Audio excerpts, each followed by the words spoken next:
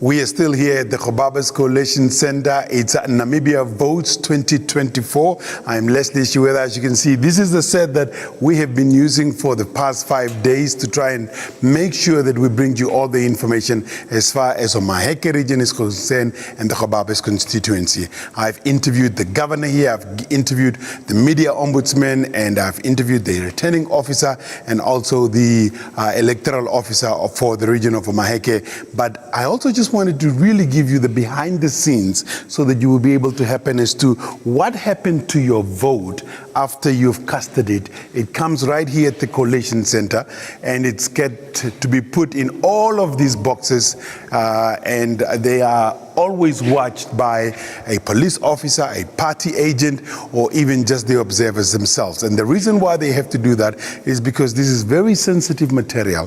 Why is it sensitive? Because sometimes voices or votes can be altered, and people do not want to be able to have things that are happening, like some of the reports that we're getting from other constituencies where people accidentally, I'll have to repeat it, accidentally dropped an envelope into one of these boxes. Nothing of the sort happened here in Omahake region. Now let's quickly just speak to the returning officer again, Hilde Wanivi. Thank you once again. For the benefits of our viewers, can you please explain to us what is in the blue boxes and what or these ones, and what is in those ones? The yellow boxes contains the ballot boxes of the National Assembly elections, and the blue ones contains the ballot boxes for presidential elections. So is the ballot boxes also the blue ones. This is where you cast your presidential votes, and the green one, the yellow one this is where you cast your National Assembly elections.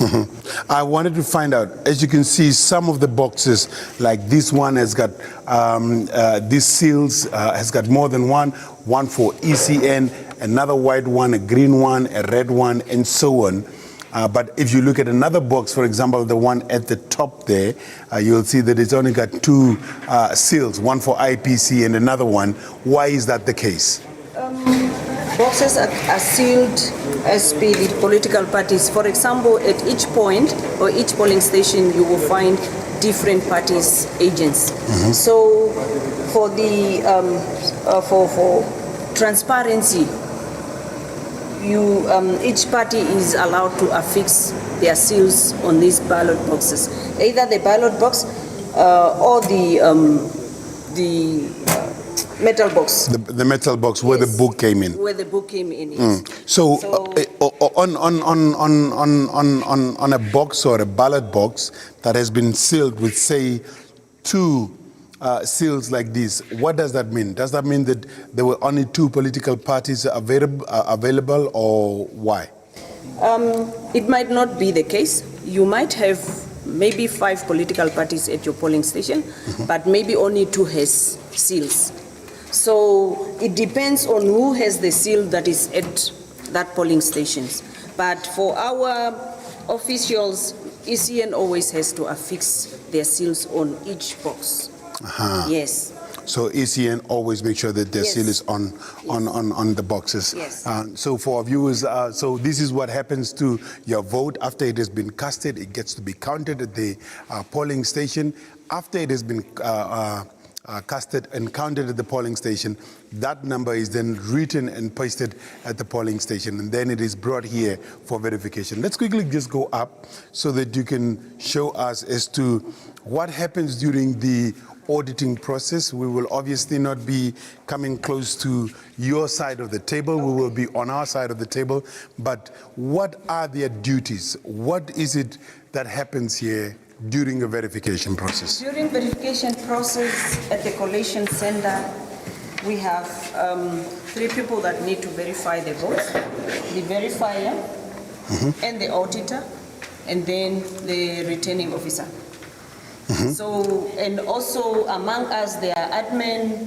The others that we are also seeing are the presiding officers that were presiding at various polling stations. So, but at this point, verifier verify and then sends to the auditor, and the auditor sends to the returning officer, and then the returning officer sends to SEL. What does the auditor do?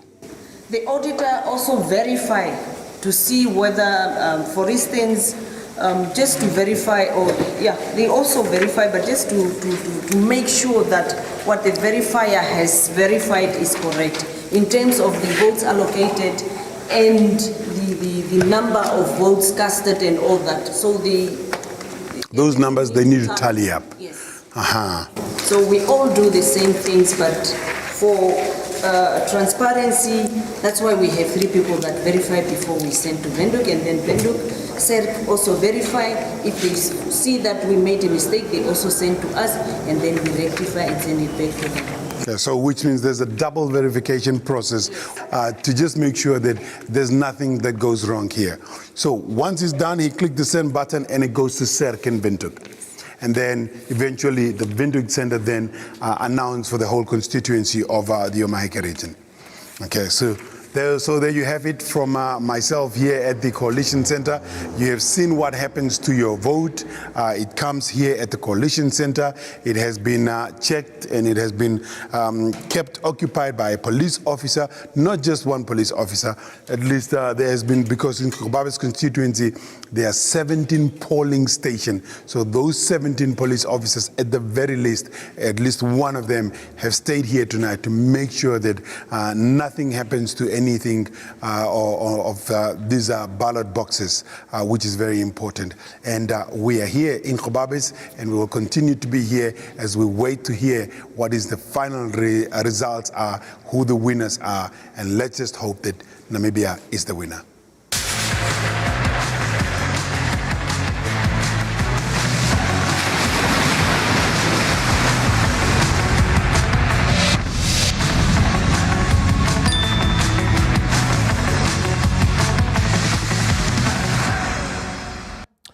Very good afternoon, a warm welcome to the continuation of this special broadcast, NAM Votes, bringing you everything to do with the elections and, of course, everything that is expected from the outcome of the elections. Very big thanks to Ndapewa Mbabi for holding the fort down this morning. I'm Jonas Mbambo. Thank you ever so much for joining us. Namibia, like many countries in sub-Saharan Africa, faces significant challenges in addressing youth unemployment, which remains one of the most pressing socio-economic issues in the country. With a growing young population and a high unemployment rate, the gap between the urban and rural areas becomes even more pronounced. While cities like Windhoek may offer more employment opportunities, young people in rural areas often face limited access to education, skills development, and job markets. To help us unpack this very important topic, especially in light of transformation in our midst, I'm joined by Ngino Menwa Vali Erastus, who is an economist and researcher, as well as Beatrix Quincy Carices, a member of the Economic and Social Justice Trust. Ngino, Quincy, very warm welcome and a very good afternoon. Good afternoon. Good afternoon. Thank you so much for joining us. Nino, sorry for butchering your name a bit there, by the time I think we'll get it right. Let's start off with you. Just giving us your general analysis of the current unemployment in the country. We often read about it. We hear, figures being thrown around, 70% of the youth is unemployed. But if we could put faces, to these figures, what are we talking about when we talk about unemployment in Namibia for the young person? Yeah, thank you so much for that question. And I think it is very important for us to understand when people talk about youth unemployment, it's a package, because you have different types of youth. You have those that ended up in grade 10, you have those that graduated from VTC, you have those that came from university and things like that. You have those that went to unaccredited institutions. So you have different categories of people. And if you now dig deeper into that and you contextualize it, you'll get to understand how high it is. And it's just not about the number itself, it's how deep it is and how it affects. And one way to measure it, look at how your informal sector is ballooning, how it's growing. Yeah. If you just want to measure it without looking at a number, look at how big, how ballooning and how expanding your informal sector is.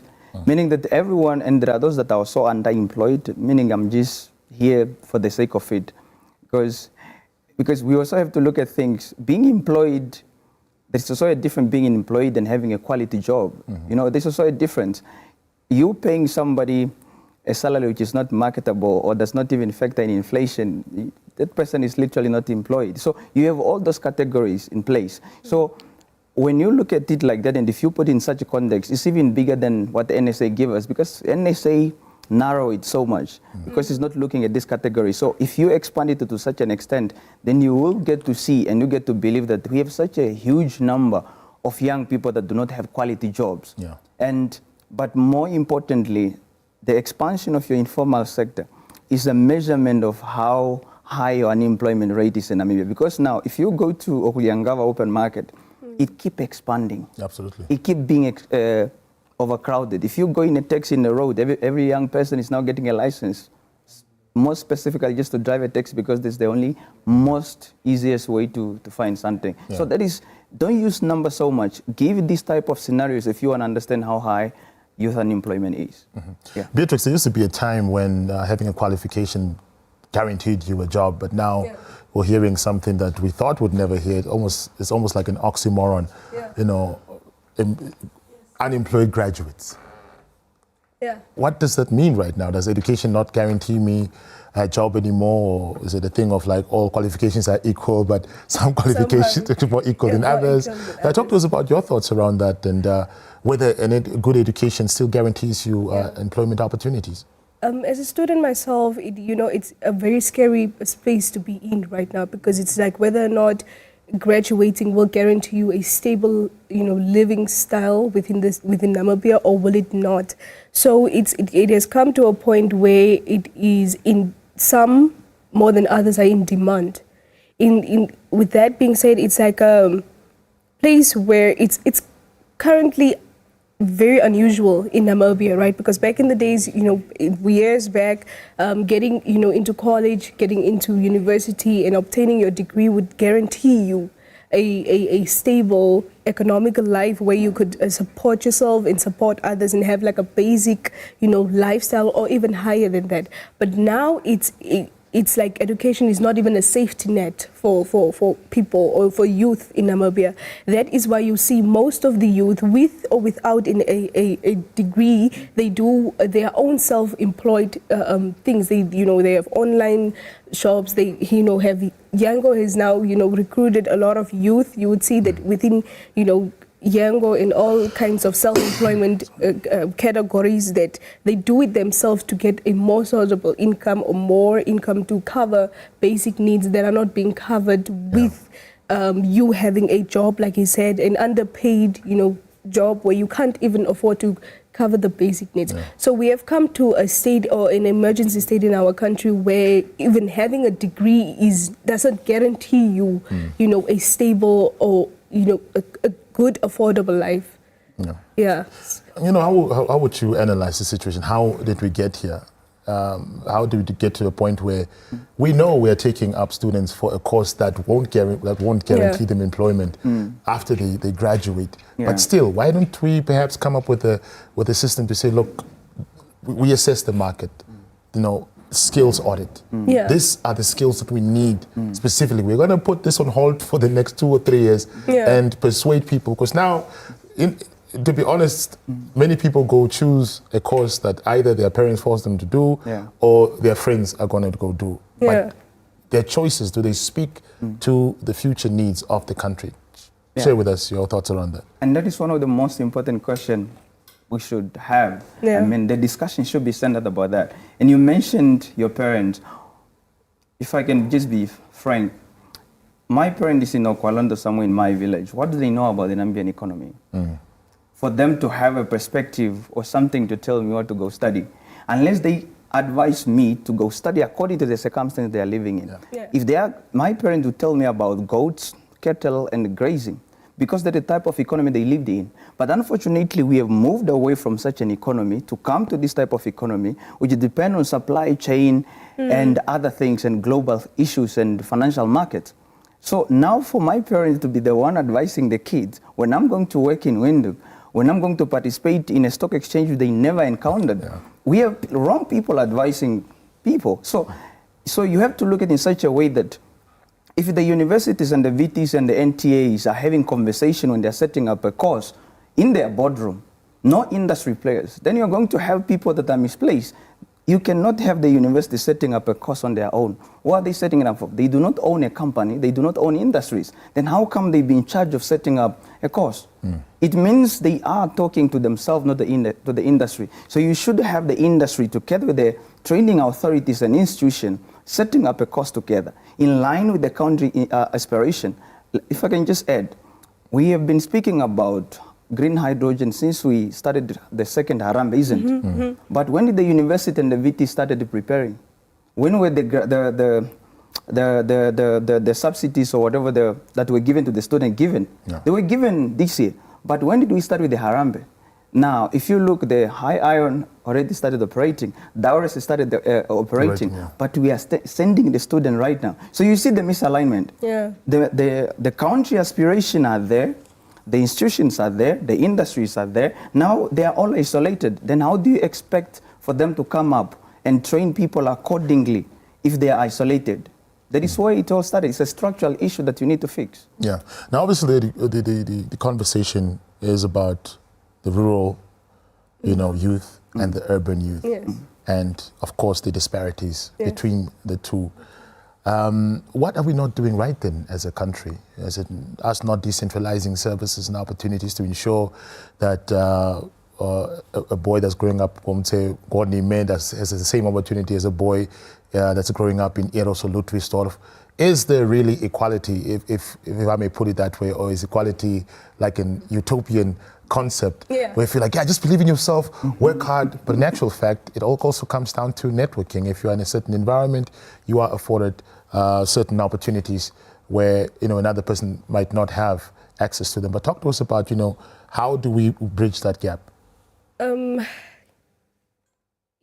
rural areas, there is a relatively high poverty rate, limiting access to a lot of youth within that area, whether it be digital access, whether it be informational sharing, whether it be information gaining, whether it be learning, education-wise, be it so. It's limited.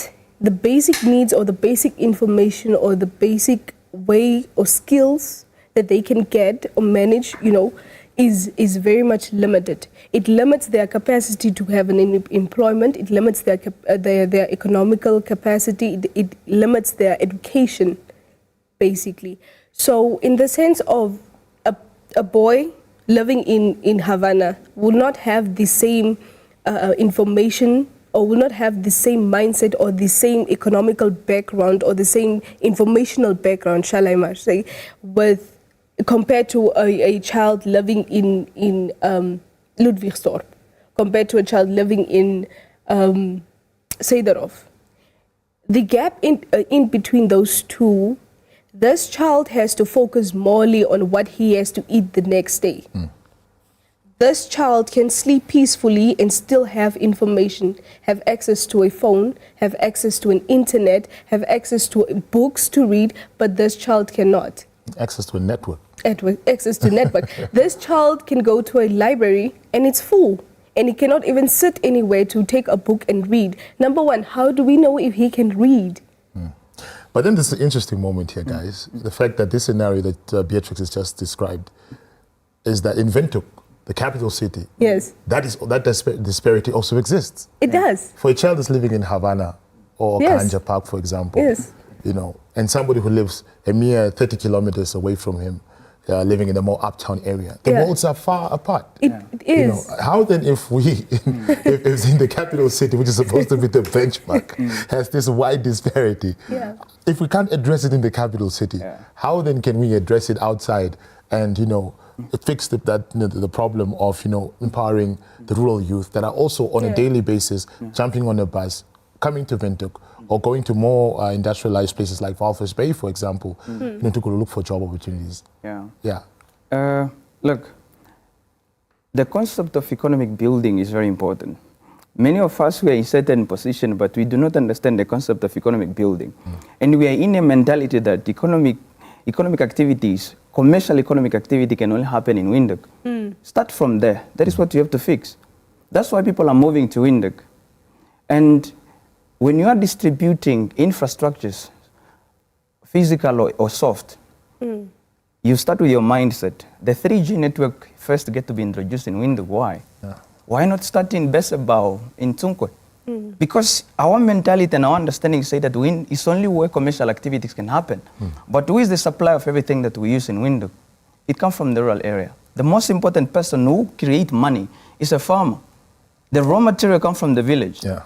But the fact that the infrastructure to get the raw material are not there, the network is not there, everything is centered here. So it all go back that we have to cool down and understand economic building. The people are leaving the raw material to come to where there is no raw material. And that's why we are all here in Windhoek. But everything is in my village. Ooh, the grazing, everything is in my village. But because our understanding of economic building was centered on urban-based economy, is why we are here. So it's not about really empowering, it's our mindset that the infrastructure have to start or have to be balanced. Just to add on to Yes, what please. he's saying, the distribution amongst, the economical distribution is not equal in Namibia. To say that more, like you say, the 3G network and whatever is more based in Windhoek, but Windhoek is currently becoming overpopulated because of other people coming to these countries. We are not really taking seriously what the other people have in rural areas. They have, like he said, mind you, these people are the primary sources of income of the economy in Namibia, and they are not catered to. How is it that the primary sources to income, the primary sources to an overflow of money in the state of Namibia is caused by those farmers and those people in the rural areas, yet they are not accompanied or treated equally, There's no equality amongst the distribution of sources in the state, in the entire country. Yeah. You spoke about the rural areas, and you may have a piece of land, let's say 3 hectares of land. Yeah. But if I come to Windhoek and I buy myself 500 square meters of land, the value of that 500 square meters of land, by virtue of it being in Windhoek, has more value than that 3 hectare that you have in the village, in the rural area, because the banks don't recognize it as having any value. And we are still operating on pre-independence laws, those colonial laws that we're working on. You have a large piece of land that's fertile. You have a river right there, source of and everything starts with land. Development, there can be no development if there's no land. There can be no food if there's no land. How do we change that mentality to say, look, how do we add value to the land? How do we empower who's in the village, who has an aspiration to contribute to the economy, to grow his own food? Where does he get the money from? And also, how do we push for policy change to say the rural land must also just be recognized as having a specific, value, as opposed to land that you find, below the red line? Yeah. The first thing is that when we keep saying that we'll give it value, is it not me and you? Absolutely. Who is the bank? Are we not the banks? Are we not owning the banks? We speak like things have changed somewhere. Yeah. It started from having that understanding that we're supposed to see it as a valuable. It started with me. But the most important thing is capital, the flow of capital in the country. I keep telling people this, that I want you to tell me, if you look at asset managers, the biggest custodian of capital in Namibia, where are they? They are only in Windhoek. Yeah. The only one that the branch out, I think is in Swakopmund, Walvis Bay, I think it's Mons and Storm. They are all in Windhoek. And the asset manager, the custodian of the biggest, the most patient and important capital. Now, how do you now, a farmer who is somewhere outside, where there is water, as an asset manager, do they even know what is an asset manager? They don't. They only know about the banks. And again, when it comes to the banks, there was a conference, I think it was early this year, hosted by the Bank of Namibia, and they gave the statistic of how the rural people can access capital. These people only have access to accounts. And I think the statistic are around 46% of them that are banked. And that is just now a basic bank account. So how do you get the best of rural area when the people have no access to capital? And this is not about a commercial bank. It's about capital which is tailor-made to get the best out of it. Guys, employment opportunities are not in Windhoek, no. In Windhoek, they have been unlocked. You haven't unlocked them in the rural area because capital is not flowing there. So people are not coming to Windhoek because Windhoek offer opportunities. No, it's because in Windhoek we have unlocked it through capital and all that and infrastructure. But we have neglected to unlock the potential of Angwena. We keep making noise about the water and everything. But how much did we allocate it even to the Kavango region? Go look at the portfolio of DBN. When they say we have invested here and we have invested here, and also JPF, go look at them. Most of their investment, they are in towns, not outside town. But why is that the case? Is it because it has a higher return? Or? Yeah, we are not unlocking. The returns get to be unlocked. The guys who invested in a Blueberry, that is what we need to do. How did they do it? It's about capital flowing there. But if we are in Windhoek, how will you take capital outside Rondo if you are just in Windhoek? So the opportunity in rural area need to be unlocked but through infrastructure and through capital. So everything is all about capital, my G. If not, no, nothing. The reason why we went out to go vote is because we want to see change. And young people obviously have their reasons in terms of, seeing the preferred individuals in these positions of power and to change policy so it can transform the lives of young people. And sometimes, unfortunately, some people will criticize young people and say, young people don't take advantage of the opportunities that government is affording them. And usually this statement comes from people who have never run businesses, but it's a discussion for another discussion for another day. Jumped into it, but you know what? But how do you feel about such statements when they say, well, the youth can create its own employment, it's not taking advantage of the opportunities that is being afforded? Which opportunities? Please help us understand. I'm the devil's advocate. Which opportunities, per se? I have never heard the government invest in self-employment.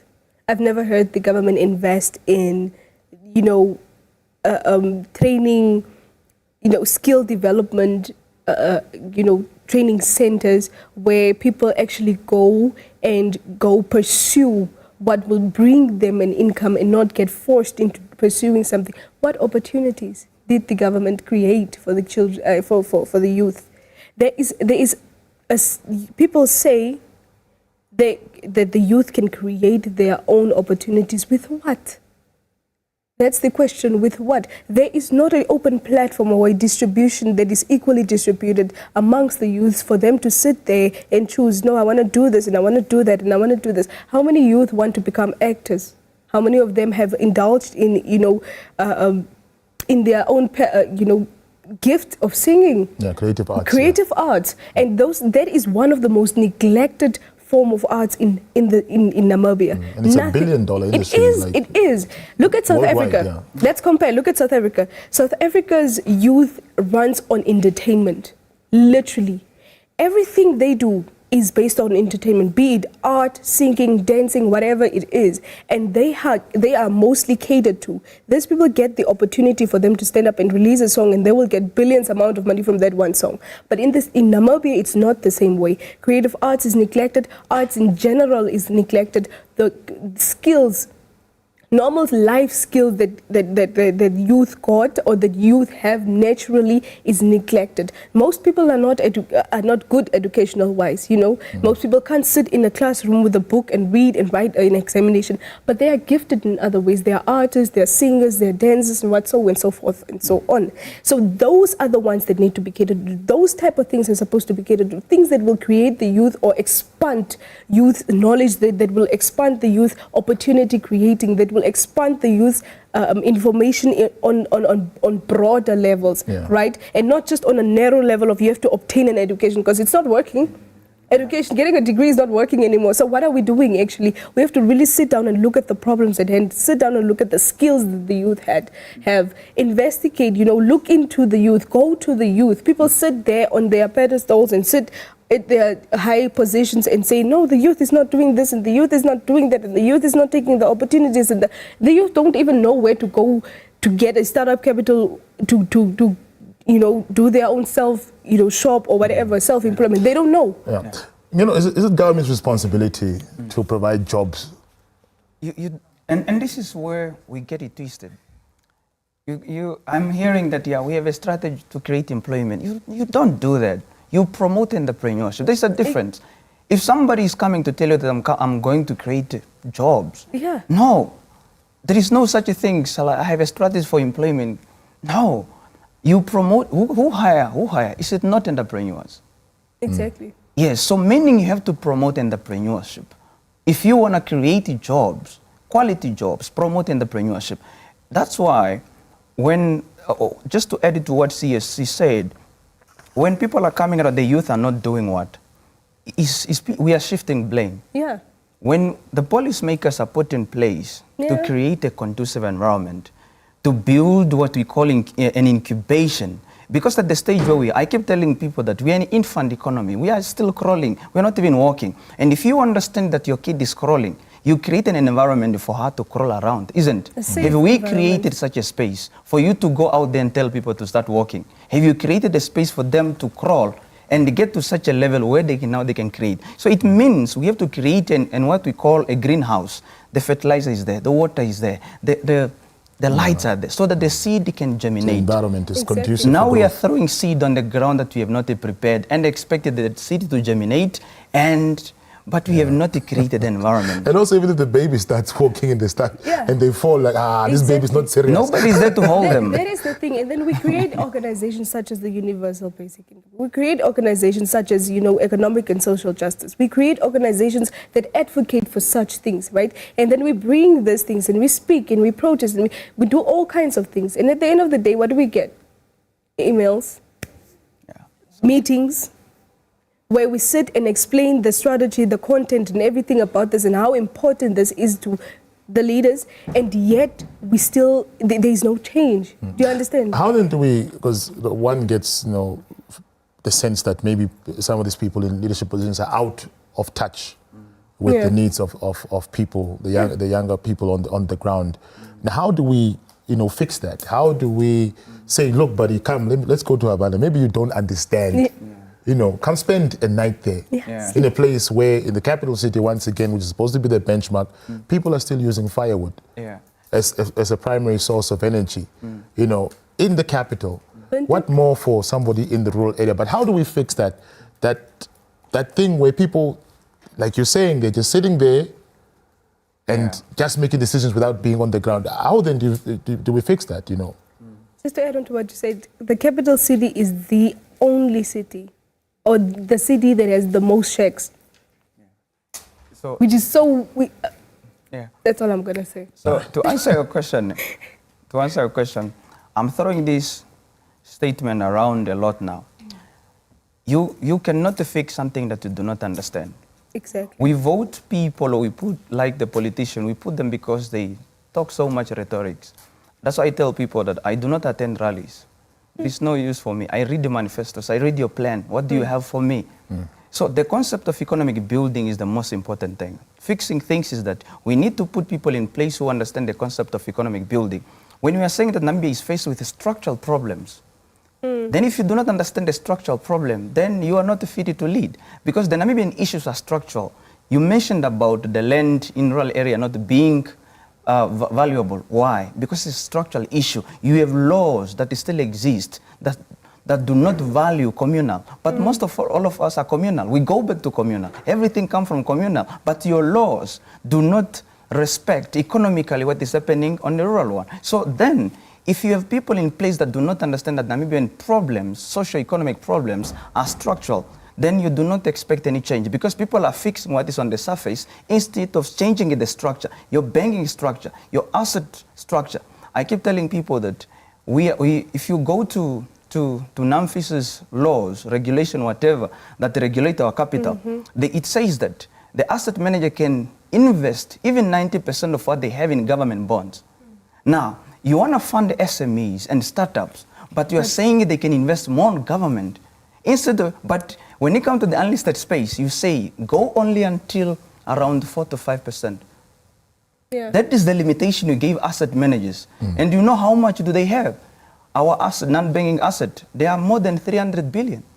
But you say you are telling them individual, when it comes to government bonds, put whatever you want. When it comes to company listed on the Namibian Stock Exchange, put whatever you want. But when it comes to the unlisted space, where Namibia is, 80% of our economy is not listed, is startup, is small entrepreneurs. You are limiting capital, and that is a structural problem. And if you have people in place who do not understand the structural problems, they will not fix the economic issues. That is the difference.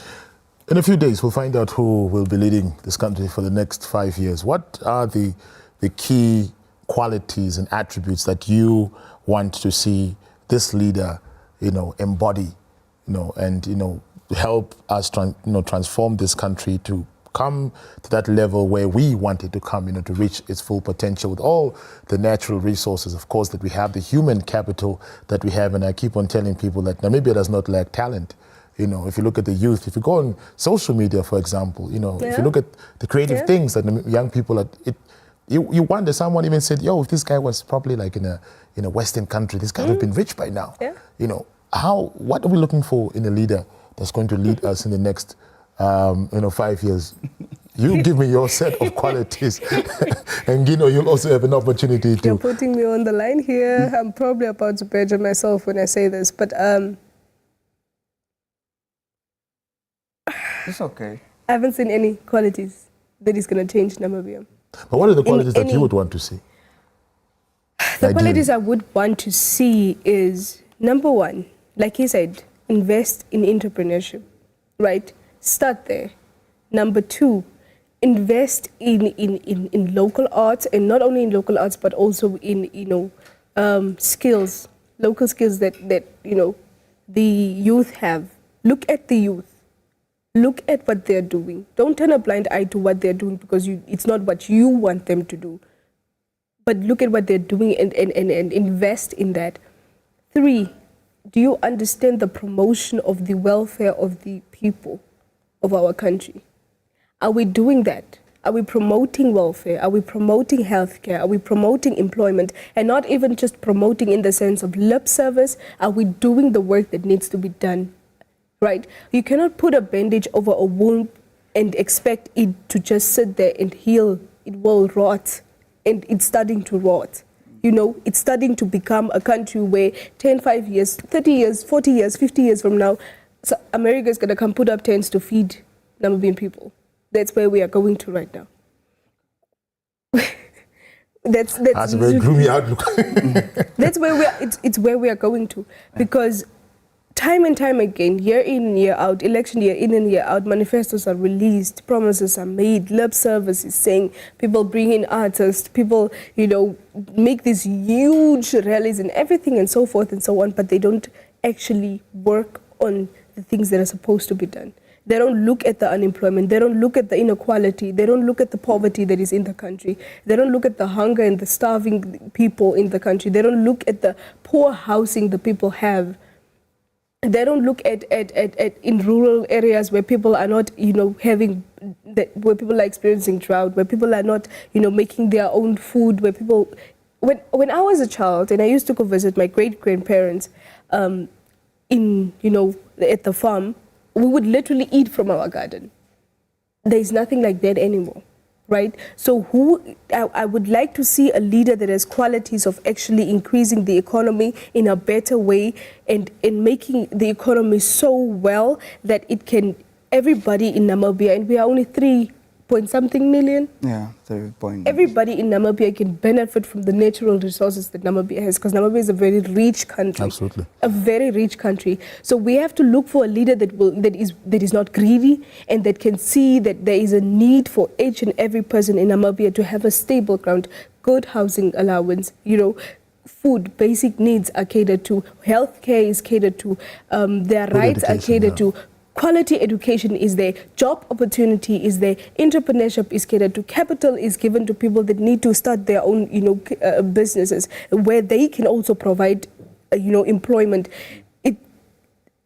I will go on all day. Your list. Yeah. Qualities. It's unfortunately the people have already, or we don't get to put the people in the pot. It's unfortunately we don't do that. So the pot is already there. But what is key is that, I was reading on Eagle FM, they created a sort of a poll and asked the Namibian people, why are they going to vote? And the most two factors that were mentioned is employment and the economy. And it's because people do not understand that employment is just a macroeconomic variable, which is part of the economy. So many Namibian people are worried about their economic status. And when you're talking about economic status, I'm talking about my wallet. I'm talking about where I sleep. I'm talking about the price of beer. So it's unfortunate, but the leader that now, whoever we are going to get, I just hope he can focus on Namibia. Focus on your people first. Stop worrying about fixing Palestine and America. Fix your economic issues that you have. So the most important thing is that, because looking at the pool that we have, most of them are talking rhetoric, but what I can advise is that if we can get a leader who can surround him or herself with the right people, surround yourself with the right people who understand the economic structure, who people who take NSA statistics serious. When you're talking about inflation, they get to explain to you, why does inflation matter? Why are we worried? And you create a solution. So I am looking for a leader who can surround him or herself with the right people that can create a solution and be more practical and come to Namibian issues and Southern African issue. That is the leader. Whether you talk loud or soft or whether you are what, I don't care. As long as you surround with the people who are capable to do what needs to be done, that is the leader that I'm looking for. People that will actually hear the cries of the people. What people, I had a conversation with one of my aunts the other day, and she was like, oh no, the government is swap. And I was like, no, that is not the government. That's a political party on its own. People don't even understand the difference between the state and the government. We are the state. The Namibian people are the state. The government cannot be the government without the state. So now if we neglect the state, how then do we want the government to be a good leader to this state? So the government, or whoever is going to take over or take Namibia on their shoulders and lead, should understand the qualities of what it means to be a leader. You have to sacrifice the greater good for the people. You have to make sure your people have everything that they need to survive, right? And then not only that, you have to honor, and I always tell people, you have to honor Chapter 3 of your Namibian Constitution.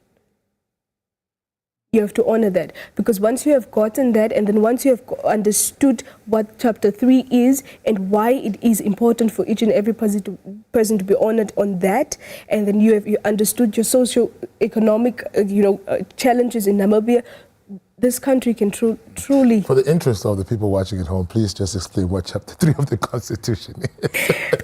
My apologies. Chapter 3 of the Namibian Constitution is the fundamental rights and freedoms of each Namibian citizen. These are likes of respect to human dignity. These are likes of privacy. These are likes of protection to life. These are likes of fundamental rights, that everybody is entitled to. That is not crossed, because people are not living a dignified life. In as much as we sit here and we say we want economic justice, we are not giving people economical justice or social justice, because you are actually putting people in a position where they live in very undignified lives. It's not humanely possible for people to live in such places. Do you know where single quarters is? Yeah. Do you know from Jacob Morenga, when you drive to single quarters, there's a little river bed type thing where people have put that recently burned down? Yeah. Also, do you see the type of settlement the people live in? Not clean, no good sanitation, no good... That will just burn because it's box and it's cardboard. Do you see where it comes to the human dignity of that Namibian citizen? So that should be understood, that should be catered to, and then also you have to give these people the economic justice, and you have to give these people the social justice. Make Namibia a place where people would want to live a dignified life. This conversation usually pins a lot of blame on government, and we forget that there's also another major player, which is the private sector. What contribution can the private sector make in terms of improving the livelihoods of both rural youth, especially rural youth, and in comparison the opportunities, of course, that the urban youth are exposed to? But let's talk a little bit about the private sector and the role that they have to play. Yeah. And that's a very good question. As I said, you have to create a conducive environment. That word is being used by everybody. Do you know why we say create a conducive environment? Nothing will survive. I said about the seed. The private sector have the seed in their hands, but they cannot put it in the ground until the ground is prepared. The social goods and the capital goods have to be, government has to go there first and clear the land. Then the private sector will find the right seed. I will go to Kavango and invest in Kavango. I will go to Zambezi and get the best out of Zambezi. But if the environment is not prepared, the private sector won't. Is the government responsibility is to unlock, is to prepare the ground. And if you have people who have no basic understanding of how to unlock, how to prepare the ground, then your private sector will not flourish.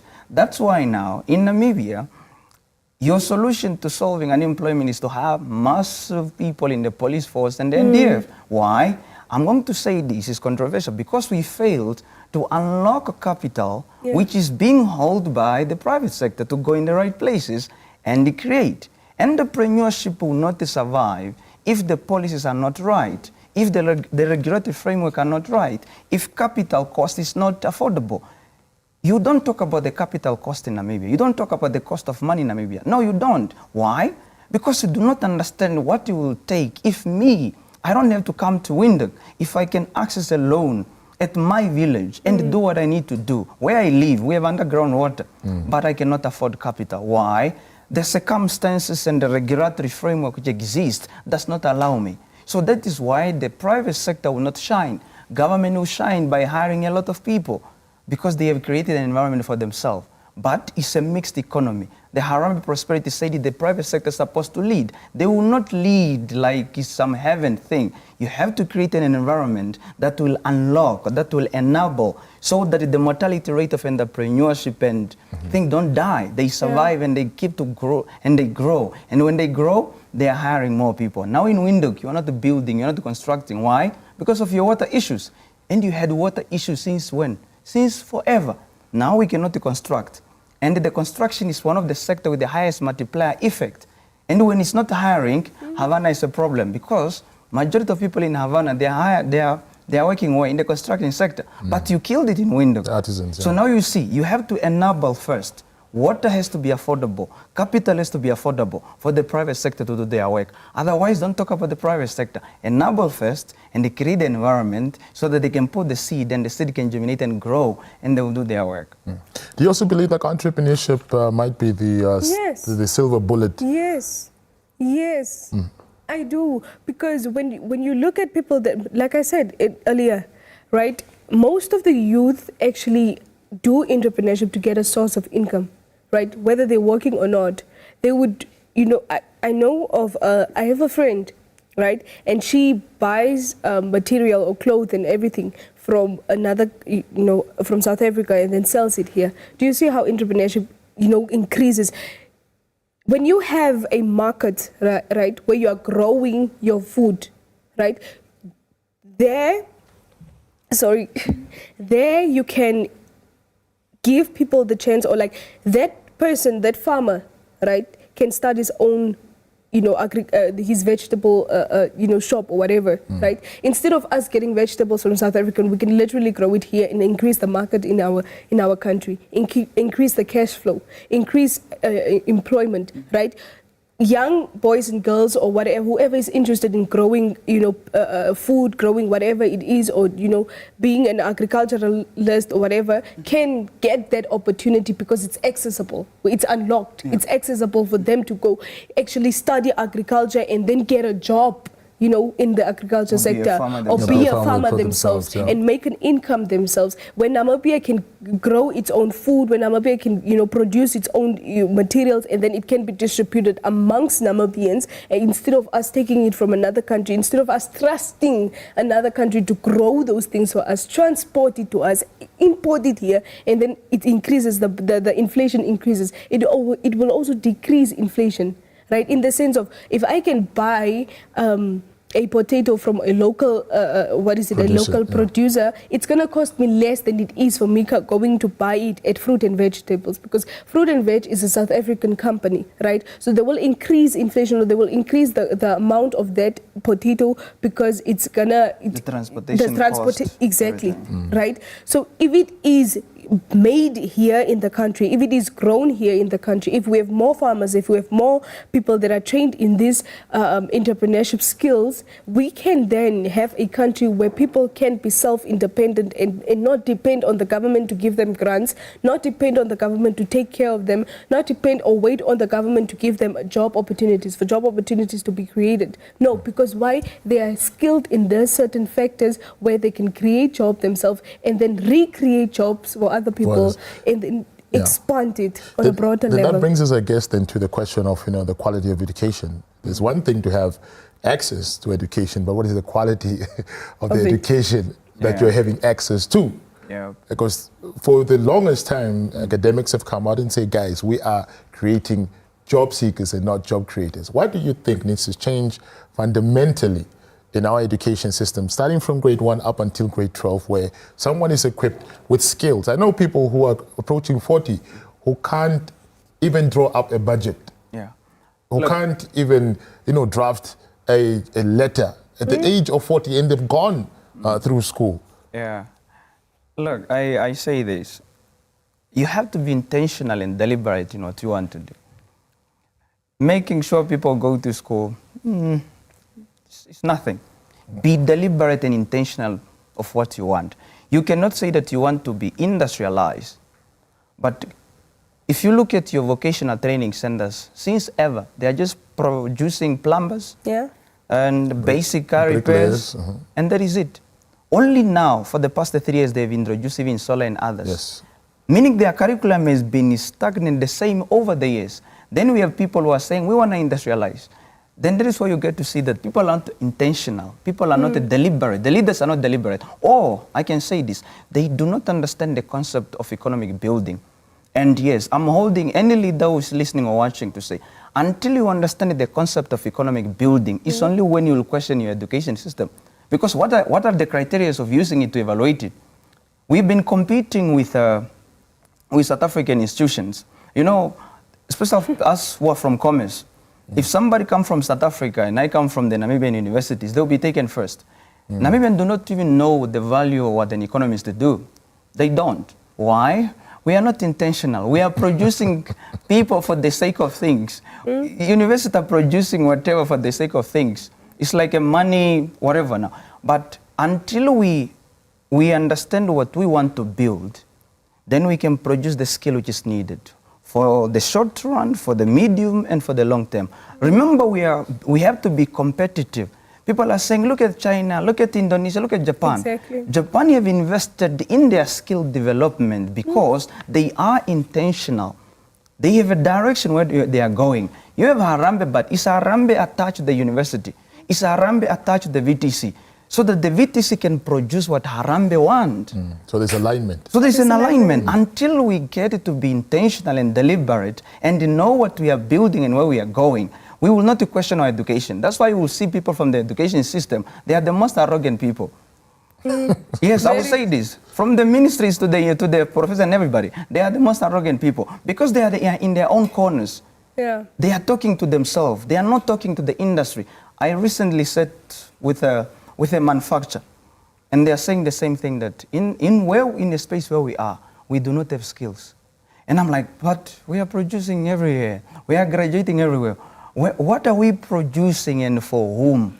Until you answer that question. That's why I'm saying that intentionality and deliberateness has to be there, and also understanding where we are going. You cannot drop Harambee prosperity at the State House. You have to drop the document with the universities, with the VTCs, and with the industry, so that whatever you are going to say we want to do, the university are the one we have to start first. It's the school system that start. Vision 2030 cannot be achieved by the government. No, it's the university who start. It's where the research get to be done. The skill get to be developed there. And if they are not included in the Vision 2030, then that's why we are blaming government. But it's the universities. It's the academic that the producer is supposed to do. So the deliberateness and the intentionality and the understanding of the concept of economic building is key. Otherwise, When we look at countries like China, children from a young age get taught in construction, either if they are boys, be it construction, be it so forth and so on. Children from a young age are being taught how to become entrepreneurs. They are deliberate with it because they know that they want their economy to be a good economy 10, 20, 30 years from now. They know that that China can stand on its own and sustain itself. Namibia doesn't even have its own currency. We literally are attached to South Africa like this. Everything, our law even, is attached to South Africa.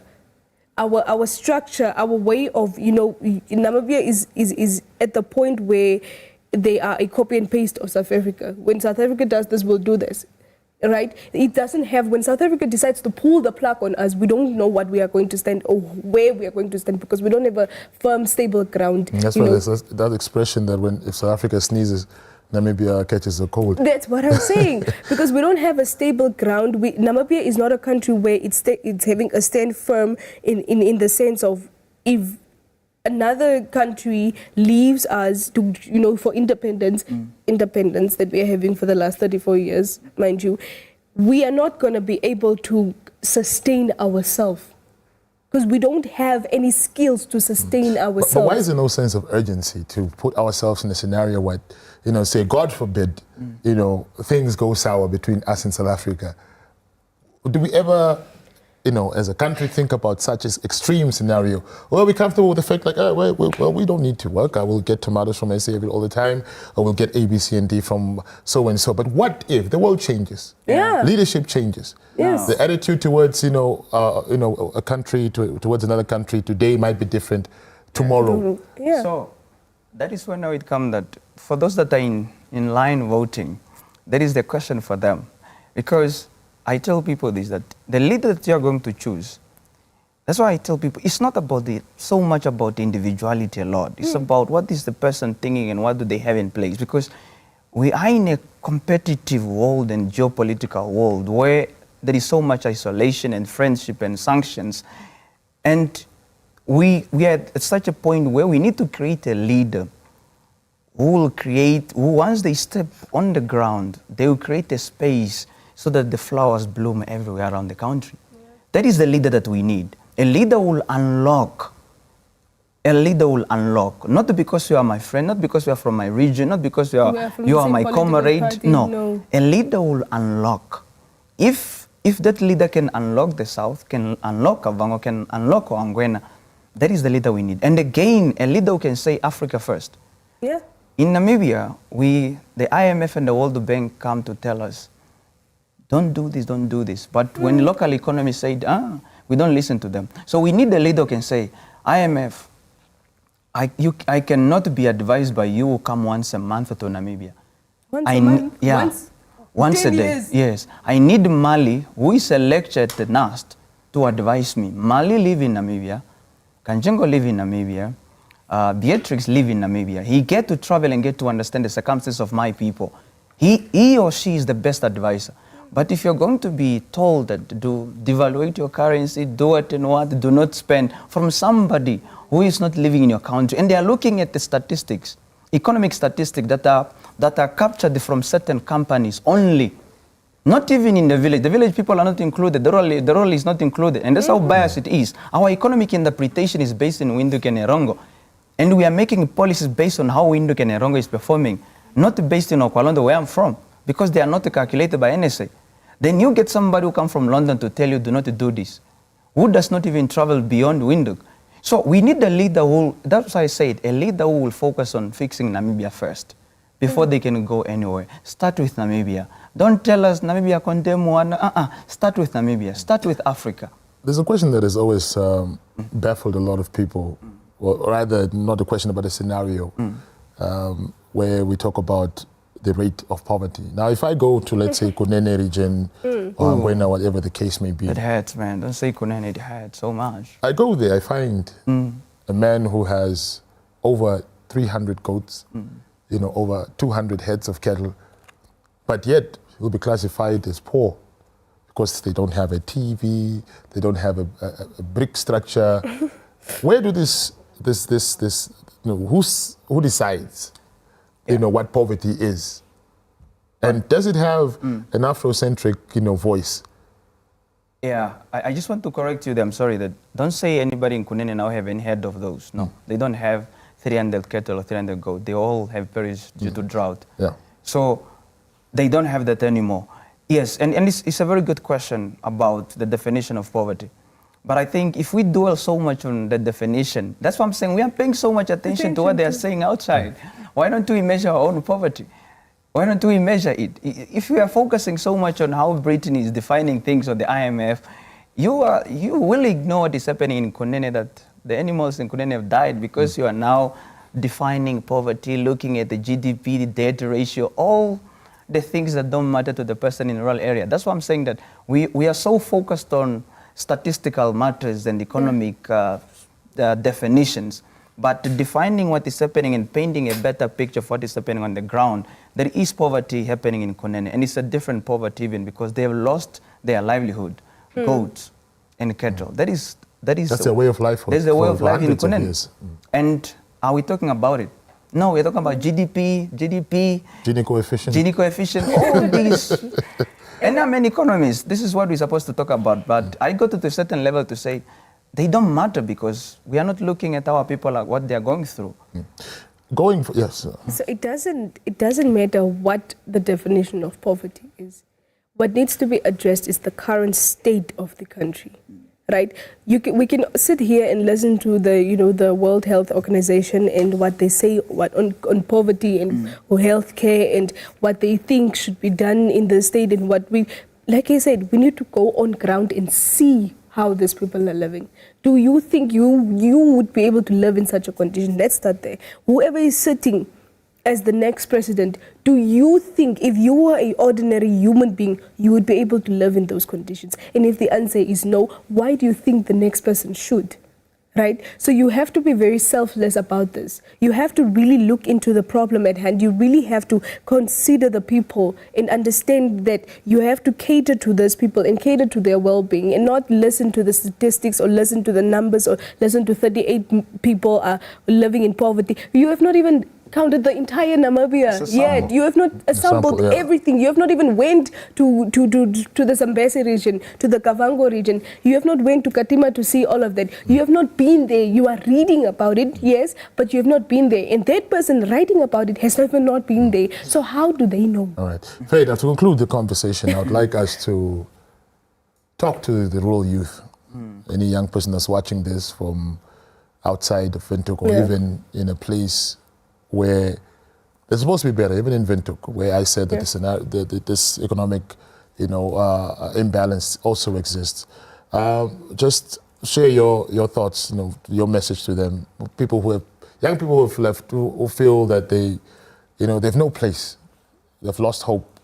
What would your message be to them in terms of finding their purpose in this very turbulent times? Yeah, I'm sorry I don't speak that language. You are sounding like a motivational speaker. There is nothing they can do, I'm sorry, until the people who are supposed to fix the environment fix it. You cannot tell the young people, be courageous. There's nothing like that. In an economy, you have to understand how the economy works. If you are not valuable in an economy, you are useless. I'm sorry to say this. Not that there's a human definition, the dignity and everything else. But when it comes to the free market economy, you are only valuable depending on the effort you put in and the skill that you have. And if you do not have that, you are useless to the economy. And until then... Thank you so much. Your last 2 cents, please. I can't sit here and lie to the people and say, you work hard, work on school, study, whatever. I can't do that because, unfortunately, the people that are supposed to be taking care of them are failing them. That's it. That's my last words. Thank you so much, Beatrix. Thank you so much. Highly appreciate the very, very brutally honest conversation that we've had, but absolutely, it's necessary to have this conversation. And that's what democracy is all about, is here to hear each other out. Even if we don't agree with the things that I said, it's very important to still respect our opinions, shake hands and say, let's agree to disagree. But thank you so much once again. Thank you for having us. Much obliged. Now, we continue with the updates and we'll be heading over now to Oshakati, where John will be bringing us up to speed.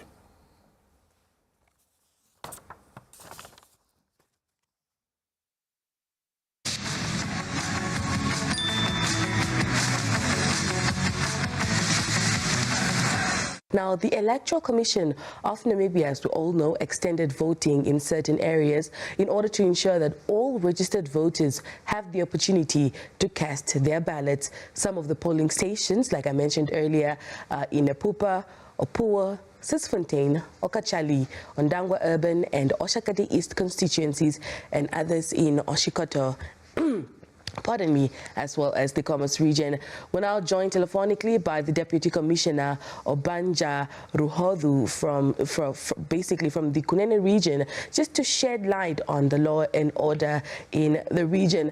Deputy Commissioner, good morning, and thank you so much for talking to us. Good morning, Dr. All right.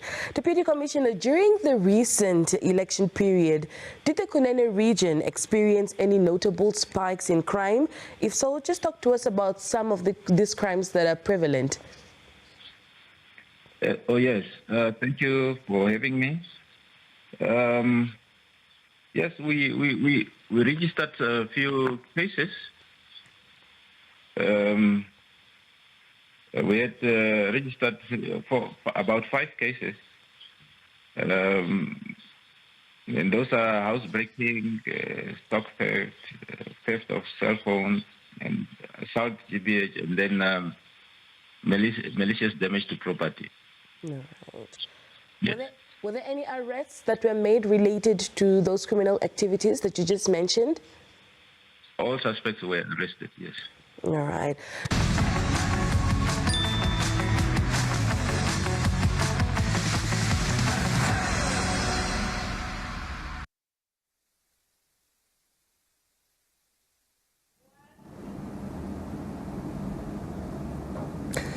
Well, a very good afternoon, colleagues in the capital and all our colleagues that are scattered around the country covering the presidential and national assembly elections. We're coming to you live from Oshakati in the Oshakati East constituency, where we are, of course, anticipating the results that is yet to come out. It's day 4 of the elections, and we have not reached the hour yet to, of course, cut off voting. So voting is still continuing until the hour of 9 o'clock, and then we can start, of course, counting those results to find out who comes out victorious out of these elections. I will be bringing you a panel discussion of what is going to be actually happening, or what has been done in the past 3 days, and just to keep you up to breast to what are the next steps that the ECN will be taking. But this will be a conversation that I'll be bringing you in a short while. I will be just giving you a shot of what's happening in the Coalition Center, where we actually are finding ourselves at the Pumbu Senior Secondary School.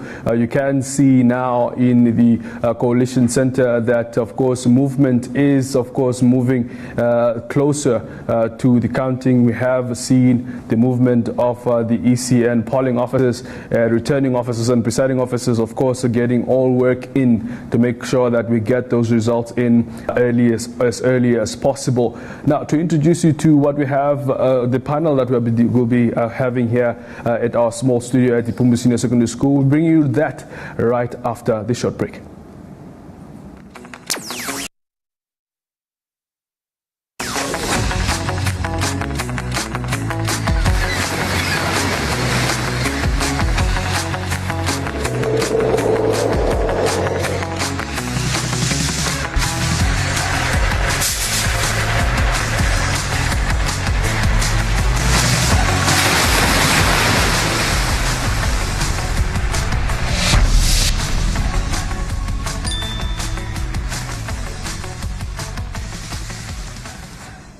Welcome back. Now, let me introduce my panel to you. On my far right, I am joined by my colleague, Idipo. Thank you so much for joining us once again. It's a pleasure to have you. Thank you very much, John. Next to Hidipo, we have Mr. Aman, who is, of course, the regional electoral officer in the Oshana region. A very good afternoon to you. Thank you so much for joining us. Good afternoon, John. Absolutely. Also with us here, we have a very familiar face on our platforms. We have a doctor who is, of course, an activist in the political sphere, who are also here to join us and also give us his insight. A very good afternoon to you. Thank you so much for joining us. Good afternoon, John. Pleased to have me here. Absolutely. I want to start with Mr. Aman to perhaps give us, an update or rather an highlight from what has been happening. It's been a very busy past, month or two for the whole team at the ECN. Keep us up to breast with what has been happening since the 27th of November to date. Yes, thank you, John. I think, as everybody knows, 27 November was the day that we had elections. Yeah. Both for presidential and national assembly elections. And we all know that then after that, because of some inconveniences, regrettably, from our side, then the elections were extended for 2 days. That extension started yesterday, the Friday. And then we have seen a good number of people that turn up in the morning to come and vote. And then today is the final day. Today, basically, we haven't seen so much of a crowd at our polling stations. We have 12 in Oshana. We have 7 points in our Kashari constituency and 1 in Ndangwa Urban. And then we have 4 in Shakati East constituency. Basically, this was done to just afford and give an opportunity to everybody else. For those who couldn't do that on the 27th of November, because it's very crucial that everybody is granted that opportunity to exercise their democratic rights to vote and participate in the elections. Because of some things that happened, say lack of enough ballot papers or ballot boxes, so that couldn't happen on the first day. So, but yeah, so far we are happy. The turnout has been quite low though, but we expect that the turnout might pick up as the day goes. Yeah. Yeah. Doctor, I want to turn to you to perhaps give us your knowledge of the elections thus far, starting from the 27th of November to the current date that we are finding ourselves here. Yes. If I have to come in, starting from the 27th, we have seen quite a number of surprises. Surprises in that we have seen so many people flocking to the ballot, polling stations to cast their votes. There has been an observed large number of young people wanting to take part in this exercise, something which at some point has been discussed of the youth being absenting themselves from the processes of elections. So what I can say is that these elections have actually raised a lot of interest, and that probably to the surprise of the ECN, they were not quite prepared for this.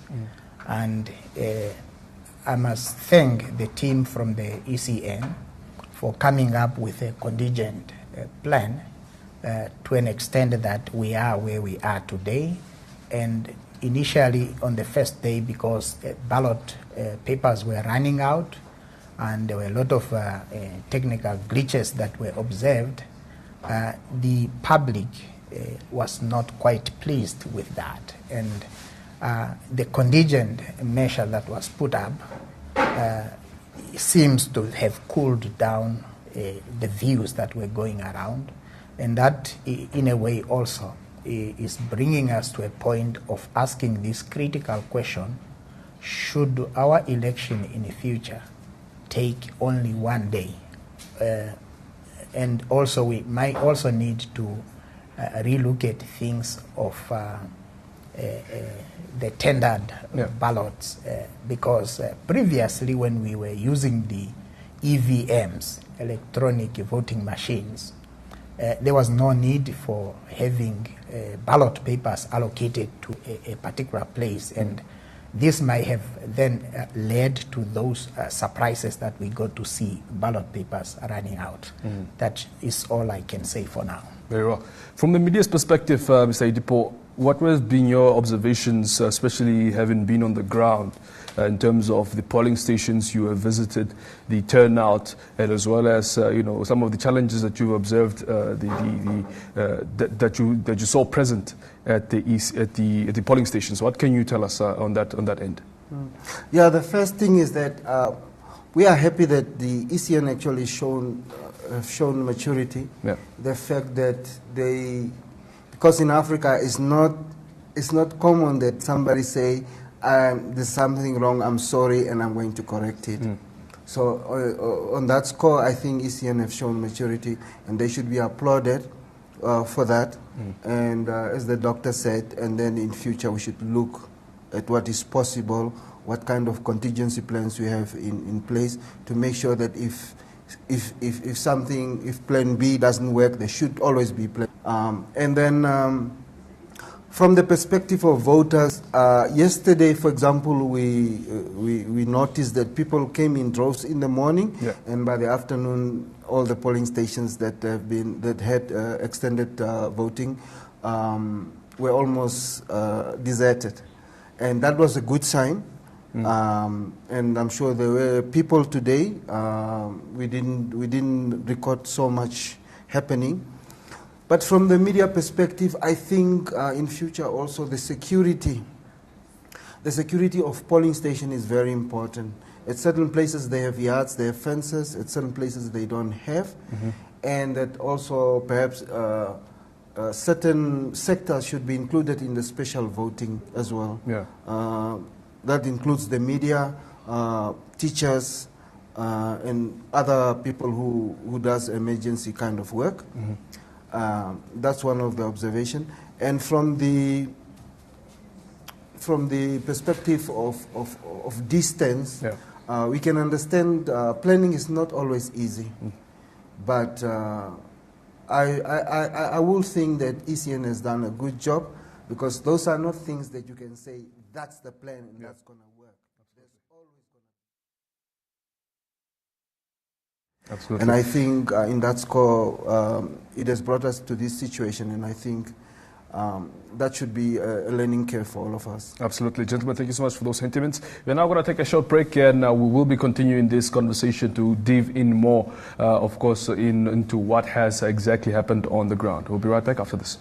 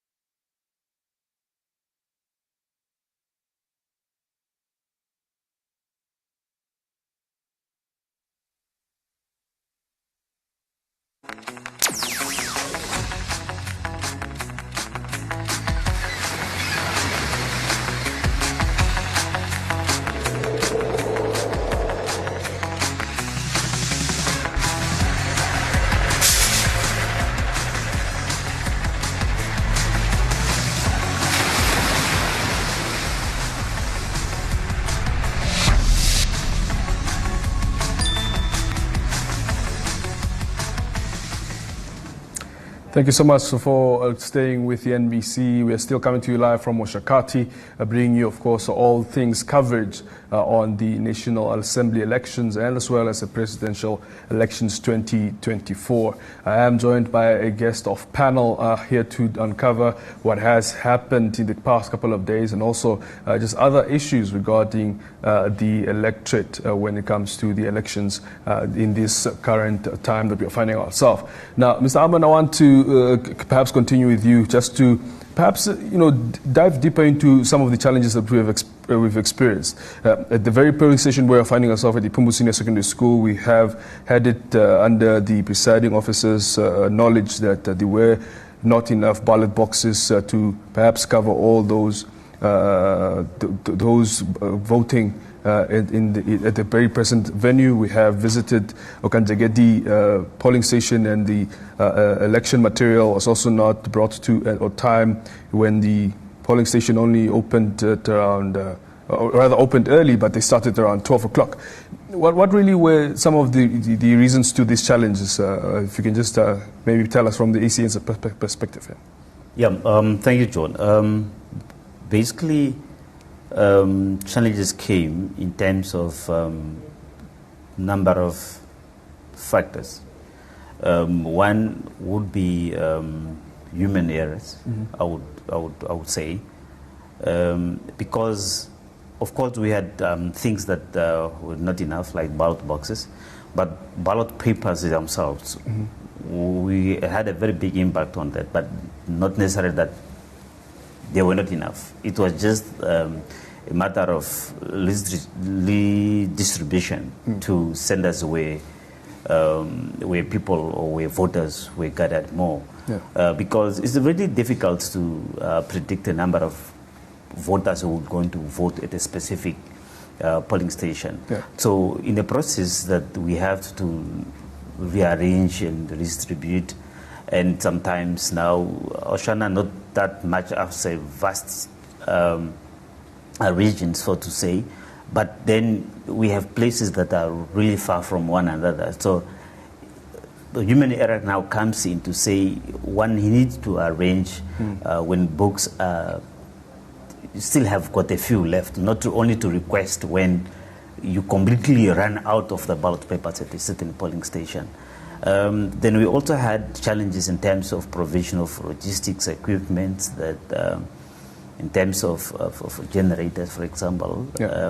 So most of the places that we wanted them to go to, because we go where people are, despite even if there are no infrastructures per se, but people are there, we need to take elections to them. So you find ourselves that we are at these places, but then there's no, for example, electricity, and then also generators that we wanted to, we thought they probably would come out in numbers and help us in this. So the reaction was not so good as we expected. And now we found people that are flocking to one area. And then also that then affect also the operations and the logistics of elections. So basically mostly we are that. And also on terms of technical glitches that came in the morning. When we train our polling official, we train them in a training mode. And so when the tablets that we are using were turned on the live mode, so it gave us, a bit of kickbacks. But as we see, as the days goes on, those that were operating things are getting used to it. So those long queues that were experienced in the morning were not experienced in the afternoon. Even like when the elections were extended. So the time that one spends at the polling station quite decreased from, say, 8 minutes to merely 3 to 4 minutes, then you are done. Doctor, perhaps your reaction to what Mr. Amon just said, what do you think is some of the strong lessons the ECN needs to take moving forward from the challenges that they've learned? This is just now from any member of the society's perspective. What are the strong lessons you think the ECN has learned and they need to really strongly take up moving 4 years later or 4 years in the future? Yes, one of it is training for the officials to handle the elections.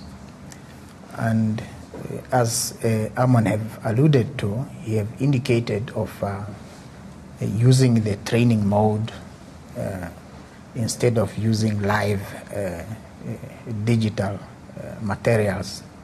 And that then maybe people got a shock of their life to come closer to a tablet that is alive.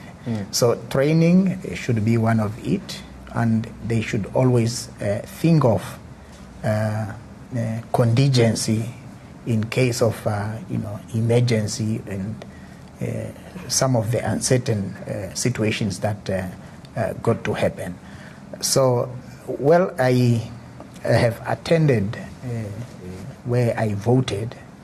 To my surprise, there were, I think, about 3 of them that I saw, persons with visual impairments, and I was so amazed to see that the ECN has gone that far to be so inclusive in this process, and that is one of the learning curve that many people will have to learn from this process of the ECN.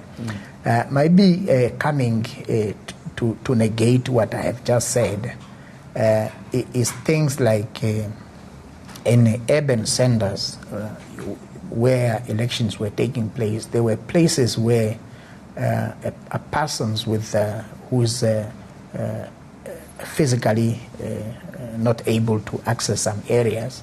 I think this is not for the ECN, but for Namibians that are running institutions and whatever places, to always think of being inclusive as much as we can, because Namibia is actually a signatory to a number of these conventions that are calling for us to be as inclusive as we can.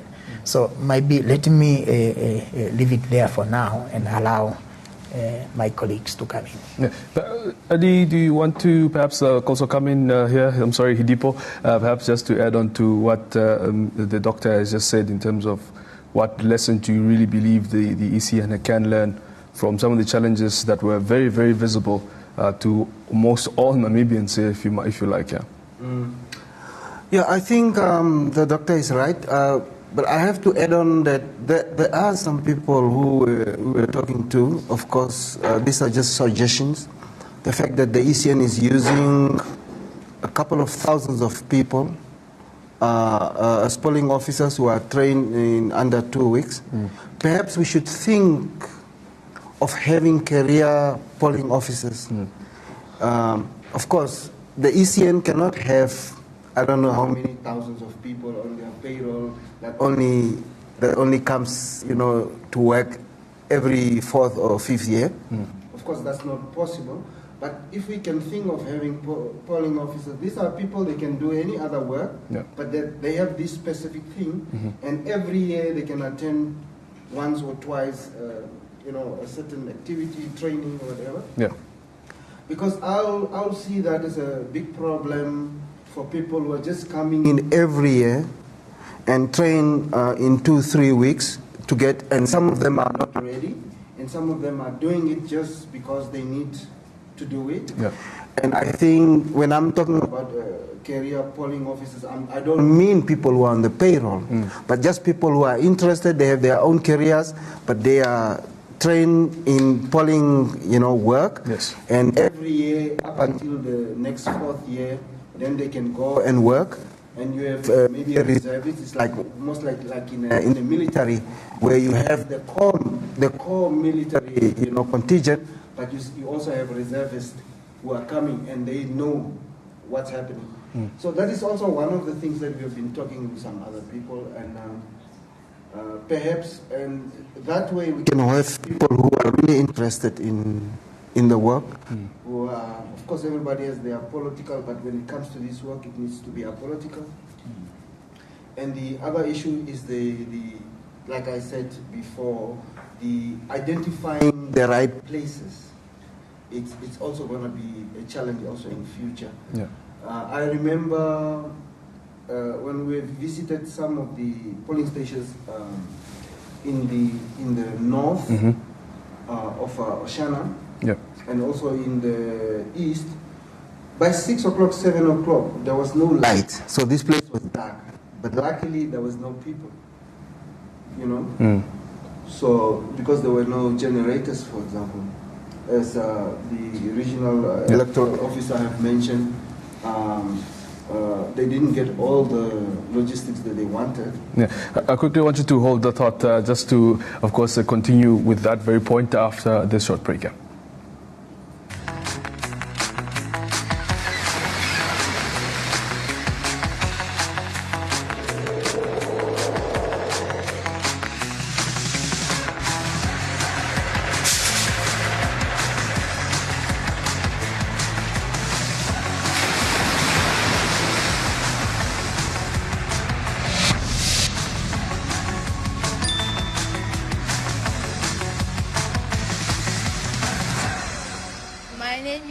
Faustina.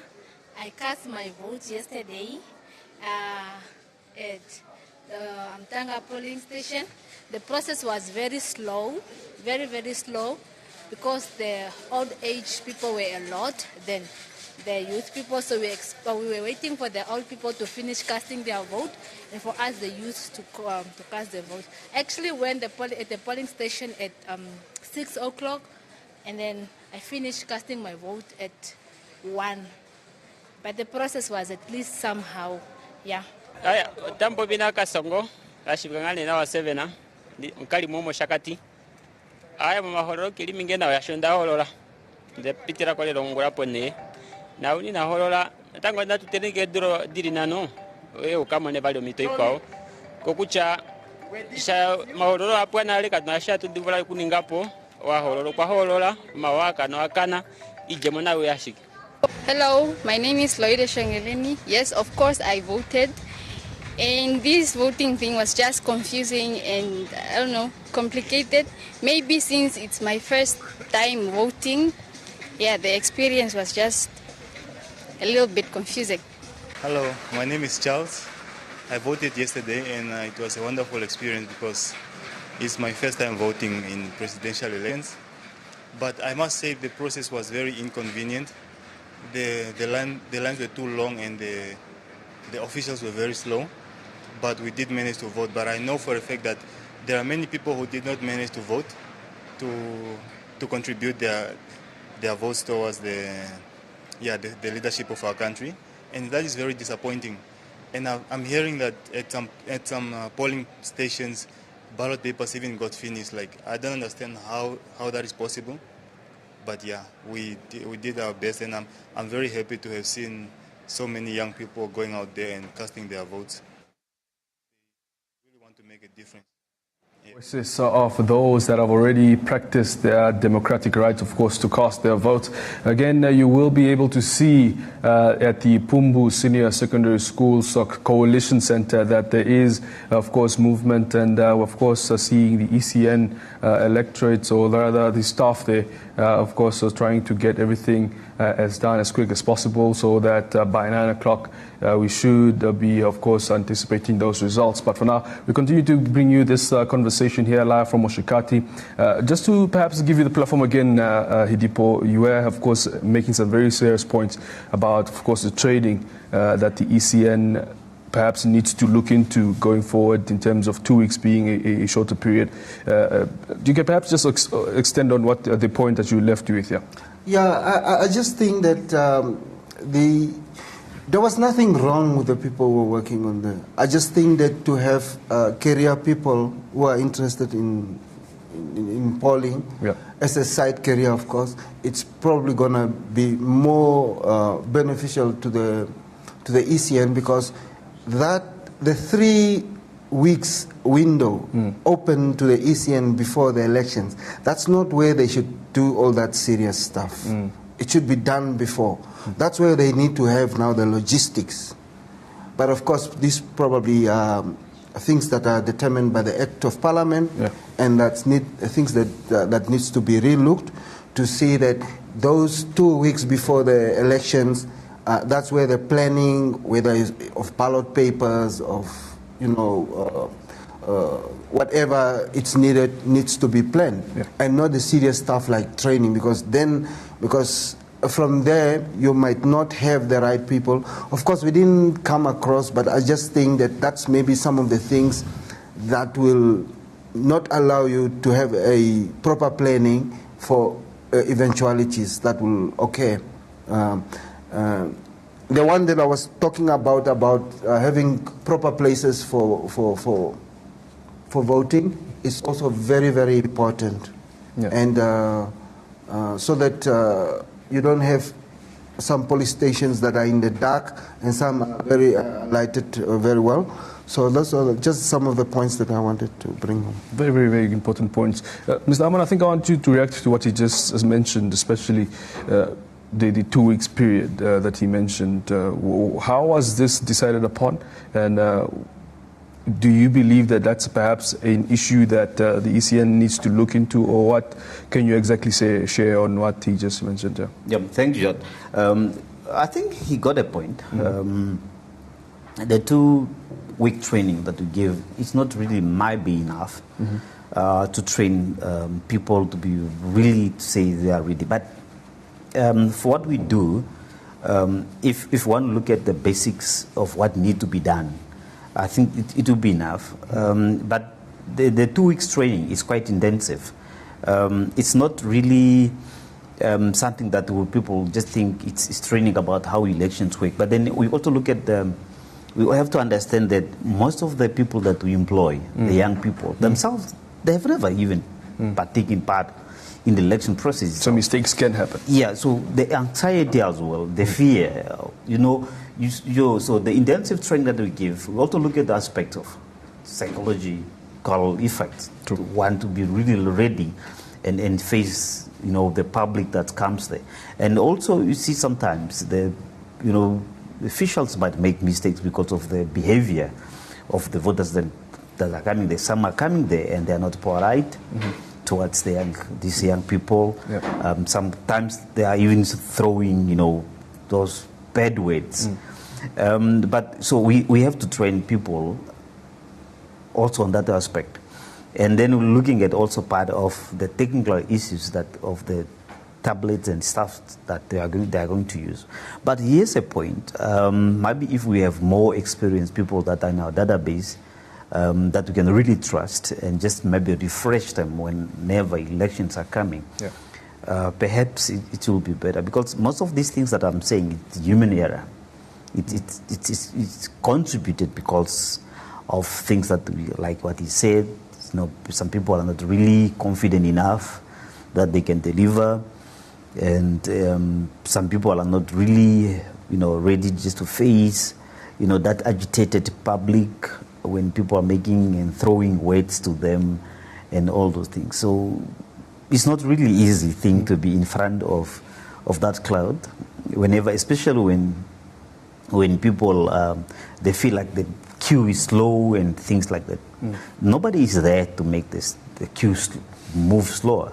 But when the person, is made to be more uncomfortable, then the process will even be much slower because the person is now more scared, to make mistakes. Yeah, and I think this is where the law enforcement also comes in to maintain law and order. How is to your knowledge, as the overall regional electoral officer in the Oshana region, what were some of the reports from the law enforcement in terms of behaviors that we've observed at the polling stations? Initially, we've seen some, of course, happen in other parts of the country, but in the region, how has that behavior been? Has there been any trouble reported to your office? Luckily, nothing much. Nothing like unruly or uncontrollable crowds or unruly people that showed up. But then, yes, there were instances where people were pushing and did not want to queue up and stuff like that. But yeah, I think I'm quite thankful with the force that deployed to ECN, to our teams, that they handled the situation very well. we did not really experience much problem. Absolutely. Yeah. Doctor, I want to touch with you on perhaps a talking point that you just mentioned earlier in terms of the youth representation in elections. We've greatly seen a large number at a lot of polling stations nationwide. What does this say about us as a country in terms of which direction we are moving into, in terms of making sure that our youth are well knowledgeable about the elections? Because we did see in the past elections that the numbers don't really reflect how the numbers look like today in this year's elections. Perhaps your sentiments on the youth participation in this year's elections, actually making it a point to turn up at the voting polling stations. Yes, before getting to your question directly, maybe we should also thank media institutions for being vocal to agitate young people to participate in the process of elections. I have listened to a number of programs on NBC and some interviews that were conducted in the streets, and people were always calling upon young people to take part in this process. And I think it bears results, as we have seen quite a number of people as young as they are flocking to the polling stations, ready to absorb the scourge of the sun, come what may. They were always there until the last minute. So the very interesting thing is that our young people, especially the girl child, have come out strongly to cast their votes. We have seen them in the queues, ready and determined. So that is a very positive development. It could be maybe because we are having for the first time in the presidential race a woman candidate. That could be one of the pull factor that might have contributed to this. And again, you are also seeing political formations that are established by young people. And when you have observed the trends, if you have been keenly observing the trends as the results are coming in, you will see that for the ruling party, the presidential candidate gets more votes than the party.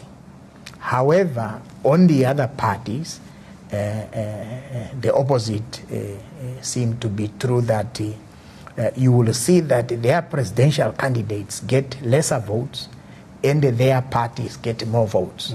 So, and that is in a way sending out a message, and this message in a few days to come will have to confirm that probably the woman candidate might end up getting more popular votes than all the parties as we are seeing it. Yeah. Going back to the youth especially, looking at, we've seen a lot of young people go out on social media. They've taken different platforms to express their dismay over the hiccups that the ECN has, of course, foregone in the couple of days. Do you think that perhaps in the next election this could be a reason for them to draw back again? Are we looking at the numbers perhaps dropping and them saying, well, this is not going to be a process that goes well, regardless of the decision to have been made up to continue with the elections for the next 2 days? Do you think that this could be an effect, from an activist point of view, this could be a reason to have or to see a lower turnout of youth in the next elections? Yeah.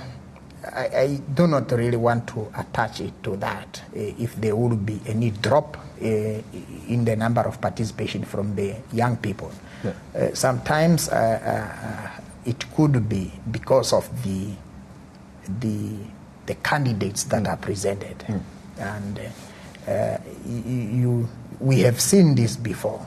And this time I think the woman candidate, I want to put it to that seems to be one of the attracting matter that has drawn the young people to come to the elections. Yeah. But our hope is that we are not going back to our old ways of doing things, where the young people are not going to participate visibly. Previously, they have been quite vocal on social media, yet it takes them time to arrive at the polling stations. And most of the time they don't participate. But our hope is that moving forward from here, things will change and we will see more participation from the young people, as parties are also inviting young people in their leadership forums. Absolutely. As we begin to round up our conversation, gentlemen, Mr. Amon, just perhaps briefly give us the outlook of what's happening next, coming from this very hour. What are some of the next steps? Where are we moving to now? Of course, the coalition centers are bringing their material together to start the counting. Just keep us in the loop of what's where our matters now and what we're expecting before 9 o'clock, the cutoff of the voting stations. Thank you, John. Obviously, we expect to have some results released. Yeah. The process of sending in the result it comes like the FET's result have to be verified and then collated, and then after that they have to be validated. And 3 days after voting, I think much of that processes have taken place, and as a commission we will be in a process to release those that have been validated. But mind you, we still have got people that are voting. Still, yes. That are still voting. So that also we'll have to consider that. Absolutely. Thank you so much. I want to give you the last platform, Hidipo. We have very little, few minutes left, but perhaps your final remarks, as of course, in terms of how we've observed the elections so far, and of course carrying on as the media, just in brief words. I think that overall, I think we had a good election. I'm not a certified observer, but from the media point of view, I think we had a good elections. Some of the things are technical, of course. Maybe it depends on the political parties that were involved, and they could challenge that. I'll just say that for the ECN, you have 4 years to plan, and it should be an ongoing thing. Because I've observed now, after this election, and I think will continue until March for the local elections, there will be a lull for 4 years. And it shouldn't be that way. And even stocking up on logistics. And if things are old, auction them and buy others. So ECN is a logistic company if you look at it from a structural point of view. Right. And some of these things, we shouldn't deal with them at all. But overall, I think we had a good election. Absolutely, and I couldn't agree with you less. I think we've had a peaceful one. The worst could have happened, but to remain, a peaceful country, and I think the ECN really has done a great job to, of course, maintain it as well. But of course, we anticipate those results. So, gentlemen, thank you so much for making the time to be with us today. Of course, we wish ourselves all a peaceful last day of the elections. Thank you so much, gentlemen. Thank you very much, John. Absolutely. Well, before we head over back to the capital for the news at 4 o'clock, we would like to give thanks to Nictus Ongwediva for having made our lives much easier, of course, with our furniture here that we have been sponsored by Nictus Ongwediva, and of course, having provided quality furniture for us to be able to bring you this live production live from Oshakati. But for now, thank you so much for watching. This is what we have for you. We'll be bringing you more updates, of course, as we edge closer to the cutoff time of the voting here in the Oshana region. For me, Johnny Konja, and the entire team, it's back to you in studio.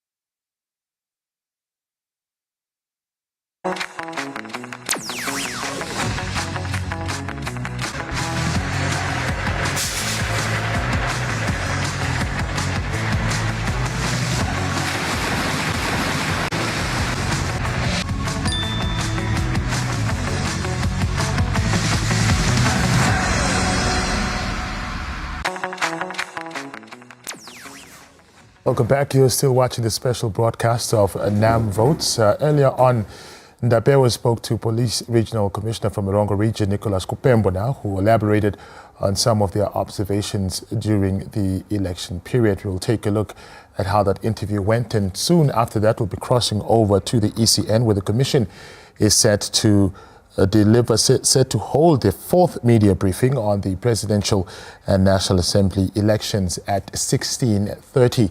So stay tuned for that.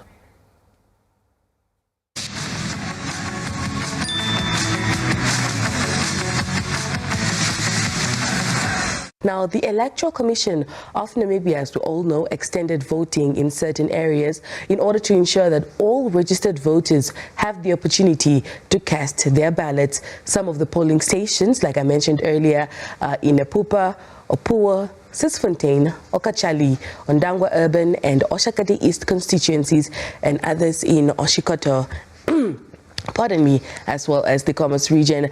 We're now joined telephonically by the Deputy Commissioner Obanja Ruhodhu from basically from the Kunene region, just to shed light on the law and order in the region. Deputy Commissioner, good morning and thank you so much for talking to us. Good morning, Dr.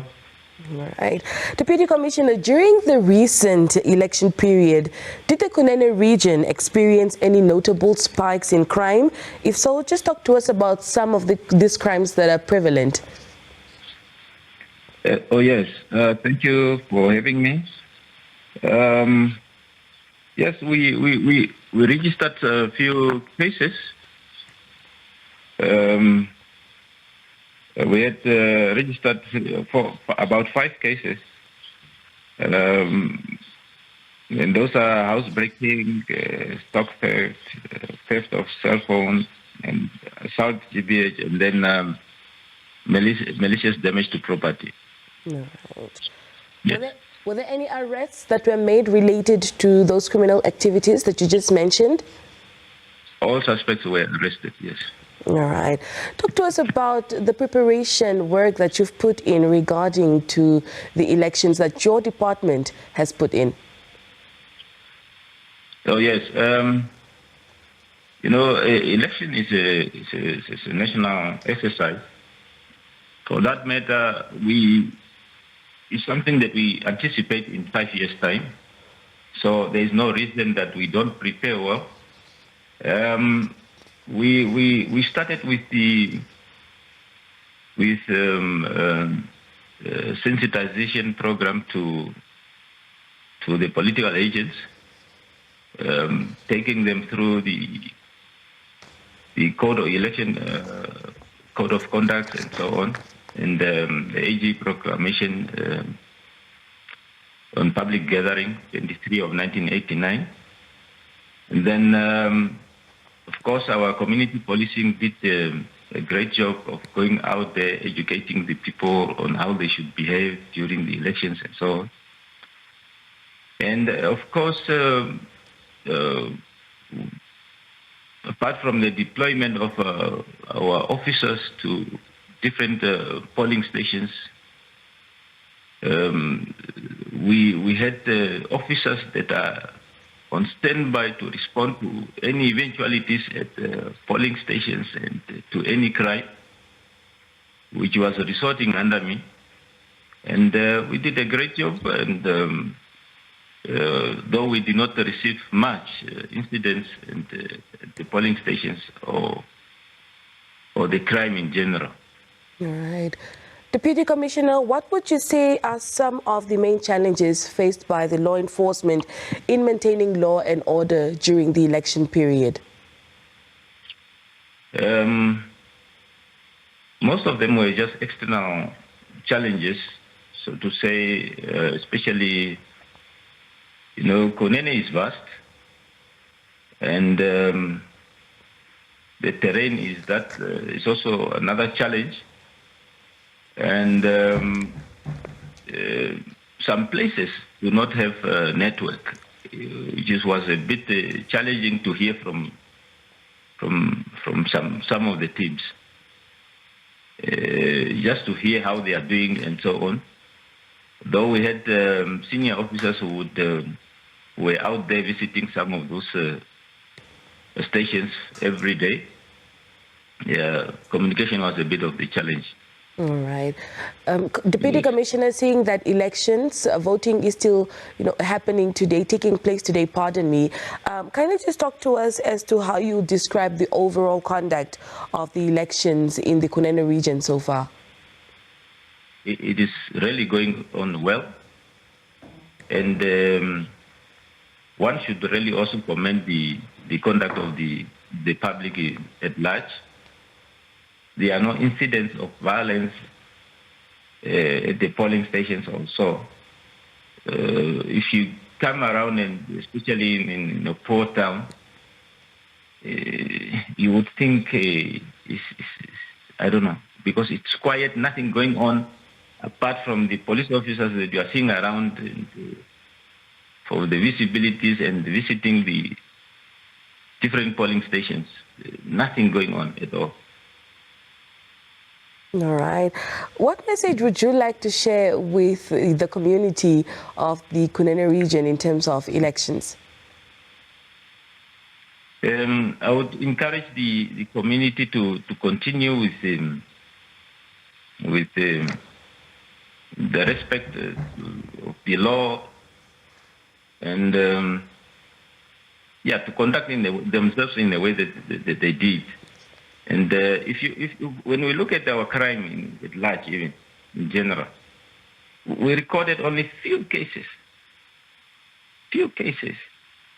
and all those were just minor cases, except for the case that we attended to at the area called Ongongo, that is Opuorula, and that was even after election, after they closed. Where 4 suspects or allegedly men went to somebody's place, and then they removed the party flag and they banned it. And then we were called to respond to that area, and then the suspects were identified, and then when the case was opened, when the police responded, the community came out, and then they were against the police. And then as they were arresting, the community refused the arrest, and then but later on we managed to call in the traditional leaders to talk to the community, and then the situation was brought under control, and the two suspects were arrested, but then another two ran away. All right. Deputy Commissioner, thank you so much for that update. Thank you so much for talking to us, and we appreciate your service to the community.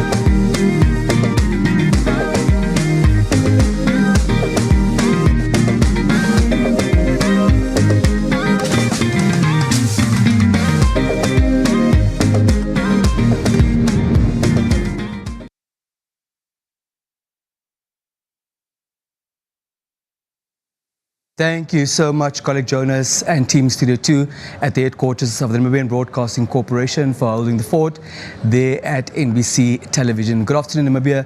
My name is Denver Kisting. It's Saturday, the 30th of November, 2024. It is 4 o'clock in the afternoon. We're coming to you live from the Central Election Results Center here at the headquarters of the Electoral Commission of Namibia. Now, Mr. David Suluka, the spokesperson of the Commission, did indicate that the Commission will address the Namibian nation in the vicinity of 4:30 this afternoon. In the meantime, we've invited a seasoned media lecturer, that's Professor Enoch Akpabio, to talk to us about his take on the manner in which the media have been dealing with the 2024 presidential and National Assembly elections in Namibia. Good afternoon, Prof, and thank you so much for joining this special broadcast. Thank you, it's my pleasure. From your observations, Prof, how have the media been faring in terms of covering these elections? Yeah, I think the media has done very well. Prior to the election, a lot of political education, civic engagement. I thought that was very good in the lead up to the election, and of course, in terms of the election itself, I think they've discharged themselves creditably. Basically, in terms of the coverage of people voting, the entire process, the observers. And even the aftermath of the election, and then, of course, in terms of the extension. Yeah. So I think they've given it a lot of coverage, the required coverage. You're mentioning civic education, and in that regard, you're saying that Namibian media also performed well. To what extent is civic education part of the mandate of media? Yeah, it's critical, because don't forget, when it comes to democracy and the media is a critical player in terms of democracy.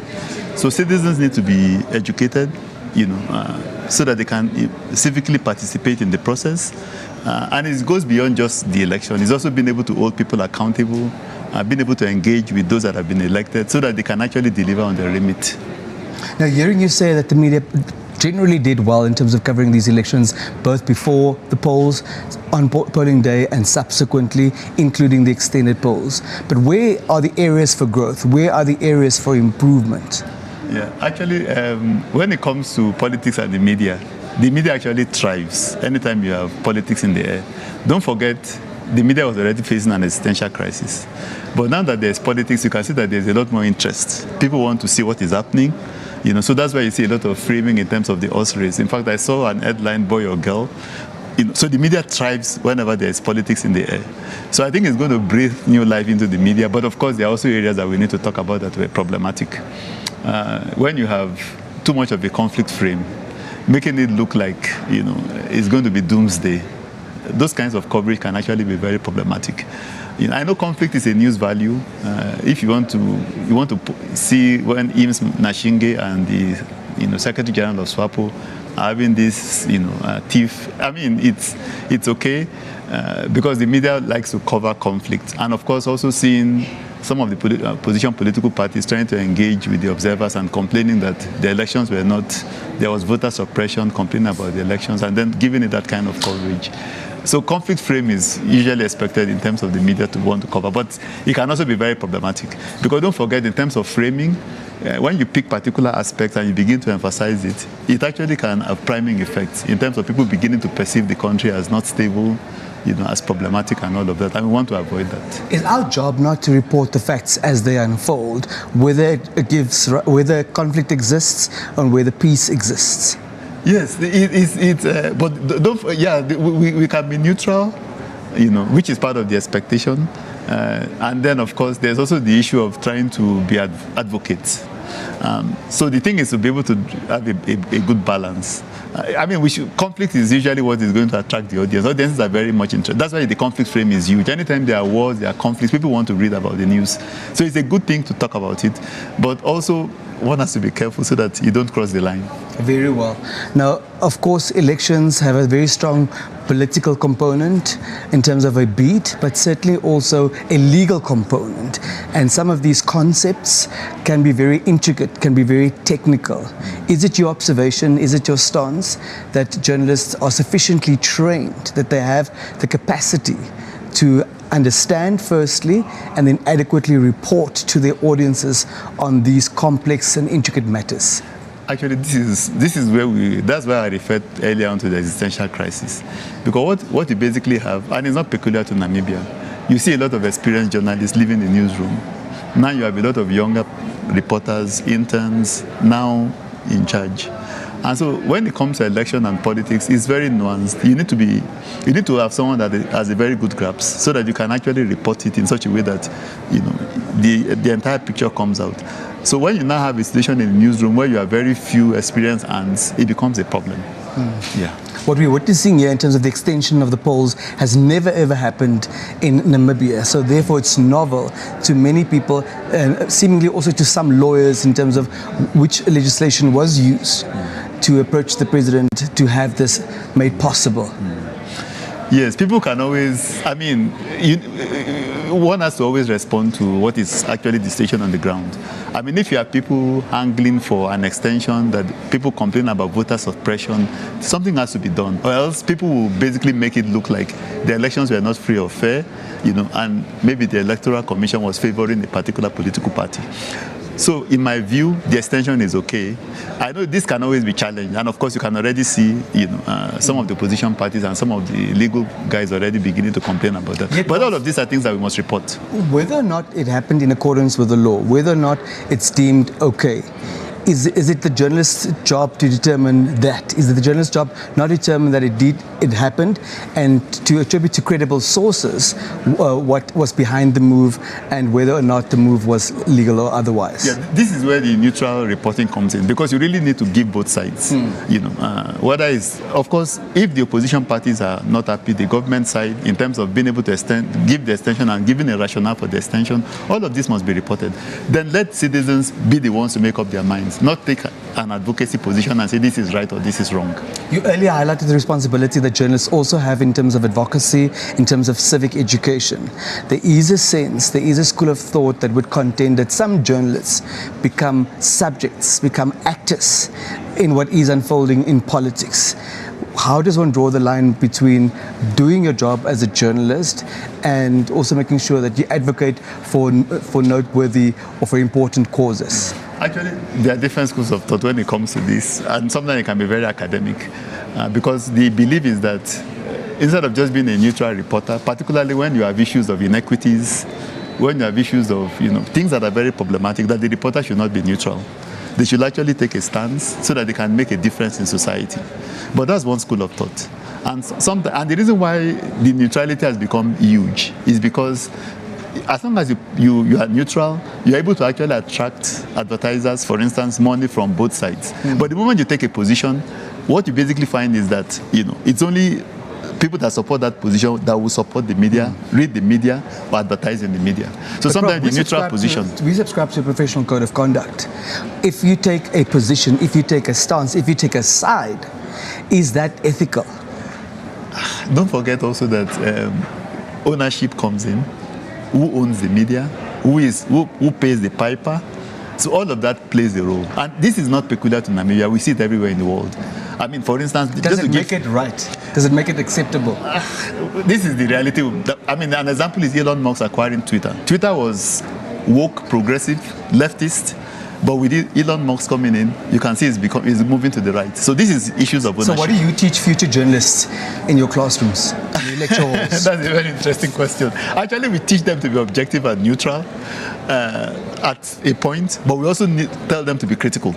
That you also need to realize that you need to be able to evaluate the media critically, because when you get into the field, it might not just be neutral and objective like we're teaching. Sometimes who owns the media, you can bring in the story, it doesn't go anywhere. Yeah. You just flagged the example of X, formerly known as Twitter. The reality is that is a social media platform, and one must distinguish between citizen journalism that we witness within the social media realm juxtaposed against mainstream journalism. Is that not so? Yeah, that's correct. Let me give you another example. Now that you mentioned that X is social, Washington Post, the moment it changed hands and it became, owned by the second richest man in the world, you can also see the difference. They refused to endorse, even though the reporters wanted, Kamala Harris to be endorsed. He put his foot down and said, "We're not going to endorse him. They're owner of Amazon." So this is also about issues of ownership. What impact does citizen journalism have on the work of mainstream journalists? Yeah, there are negatives and there are positives. For instance, the reality is that traditional journalists cannot be everywhere, but citizens are there. It could be something happening in maybe a village. A citizen journalist can actually have the footage, but they're not journalists. But they're not journalists. Yeah. But traditional journalists can then follow up on that footage, put a lot more flesh, make it more professional, make it more interesting, for the general. So that is one way in which you can look at it in terms of citizen journalism. But of course, there can also be the aspect of feeling that citizen journalists are taking over traditional journalist roles, and so there are tensions there also in that particular regard. The Media Ombudsman, Dr. John Nakuta, shared with us prior to Wednesday, 27 November 2024, that his observation was, based on a study, that we saw less disinformation and misinformation prior to the polls this time around compared to the previous elections 5 years ago. What has your observation been in terms of misinformation, disinformation, fake news prior to the polls, but also during the course of the past week, including the extension of the polls? Maybe I need to read the report itself, because a lot of the times when we look at research and reports, we also need to look at the limitations. What were the issues? So that those reports that you find, you also need to look at it in terms of the context of the limitations of that particular study. But generally, when it comes to elections, misinformation, disinformation is always rife. You are going to see a lot of that because people want to advance. They want to be able to win elections, and they don't mind, demonizing the next person to be able to get ahead. So that is always a part of elections. Whether it's in the US, whether it's in Namibia, whether it's in Venezuela, whether it's in Zimbabwe, you are going to have a lot of that because people believe that if I can demonize my opponent, it can give me an opportunity to be able to win the elections. As a public broadcaster, the Namibian Broadcasting Corporation granted equal airtime to all political parties, both the ruling party and opposition parties, for the manifestos. What do you make of the role that media houses do have in terms of providing platforms? Yeah, the public broadcaster, actually, that is part of the remit, so that it's not seen as biased. It's seen as providing a level playing field. So that is critical.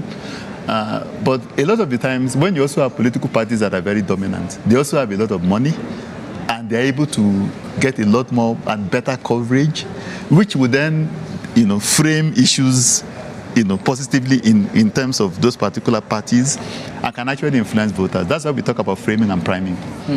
And another issue that you flagged earlier was the juniorization of newsrooms, and that certainly poses a threat to the profession. What is it that we need to do to guard the profession jealously, particularly during times such as the elections, when the newsrooms may be very vulnerable because there's sleep deprivation, there are many and intense and long hours? Yes, actually, this is something that I feel very passionate about. In fact, I gave a professorial lecture last month, and it's one of the things that I talked about, that the union has a role to play. They need to make sure that experienced veteran journalists stay in the newsroom, improve the conditions of service, because they have a role to play. You can't have juniors covering particularly in things as complex as the elections.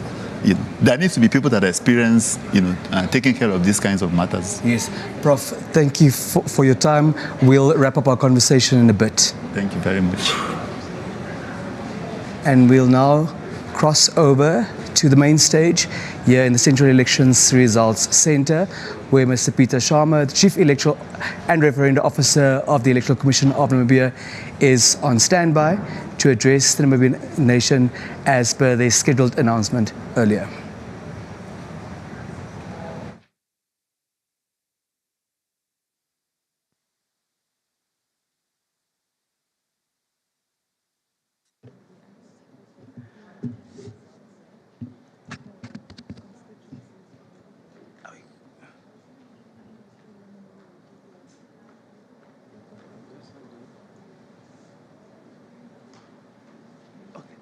Shama, good. Good evening, Namibians. Good evening, members of the media, and everybody following this press statement. We would like to provide the fourth update to the nation on the preparations for the 2024 Presidential and National Assembly elections. And I would like to provide or give the opportunity to Mr. Peter Sharma, the Chief Electoral and Referendum Officer, to address us. Mr. Sharma, over to you.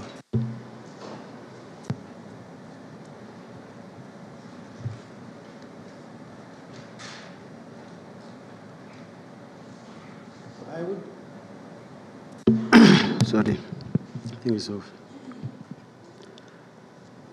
First of all, I would like to welcome you to the fourth press briefing for the 2024 Presidential and the National Assembly elections. The ECN management and staff, esteemed representatives of the political parties, esteemed members of the observers, and of course, esteemed members of our media, fellow Namibians, good afternoon. We appreciate your attention as we provide you with an important update regarding the preparation for the counting, collation, verification,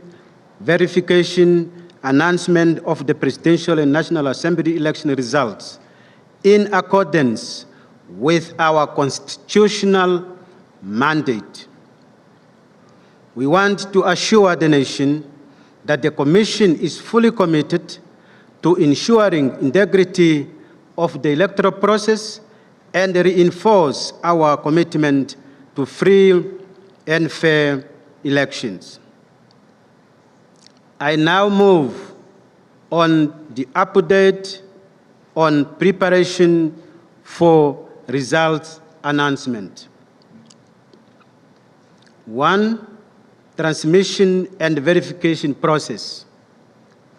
After the polls closed in many areas of our country and the vote count at various polling stations was completed, the Commission began verifying and compiling results at the collation centers in all the 121 constituencies across the country. This process is followed by the upload of these results through our election result management system to the Central Election Result Center. As a commission, we wish therefore to inform the nation that this process is at advanced stage. We have in this regard assigned dedicated personnel to oversee results transmission process from the collation centers to the Central Election Results Center, thereby ensuring efficiency. I now move to the timeline for results. We anticipate that the preliminary results of constituencies verified will be available shortly after the close of the extended polls. And we aim to formally start announcing these results today. I repeat, we aim to formally start announcing these results today. We understand the public's eagerness for this information and are working diligently to ensure accuracy prior to any announcement. As a commission, we commit to keep the public updated at every significant milestone.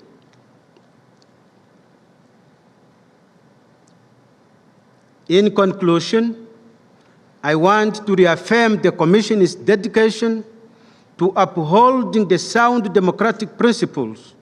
The integrity and the transparency of the electoral process are our top priorities.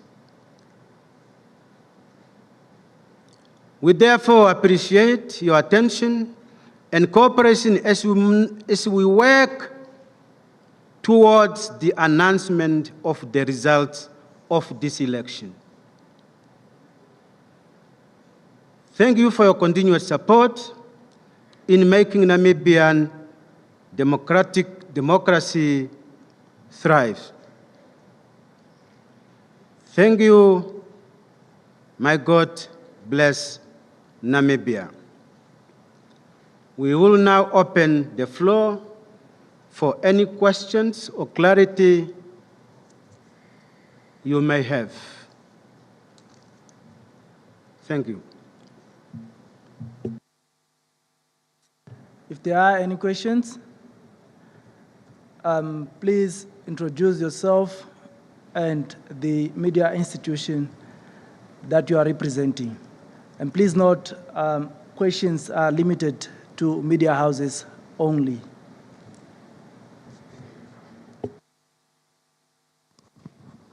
Good afternoon. My name is Donald Kariseb. I am a presenter for NBC Radio. I just wanted to ask for clarity on the selection of the polling stations that were opened. What matrix was used by the Electoral Commission? Because we did get reports that there are voters that have traveled from various towns to the closest polling station as well. So just what matrix was used? We do also ask this question under the understanding that there might be those people that have intentionally missed the polling stations or the voting day, the initial voting day. But just a clarity on the matrix that was used. Thank you very much.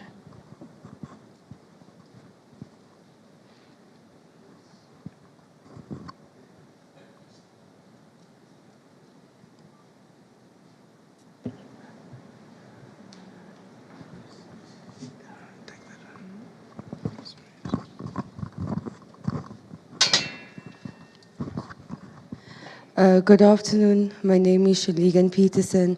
I'm a journalist with the Namibian newspaper. Just to follow up on my brother Donald's question there, we have heard the mayor of Luderitz have said over 200 people in his town did not vote. In Wolfish Bay, I'm not sure if you saw as well, one of the councillors went on record to say he's gotten over 50 calls as to why why polling stations were not opened in Irongo region. Now, I don't know, I'm not sure whether you know, opposition parties have accused the ECN of purposefully not putting polling stations at opposition strongholds. I would just like you to address that allegation or that claim that in choosing polling stations for this extension, that you were biased in the decision. Thank you.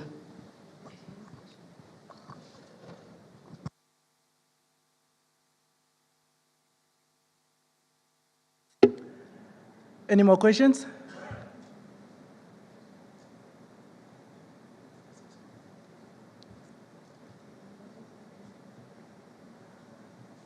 Okay, going once.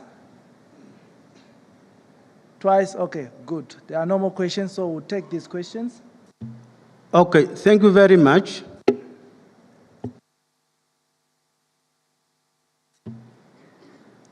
Before we tackle the questions, thank you very much for your question.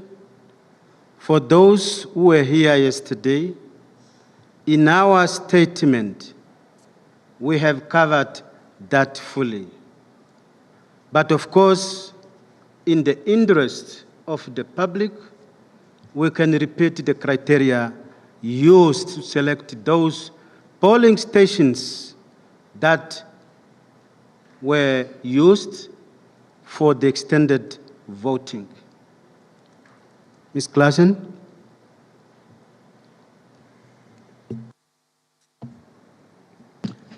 Very good afternoon. Yes, I think the question was also posted to us last night, and as the CEO has indicated also in our media statement that was released.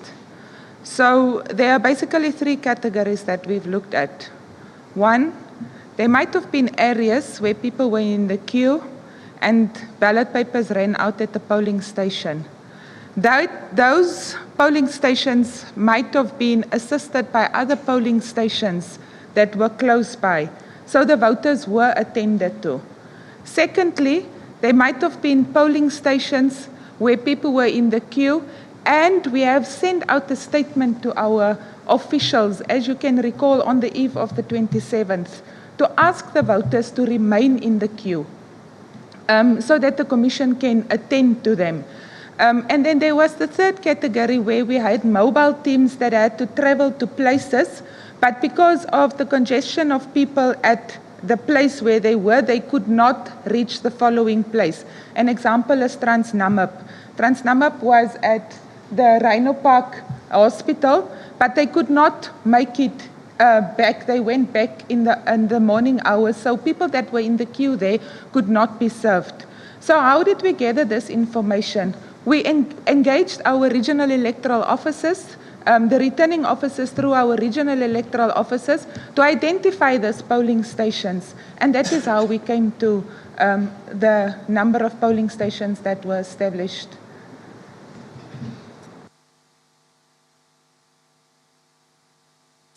I hope we have done justice to that. Any question?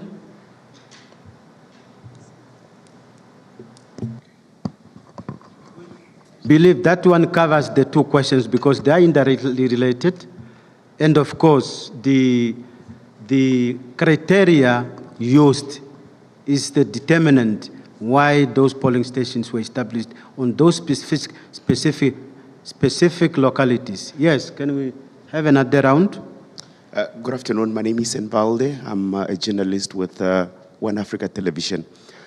Question on Wednesday, we had an update that at least by 10 o'clock, 100,000 people had casted their vote. We just want to hear if there is another update as to how many people before the continuation of the elections have casted their votes, and maybe if there is an update on how many people have or were recorded casting their votes with the continuation of the elections. Thank you.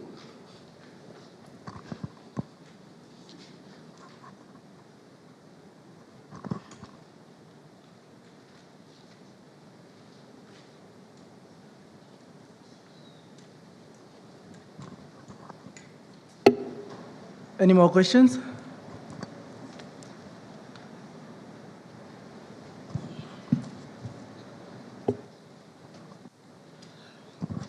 Good afternoon. My name is Jemima Baker. So I'm not sure if it has been asked because it just came. I would like to, we've just spoken to the media, to the Ombudsman, and he said there are serious concerns, and it's very difficult at this point to say the elections were free and fair. What do you make of that? And then can ECN also explain what were the criteria used to select the polling stations where elections were extended? Because based on previous elections, these are SWAPO strongholds. And it would also, if you look at that, given the fact that it has not been extended across the country, it violates the Namibians' right to free and fair elections, which is a sacred right.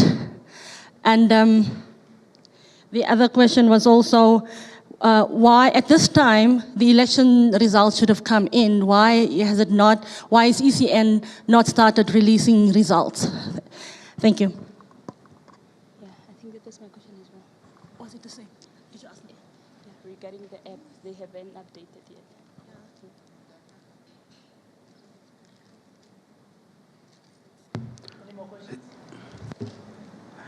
Any more questions? Okay, I think we can take those ones. Thank you very much. If I get it very well, on your question of the number of votes of people that have so far casted their votes, I think, and I also want to link this one to the question, the last one.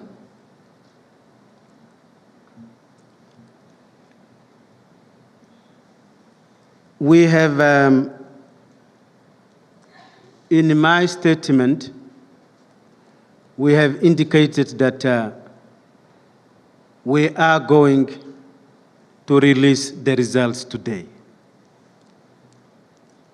And we urge you to be patient for that moment. We have also indicated that we will do this after the close of the extended polls, and that should be sufficient.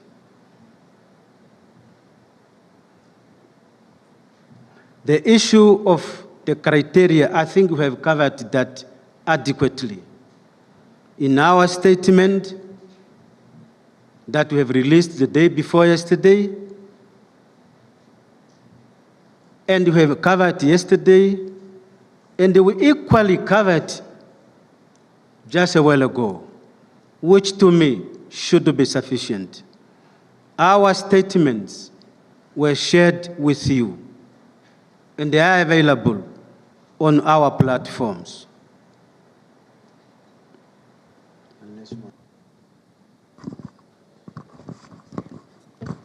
Maybe just to add on the voter turnout of the polling stations where the voting was extended.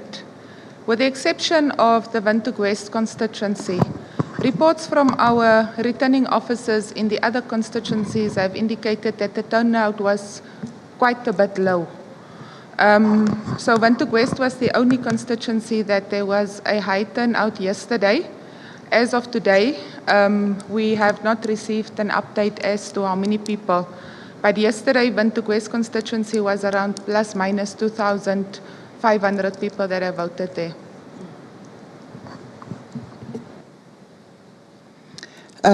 Sorry, probably the last question.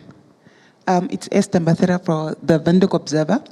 I just want to find out this communication because the political parties have been complaining that they are not being engaged, that the ECN is silent on their questions and so on. I just wanted to find out when last did the ECN actually had a conversation with the political parties, and when all these decisions are being made, are they consulted, especially the PLC committee, are they being consulted in this regard? That's all. Sorry, I forgot my second question previously. It's in regards to voting going concurrently as results are coming out. Is the current results coming out from the polling station, from the perspective of ECN, is it not influencing voters going to the polls still up to now? Number one. Number two, no, that's all. I forgot my other question again. Yeah, so the thing is that you keep repeating yourself, but you're not really saying anything. So is the approach of the ECN to just have a sitting with the media, because that was the recommendation made by the election observers? You have not responded to my question about the selected polling stations where voting has been extended are all SWAPO strongholds. You've also not really given a proper response to the fact that given the, apart from the SWAPO SG meeting with you at State House, which was definitely unethical, she has also come for an exclusive meeting at ECN the other day, where you have not given any explanation why all of these clandestine meetings are happening with the ruling party, and then now you have extended voting at polling stations where they would definitely receive the lion's share of the vote. And one moment. Multiple lawyers have said that this amendment of the extension is a mischievous interpretation of the Electoral Act.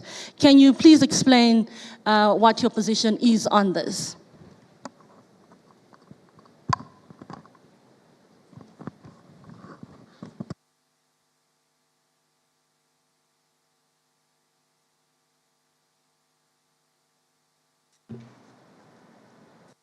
Is there any question?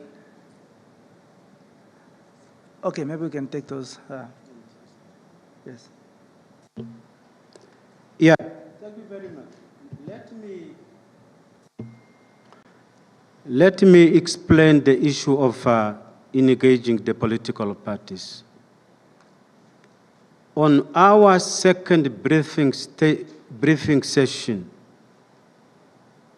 it was clear, it was indicated clearly that we were intending or planned to engage the political parties.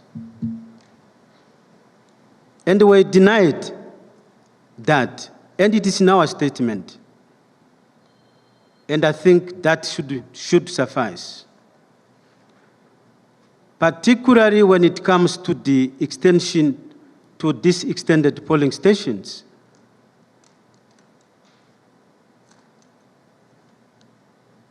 How we select this, we have already clearly indicated. We have used the information as provided from our regional structures.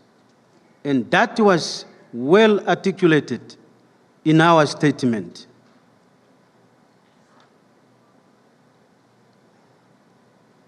The issue of whether this has influenced, that one we cannot say, because that is a decision of a voter.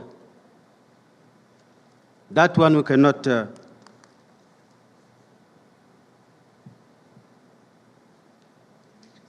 Yes.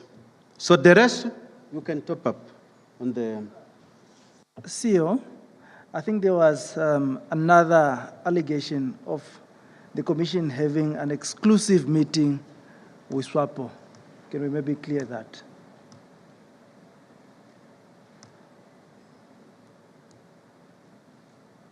We are not aware of that. We are not aware of that. That's what we can say.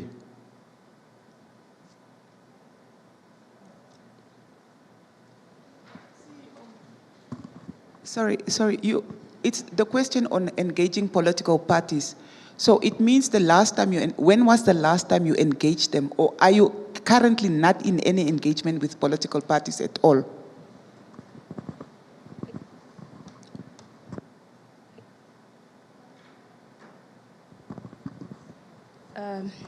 Good afternoon. My name is Aleta Shkololo. I work for the New Era newspaper. And just to add on to Esther Mbatera's question regarding political parties' engagement with ECN, I remember when the chairperson of ECN tried to make entrance into the boardroom, they were told that they can come in later after the political parties are done caucusing. However, has ECN tried at least to approach them again to engage, or it just ended then?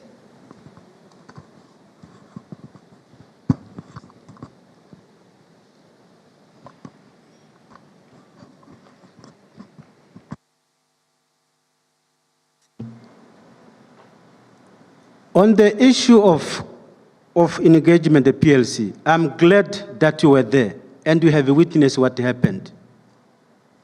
That is the denial of the access that we are talking about. And that should be sufficient. I'm glad you were there and you have witnessed, as you have indicated, what happened. I think you can say better than us. Yes. Yes, you can top on that. There was another question that I just wanted to top on. I think in the CEO's remarks, he also indicated that the announcement of the results, the announcement of the results would only start the preliminary results for the constituencies that was verified by us, would only start after 9 o'clock today, if the polling stations that currently voting is ongoing has been completed. And it relates to the question that you have asked, would it not be influencing? So that's why you close the poll first before you start announcing results.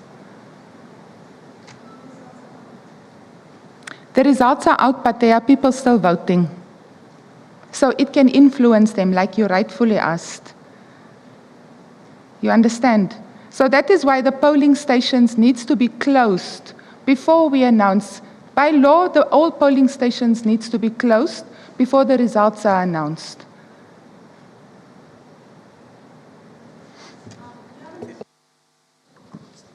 That these polling stations, you haven't responded on the question that these polling stations where voting has been extended are all SWAPO strongholds.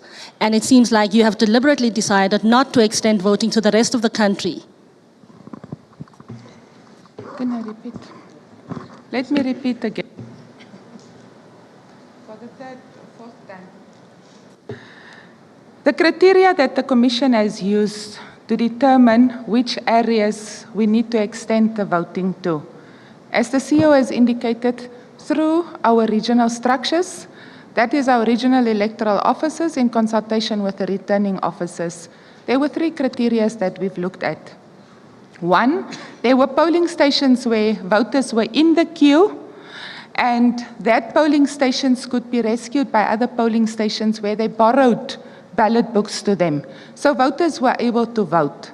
Secondly, there were polling stations where, because on the eve of the elections on Wednesday, the Commission has sent out a directive to our officials to say, don't close the polling stations, so that we can be able to transfer ballot papers to other polling stations that ran out of polling stations. Voters were requested to remain in the queue so that they can be served. Then there was thirdly an issue of the mobile teams, where mobile teams could not reach their last point that they had to serve. So this was the criteria that was looked at where voters were left out. That is how we have established it. I think the CEO has indicated now that that was the intention of the Commission, to have the meeting with the political parties on that day. But we were not allowed to do it. And obviously time was running out. So in order to make sure that those processes could start, we had to continue. I'm just going to go on what you've just said. At Hosiakutau and Finkenstein, ballot papers that were brought again arrived basically like 2 hours before the polling station closed, and people did not finish voting. In fact, at Finkenstein, people have started drawing up a list of people that are willing to testify should this matter go to the courts. This is now already ticking on one of your, based on your criteria, the fact that people were still lined up, and then The other is also that, what was the other criteria now? It was, yeah, so basically there are many of these things that are ticking off in other areas. Why are these specific areas where SWAPO would certainly win? Why were they given the special treatment? Thank you very much. I think we have explained the criteria used to you, and definitely should be sufficient. The issue, the fact that we are saying these are allegations and should be proven. So the Commission has followed a process in engaging its regional structures, which is on the ground, informing them. That's why it was not possible to take a decision on a spot, because we have to consult the regional structures that are coordinating the electoral process on the ground. On that basis, the Commission took a decision. That's why we are saying these are allegations until proven. I want us to move on. Just to come back, we can testify. Some of us were actually at these areas. There's no need for us to come with evidence. We can actually testify. But also, coming back, another criteria that was ticked in this area was that the Caps Farm mobile station never really opened. And then we would like to know, all the political parties complained about these issues. Did SWAPO also complain?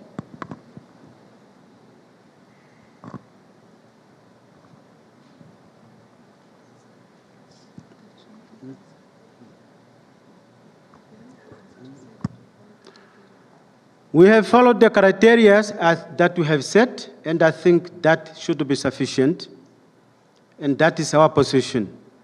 Thank you.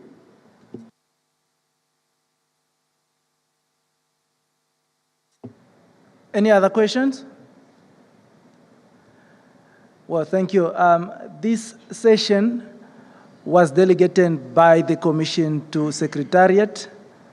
The Commission will once again inform the public through the media at what time the second press briefing will be held tonight. Thank you. May we please stay intact to our devices as we await the official announcements of the results as they come in. Thank you.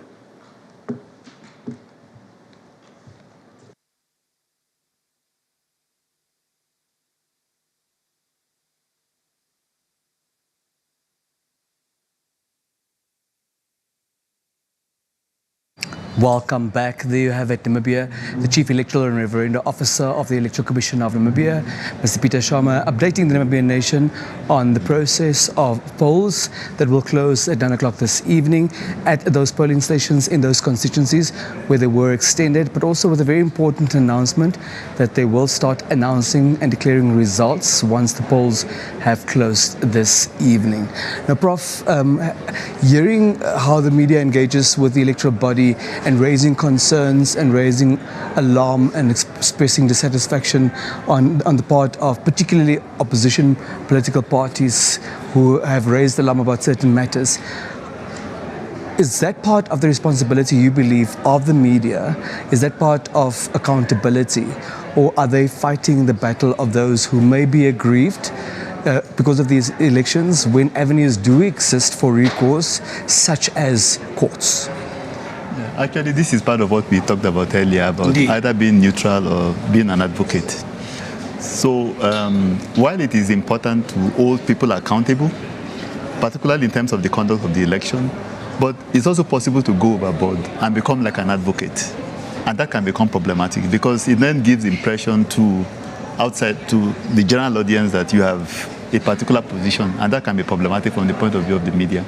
What does it mean for it to become problematic? How is one to understand that concept? Yeah, for instance, if you keep harping on the issue, You know, I mean, it's one should ask the question because, and then when the question is responded to, that should be sufficient. But when you begin to push as if you have an agenda, then it becomes a problem. It doesn't show that you are neutral and objective anymore. It is a tricky balance to strike in practice. We have seen, after years of advocacy, that the Access to Information Act in this country was promulgated, yet what is pending is the operationalization of that act to bring it into force. And the United Nations has declared access to information as a human right and information to be used as a common good. Talk to us about how one strikes that balance between gaining access on behalf of those who may not have access to these platforms, such as the main stage at the Central Election Results Center of the ECN, where one needs to be accredited to even gain access and entry into these premises. Yeah, actually, in terms of access to information, freedom of information, I know the press usually fights as if it is a press thing. It's not. It's a citizen thing. But of course, the press will benefit because they can then have those kinds of access. But it means that when the law is there in any country, citizens have a right to demand, how was this done? How was this arrived at? You know. So it's a good thing, and Namibia is making progress in that particular regard, and it's something that is very commendable. But also to make people be aware of the fact that even when you have freedom of information or access to information, starting from Sweden, where it started off, to what is happening now, there can still be roadblocks to people, so citizens being able to have access. So what you want to do is to clear those access so that citizens can actually have access to those information. So how are we to understand the role of the journalist within this particular picture, within this particular context? Does the journalist have a responsibility not only on behalf of an aggrieved party, but perhaps also on behalf of members of the public, ordinary citizens? Yeah, citizens can also, because if the law is there, as a citizen, I want to know what happened in this particular, and you as a government institution or whoever it is that they petition for that particular information, you need to make that information available to citizens. But a lot of the time, citizens might not have, they might not have been sufficiently informed about their rights when it comes to access or freedom of information. That's why journalists take on that role of being able to want to access that information on behalf of citizens. I think it's important to also state that the Access to Information Act does not only pertain to public entities. It attains to entities across the board, including private entities. Yes, that's correct. We saw the SADC Observer Mission issue a preliminary report in the Namibian capital yesterday, Prof. And inter alia, what they flagged was it would appear that journalists may not be sufficiently equipped with the necessary skills to deal with elections, based on the types of questions asked, based on the types of engagements with specific subjects. What would your observations be regarding that, having heard you earlier say that generally Namibian media performed well in terms of covering these polls, both before the elections, during the elections, and even subsequent to what has been transpiring since Wednesday, 27 November 2024? Yes, actually, what I said should be taken in context. You can provide information, you can give updates, but there's also, being able to give more nuanced and deeper analysis. That is absent. That is problematic. And if you don't have experienced hands, they will not be able to do that. He said, you cover an event, you report, you use a press release, but those deeper aspects that involves analysis, which is part of what the media can do in terms of public education, that is becoming a problem, particularly when you have junior journalists manning the newsrooms. And those analyses, who are you to attribute those voices, those authoritative voices to? Is it as easy as expressing your own opinion on what you're observing? Or must you attribute that to an expert? No. If you have experienced reporters, they've covered maybe politics over the years, you can see the difference in terms of the way they are going to report.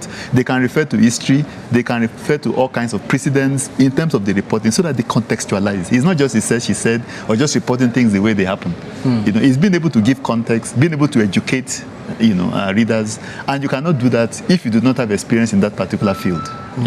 You spoke of framing earlier at more than one occasion, and then of course journalists have a responsibility to report the facts, but they also play a role and they also have a responsibility regarding the manner in which they frame the story. Are we to understand that there's no such thing as real objectivity if we can even frame or present facts through a certain lens? Yeah, actually, this is I know this is becoming very academic, but it's something that we need to talk about. I mean, just look at this press conference. If you are present in the press conference and then you read the reports tomorrow, you see what framing is. Because basically framing picks an aspect of a reality and overemphasizes that particular aspect. And then it then have agenda setting and priming effects. And this happens all the time. If you witness an event and then you look at the way in which it is reported, you can see the frames coming into play. Do we hold ourselves sufficiently accountable as media? Actually, that is why you need people to also, because a lot of the times the media doesn't want to be held accountable. They want to hold other people accountable, but they do not want to be held accountable. Is that not a contradiction in terms? It's a contradiction because, for instance, you have the ombudsman, which is the self-regulatory mechanism. And it's something that I've talked about also in my professorial lecture. But if you refuse to submit to the self-regulation, and then when government wants to start statutory regulation, people begin to cry wolf. It becomes problematic. You don't want statutory regulation. You don't want to obey the self-regulation mechanism that you've put in place voluntarily. It is a problem. So who is going to regulate the media? When you go overboard, who is going to regulate you? As we're starting to wrap up our conversation this afternoon, Prof, what should the way forward be? Actually, there are a number of things. I think there should be a way in which we're able to, retain experienced hands in the newsroom, not allow them to keep moving into public relations, which is really what is happening. And it's not peculiar to Namibia. A lot of the time, people make a name in the media and then move into public relations, which is better paying. So we need to make sure that this, the media environment, because we need to tell these stories. We need to hold power accountable. We need to inform citizens. We need to educate citizens. But if those experienced hands are not there, it becomes a problem. So this is part of the things that we must fight for. That those experienced hands remain in the newsroom so that they can give those kinds of nuanced coverages, those kinds of deeper analysis that will really benefit citizens at the end of the day and also help in terms of policy. Then you also have the issue of being too open, where anybody can come in. It's still problematic. It's still very problematic. What does that mean to be too open, Prof? Namibia has a huge, let me just give examples. Kota, Triumphant College, UNAM, NOST, we're all training media professionals. Where are they going to go to if others are coming into the field? These guys are trained on ethics, on professionalism, but they do not have a space to be able to practice because others are coming into the sector. Is there an oversupply from your observation to the market? It's not so much of an oversupply. There are so many other people that are coming in that have not been trained, but they're operating in the media space. So how do we deal with that challenge? Actually, for me, I'd recommended that we need a HPCNA style kind of regulation where you need to be accredited by a professional body for you to practice. So this will help because there's a backlog of students that are coming out of these training institutions, well trained to be able to deliver, but they do not have space to be able to practice. And that is very problematic. Prof, thank you so much for your time. Thank you for sharing your wealth of expertise with us this afternoon. It's my pleasure. Thank you very much. Seasoned media lecturer, Professor Ina Akpabio, talking to us about the roles, the responsibility of the media, particularly during a time such as this one.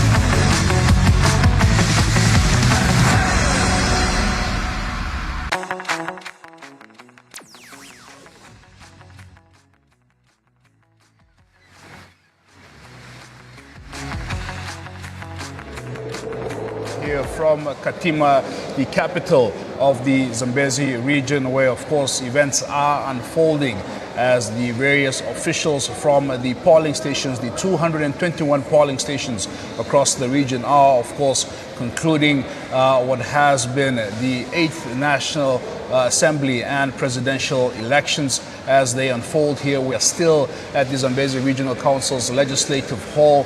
This is, of course, the collation center for the Katima Mulilo urban constituency.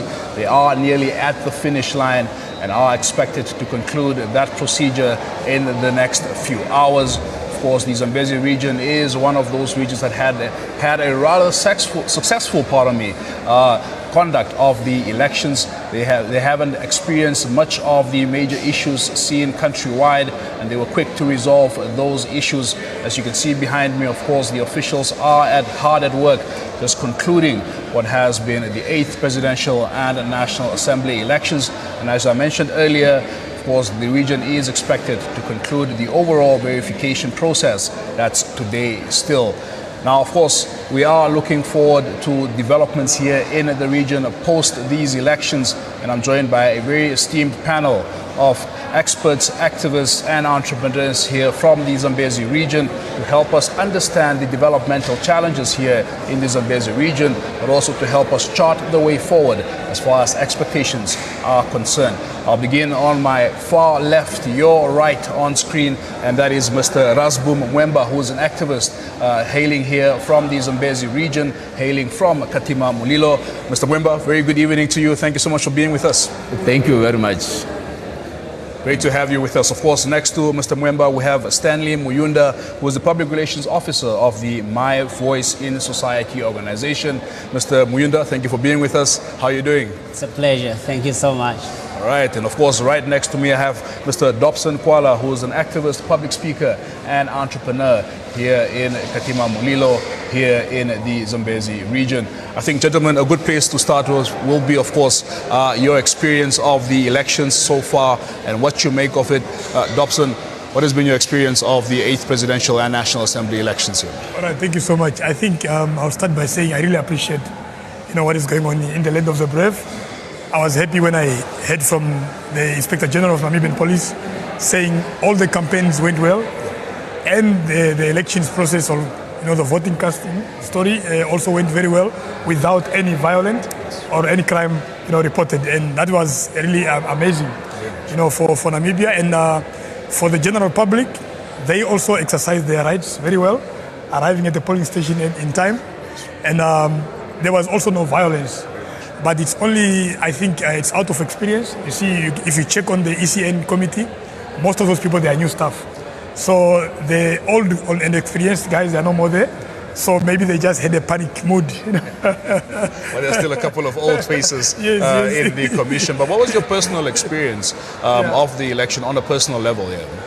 I think it's very great, because if you look at the previous one, there was, machines that was used, for voting and casting stuff, but due to other digitalized errors, then it was not recommended. So now we went back to the normal one for ballot boxes, ballot papers, which is a great experience. And I think my thumb is ticked. And I've set an example, because there's no way you can set up a government or have a good, administration in your country if you don't exercise the voting. Absolutely. So for me, it's all good, no complaints. Fantastic. Stanley, what do you make of this 8th Presidential and National Assembly elections, and what was your personal experience of the elections here? Thank you so much. To begin with, my overall experience, overview, my review of the elections for 2024 national and presidential elections. It has been, people, from a youth perspective, I would say people were really, especially the youth, were really coming in numbers to come and exercise their democratic right. My personal experience would be in a way that people now understand how important elections are in bringing a democratic society which everyone is included. And it's really a good observation to see that the upcoming political parties are also getting votes and being recognized as they can help if they are put into power. Very much. Yes. And you're on a personal level, what was your experience of the elections? We know that there were a couple of challenges with the elections, very long queues as well. What was your experience here? Well, the long queues were there because people came in numbers, and there's this time where the ballot papers had finished, and that was something which is very unique in a way. So, of course, it's a technical thing that can happen if logistics are not well arranged, because it took time until when people would come. So, of course, that also would contribute to less voters for this year. I think you may have discouraged a couple of voters. Rasboom, what do you make of this 8th Presidential and National Assembly elections, and what was your personal experience of the elections here? Yeah, these elections, they make me think of those of 1989, 90, somewhere there. Yeah, you see, whereby a lot of people was eager to cast their votes. And the only difference is that this one, a lot of youth from 18 to 35, they came up in numbers. Yeah, it seems voters' education have penetrated the society, and the youth now, they do understand that they are the future leaders, and they have to be party of the decision making. Yeah, so casting their vote is for them to decide what do they want to do, what do they want to have in future. But unfortunately, those who came out in numbers to cast their votes, they were not given that opportunity due to certain technicalities, failures, and disorganized by the Electoral Commission of Namibia. For the first time, people are disappointed, and which means it was not fair. Elections were not fair, because if you want to cast your vote and you are not allowed to do it due to the failure of the organizers for the elections which they were preparing for 5 years, it means you are not fairly treated, because you are denied your democratic and constitutional right. So, which means elections are not fair. That is my experience. All right, that is your opinion, and a very interesting opinion at that. But on a personal level, of course, you went and cast your vote as well. What was the experience like for you? Yeah, you see, for my personal sake, it was a very good experience, because all these havocs, some of the youth were patient, were able to stand in queue. It was even raining. So it was raining, the youth were just in rain, waiting patiently until when the ballots came. Then they vote again, ballots finished. Then when they want to organize other ballots to come and rescue, which means you find that the person will be responding, maybe will be answering the phone. When they reach there, the phone is off, they come back again, no ballots, they start calling. So just inconvenience. It was like everything was disorganized. And for the first time, in SADC country, this I can just remember of Zimbabwe when Robert Mugabe was still alive. This happened because I was in Chitungwisa, Harare that time. This happened in Harare, a similar situation. And it is tainting a very bad image to the democracy of Namibia.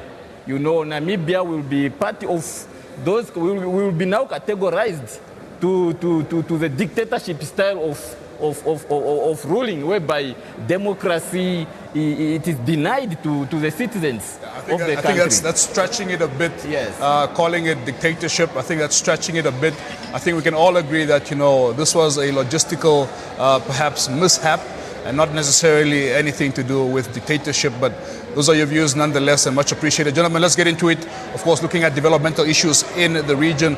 Dobson, what would you underscore as some of the perhaps key issues facing the people of the Zambezi region right now? Oh, thank you so much. I think one of the first things is the health sector.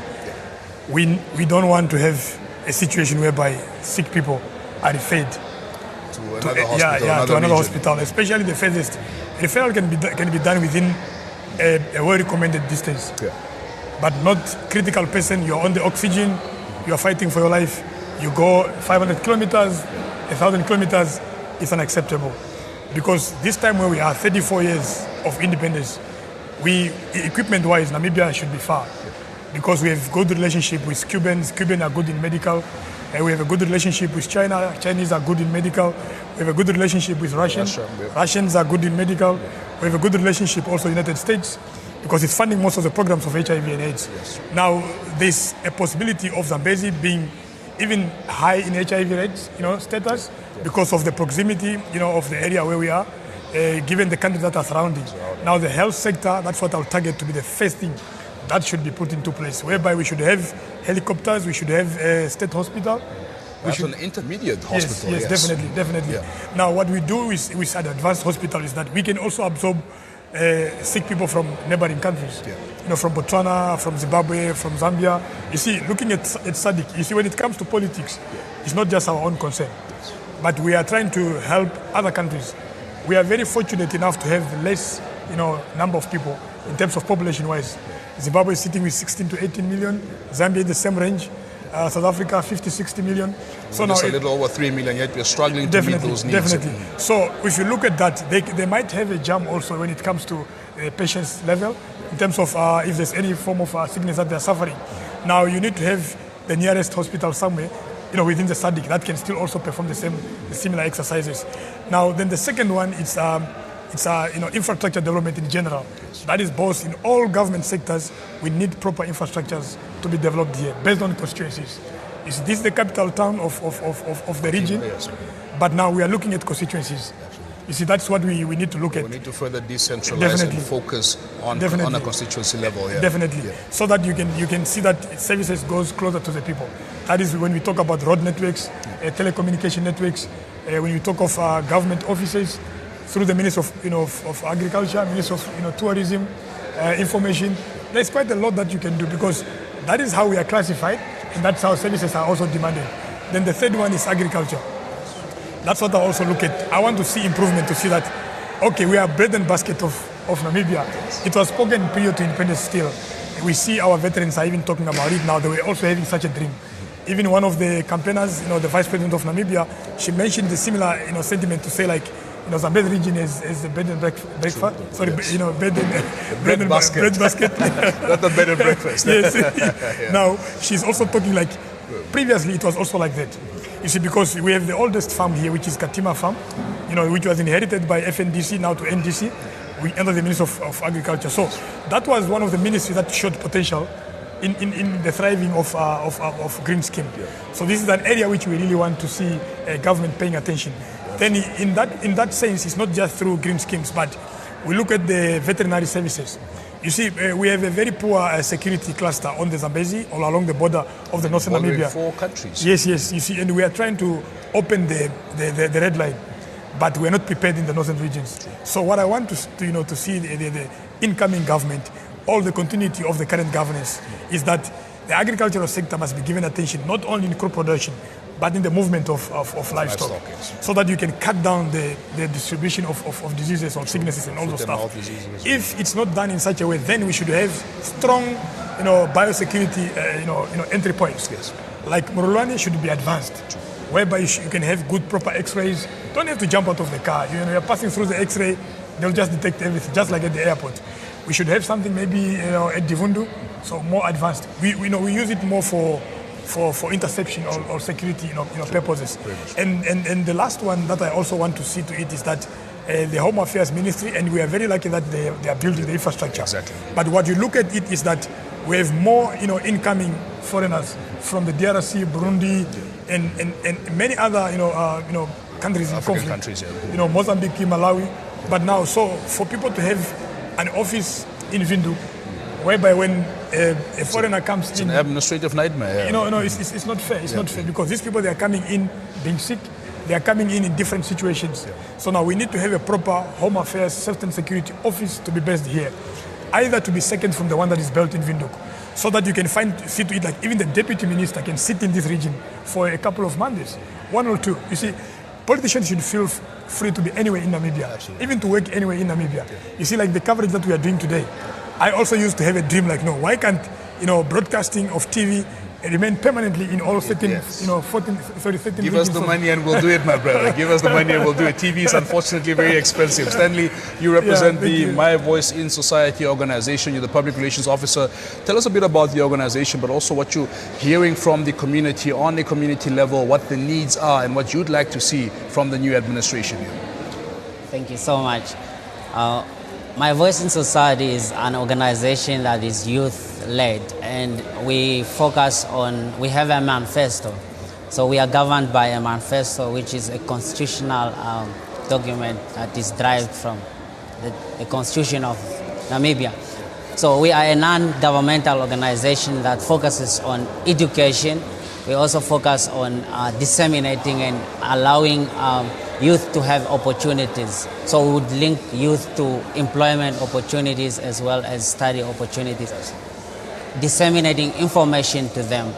So as an organization, it has been observations that among our youth, unemployment is a very pressing issue, and that contributes to lack of opportunities. Information as well. If information is not well disseminated, like I can give you an example of, for instance, they say from the constituents where I'm from, it's Katima Rural. It's further from the constituents office than it's closer to Katima Urban constituents office. So that means the information that goes around, and for our organization it has been a challenge because we need funds for us to be able to reach out all these people that are far from the constituents office. So what we do is we do cleanup campaigns, we also do information dissemination, we also do workshops. There is ADRA, which is an organization that is from the Adventist Church. It provides us with an opportunity to work with them whenever they have, as well as Project Hope.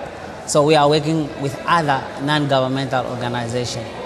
It's a good thing, and unemployment is a challenge, as well as the information. As he has mentioned, healthy, agriculture, veterinary, and home affairs are the same challenges.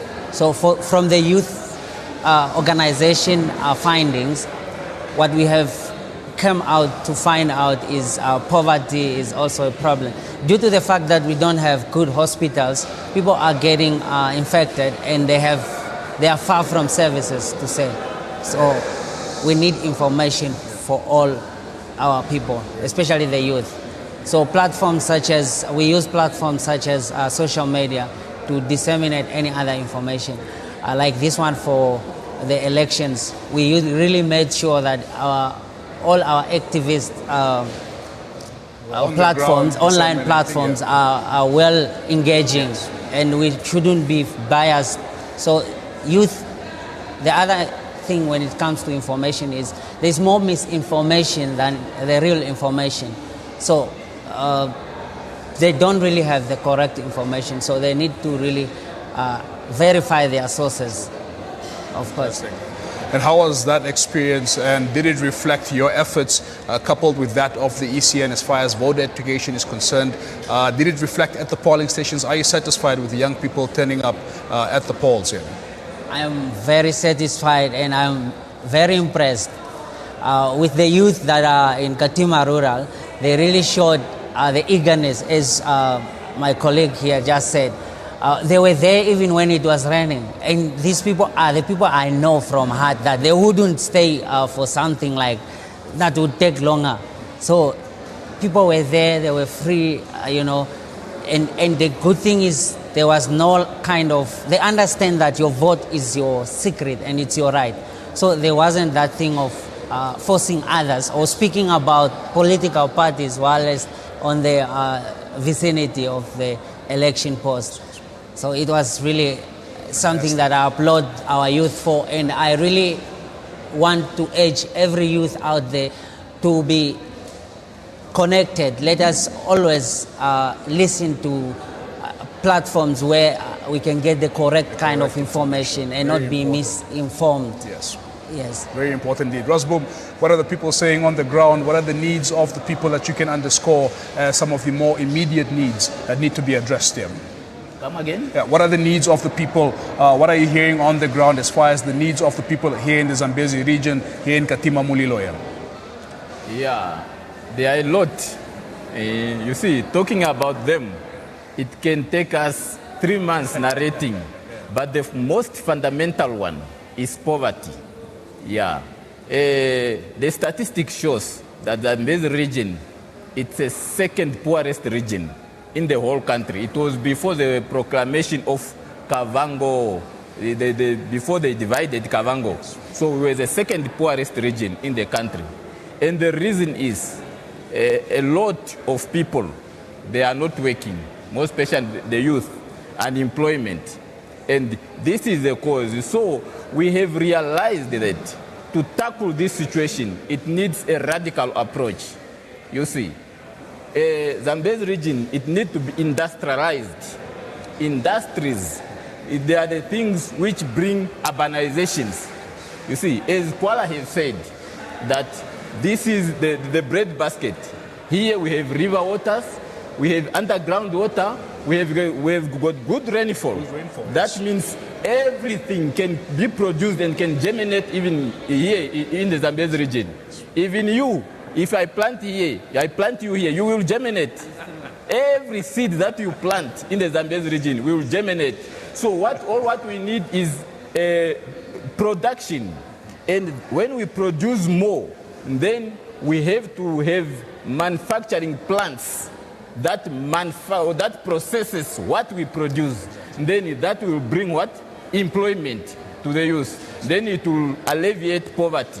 So by industrializing, that will also bring what? Urbanization. Then malls will be built and a lot of facilities then will be built, will come because people are having money and the economy of the region will be booming.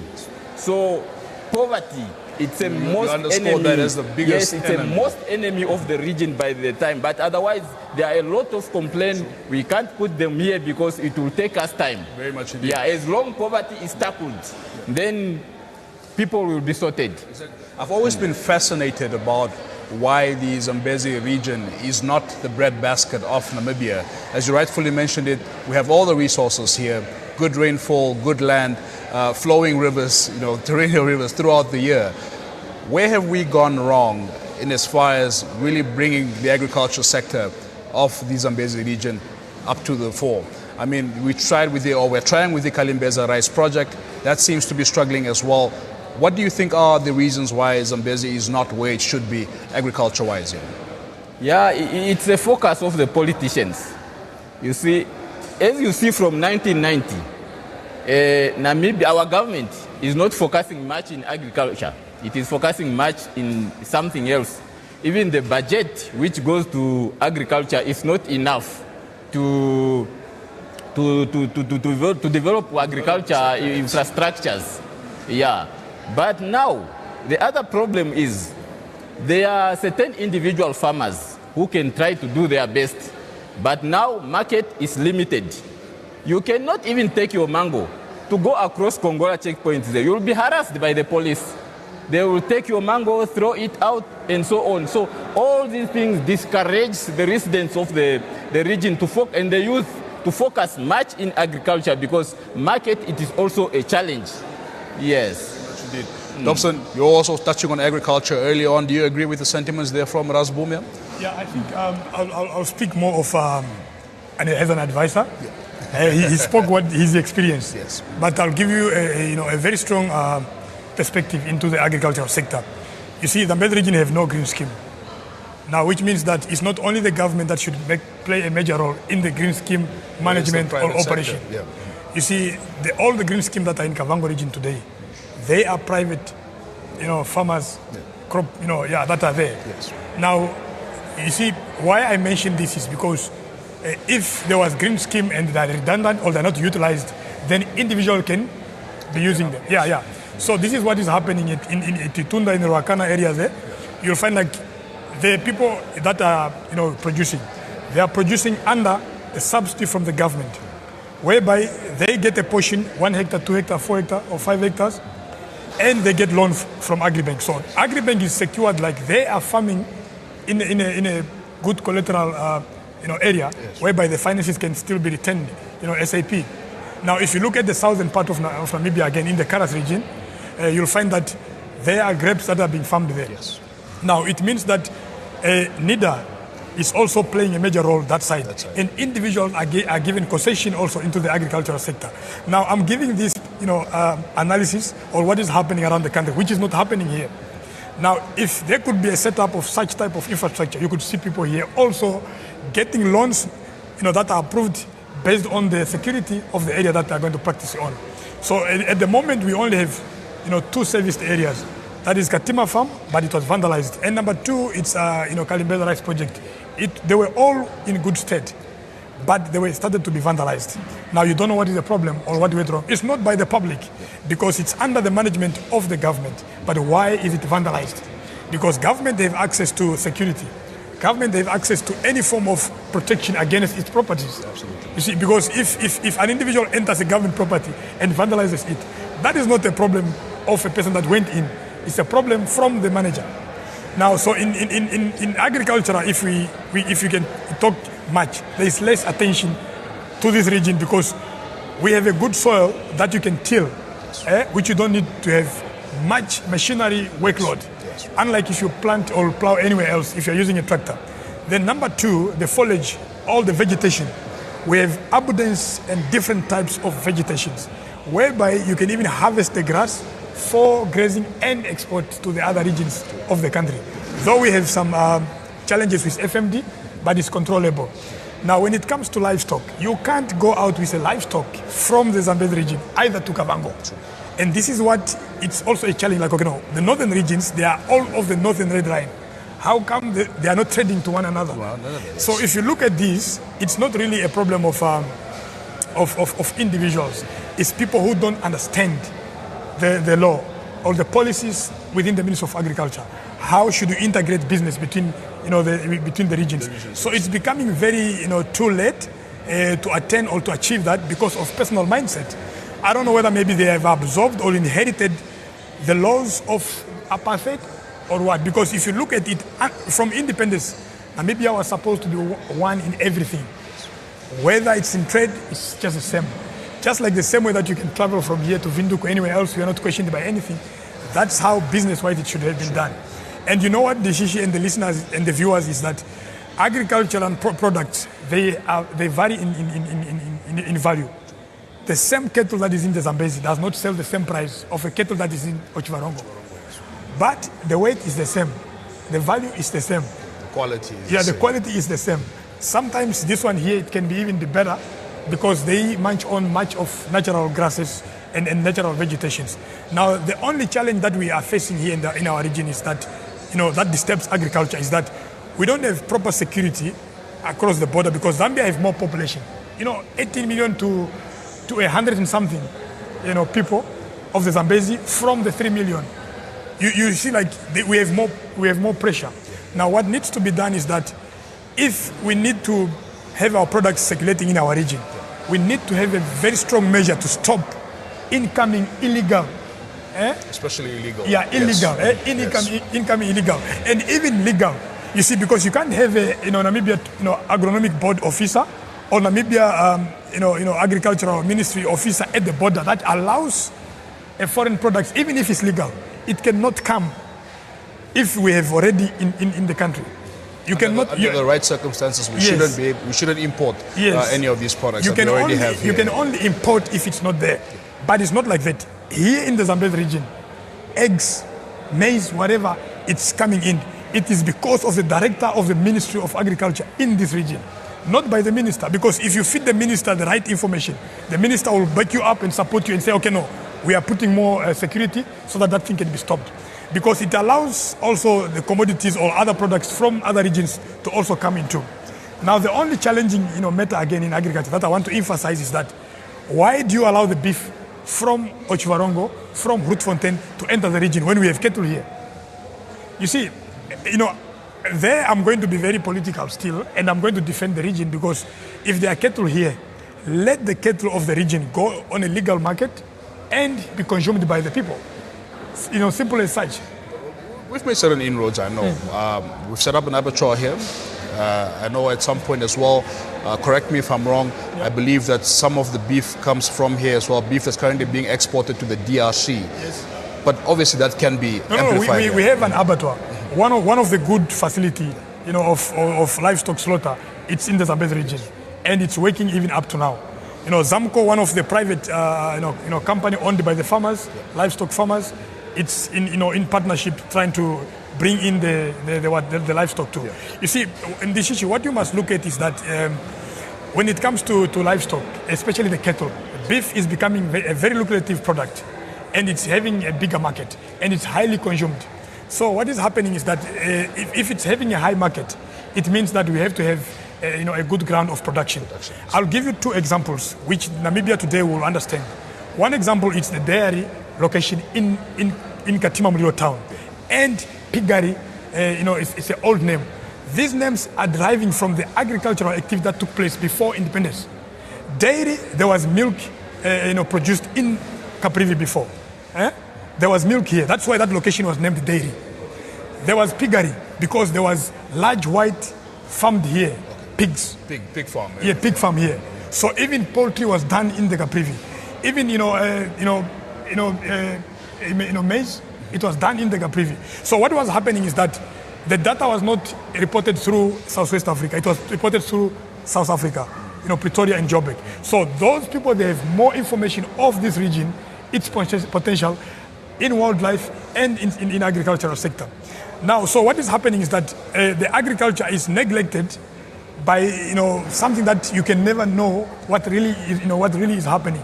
But once we are going to have, as Rasboma has mentioned, the political structure, if it will be set up properly, I think it will share the right information. NBC, in the time of SWABC, they have a lot of data when it comes to the landscape of the Zambezi previously, before, what used to happen here, all types of farming activities that just go to NBC, here in the Zambezi, you'll be surprised. Even the interviewing farmers, capturing a lot of information regarding the potential of the region in terms of agriculture. So the last one that I'll mention on agriculture is that we have a very poor,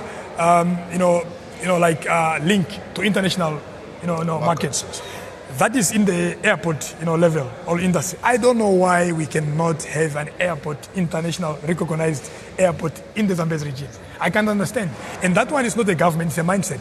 Because Kasani, it's about less than 150 or 100 kilometers, they have international airport. And they were not even having a proper airstrip. While Namibia in Katima Mulilo had Pacha Airport. But it lost its status when Kasani got its status to the international. We have Livingstone 250 kilometers away. It is also having international airport. Now this international link, if we are going to realize it, then it will be it is going to be a very good opportunity in bringing investor quicker to the region and faster outside the region also for other visits that should be made out. So I think I'll leave for others, but in agriculture there, I'll be very honest with you. I think agriculture is a sector that's very close to the heart. But Stanley, of course, looking at the location, the geographical location of the Zambezi region, of course we know that you're bordered by 4 neighboring SADC countries, Angola, Zimbabwe, Zambia and Botswana. And obviously this, while it proves to be challenging in as far as Dobson raised some of the import challenges, etc., the movement of products, the movement of people, it also provides an opportunity to diversify the economy here in the Zambezi region. Have we utilized the geographical location of the Zambezi region to diversify the local economy here? Well, thank you so much, Standish. So, looking at the geographical location of where Zambezi region is, it's bordered by 4 countries. Okay, Zambia, Zimbabwe, Botswana, and Angola. Okay, To the north, and Angola. Yeah. So, all these countries, and the good thing about this region is we are very unique. There is nowhere where we are like in a big park, the Casa Park, it's a corridor for all the wildlife that is in here. And the concentration, yes, the concentration of wildlife is more our region here. And we have the Kavango deltas that are going into the Chove River. So tourism would be an industry that is so booming and which would address the unemployment crisis. But it begins with education. As a youth and as a teacher by profession, you'd find that you make an observation from research that we do. Okay, statistically, this region would perform the economy in the primary sector and the secondary sector, not in the tertiary sector, because we first have to produce. In Zambia, they have more of local products produced into juice. For example, in this region, there's a lot of mango. And mango grows naturally. All like over. You eat it, you throw it there, it will just grow. So there can be plantations in the primary sector, which is agriculture, and the processing sector, which is the secondary sector. And then tertiary profits would come from our tourism, because we are bordered by a lot of countries and tourists are passing by. So if we develop infrastructures such as the waterfront, which is somehow not really into functioning, it would be a big thing, because accommodation, people have to book in, like he says, there can be an airport as well. Those are service sectors. So the primary sector and the secondary sector of the Zambezi region would be really need to be developed. Yes, we need to start to have plantations, green scheme projects, and also education. It should begin from vocationals. We must have a college university to say, or a university, if not a college campus, like they have a Congo in the south.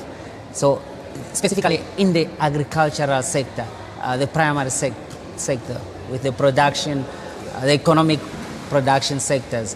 So primary and secondary would really bring about, because these people are already unemployed and they have been there for long, and their children's children are also getting there. So agriculture would, for example, it's a very, it's common sense for us to think that you can provide someone with seeds and fertilizer and the tools, equipments they need, and then it's up to them to produce now.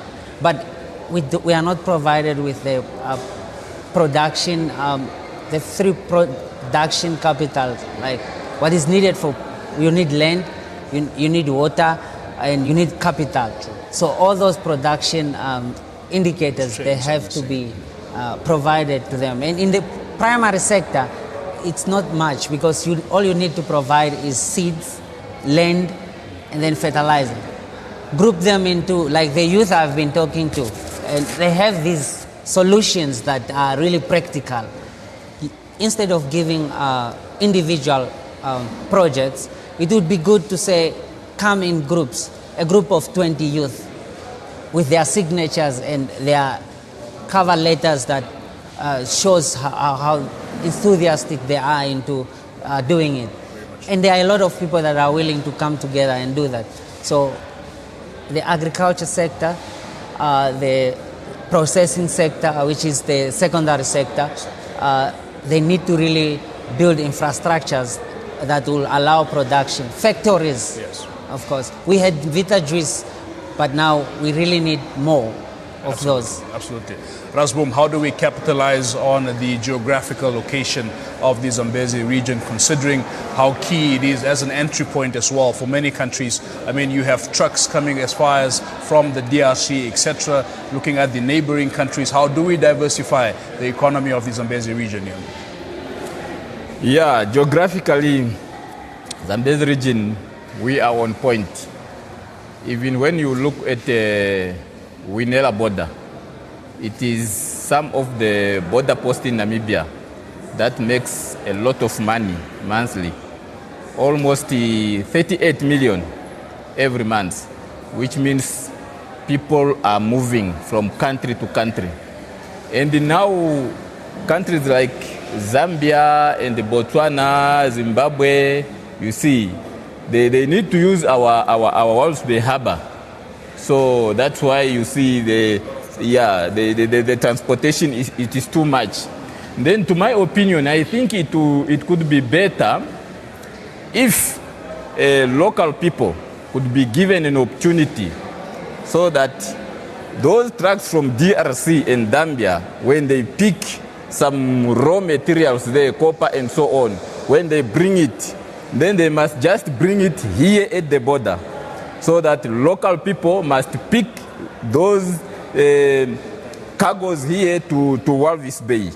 And from Walvis Bay to these countries, local people must pick them from Walvis Bay, they drop them here, then Zambians, Tanzanians, Malawians, they pick them here, so that at least local people, they can get something.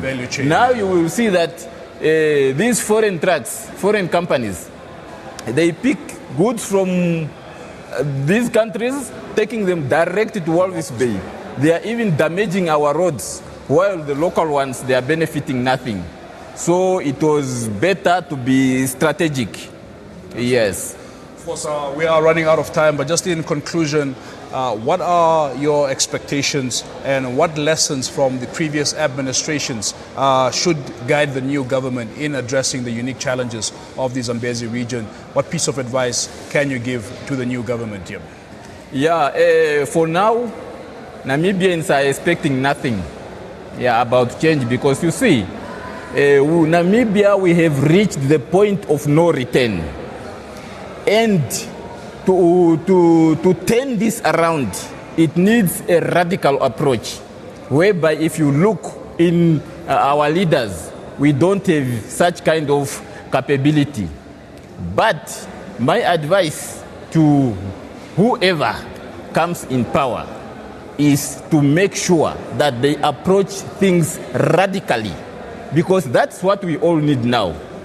To turn around the situation where we are in, it needs years. It can take us maybe 20 years. It is not something which we can turn around in 2-3 years. No. Even when the new administration, the new dawn comes, perhaps it comes, there are 5 years which we are going to give them. It is just for them to adopt the situation, not for them to change things. No, they have to adopt first the situation.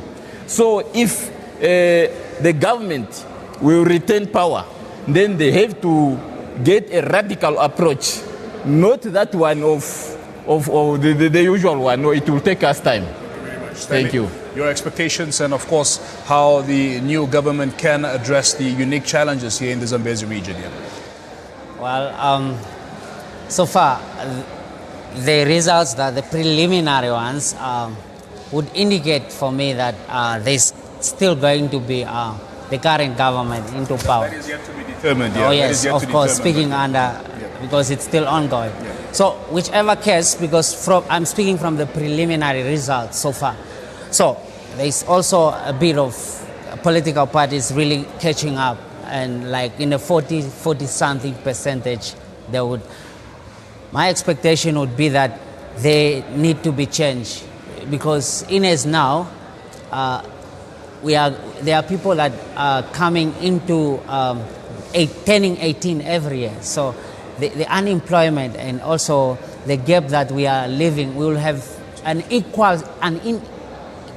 unequal society where there is a very big gap between the rich and the poor. So my expectation from the upcoming, from the results from this election would be like, whichever party takes over, they have to really improve, because to tell you the truth, this government has really done somehow very good, because they maintained peace and it has been ongoing like that. So they must just improve. Improvement has to be done, and they must consult. There are some consultative meetings or policies that come that are taken somehow. It's just a majority consultative meetings. So they must have consultative meetings to get the people's views on how they can improve. More engagement. Yes. So whichever government comes into power, let it just improve the situation. Very much. And to arrest unemployment and inequality in the country. Very much. Yes. Dobson, your expectations from the new administration? I think I'll be very specific. For Sopo Party, it's continuity. For IPC, it's all about change. You see, even the meaning of the political party, it speaks. For AR, it's still the same. They are fighting the current regime to take power. So the difficult part, it's a power shift if it happens that the opposition takes power. then it will be very difficult for programs that have been there to be implemented, because they'll think like, okay, this was rubbish, so we're gonna, put ours. So you think it might set the region back? Yes. It will really definitely set it back, because you see, Namibia has challenges as a country. It's a unitary state. It's not a federal state. So the setup of a unitary state is that you are all feeding from one account. So the first 5 years, if that change is there, it means they have to fit into understanding what a unitary state is. Then otherwise, if they have to change it to federal, then it will be much better. Because we have, more tribes are in this country, in Namibia. So now what is happening is that to understand every ethnic groups, like what they want, it's very difficult, because on our way to independence, we were left under, Bantustan. So it clustered Vambos to Vambos, Hereros to Hereros, Caprivians to Caprivians, Coloureds to Coloureds. So that set up, even up to today, if you look at how things are being operated, it's almost the same as that. Now, so what I'm expecting only is that they just have to look at urbanization. We only have one town in this region, so we need to have 2 more towns, or even 3 more towns, which will be fully financed, so that people can have a good like habitable areas where there's water, where there's electricity, schools and everything. I think briefly that's what I'm expecting. Thank you so much for being with us, gentlemen. Thank you for being with us. Thank you for sharing your insights, and I certainly wish you all the best, and I certainly wish the region all the best as far as development is concerned. Thank you. We have it, our panel for this evening, as we of course look ahead post these elections. Expectations here in the Zambezi region. That was Rasbum Mwemba, activist here in Katima Mulilo, alongside Stanley Muyunda, Public Relations Officer of the My Voice in Society organization, as well as Dobson Kwala, who's an activist, public speaker and entrepreneur. Jodet Aces is standing by with the news at 6. We'll be back later on to give you an update as far as the results conclusion is concerned.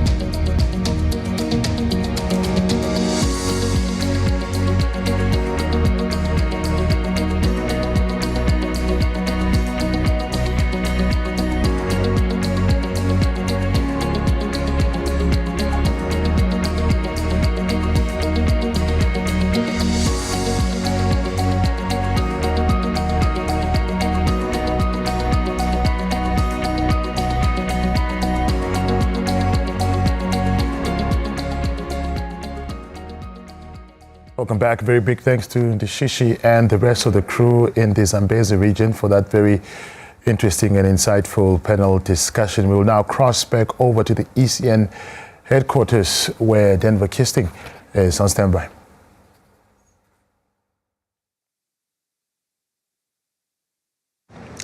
Thank you so much, Jonas. Welcome back. Now, if you've just joined us, a very good afternoon to you and yours, Namibia. My name is Denver Kisting. We're coming to you live from the Central Election Results Center here at the headquarters of the Electoral Commission of Namibia. Now, we continue with our conversations as we anticipate some of the final results this evening, as shared with us earlier by the Chief Electoral and Referenda Officer, that's Mr. Peter Sharma of the Electoral Commission of Namibia. Now, for this segment, we sit down with two exceptional journalists, two of our own, who were and continue to be at the heart, experiencing the pulse of what has been unfolding, particularly since Wednesday, the 27th day of November 2024, and subsequently as far as the 2024 National Assembly and presidential elections are concerned. And these exceptional human beings, journalists, family of ours are Madam Chikoma Yankee, a radio studio producer from NBC's National FM, and none other than Hartklop FM's acting manager, Andries Mouton. Mutozi Chwange, Madame. Hartelijke goedemiddag, Andries. En hartelijke goedemiddag voor u ook, meneer Kisting. Based on my observation, right, it would appear that it hasn't been too long of a week for the two of you, or you're just able to hide it well. Because what I do know is the average human being, particularly those of us in this vicinity, did not clock too many hours of sleep, especially starting on Wednesday. Are you just hiding it well, Madame? Denver, you really have to hide it, and I'm trying to hide it as much as I can. I can tell you that I'm very, very tired. You're hiding it very, very well, very well. And listen, what is your secret? You too are hiding it very well. Well, there's things coffee are indeed good for, or caffeine in general are good for, but the good thing is this does not happen every day and every week of your year. So or every year of your life, for that matter. Thank you. Yeah. Thank you. But it's part of the excitement, and the funny thing is, the more you do and the busier you get doing it, it actually energizes you, because listeners start to give you feedback. Thank you for what you are giving us, and so that sort of feeds you, and you don't actually feel tired. Yes, yes, and particularly if you love what you do, right? Exactly, yes. Yeah. It's contagious. So I hear, so I hear. Madam Yankee, from your perspective, what is it that stood out for you over the last couple of days? What are your overall impressions also? And we do know it's not over yet. We're starting to receive official results later tonight after the polls close at those selected polling stations across the 121 constituencies that have had an extension of the polls. Thank you so much, Denver. Covering these elections, it has been exceptionally challenging, but of course a very, very insightful experience. I've covered, I was concentrating much more on the Commerce rural constituency, and I covered about 38 constituencies. Yes. Polling stations? Yes, polling stations. So as I'm sitting here, I just came back just to attend to you. Thank you, we appreciate that. I'm actually covering the only polling station that is open, that is operating in Windhoek since yesterday at 6 o'clock in the morning, and we closed around 9, but left the station around 10, 17, somewhere there, because the last person only voted at 3 minutes to 10 in the evening. I'd like to hear your observation on that in a moment, because we understood earlier from the Director of Operations, Madam Zinia Klaassen of the ECN, that about 2,500 people cast their vote there yesterday, but it would appear that elsewhere in the country the numbers were lower, but you will hear more about that in a bit.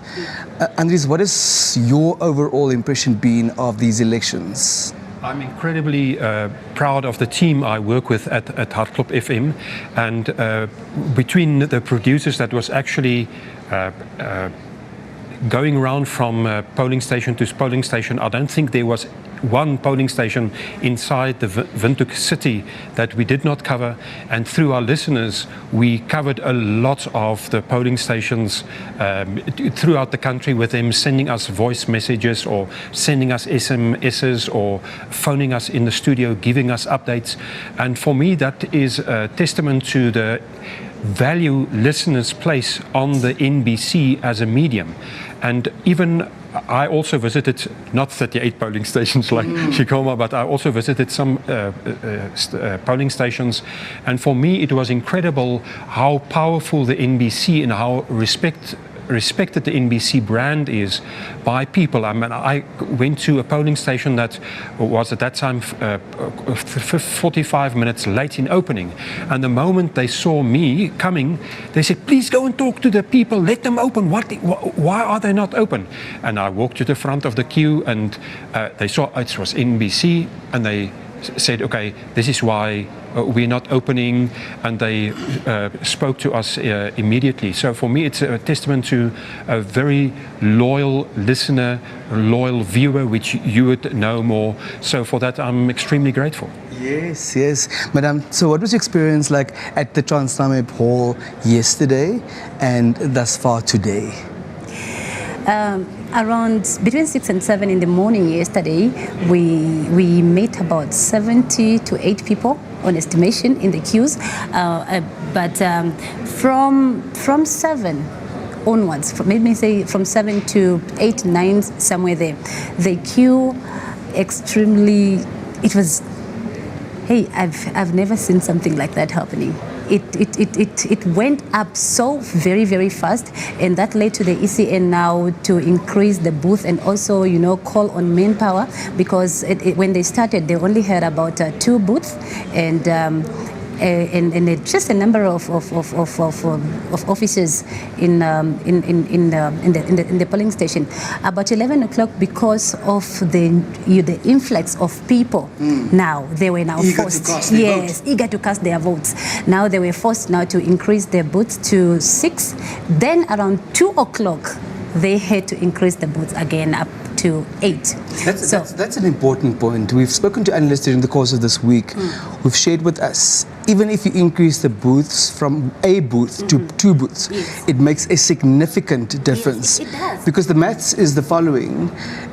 Inside a polling station, it takes on average around 3 minutes, on average. Yes. But you have to multiply that with the number of people you encounter in front of you at a polling station to determine how long you will have to be patient on a particular day. But increasing booths just from 1 booth to 2 already makes a significant difference in the throughput. Exactly. So what has your observation been when they incrementally increase them from the initial number to 6 and to eventually to 8? Yeah, the service was incredibly very, very fast, and they would take 30 people in when they started, 30 people in, but at a time. But by the time they increased up to 8, they would take about 90 people at a time. 30 in the other station where they had 2 stations, and then the other one, they had 1 station. So now the others, in all 3 stations, they would now divide the 90 people among these 3 stations.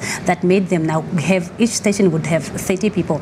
And Denver, what I saw, you know, people traveled as far as Hobabis, Witvlei, Dordabes, just to come and cast their votes. This, you know, from Windhoek Rural also, particularly that constituency. Particularly from Windhoek Rural, but then some of them traveled as far as Irongo region, just to come and cast their votes. Yes, because we know that Irongo and Omahake specifically, and even Karas, there are no extended polls there. But Andries, I'm intrigued by it. Now, if we're hearing from the ECN, about 2,500 people cast their vote yesterday. I don't know whether that's a high number necessarily, hearing people flocking from all over the country to Thomas to cast their vote here. I suppose it is relative, you know, a long queue is relative. What might be a long queue for me might be something that you do very easily because you're better capacitated with the virtue called patience. Juxtaposed against my lack of patience. Is that not so? Apparently you had your patience tested the other day and it came back negative. That's what happens from time to time, right? Yeah, but then you just do a retest. Then you just do a retest. I am incredibly proud of Namibians' resiliency and of the way we go about taking our political parties or our political system seriously, because we were at war before 1990 we were at war, and in a way we have decided whatever happens we are not going that route again. I've spoken to some of the observers, especially from South Africa, and they said, well, in South Africa if they would have similar problems at a polling station, they would probably break out fights or stones being thrown or something like that, whilst we in Namibia, we stand in the queue for 15 hours.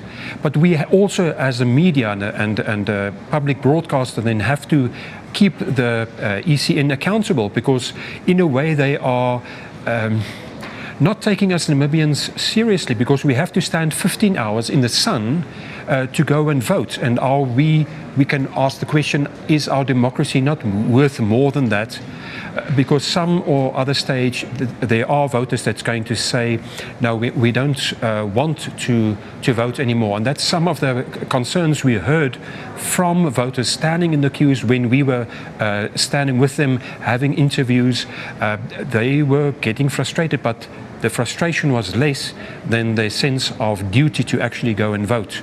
So you have to be very careful to keep that intact. Otherwise, there's a possibility that we could lose some voters. And remember, next year it's the local authority and regional elections, which has got which is much closer to your skin. And I want to challenge that view. We just engaged a media professor from the University of Namibia, Professor Akabio, who shared with us, framing is also important. The three of us could witness firsthand exactly the same event unfolding in front of our eyes. Yet the way we report on it, the three of us, could be materially different. Definitely. If you read my report, you may wonder, Andries, what press conference did he attend? Yes. You may wonder, were those gentlemen sat next to me, but I'm sure they had something different. Yeah. And the good professor expressed concern about the manner in which we frame it. Yes, we have a responsibility towards civic education. Yes, we have a responsibility towards advocacy, but it's also a very fine balance to strike.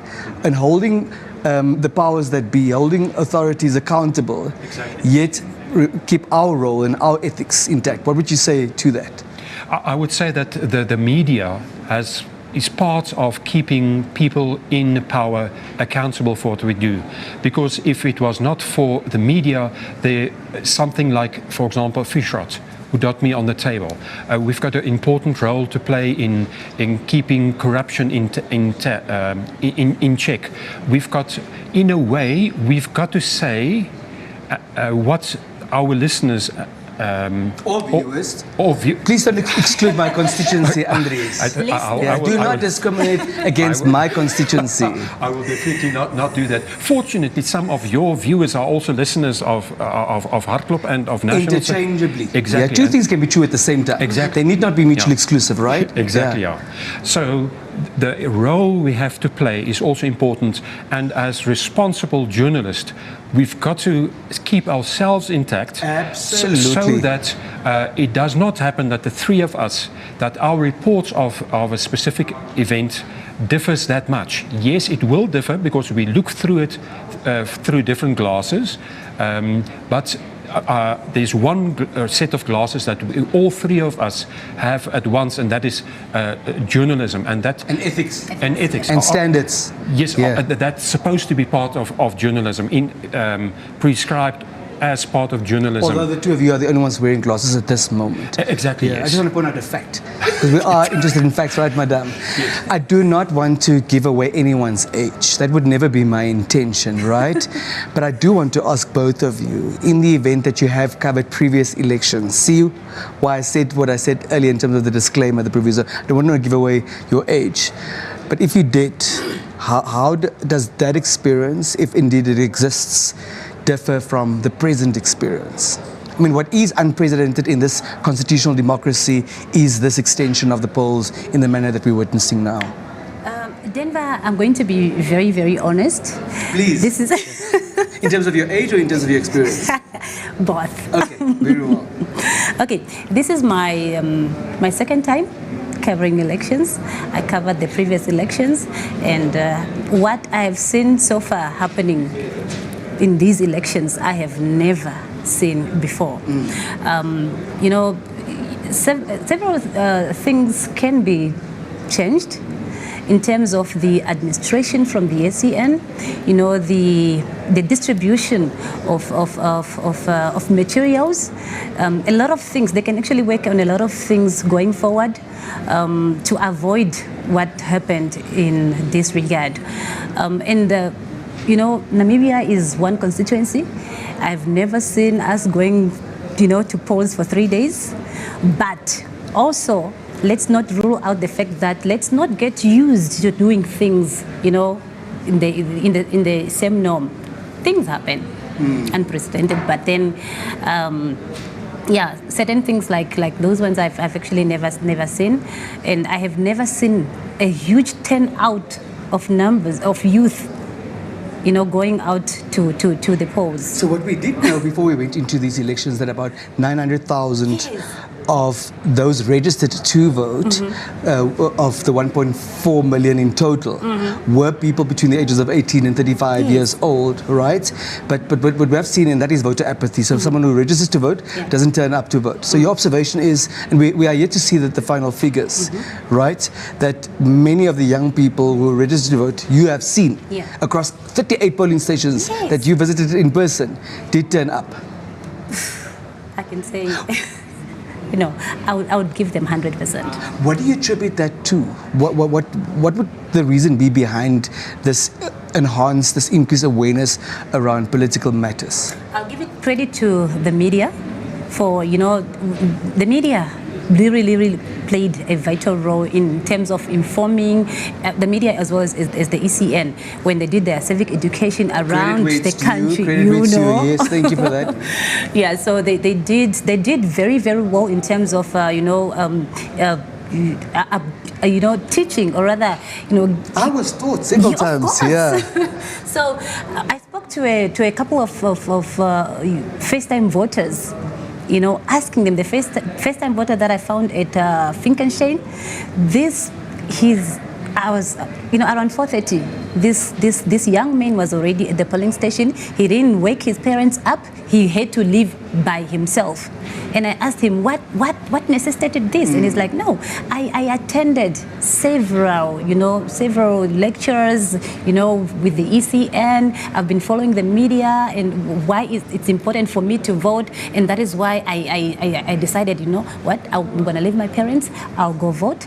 If they are coming, they will come find me, and of course they did. They are in the queue, but I'm a first-time voter, and I will not leave this chair to say, "Mommy, please come have a seat here." I'm going to vote and show the nation that I understand my civic right. And taking ownership of the process. Yes. Yeah, thank you for sharing that with us.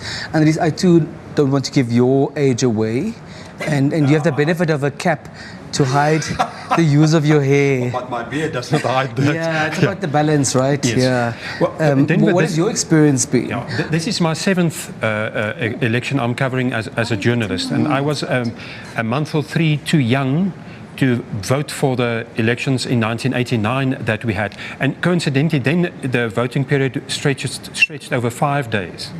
Yes, so, to give everybody an opportunity to actually vote. In fact, the one-day regime came about only subsequent to the 2009 election. Yes. So this is a relatively new dispensation, mind you. Yes. And I think a turning point, I want to attach to what Sekoma is saying. In 2019, it was the first time that more than half of the eligible voters was born after independence. But only about a third of them actually registered to vote. And of those that did go and register, only about a third went to vote.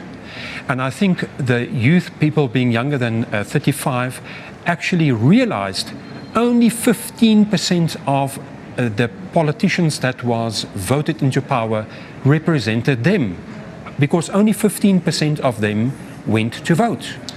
And that's an uncomfortable aspect. That we're not shying away from uncomfortable aspects. Yes. I'm just saying that it's a difficult matter to pin down, because if I don't have access to a representative sample at least of those who don't show up despite being registered, it's difficult to be exact about the motivation. You know, it could be attributed to various reasons, right?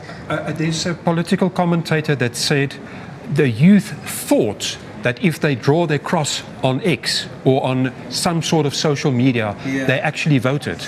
And they realized, I actually need to go and physically show up. Show up. And that created a new sort of awareness. You were talking about the awareness earlier. And I think that's why they actually turned out in huge numbers to actually go first, to go and register. And I was really pleasantly surprised to see how many young people were there. My two sons, they woke up 4 o'clock in the morning. They were standing in the queue 4:45 in the morning, and they were psyched up. They had their camping chairs, they had their coffee. And they knew that their choices were a secret. Yes, exactly. They need not have disclosed that to you or to their mother. Exactly. Okay. And actually they asked me who they should vote for. And I told them, you're in trouble if you're asking me. Yes. Because it then means you did not go and do your own research.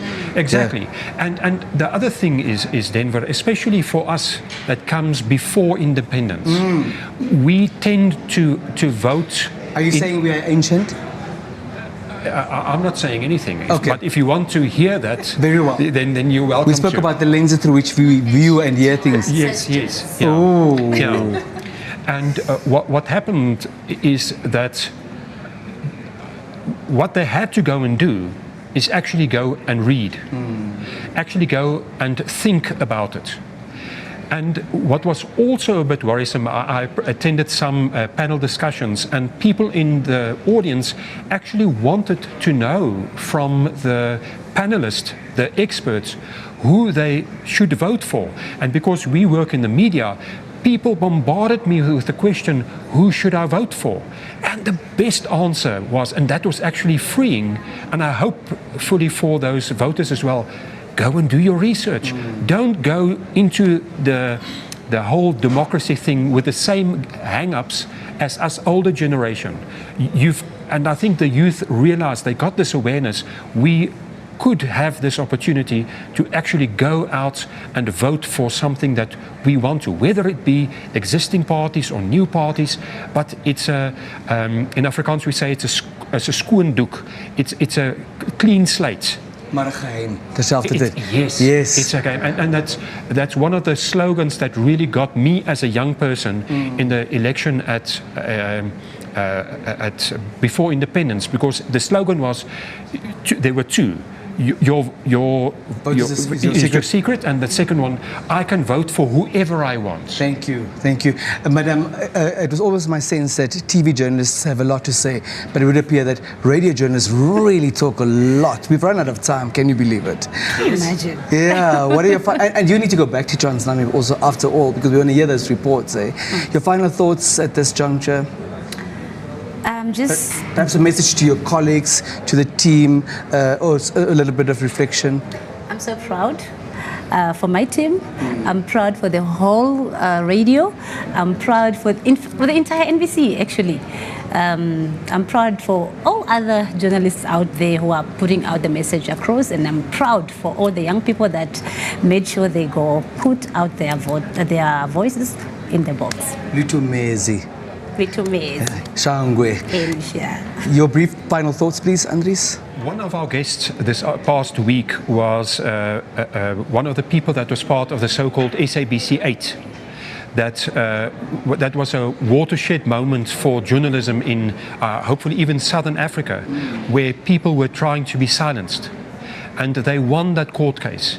And that person was here in Namibia for a part of the election. And we do have our challenges. We do have people that do not want to answer the difficult questions that journalists are asking. So we've got to keep on doing what we're doing, and we must be able to respond also to the needs of our viewers and listeners. So thank you for watching, thank you for listening, and thank you for switching on your radio in your car, in your living room, in your kitchen. Thank you. Baie dankie, Andries. Thank you for your time. Thank you for the work that you continue to do. We appreciate you. Thank you. We appreciate you too. Litumezi. There have it, veterans, Andries Matoni is the acting manager of Hartlip FM, Madam Chikoma Janki from National FM, talking to us about their experience covering not only these elections but also previous elections and expressing gratitude towards their teams but also other journalists for fulfilling their responsibility so well. Thank you so much, Denver and Chikoma, and Andries Mouton, of course, from Art Club FM for sharing their insights and experiences during the elections. Now, as a tradition, since we started this special broadcast, we've been touching base with our various reporters in the different parts of the country. And right now we're joined by July Nafuka, who is currently posted in Opuo, the Canadian region, to share her experience so far since election day. Very good evening to you, July, and thank you so much for making time to join us. Good evening to you, Jonas, and good evening to the rest of Namibia. July, what has been the most striking moment for you while covering these elections? We understand that, you have been posted in one of the most, toughest environments in terms of the environment itself, the rugged terrain. But talk to us how that experience has been so far. Well, Jonas, it has been quite a learning experience for me. And like you said, I've been posted in one of the toughest areas in terms of just reaching certain communities and also, basically just reaching these communities. Like what stood out for me was the voters' education part, just to see the effort that the ECN has done to ensure that people have been educated regarding the elections, and they hired or they got assistance from the Air Force just to go to areas that are very remote, where people live among the mountains and in the desert, just to educate these people on voting and also just to ensure that the ballot paper reaches these communities that are so far away from the town of Opuo and cannot be accessed by road. That stood out for me. That effort of ECN really stood out for me. July, can you describe the general mood or atmosphere at the polling stations that you visited over the period? Well, the first day, the mood at the polling station was really exciting. People were looking forward to casting their vote, and you could see that people were committed, especially during the morning hours. People were coming in great numbers to the polling station. However, during the day, the numbers slowed down and then they picked up again in the evening. Now, with the extension, the mood is not so high, to say, because these polling stations that are currently open are catering for people who live in the most forest, the remotest areas of the region. So you will find like 4 to 5 people, except one polling station that we found a lot of people. And for them, it was just a thing of saying that they were exhausted having to wait for hours for the mobile teams to arrive. Other than that, the mood so far, since the extension was announced and people got the ballot papers, the mood has come back with, and people are really looking forward to vote, and people are traveling as far as 70 kilometers to go to these polling stations so that they can just go cast their vote, those who missed out on the voting on the 27th. A few days ago, you shared a story with us and the nation, of course, talking to us about the absence of ballots at the village where you were, where people had to wait for hours on end for those ballots to arrive. With the extension of the voting days, what has been, what has changed around that? Did we see the same thing playing out, or did we see a much more smoother activity? Yes. That story, it was very interesting because when we got to the polling station, actually, when we now spoke to ECN, what happened was that the mobile team ran out of ballot papers at their last polling point. And then where they were, there was no network for them to communicate back to the officers, to their returning officers about the situation. And then on the other hand, the community members of that village, which is called Omahake village, they were there since the 27th, 5 a.m., waiting for the mobile station. And they did not have radios or any means of communication to inform them that there are no ballot papers and that there's no, that the voting has come to a standstill. But then with the extension that was announced, they were able to vote that same day that we broke the story, and they voted in the evening, around 5 in the evening, and by 7, they were all done with the voting process. The thing is, you have to understand, Jonas, is that some of these community members, they travel very far to come to these voting points. And now what happens is they came prepared for just a one-day activity, which turned out to prolong to 2 days or 3 days. And then they have also not prepared themselves to overnight at these stations or to travel back and come back again the next day because the distance is long. So some of them just took the decision to say, we are going to camp here and sleep here until this mobile station comes to us. All right, July, the day before yesterday, we spoke to Dr. Marius Kudumo about his experience when he went to go vote, and one of the things that he shared with us was a young lady who brought home-baked bread with her, and he was under the impression that she was going to sell it, but in actual fact her mother had baked the bread and sent her to come share with the people who were in line. To encourage that human spirit. What are some of the inspirational stories that you came across during your stay there? Such an inspirational story from Dr. Buduma there. From our side, really, it has made me see the unity and the I don't know the right word to use, but it's like we are a family. We are one nation. And you see how community members are standing up for each other. They are assisting each other. And they are sharing their food, sharing their water. We are such a family and such a united nation that even for us as journalists, we've came to a point, a certain polling station where people were still waiting for the mobile, not a mobile, but where the ECN officials were still waiting for them to be told to go get the ballot papers because they had run out of ballot papers, and that was like 70 kilometers out of Imapur rural. Mm-hmm. And they were surrounded by some community members who later decided, you know what, let's kill a goat and let's just eat and cook some food. And they shared with the ECN official, they shared with us, the media, and it just goes to show that in the end we are one big family. Namibia is one big family, and the unity and the support we give each other, it's just so amazing as a country. All right, July, thank you so much for that update. Highly appreciate it. We will be speaking to you, of course, during the course of the coming days. Thank you so much. Thank you so much, Jonas.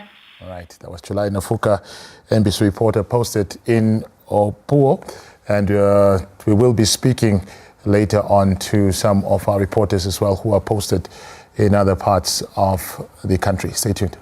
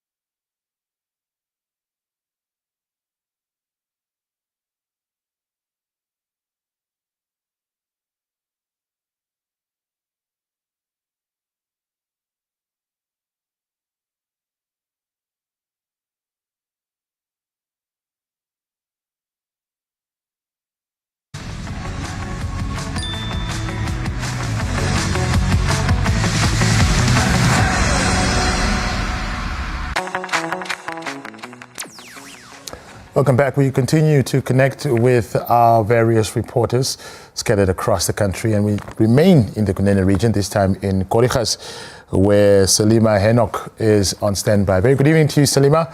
Thank you so much for making time to join us. Fortunately, experiencing a technical problem in connecting with Salima, but stay tuned. We'll be right back after this.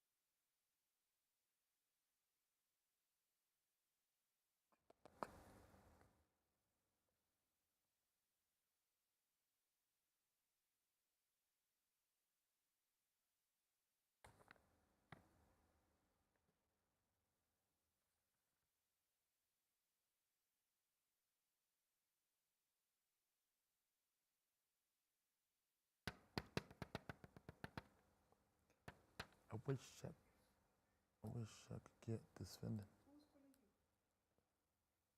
Huh? What? Oh. I wish I could get this vendor. I wish I could get this vendor. That's where the camera guys. Where the camera operators? Where are they? All of them.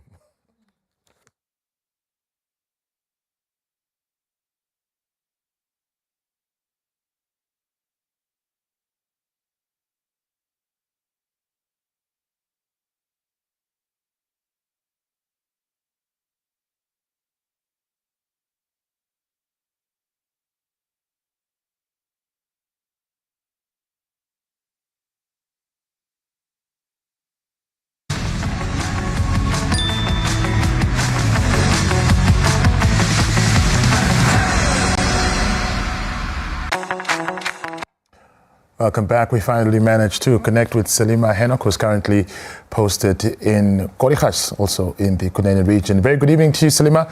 Thank you so much for joining us. Good evening. Thank you for having me. Much obliged. Salima, let's start off with your overall experience so far. How has it been? Sure. It has been an experience in itself because we did not only concentrate on elections, but we have been going to different towns, farms as well, just doing community stories. So I got to learn so much about the Kunene region and also just its people in itself. Come election day, it was a bit hectic with the ballot papers that were running out, and actually just having to have first-hand experience with the community, how frustrated they were, and also just the fact that they had to wait in queues, but most of them got to vote at the end of the day. So that's the good part. All right. How would you describe the overall mood and atmosphere at polling stations that you covered during the course of the event? At morning time when we went to the polling stations, you could see the smiles and also just the people, when we interviewed some of them, they were just saying that, of course, while they are voting, they are just hoping that people will attend to their needs. Kunene region hasn't received sufficient rain in the past 13 years or so, and water is the issue here, but there is potential for boreholes that can provide water for the constituency per se, but also those are the things that need to be studied and also just looked at in terms of just having people that really pay attention to the needs of the community, and also just drought, because in itself, because they did not receive rain, there's drought and people lost livestock, and most of the people are flocking to Korihas now, leaving their farms because there is no livestock that they can look after, and they are trying to just make a living in Korihas in itself. So it's a thing of saying that, yes, we are coming to vote, but we just hope that as we are voting, that people will pay attention to our needs. Absolutely. We just spoke to July, and one of the challenges that she cited that were faced by the voters was the long distances that they had to travel, and on top of that, coming to some polling stations that ended up running out of ballot papers. Were there any similar challenges in the areas that you covered, or is there anything that stands out for you that you considered like, wow, you know, where I'm coming from, we're quite fortunate? So I think within Korihas, that wasn't a challenge in terms of distance, because the surrounding areas had mobile teams that were moving around. And even when the papers ran out, they were able to go and get some of the ballot papers from the mobile teams that were moving around the constituency. So that wasn't really an issue. I think the only challenge that they experienced was just the fact that they needed to move from one station to another when the ballot papers ran out. Because some of the polling stations, I remember the one at the youth center, they ran out of ballot papers at 3 p.m. in the afternoon on voting day, and they did not receive ballot papers until the next day. So people had to move from station to station, and as they get there, the papers get finished, and some of the polling stations received 3 to 4 times ballot papers that were dropped from surrounding areas, the mobile teams. I think that was the only challenge, but it was also good to see that the community was eager to vote, despite the fact that they had to wait in line while the ballot papers were done. They had to wait for the ballot papers 2 hours or so for it to get to the station where they were. And also just the commitment from the presiding officers. I remember at one polling station, the presiding officer had to take the numbers of people because it was past after the 9 p.m. closing time that was set. But they got a directive to continue for people to vote. So he let the people, he got the numbers of the community, and then he had to call them back when the ballot papers were brought at the polling station. So that's how committed the community and also those that were serving them were eager to let people vote, in a sense. All right, Salima, how would you describe, your experience with your team, of course, in reaching some of these places? The Kunene region obviously also has a very tough terrain, hard to reach places. Were there any challenges that you experienced, personally, with your camera operator in covering this event? So we had to come to Fontaine for the extension, because there are some areas that are voting in Fontaine constituency, which is Southern Kunene as well. So while we're on our way, because it's a gravel road, we had our back tires, both of them were flat. So we had to find a way to just drive slowly to find a place where they are repairing tires. And that was an experience that we had when we were even doing community stories, how the roads are so terrible, and it's also not safe at the end of the day. And there's a lot of tourists that come to the area. I think it's one of the things perhaps that the people that are going to be voted by the community can look into, on how they can better the roads of Kunene in general. So we managed to come to Fontaine, but it wasn't also safe in a sense, because you're so skeptical when you are driving, and also just anything can happen anytime. So we experienced two flat tires, and it was also dangerous for us at the end of the day, but at least we made it to our destination, and we managed to get help from the communities as well. That's how helpful they were. All right. Last but not least, Salima, what lessons or insights do you think this election process, especially with what has happened, has taught us as a nation? Black The President said, President Angolo Mbumba, that ECN also learned lessons from this experience as well. I mean, we still have elections that are coming up. It's a lesson learned for all of us. Also in ECN mostly because of distribution of ballot papers and so forth, and also stakeholders that are involved, because it also had to do with a distribution of material that was not really the counting of how many people are in a constituency, for example. I think that was not considered. It was just a thing of let's allocate papers. But for example, in Korigas, they allocated, I think, more than close to 3,000 ballot papers, but the constituency has 8,000 people, more than 8,000 people registered. So it's just a matter of logistics in knowing that, okay, let's put or give these ballot papers to this more than 10,000, for example, because we have 8,000 people registered in this constituency. So it's a thing of like a learning curve, I guess. I know we have been doing elections for some time, and this was supposed to be something that was prepared for, but like the president said, it's a learning experience for everyone. All right, Salima, thank you so much, and all the best to you and your team in keeping us informed. Thank you so much.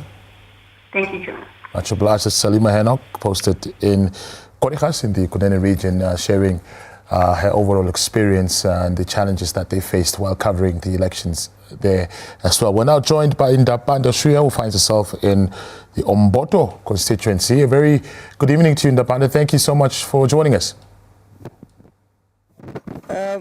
Good afternoon, Jonas. We are coming to you live from Omboto village here in the Oshikoto region, where about 3 people casted their votes this morning until this time.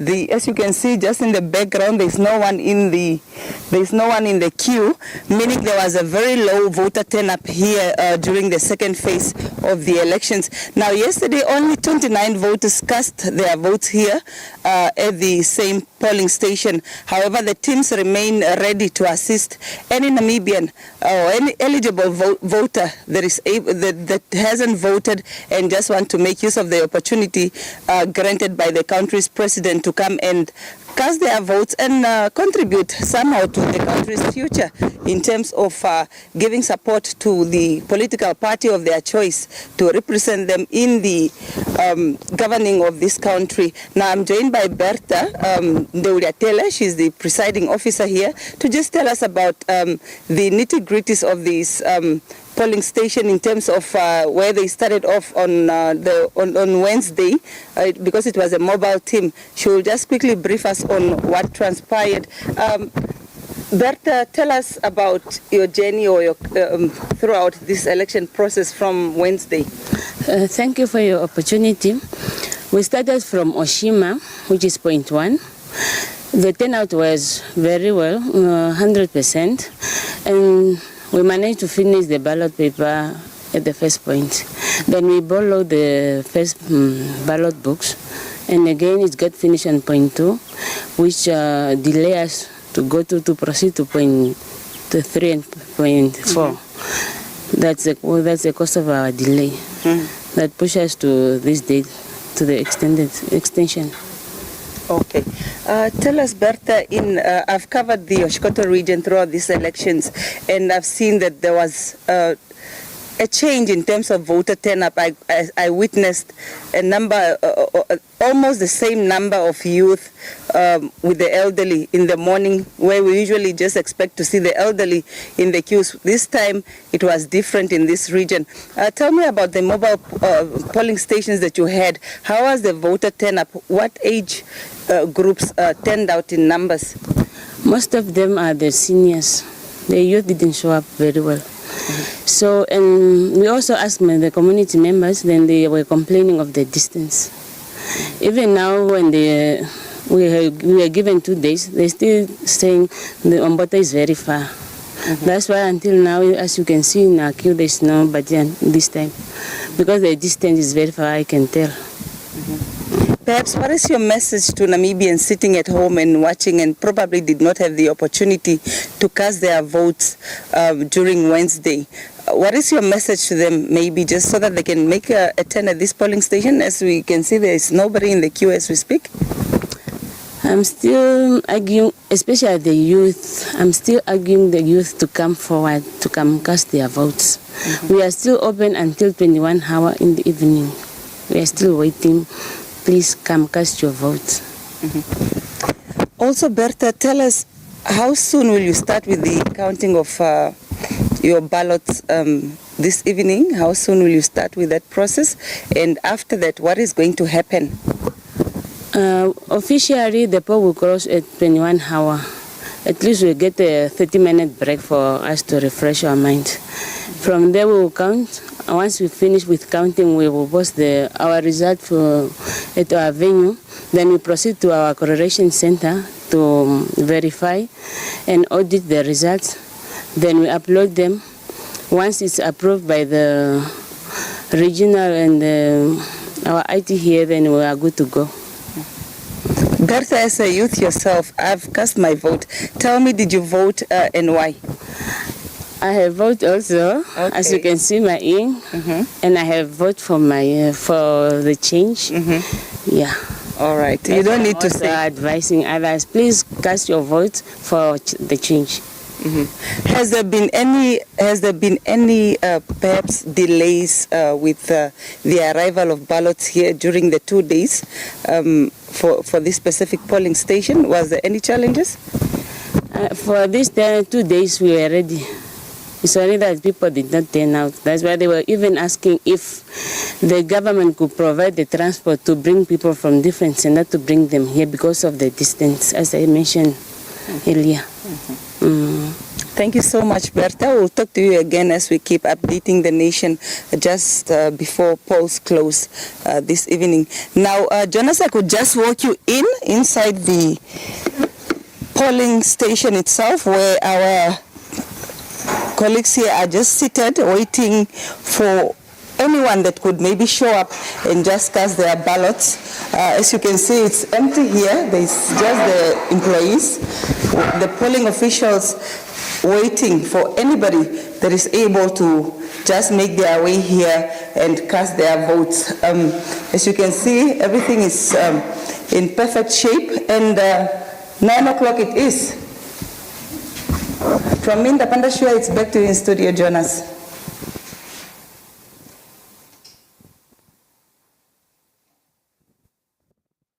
And that was Ndapandashua all the way from the Omboto constituency, which is in the Oshikoto region, one of the places where the extension of voting days has also been approved. And also just speaking to the presiding officer, telling us about the various challenges that they're facing there, and saying that, one of the factors that have probably discouraged some people to get there, or limiting people to get to the polling station, is the distance from the people who are eligible to vote. That said, we're going to cross over to Khobabis, where Leslie Shiweda is on standby.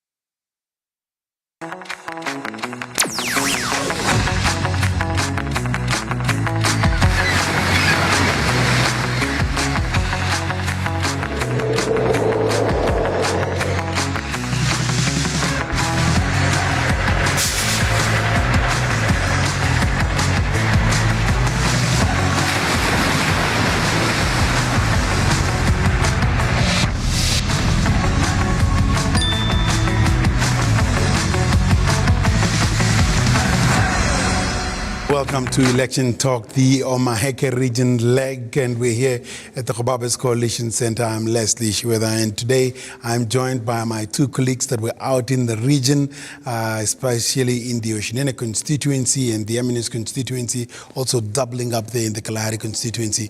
Immediate left, Charles Vangwa Shatindi. Hello and welcome. Thank you, Les. Thank you for having me here. Good. And right next to Charles Vangwa, we've got Ngariye Kavari. Ngariye, obviously, synonymous with the Omahake region, and every time when you hear his report, Ngariye Kavari, Khobabis.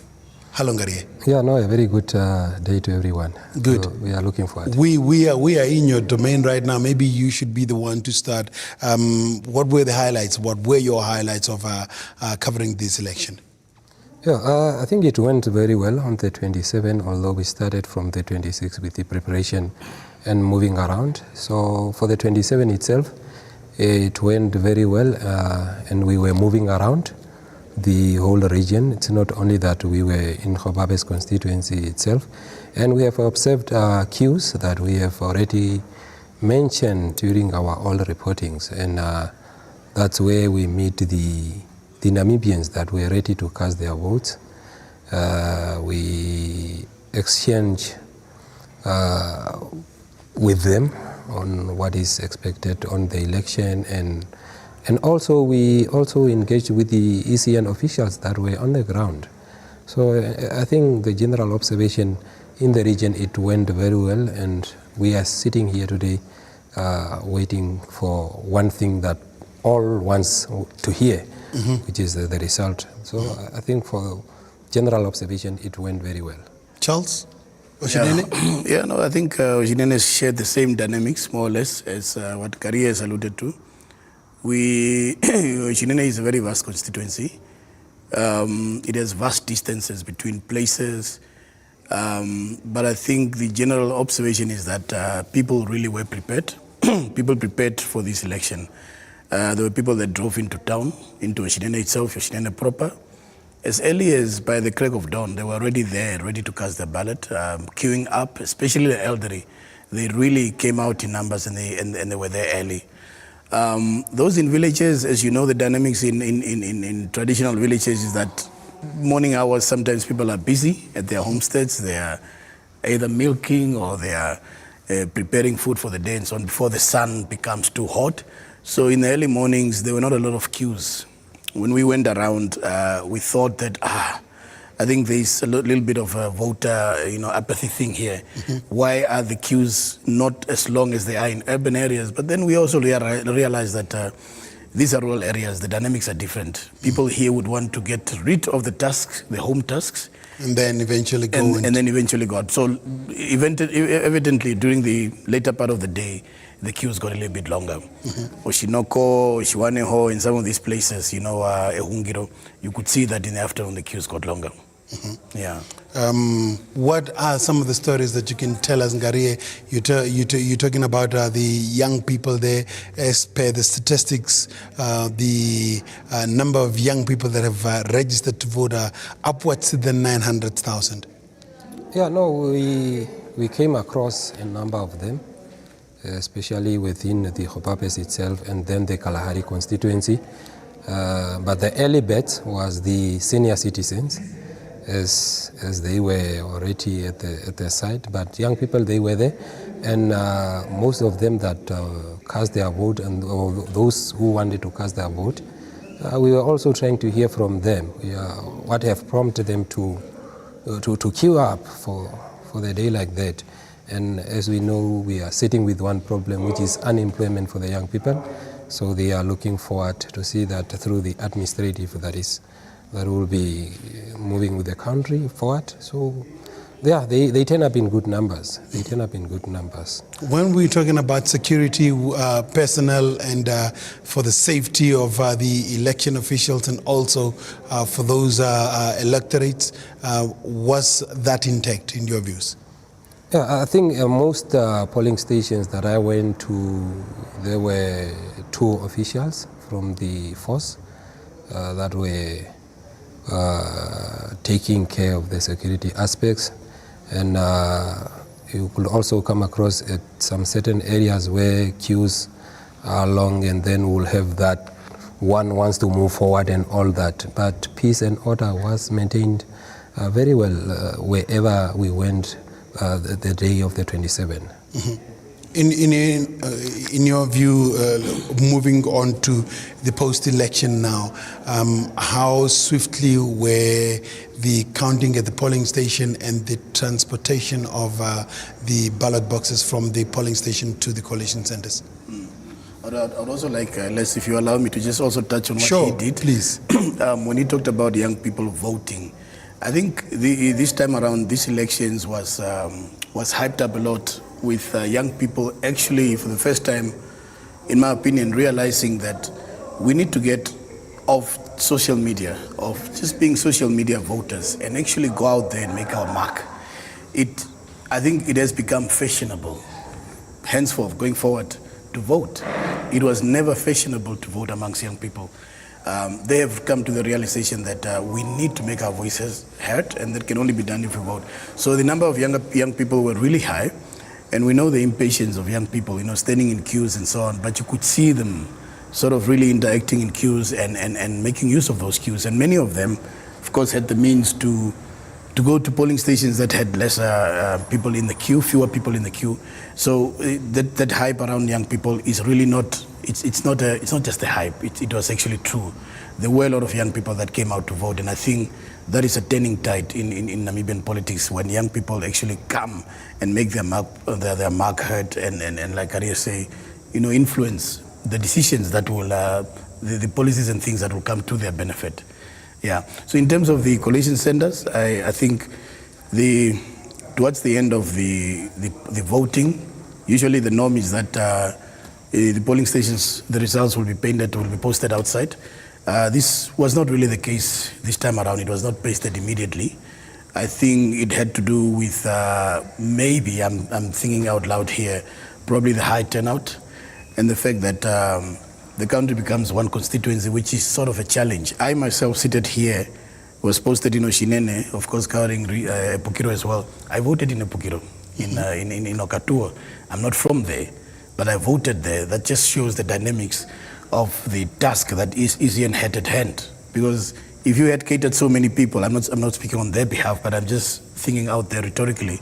If you have catered for so many people at Okatuo, and then you have a child Shatindi pitching up, and democratically and maybe 70 other child Shatindi. Maybe 70 other child Shatindi. You have to accommodate me. I will want to be accommodated. And I think, in hindsight, these are some of the challenges that we're faced with now. And then we've also heard about the extension for the constituencies in the Commerce region, the Oshikoto region, the Oshana, and then Okunene. How did you take that news, or what were the stories that you heard from the people on the ground there? I'm feeling on behalf of the Omahake people, as I'm in this region, and unfortunately is one of the regions that did not get the second chance, if one to say. But as we were moving around, we could have observed and hear that there were people that did not cast their vote, but unfortunately the decision was taken and it's on record, and we are about to conclude the election. I think it's done. We will not want to say more on that, but there were people that were left out in the region as we were moving around, but unfortunately we did not get that extension. But my general opinion, or I will say maybe if it could have been when a blanket open to everyone, and when we can see exactly that those that I think they did not vote, even in Omahake or Ketmanswap or wherever hard up, then they could have come on board. But as of now, I think we need to move on with that one. Charles? Yeah. Well, I think it's more or less the same as Garie. I think one aspect that was missing a little bit, in my opinion, is when people understand the process involved, they tend to be more lenient. They tend to be more appreciative of what goes on behind the scenes. So this goes probably for voter education the next time around, to say what exactly happens after results are balloted, after people vote. What is the process there? The verification of results and the counting and the verification and collation, how does that work? Maybe if people are correctly informed on that, and I think the buck here stops with ECN, it stops with the political parties and everyone in society that has an interest or a stake in the voting process, the general voting process, to educate people properly, so that people now, for instance, know what is it that they're waiting for now as we sit here. they would have a better understanding, they would have a better appreciation to say, no, we understand how the process is and how the process goes on. That's why we are lenient to wait on the results. So in my constituency as well, where I was, you could see some uneasiness. You could see them actually, trying to understand the process, like what is happening. But I think it all goes with voter education. Voter education this time was very good in making sure that people know how to mark that cross, making sure the campaign messages were going out there with voter education. At the same time, make sure that your cross does not go over the lines. Make sure, although they are adding to say vote for who, they did educate on how to vote, and that was brilliant. I could tell everyone on the streets of Oshinene, in the Oshinene constituency, they knew how to vote. They knew that they need to carry their voter's card. They knew these things, and that was a good thing to witness. But now, beyond that, they needed to know the counting, the verification, the collation, the same way we in the media say, if you only knew what goes on behind the scenes, even at this very production where we're seated now, yes, you would have a better appreciation. Yeah. Gentlemen, thank you so much for your time and giving us the reflection of how you guys covered the election. And for you, the viewer at home, we're still here at the Coalition Center. As you can see behind me, all the polling stations, the 17 polling stations in the Omahake region, or in the Khobabes constituency rather, they brought in all their ballot papers. They have been counted and they've been uploaded to Windhoek, and that result should have been announced last night. But as we stand right now, we're still waiting for confirmation from the headquarters of the ECN so that the returning officer here can make that announcement. We wait.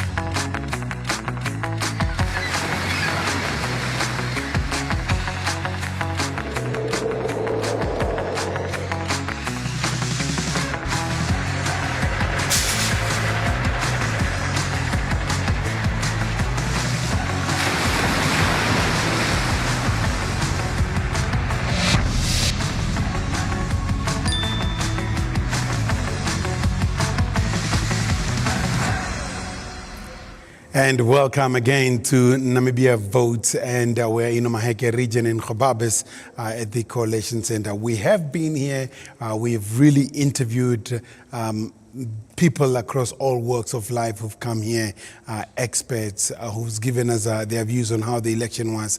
And two of the most important people that we interviewed at the very beginning was the regional commander for the Omahake region of Nampol, Hendrik Shivede, and also Joseph Amwandi from the Electoral Commission of Namibia. They now joined me again today to be able to have a look at how the journey has been. Good afternoon to the both of you, gentlemen. Good afternoon, sir. Well, thank you so much. Commander, let's start off with you. Let's talk about security measures that you had put in place. Did it work out the way you thought it would? Yes, indeed. Thank you for that question. Yes, the security measures, as we were tasked, or as we are tasked constitutionally with safety and security of this country, we deployed police officers accordingly. Now, as I said in the first media briefing, I said we have three phases of the electoral process. First, it's the before the elections, during the elections, and after the elections. So the before phase had to do with the transportation of sensitive materials from Windhoek, ECN, to the region where they were kept under lock and key, escorted by police, kept under lock and key until the actual teams had to depart from the center, which is Khobabes Police, Khobabes. So they were escorted from Khobabes in the presence of the electoral team, led by the presiding officers, in the presence of two police officers that were deployed to each team. As a result, they left as early as the 25th, the teams that went to a far distance, and then the rest left on the 26th. They went there, they arrived at their places, they set up, and then the election process started on the 27th. Of course, in the presence of everybody that had a role to play in there. So I should say, security was tops throughout this process. When it comes to the election processes themselves, did all the voting material get to the places that they needed to go on time, as you expected? Yes, indeed, they all arrived on time, especially the sensitive materials.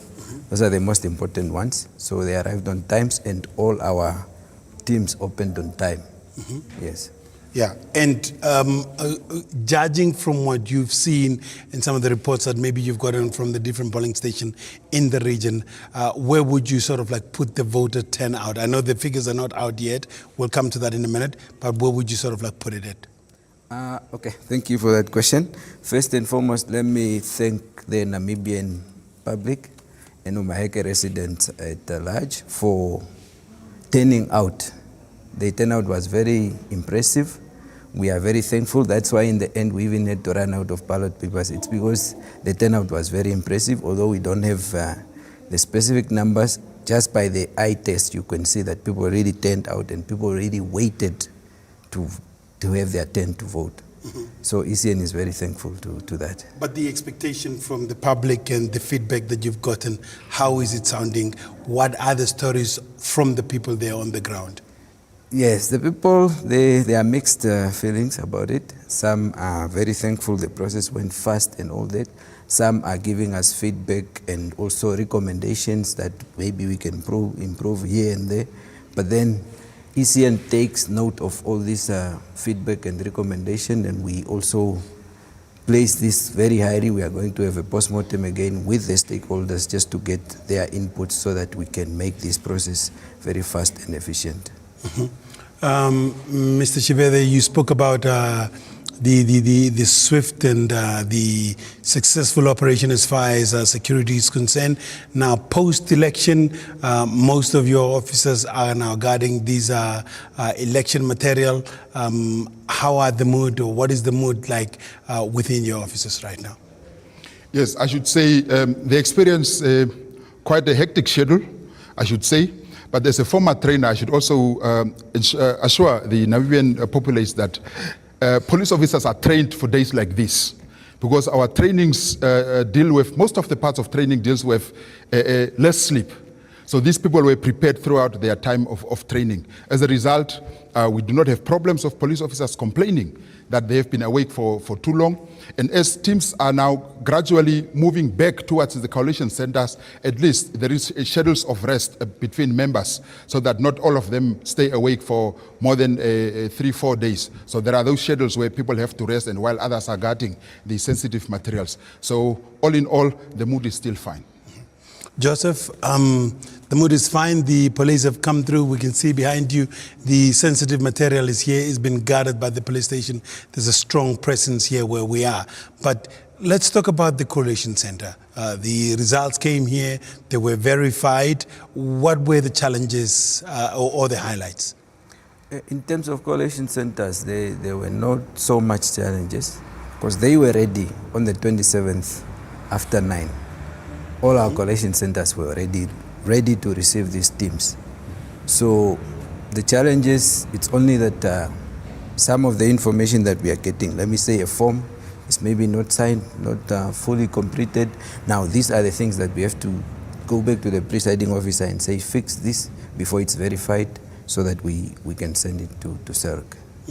Now, we understand that by yesterday, this coalition center, for example, here in Khababes, was already done and all the verifications was done and it was sent to CERC. Why have we not announced? And by we, I mean us in Khababes. I'm also making myself part of you.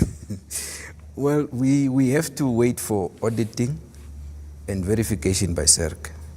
And then after that, after everything is given the thumbs up to go ahead, it's only then that we can announce for that specific constituency. As a matter of fact, we have 4 constituencies that are already done. just waiting for the go-ahead from CERC. Which are those 4 constituencies? So it's Khobabes, Karahari, Oshombinde, and Ebukiro.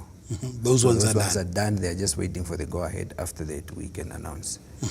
Commissioner Shivede, let's talk about the cooperation from the public, the community out there during this voting period.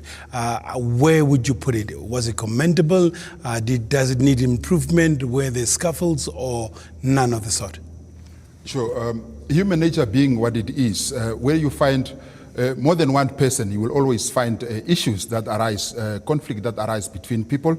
And as such, throughout this process, there were minor issues that were at various polling stations, but nothing serious was reported to our office. The little that happened were dealt with by the members on the ground.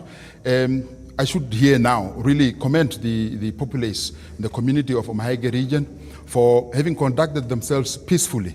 And having noticed this firsthand, I think that we are going to have a good working relationship between the community and the Namibian police force. Let's continue on that trend and let's engage and talk once something arises. And surely there's nothing that can go beyond our ability to solve problems. Joseph, let's talk transparency.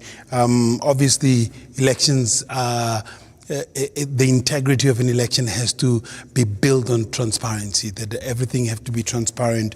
I just wanted you to give me the gauge that you have on how do you think, how transparent was ECN? Because a gentleman by the name of Leslie Cooper, if I'm not mistaken, was here, and he was saying that at one of the centers, the presiding officer was locked outside, and a member from one of the political agency went in and put an envelope. Can you confirm or deny this, please?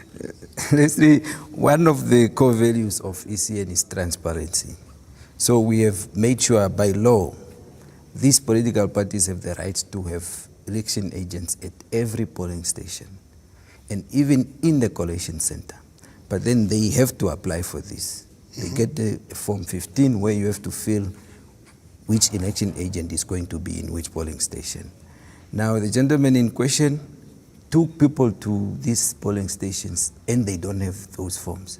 Now how do we let in a person who doesn't have a form? And then the person being spoken about having entered that polling station. There is a difference between an election agent and a counting agent. I don't know if the gentleman doesn't understand this difference, that after the people closed poll, a counting agent came in because this person was only assigned for counting. That is why the person is coming late. Now he wants to make that comparison of an election agent who was told that, okay, we are done with the election, we have closed polls, your time with us ends here. Now he's trying to make that comparison. Maybe I don't know if it's lack of understanding, but the question will still remain, was an envelope allegedly put into one of the ballot or not? There is no such a thing, say. I can confirm that when the gentleman called me saying so, and then I called the presiding officer of that specific team, but he's saying there is no such thing of such nature. And if that is the case, even during counting, did they not then pick this up when they have agents? And did their agents not then maybe write it down in the OB or something? Okay, so nothing of the sort happened? Nothing of that sort happened. Okay, good. Thank you so much for that clarification. Obviously, we headed towards the end of our interview. Commissioner Shivede, way forward. I'm sure that it would have to be a bigger sort of like approach to be able to put it forth. But right now, these material will then have to be moved from the coalition center to the police head office right here in Khobabes. How is security there, and how will those things be transported, and what are the logistics that have been put in place to make sure that way after the results have been announced, that these results are still intact? Sure. That brings us to the last phase of the election process, which is now the post-election phase. Of course, we are ready, as we have been, to transport this material from the coalition centers back to the police station where they will be locked up. And then we are going to deploy police officers that will be guarding them. Because throughout the process, it has been, if election officials want some sensitive material, police presence, party agents. And that's the process that we are going to use. Until then, finally, these logistics are transported from Omahake back to ECN headquarters and under lock and key. In the presence of the police, party agents, if they so wish to escort, they will go along, and then we hand over to Windhoek under lock and key, and then we come back, and then we'll be done with our job as the Omahake police. Okay. So we're here for one thing, and now is the wait of the result. When can we expect at the very least, the result of this center to be announced? What is the communication like between the coalition center and head office? Like I said, 4 constituencies have already submitted. Okay. What we are waiting for is that go-ahead from CERC. Now, I cannot speak for CERC because we are still waiting for them to give us that go-ahead. So I cannot put a timeline on it because I don't know why is it taking that long. All right. Yes. Joseph and Mr. Commissioner Shibere, thank you so much for speaking to us and giving us those insights there. Thank you. You're welcome. Good. You're very welcome. And that was Joseph Amwandi, the electoral officer for the Electoral Commission of Namibia, giving us an insight as to where we are. 4 constituencies in the Omahake region, which is Khobabes, Kalahari, Oshombinde, and the Pukiro have already done their counting. 3 more to go. But as far as security is concerned, it's all intact. This sensitive material is being guarded by a heavy presence of police, and rightfully so. Until then, we still will be here waiting for the announcement of those results.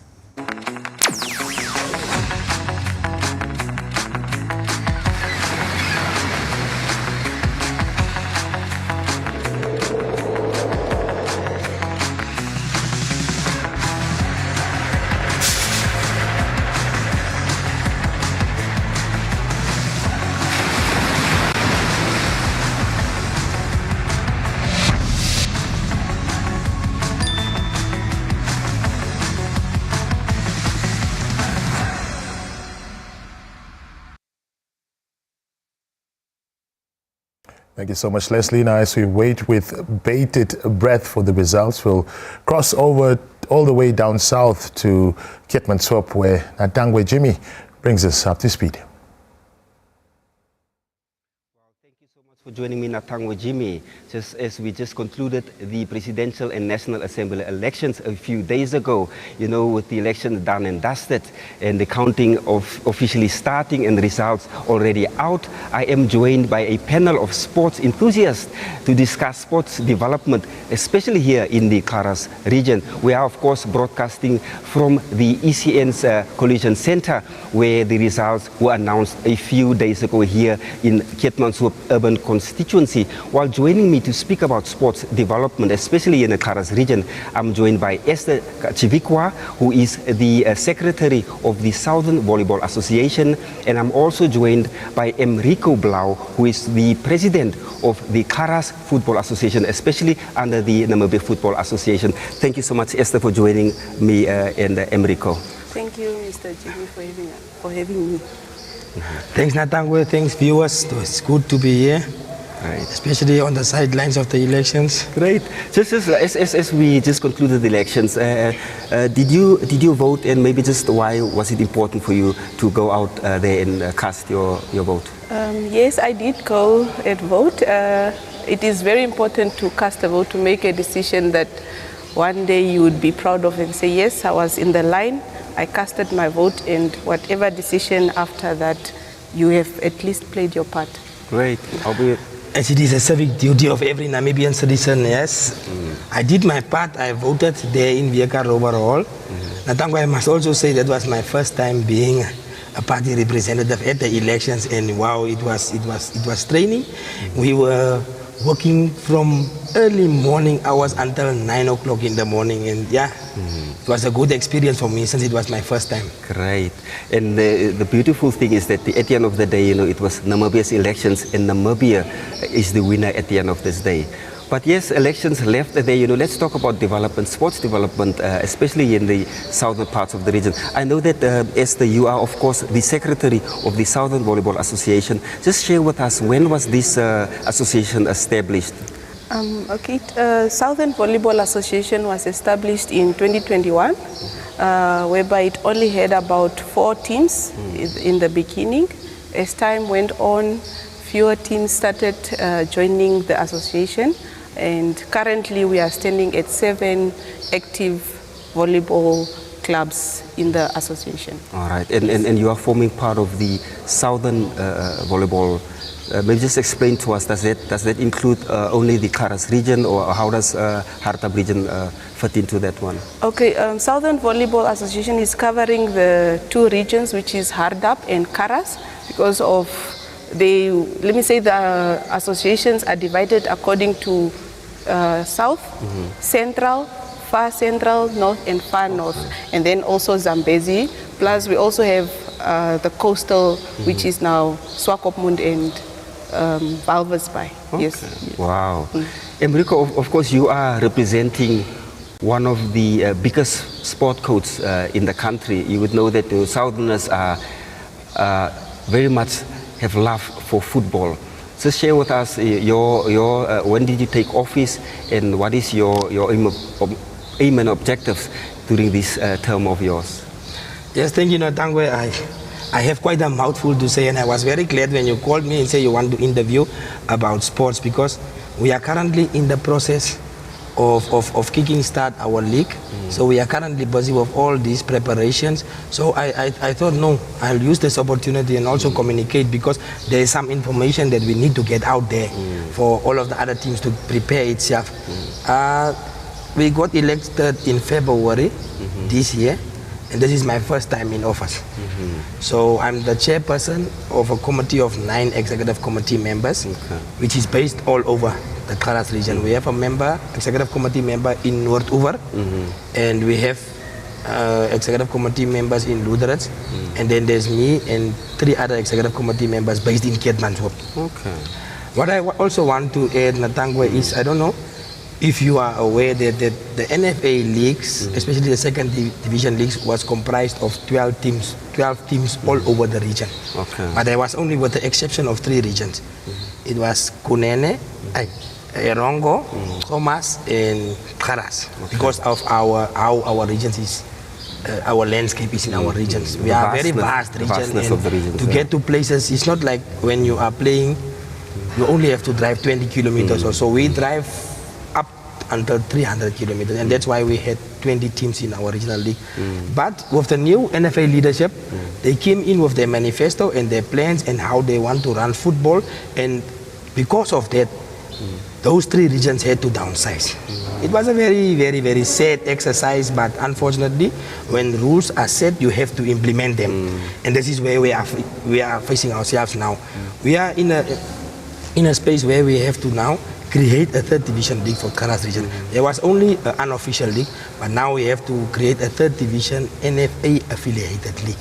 So I'll use this opportunity and also call out the 3rd division club members to keep their ears open for any development that is coming, because soon after we set down our regulations how we want this league, for now I can only say we want to have 3 streams. 1 stream on the southwestern side, covering Luderitz, Oranjemund, Rospina and Aus. Then we have our central stream, Keetmanshoop and all the surrounding areas. And then we will have our southeastern stream, which is comprising of Karasburg, Varampat and all those areas. So keep your ears open, and as we are now, it's something new to us. So therefore we will need this collaboration from all the other teams so that we can kick off this league and everybody can be covered, and the whole region, so that there can be football in Karas region. Great. Obviously sports is one of those things that not just unites, it doesn't just educate, it doesn't just entertain, but it's also a means of healthy lifestyle. But then let's just start with sports development, like the development of volleyball. Volleyball has not been played to such an extent, especially in the southern parts of Namibia. But now we see that more and more volleyball teams are starting to develop. Just share with us, Esther, maybe some of your recent activities that you've had with regard to the Volleyball Association of the Southern Stream. Okay, thank you, Jimmy. The activities that we had recently, we hosted the end year leagues for the Southern Volleyball Association. As I mentioned earlier, that we have 7 active teams. So those 7 active teams are from Wahanas, the furthest. We have from Keetmans 2, and we have also from Ludrets and Oranjemund. We also had some from Roshpina, but due to constraints of transport and logistics, they pull out. But we hosted the league, end of year league games in Ludrets. It was a success, whereby we also had the league winner, and it was one of the team that just recently joined the league, the Quiver Volleyball Club. They also further to go and compete in a bigger competition, which is the NVF Cup, Namibia Volleyball Federation Round 1 Cup, which is under the Bang Windhoek. So they actually managed to go up to the quarterfinals, where they were beaten by Nampower Volleyball Club.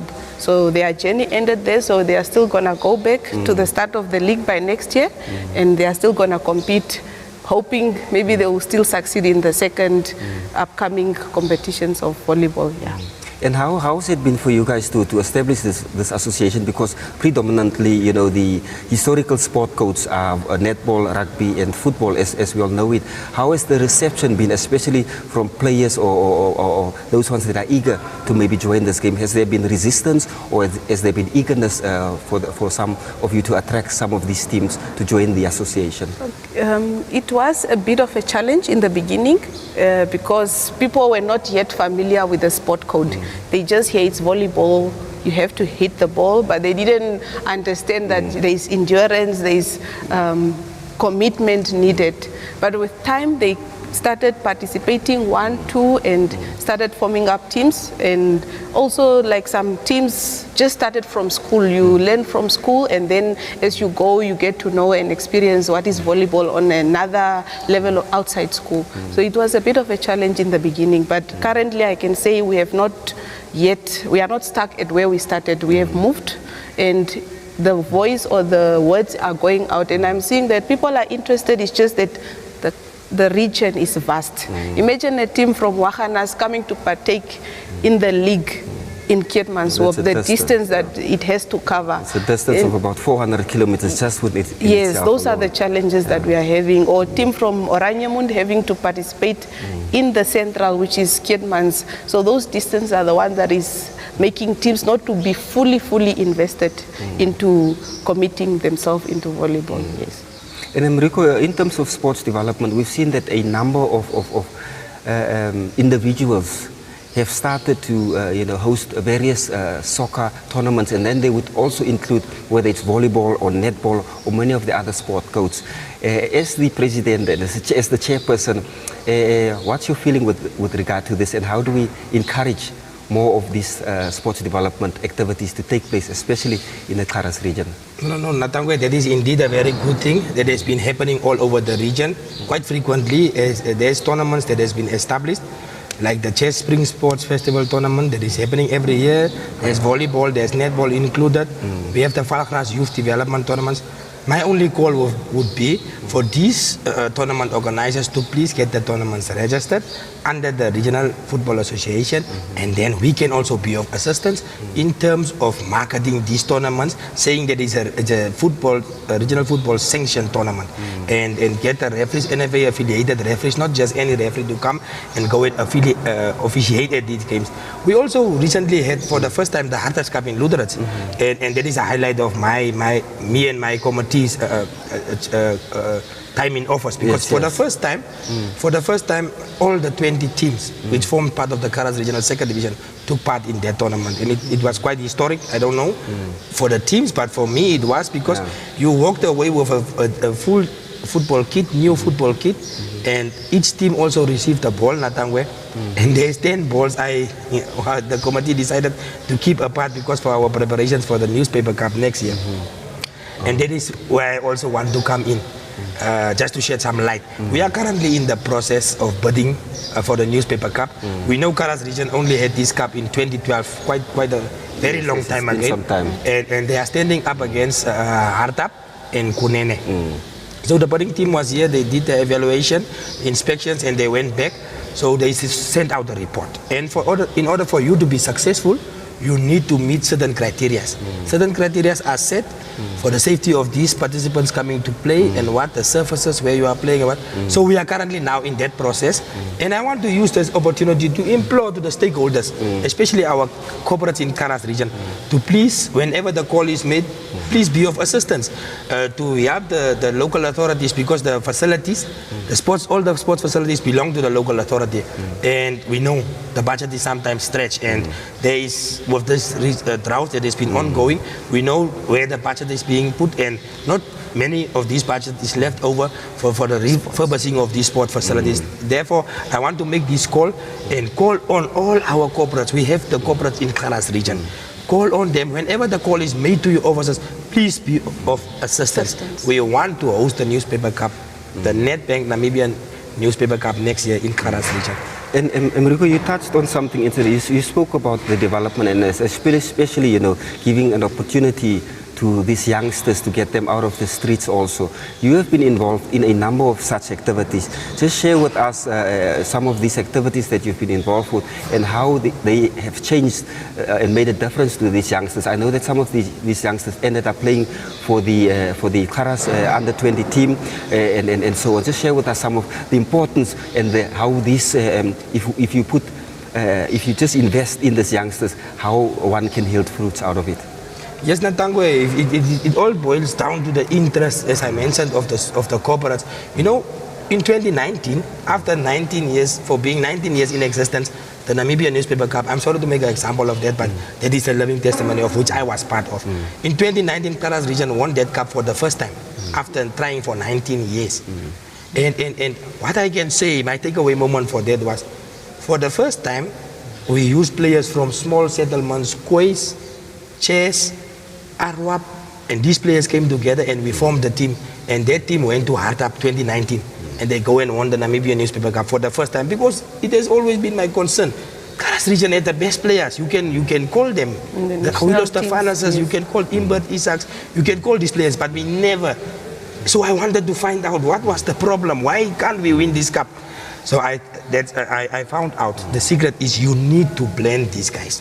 You know, one thing of our southern children, they are blessed with talent. Not many of us are academically very good, but when it comes to talent, I think our Savior did a great thing for us from this side. We are blessed with talent, and I can tell you now, my reign with my exco in this term that we are now in, I've mentioned about the teams being downsized from 20 to 12. Yes. It is a sad thing, but it's also a blessing in disguise for me. Why am I saying that? Is, you know, now you will have few teams. And when you have few teams, you will have more time.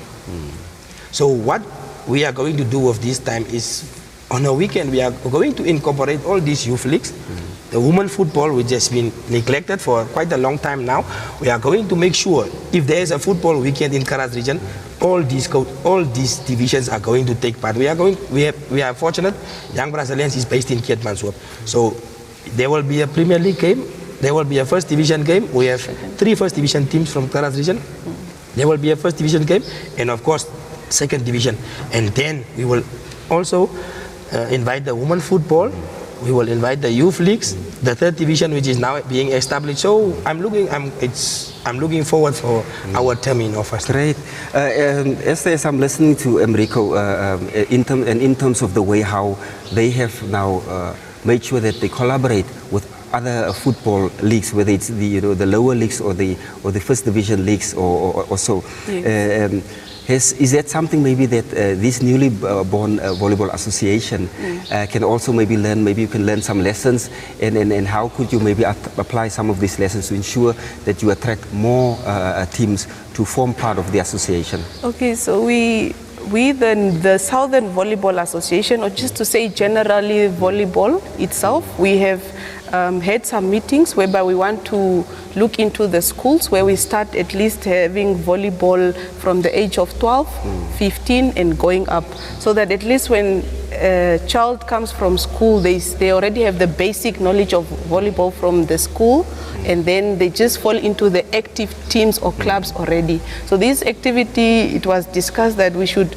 go to the school, start developing as the roots. I know there's soccer roots something. Yes. If I'm not wrong, yeah. So we are also trying to have volleyball roots development where we start from the schools and then it goes up. And currently we also have the leagues divided, or the competition divided, that we have the regional leagues, then we have the NVF Cup, round 1 and round 2, and then from there we have the national league. So for your team to go to the national league, you have to first start from the regional leagues and climbing the ladder. So that's how we have divided the volleyball into that category, for it to at least be how do you call this, for proper representation, and also that not all teams can be compiled up into the regional teams only, but at least one team goes up the ladder, the others are fluctuating in from years. And then eventually they all move up. Yes. Of course, sports, like we were discussing earlier, sports is important. And we've seen over the years how sports not only just generates money, but also puts the country on the international map. We've seen the likes of Frankie Fredericks and various others of our Namibian sports men and women, how they've put us on the map. You are in sports development.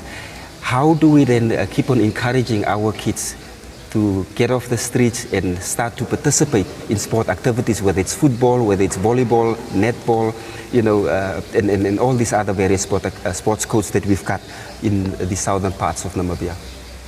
Yes, I would also like to employ, especially to these young boys, that they should really take sports very seriously. Just the other night when we had the Namibia Sports Awards, a small team from Arua, their settlement some 160 kilometers on our eastern side, won the Namibia Community Sports Award. Can you imagine, out of all these guys that took part, a team from Arua won that award. That is how important sport is. The moment you start doing something, eyes will be on you. I mean, they are now on the map. All the corporates was at that event. Arua Football Academy is now on the map. So this is the way sport can open up for you.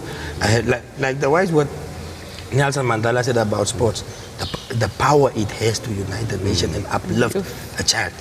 That's the words that we should go after and really employ. You see, there were Frankie Fredericks, like you mentioned, were inducted into the Hall of Fame in Namibia. Eddie Simon and I think Dion Hotto won the sportsman. He also won an award. That is how important sport is, and it has become lucrative now. People are making serious dollars by participating in sport. It's not like the yesteryears where people just played for small pennies. Now people go to very crazy huge amount. And despite also first looking at the monetary value that sports has got, earlier you were speaking about and telling us about the fact that sports it promotes healthy lifestyles.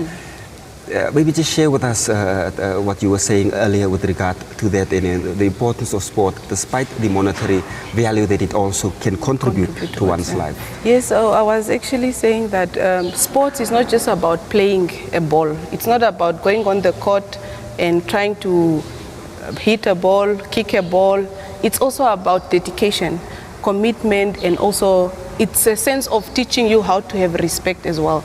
And that for you to have all those qualities, it starts with the mental, with the physical, and as it goes on, you start to also develop the passion for it, and it becomes a lifestyle. It becomes something that is part of you, and not just you going to the court and doing what has to be done, but it becomes part of you as an athlete. Yeah. It teaches discipline, teamwork. Yes. You become a family as a team. Yes. And I think that it also helps, for nation building. Yes, of course, where sports can improve one's life in so many ways. I'm a testament to that. If you look at Emrico 6 years ago, and you look at Emrico today, becoming the regional football chairperson, that is a wow moment. Seeing where he came from and now involved in sports. And Yes, it has the power. Sports really has the power, but it needs nurturing, it needs that discipline for you. The time you have to put into it will determine what you will take from it. Right. It pays off. Obviously, sports in itself is not a cheap code, sports. It involves money, it involves effort, it involves planning and time. What are some of the challenges that you have faced as the Southern Volleyball Association with regard to making sure that you are having your activities and that they are continuing throughout these various places where you've got your different volleyball sport clubs?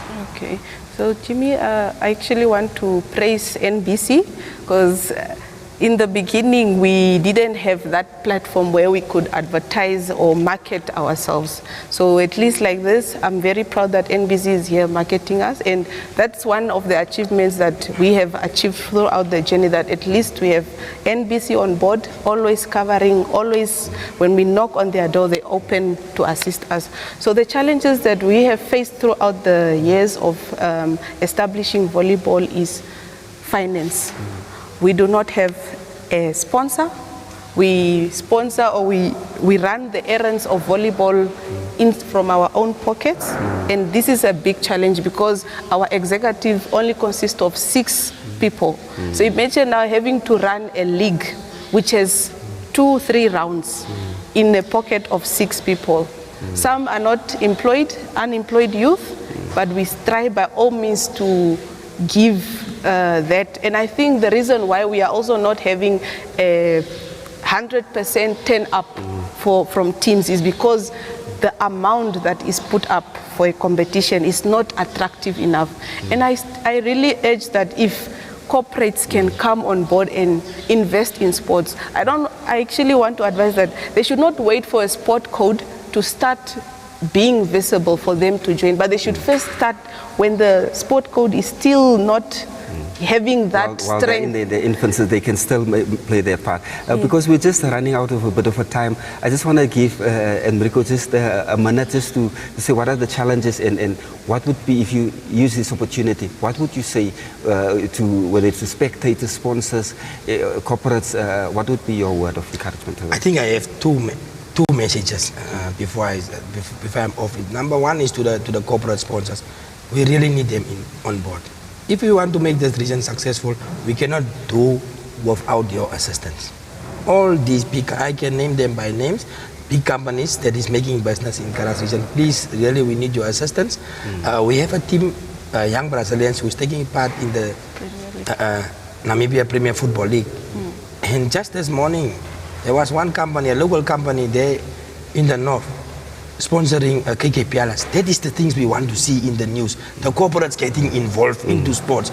We applaud this because you are making business from the community. You also need to plow back into the community. That's my number one. The plea for corporates to come on board and sponsor. If we sponsor young Brazilians, all these young boys will have a dream to look up to. That they will be the model we can use, the role model that we can use for boys in the Karas region. The second one is the spectators. Please, I'm using this opportunity to invite you. The Deb Marine Premiership is starting tomorrow. Ketmanswap, young Brazilians versus Nampol. Thomas Nampol. Yes. That game will start at the J. Stefana Stadium. And I attended the NFA Congress 2 weeks back. And the president was very clear. He wants football to start. That's why you can see all over the country, all the leagues are starting. Apart from us, we are a special case. We have some statutory obligations to take care of before we start our league. There's some committees that needs to be in the place. It's not going to be business as usual this time again. And then we will give our dates where we will set our AGM, invite the teams, and then we will start afresh. Wow, thank you so much, guys. I wish we had enough time for us to discuss, because sports and development is close to our hearts, and you guys are living testimony because of what you guys continue to do, whether it's through the Southern Volleyball Association or through the NFA representing the Karas region in developing football to make sure that our youngsters have a future and aiming for better heights. Thank you so much for joining us on this special program where we discuss football development in the Karas region. Thank you, Jimmy, for having me. See you tomorrow at the game, Jimmy. Great. Thank you so much. That was Enrico Blau and Esther Chiwikwa just speaking to us about sports development here in the Karas region and just their wishes and dreams and hopes, and imploring especially the spectators to turn up to go and watch volleyball games, netball games, soccer games, because at the end of the day, it is our children that are participating. It's back to you. Thank you so much, Tangwe Jimmy. We'll now cross over to Studio 1, where the 8 o'clock news is on standby. But just a reminder for you to stay tuned as well at 10 o'clock, where the ECN is set to also have another press briefing. That's at 10 p.m.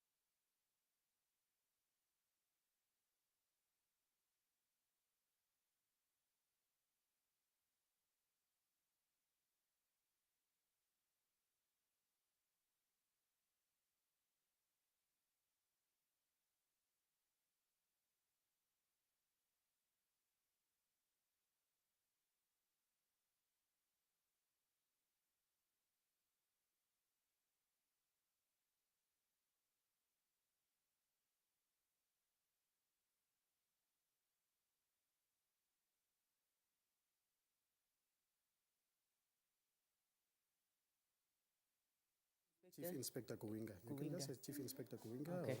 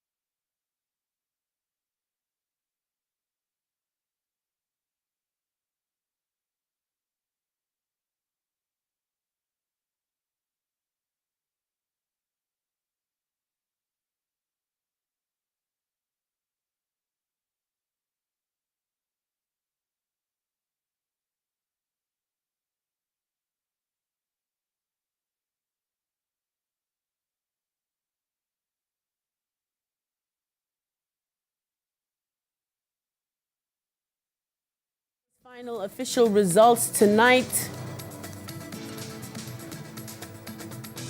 Independent Patriots for Change announces it will not accept the outcome of the elections. LPM calls extension of voting illegal. And in news from further afield, miners trapped in a disused gold mine in South Africa could soon be rescued. While leading our news this evening, the ECN has clarified in no uncertain terms the process of results management from polling stations to the level of constituency collation centre and the subsequent transmission to the Central Election Results Centre at their head office in Windhoek. Now, there has been a lot of confusion around the displaying of results at the polling stations in particular, where some election officers did not want to display the elections as required by law. In the midst of the long queues and waiting at the polling stations, elections were extended with 2 days in some constituencies. On Friday, an NBC team was told by election officials at some polling stations at Okahanja that they would not display the results and that they were taking them to the Constituency Collation Centre. But the message from the Chief Electoral and Referenda Officer at ECN, Petrus Sharma, at a media briefing Friday night, clarified the processes crystal clear. At the polling stations, I wish to inform you that no ballot box is moved from the fixed polling stations where the voting took place until the votes have been counted. Party agents have signed for the results, and the results have been posted at the stations, as you have observed in the media. This mammoth process ensures accountability and transparency in fostering the integrity of the final election results announcement. The elections officers will then present their polling station results to the Constituency Collation Centre. Sharma said accredited political party representatives will then view the collation process, including verification of preliminary results submitted to the Central Election Results Centre from the 121 collation centres for collation, validation and announcement of final results. He revealed that the verification, collation and validation of preliminary results started at the Central Election Results Center Friday morning, where political party representatives, the media and observers are free to attend the process any time of their choice. On how the extension of voting at some constituencies were determined, ECN's Operations Director, Zinia Klaassen, explained how they arrived at the particular polling stations selected over others.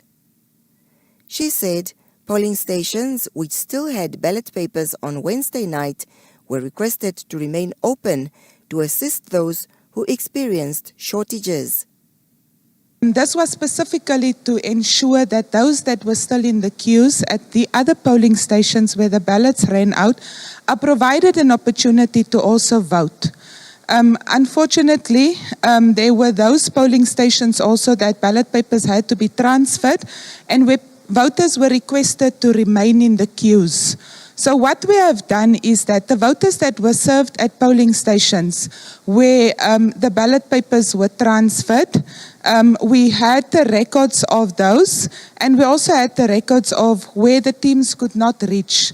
So we've reached out to our officers on the ground, the regional electoral officers, through the returning officers, through the regional electoral officers, and we've made the determination of where there were people that were not given an opportunity at all to vote.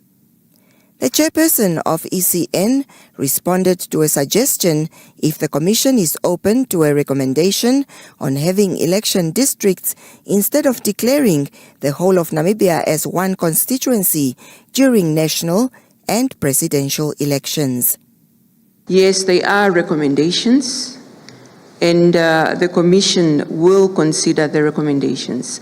But this specific one that you have mentioned, it's also something that we welcome as a Commission, in the sense that this is the difficulty that we have with regard to planning, because you just never know how many people are going to turn up at a particular polling station. We have entered day 4 of the Presidential and National Assembly elections, and the police are and have been central to maintaining law and order during the elections. Now, to find out how the force was able to manage that, we are joined in studio by Chief Inspector Eliphas Kuwinga. A very good evening, Chief, and thank you for joining us. Good evening, Madam Isis, and also our viewers, good evening. Thank you. Now, talk to us. It's day 4. What would you say is your assessment of the elections, especially in terms of adherence to the law and looking at the political parties and the code of conduct? Yeah, thank you, ma'am. Looking at the general, the assessment, individual as well as those of the political parties, how they reacted, how they informed the members, their political party members. Overall, we are happy. Based on the cases that were reported, based on the cases that were registered at various police stations, one could say that yes, political parties played their part. They played their part, that is now to say that yes, code of conduct was addressed. They mentioned it clearly to their members, the voters, as well as from our side, that is now the stakeholders, the security clusters. Before the election started, we started with educating our public members. We started by saying that the do's and the don'ts regarding the election, what the police will do in that case, if there is anything. But other than that, the deployment also played a very beautiful role. We made sure that, yes, public members are number one. They are educated. They are aware of what is to come.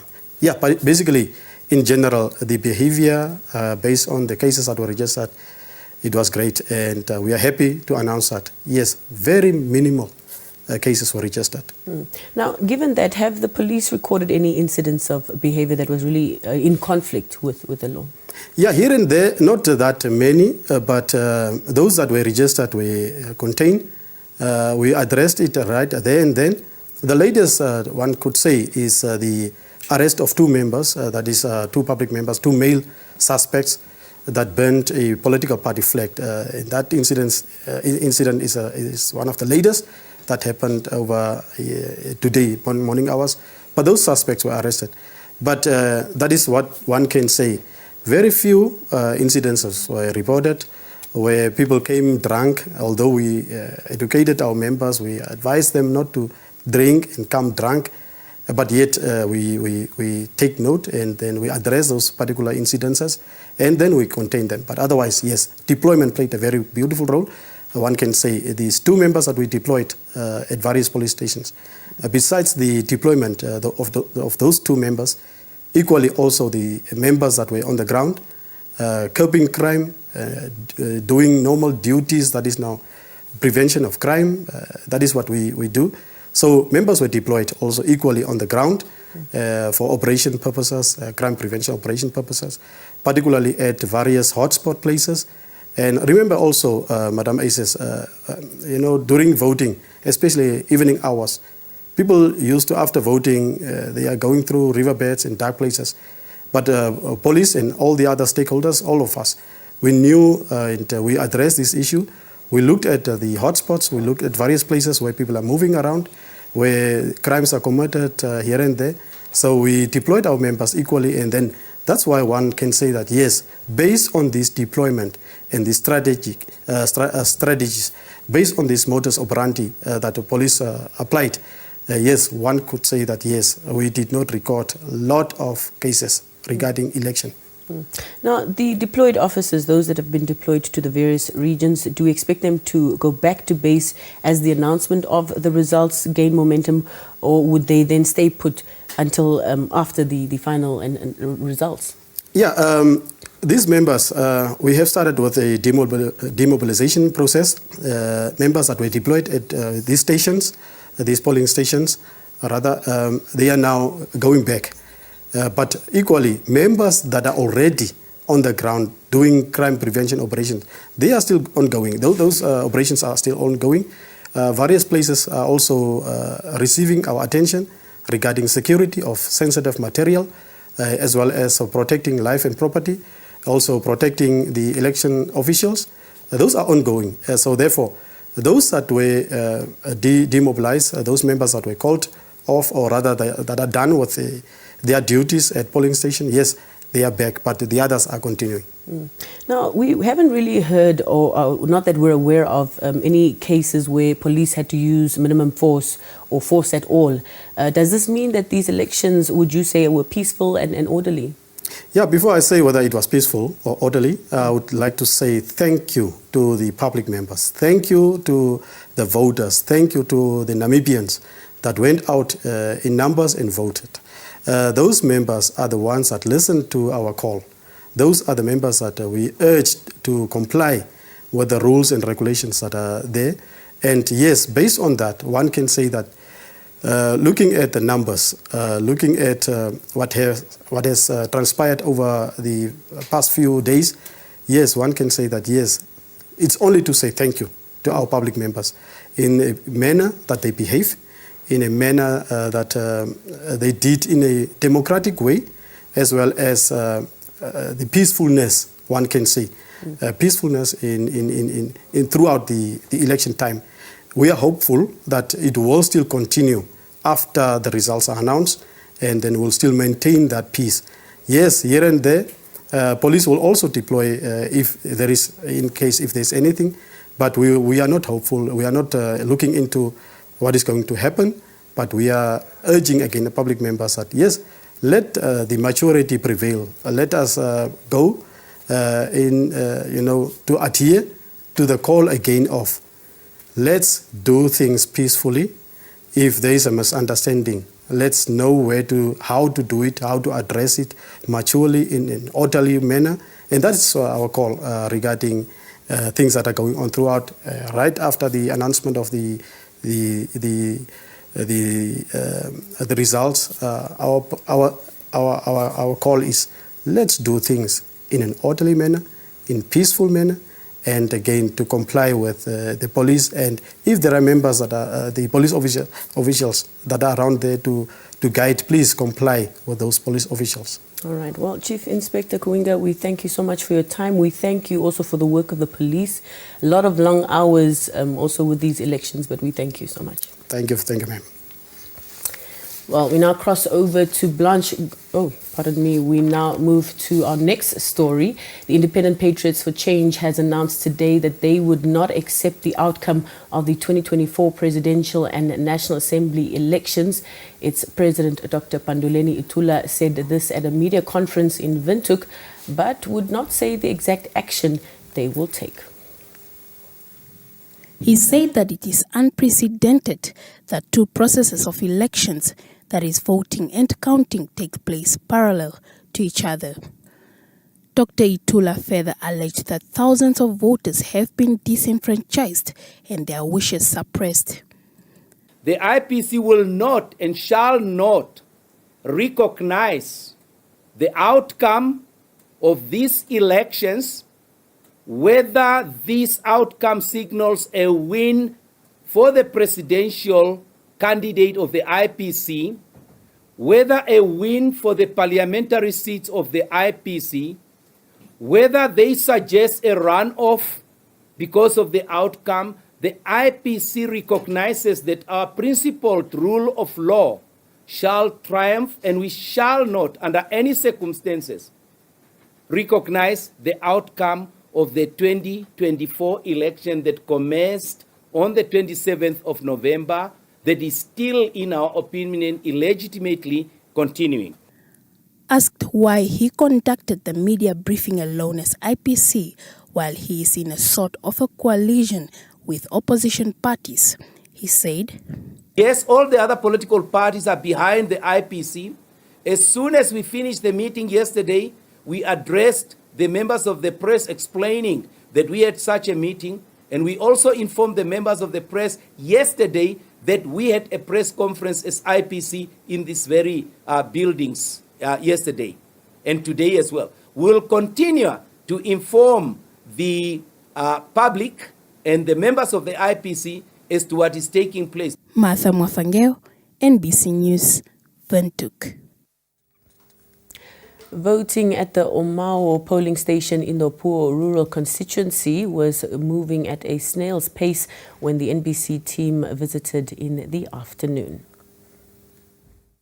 The presiding officer, Njaban Chavikwa, explained that the process was slow as they were catering for voters who lived in the remotest part of the region. Yeah, we notified them last night and then they are coming with their own time, and actually a lot of them voted the day that we came in. Chavikwa also shared the team's experience in the field, saying they were not prepared to stay this long and didn't prepare very well in that regard. Mao village is located 70 kilometers from Opuwo. Meanwhile, the verification and auditing for the Opuwo rural constituency were underway at the time of our visit.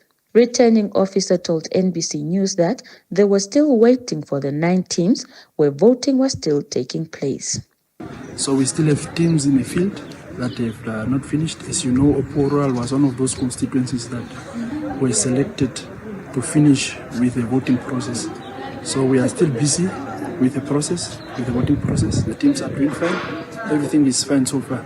He says for now everything was going well, apart from some teams that were experiencing minor challenges with the tablets for verification.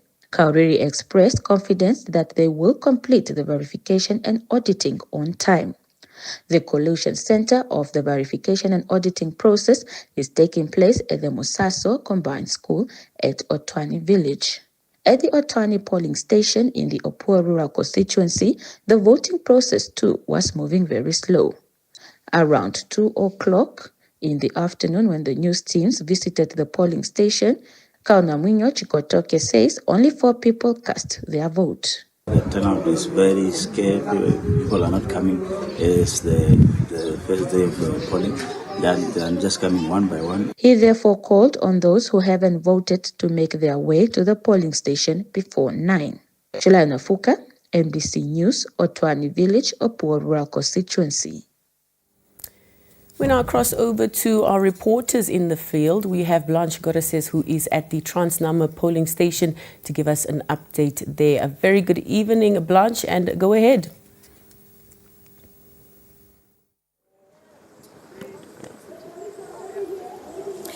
Yes, Janet, the polling station that's now at the Trans-Namib is still open and the voters are coming in. Of course, there are no queues that compared to the ones we've observed throughout the day. That was when we came in the morning as well as in the afternoon. And at that time, the presiding officer informed us that the queues were reducing because of the fact that the voting booths were reinforced as well as all the other voting material were reinforced here. Now, Janet, just to give you a brief overview of how the day was here for the voters at the Trans-Namib polling station is that this polling station, the only one in the Khomas region that is served to people who traveled from as far as Osona village, from as far as the Drimopse settlement in the Omahake region, as well as farm workers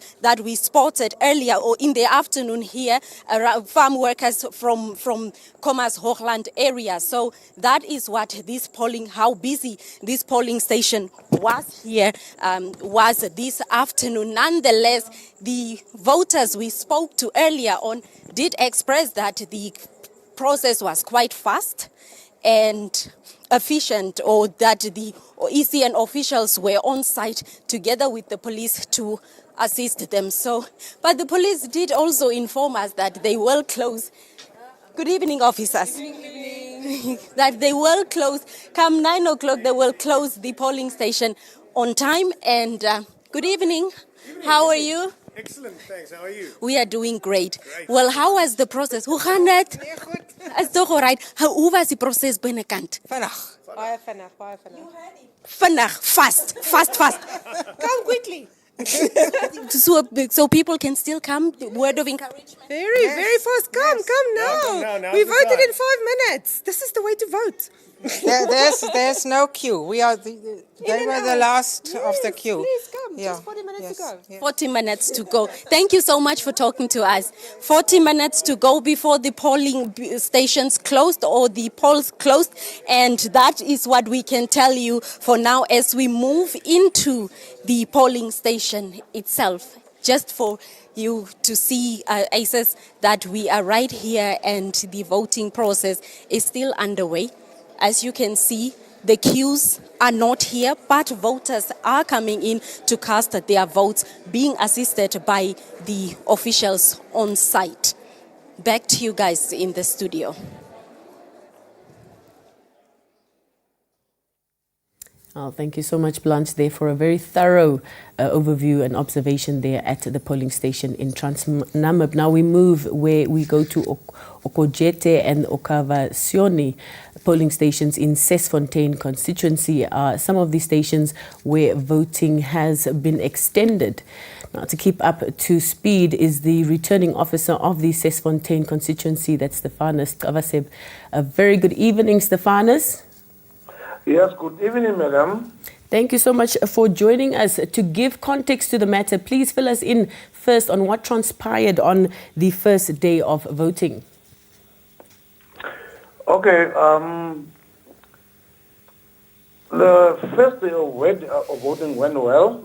All my polling stations opened on the scheduled time, and everything went smoothly until I learned that some of my 6 polling stations and some of my mobile stations ran out of ballot books. And we had to run around to borrow books from the other polling stations that had them in excess. So things went well until we borrowed these books and also provided these books to those polling stations until we got other stations that could not finish on time, like the one in the police station in question, and the voters were in the queue, and before the polling stations could reach its last polling point, the books ran out, and we had to secure books from other polling stations. So the day went finished, and we had to get other books from other polling stations. That is what transpired that day. Now, talk to us about the polling stations, Okojete and Okava Siona. The polling stations, they were extended to allow those who did not vote to make their mark. How have the 2 days of voting go? How did that go? Can I catch you well? Talk to us about the past 2 days. Those two polling stations, they were extended to allow those who could not vote. Talk to us about these past 2 days. Yeah, those two polling stations that were extended, everything went smoothly. The first voters, even this morning, could cast their vote as soon as possible at 20 minutes past 7, and everything went well. Up to now, they are still in queues waiting to cast the last votes until we are close at 21 hours. So everything is according to our plan.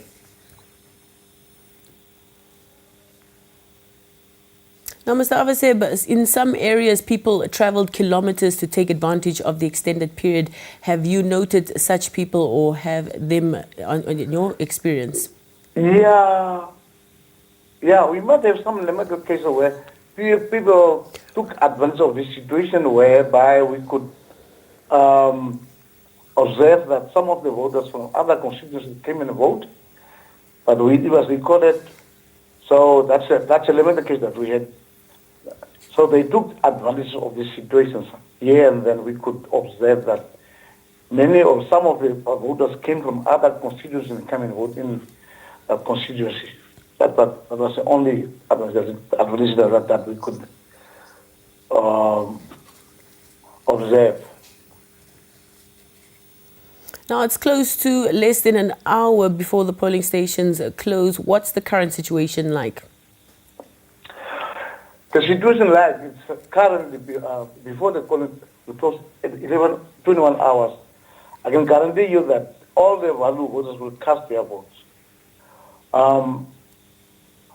Up to now, more or less, we have more or less 70 to 80 people have cast their votes at the last point, and we are sure that all of them will cast their votes before we close the vote at 9 o'clock. All right. Now, finally, did you encounter any problems, any challenges? Excuse me?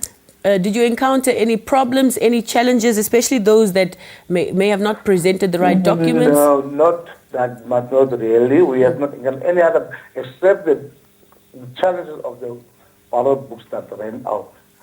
The voter education has done a great job by educating the people about what documents they will bring along, and even the political parties did their part by educating their people to bring along the documents, and honestly speaking, the people on the ground came and voted, and we didn't encounter any other problem, except the fact that we ran out of the ballot books.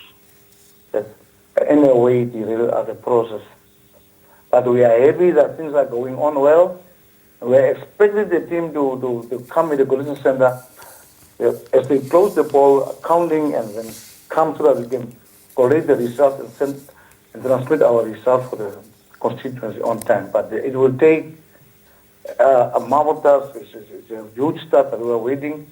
We were waiting these people coming around at maybe it is 4 hours drive from the point that they are. It was a mountainous area, and it's not that much good. We'll be waiting. That's a chance that we're waiting. And if they come at 5 o'clock, then we will do our final counting and collation and transmit the results, hopefully. All right. Well, Mr. Because we're in an area where network is not constant and so troublesome. So hopefully we will be receiving our results by 7, 8 o'clock tomorrow. All right. Well, Mr. Kavaseb, we thank you so much for your time. We thank you for the work that you are doing for the ECN. Thank you so much. Thank you for having me.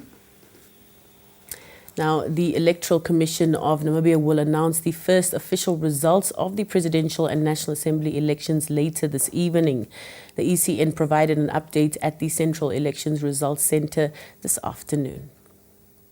With extended voting still going on at identified polling stations until 9 o'clock this evening, Namibians have been keenly awaiting results. but the ECN says results will only be announced at the end of extended voting this evening.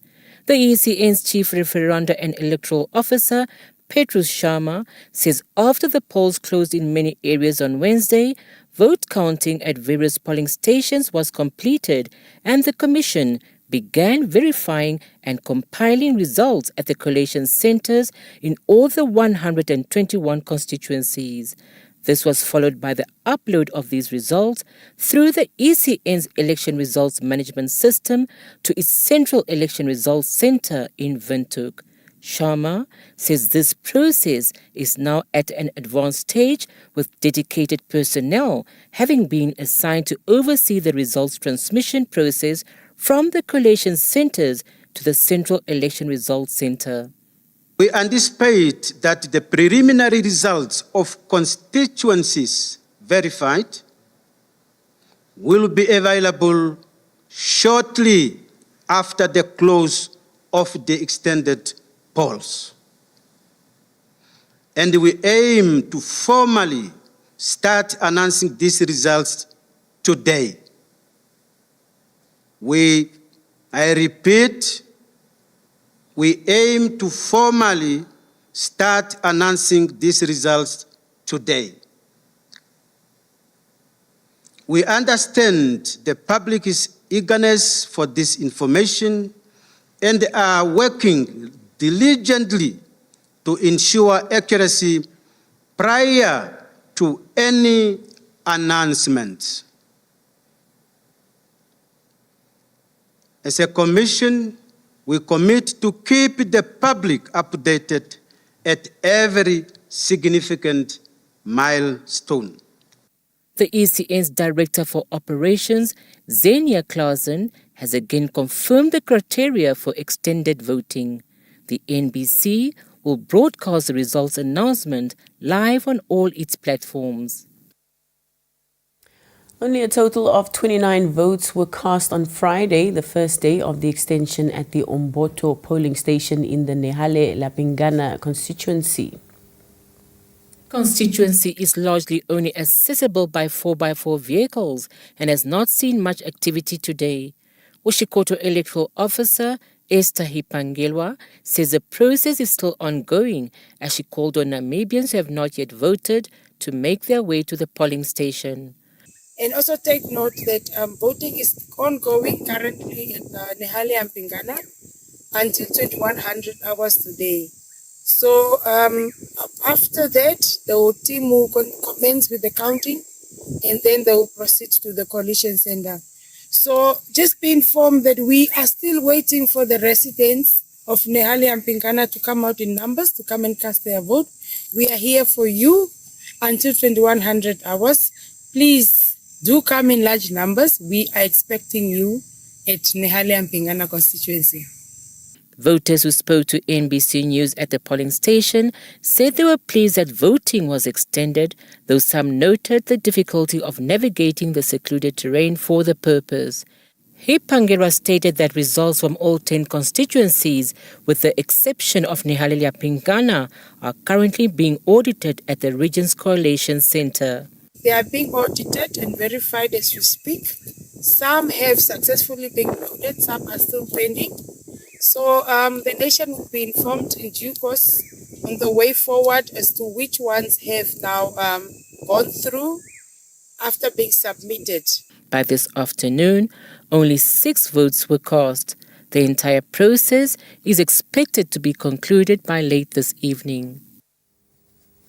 Well, we bring you more voting news shortly after the break. Do stay with us.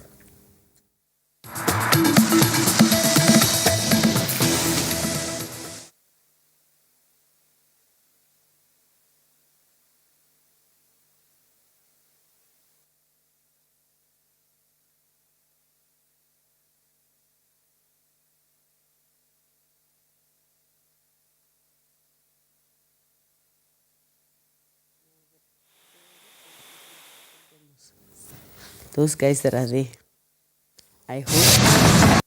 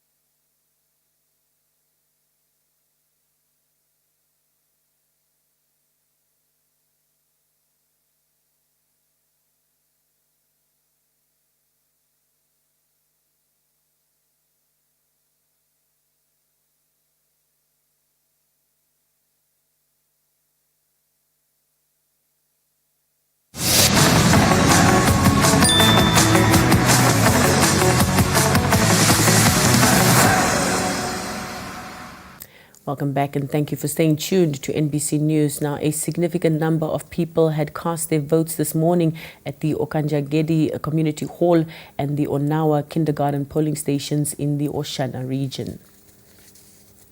Were observed at those two polling stations this morning. The same was seen at the Tehenya Open Space polling station in Oshakati East, where a group of especially young people were transported to that polling station to vote. Here we had a good number of voters in the morning, but the number have significantly decreased.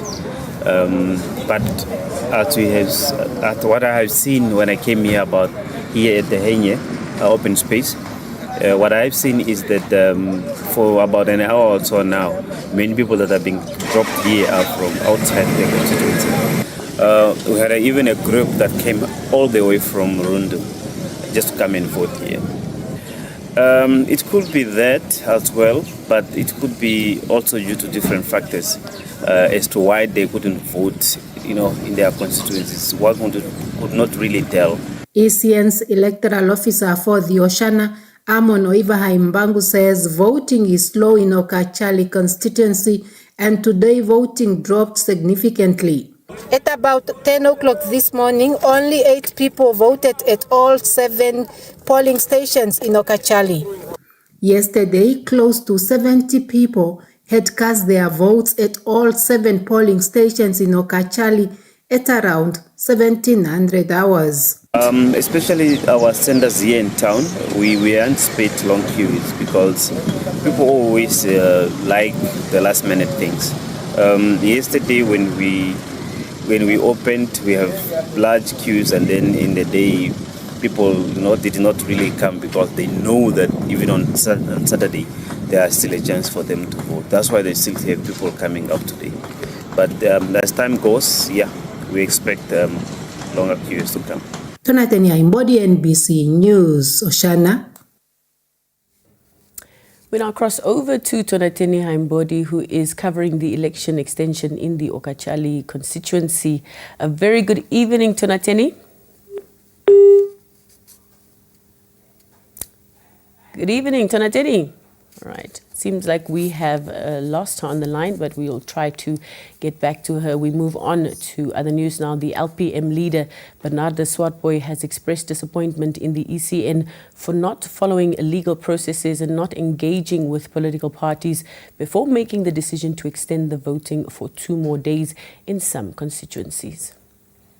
Swartboy described the decision made by the ECN as illegal and unconstitutional, stating that there should have been a 15-day period before the proclamation of the extension. He says that the ECN has not followed the proper legal procedures and questioned why the ECN only opened polling stations in certain regions. It actually is not reasonable. First, in terms of the law, any proclamation must have 15-day period before the execution of the action. This proclamation does not have a 15-day period. It has a couple of days, a couple of hours. Second, the way in which this process is being washed is very interesting. First, the proclamation for the elections to be held on 27th November is issued. That is correct. No other dates were added to that proclamation. It was the 27th November as election day. Full stop. Swartboy says that he had received complaints from various presiding officers of the tampering of election material. He is demanding for the resignation of all staff members of the commission, stating that they have failed the youth and the country at large. Namibian society has said, let's go vote elsewhere. They voted elsewhere. Everywhere. They voted elsewhere. And we have said in the procurement process already as it started that the ECN chairperson and the commission and the staff must resign. Then already we said it. That's what we said. NH Nwabeb, NBC News, Windhoek.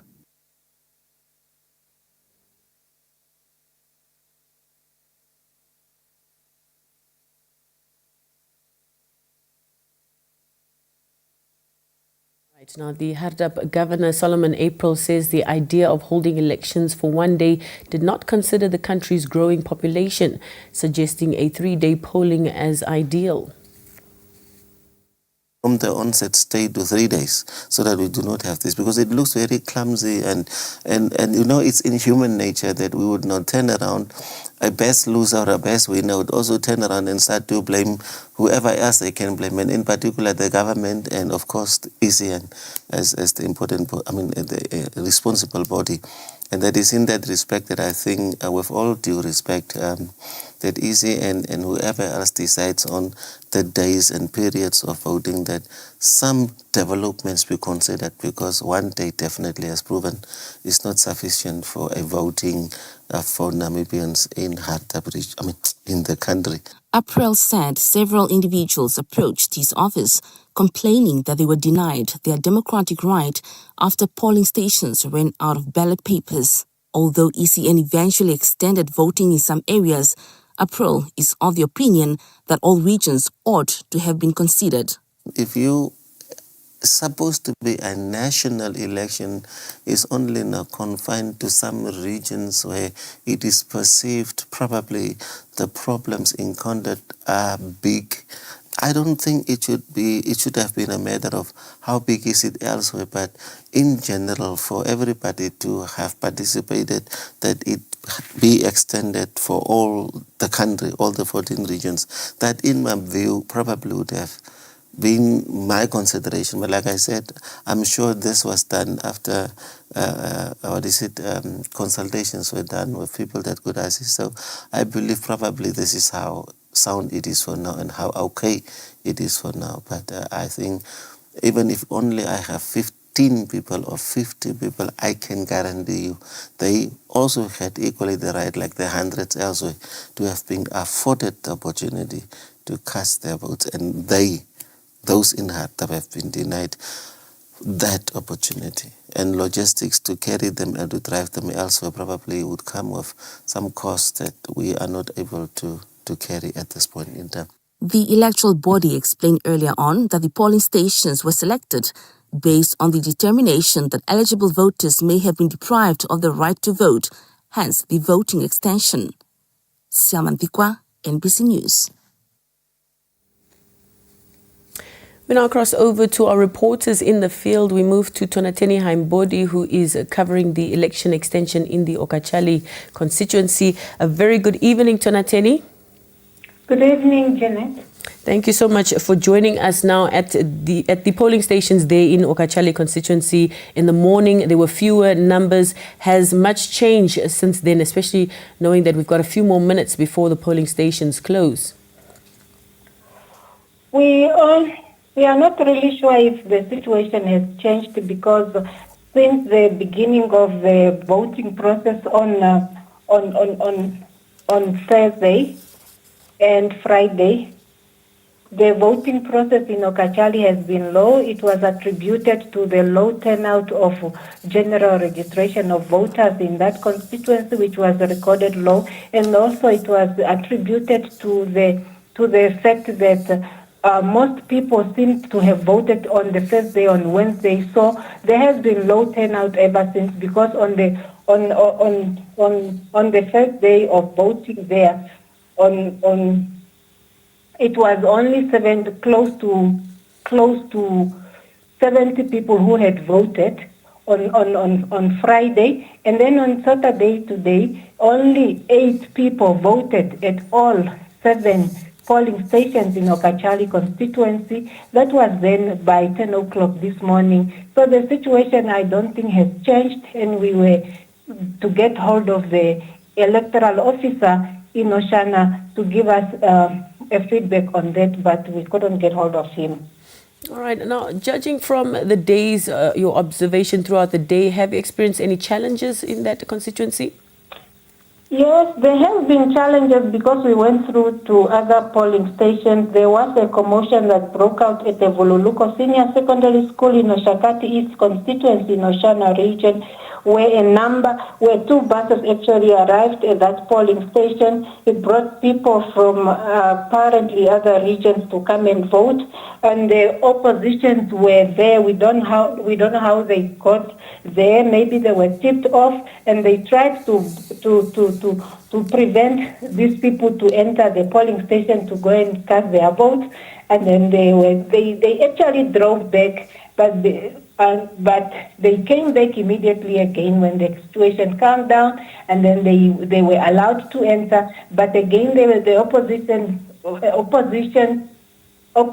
and joined by the community members from the surrounding were up in arms, very angry, claiming that nobody is going to vote. They accused these voters or people who were transported by buses of being Angolans who are apparently brought there to come and vote. But the police was called in immediately to come and control the situation. And Deputy Commissioner Elizabeth Nashandi, head of crime prevention in Oshana, actually with his forces managed to calm the situation, because the Special Reserve Force arrived there and dispersed of the crowd, and they told the people to move some meters away from the polling station. And then the people then were allowed to cast their vote, and they cast their vote peacefully, and then they went to their destination.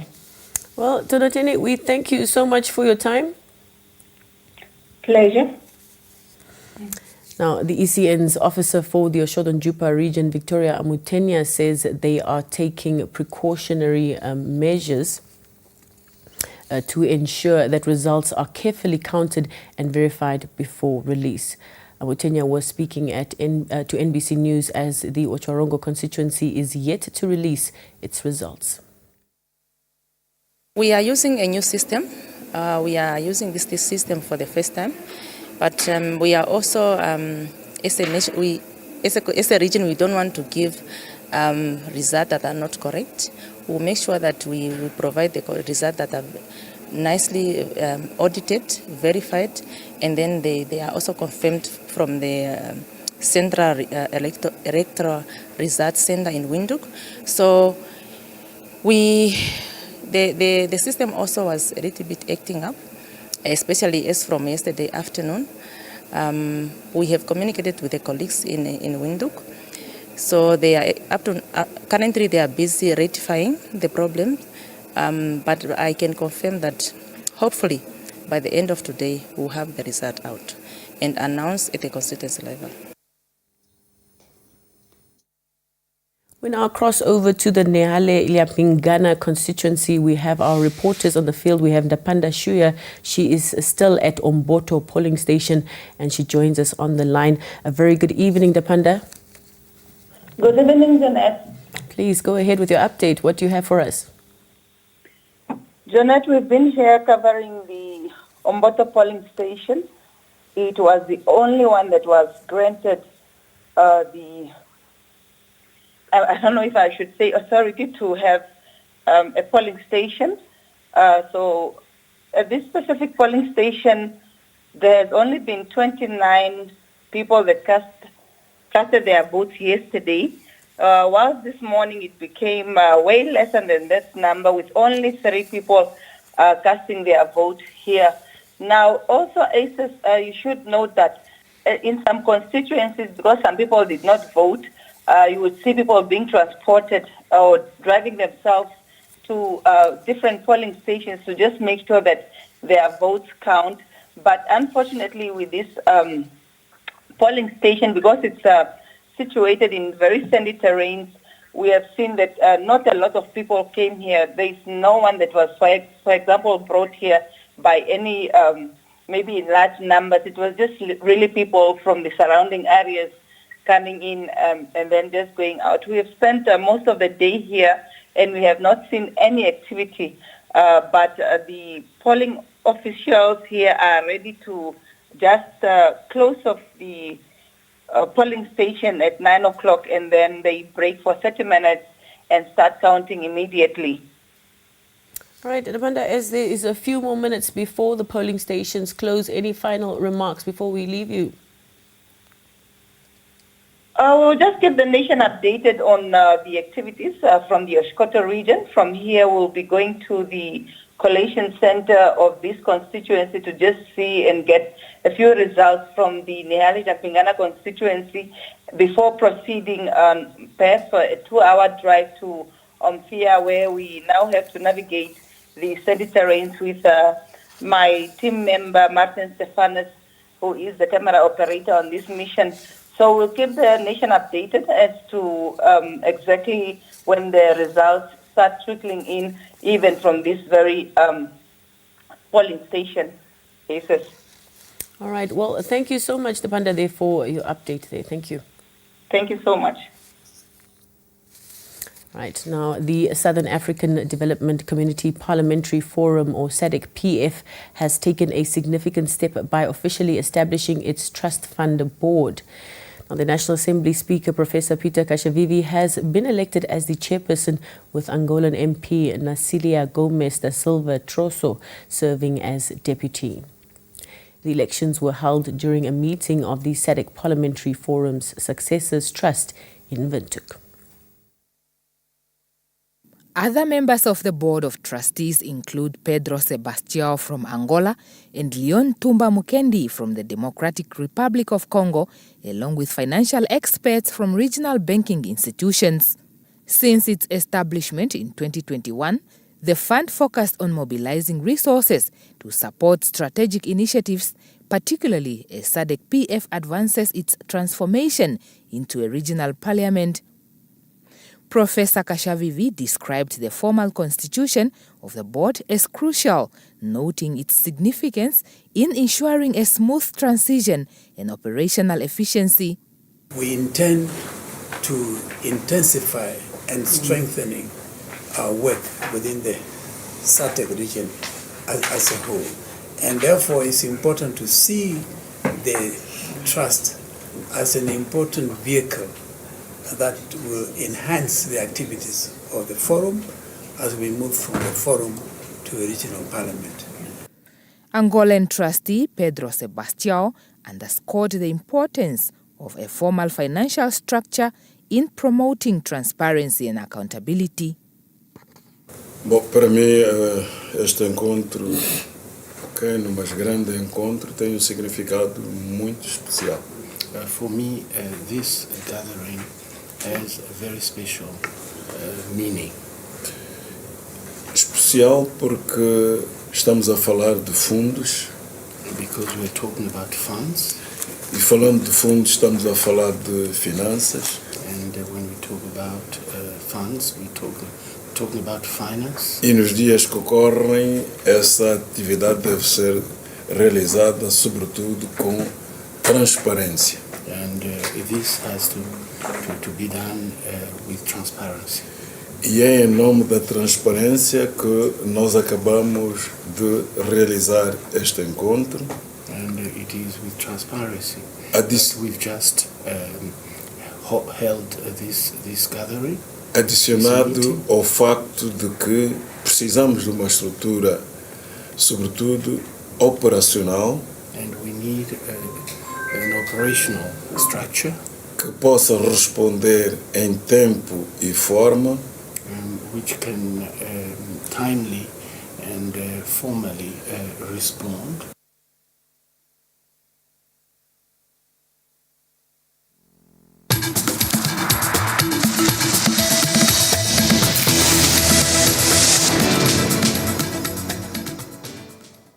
Moving on to news beyond our borders now, South Africa's police minister says informal miners trapped in a disused gold mine could soon be rescued.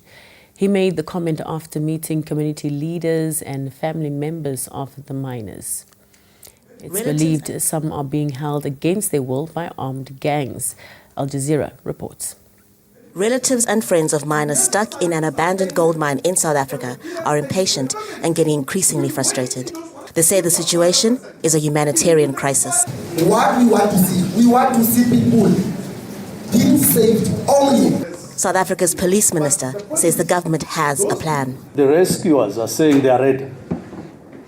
All we need to do is to say to them, give a signal to them. So we are going to agree with them which day next week they will have to start, because they are saying they are ready. Poverty lures South Africans and undocumented migrants to the abandoned mines looking for gold. The majority of the people who are coming out Even though there are South Africans, because I don't want to lie, South Africans are involved. But the majority, overwhelming majority, are people from outside. Are we aware of that? And what do we say about that? He got his answer. All that you have emphasized again and again and again, they are Zimbabweans, they are Mozambicans. And I may very well ask, what conclusion do you draw from that? Do you draw a conclusion from that they are less human? Possibly hundreds of miners are still underground. Community leaders say some of them are being held against their will by armed gangs. People want answers from the police minister. Many of them know miners who are still underground. They want to know why the government isn't doing more to help them. They say if the government doesn't send rescuers down the shaft soon, they will ask the courts to force authorities to act.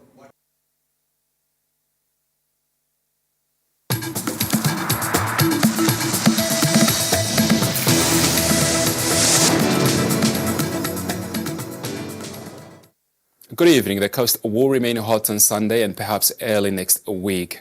Well, the high-pressure system is still in control, still in charge, bringing hot and dry weather inland. So crystal clear wherever you are, north, south or Midlands, is still feeling very hot as you get through the rest of the day. And your maximum temperatures should go up to 37, perhaps even 38 in most places inland, but nevertheless we expect highs of 31 Celsius over the South Sea coast as you get to the latter part of the day. And that's it from us. Look after yourself. Goodbye for now. Well, thank you so much, Vilo, there for the weather update. Here's a recap of the top stories.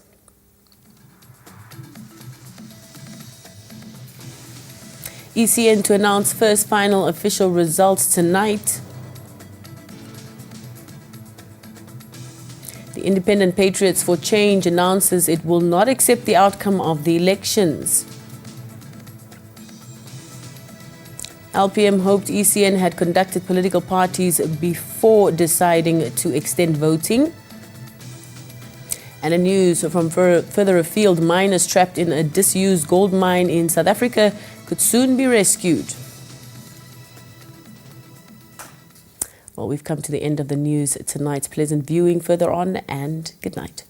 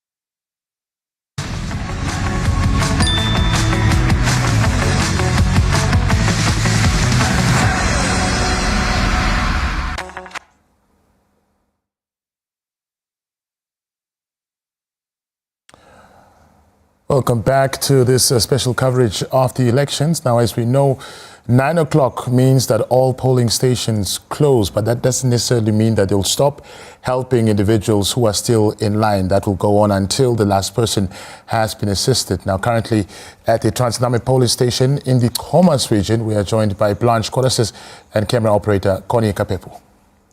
Thank you, Blanche.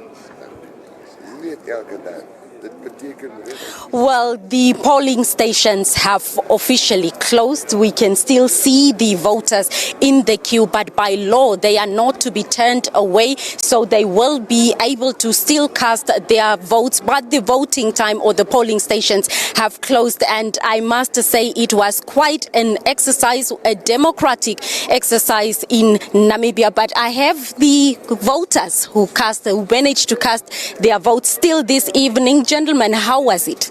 Thank you. I was by, thank you. If it wasn't for you, I watched you on TV at about 22 minutes past 8, and I came here, so I finished, and I think 22 minutes past 8 today, tonight. It looked fast, so I came quickly. Thank you.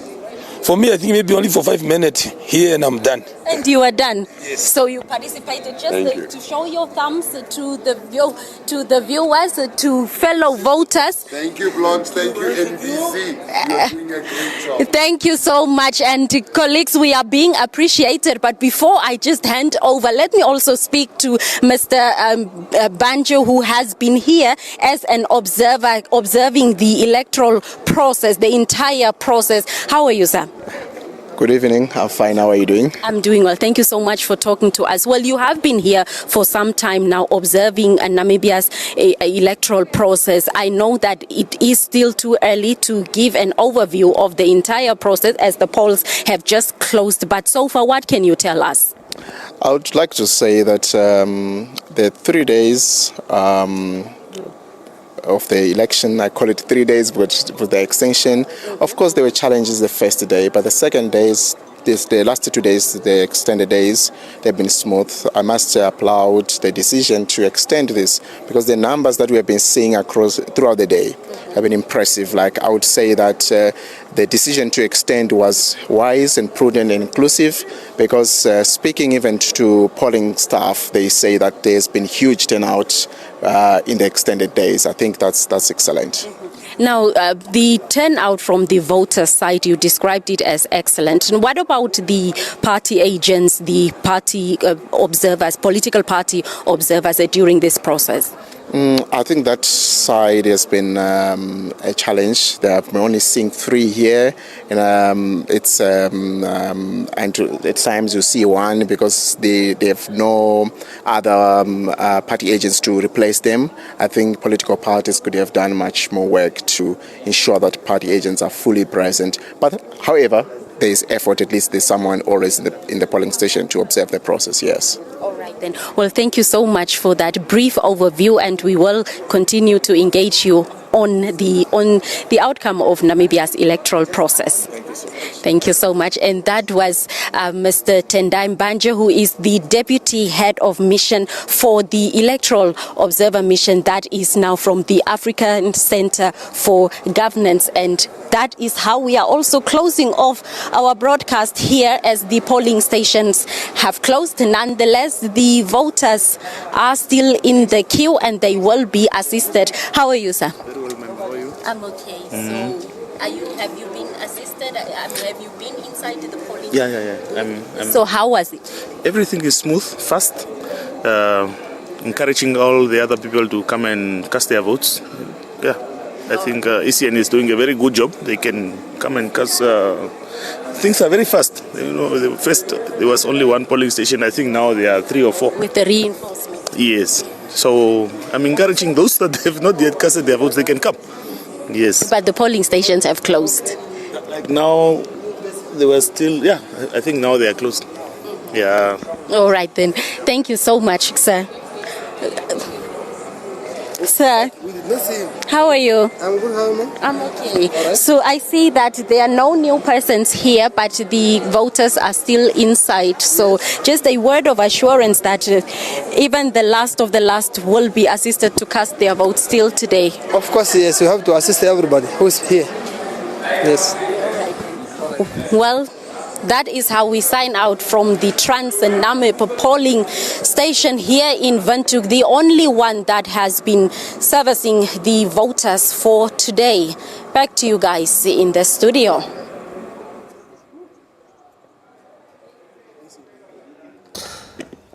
Thank you so much, Blanche. Thank you so much, Connie, for that update from the Trans-Namib polling station in the Khomas region. We'll now cross over to the Erongo region, where Nina Katangana brings us up to speed.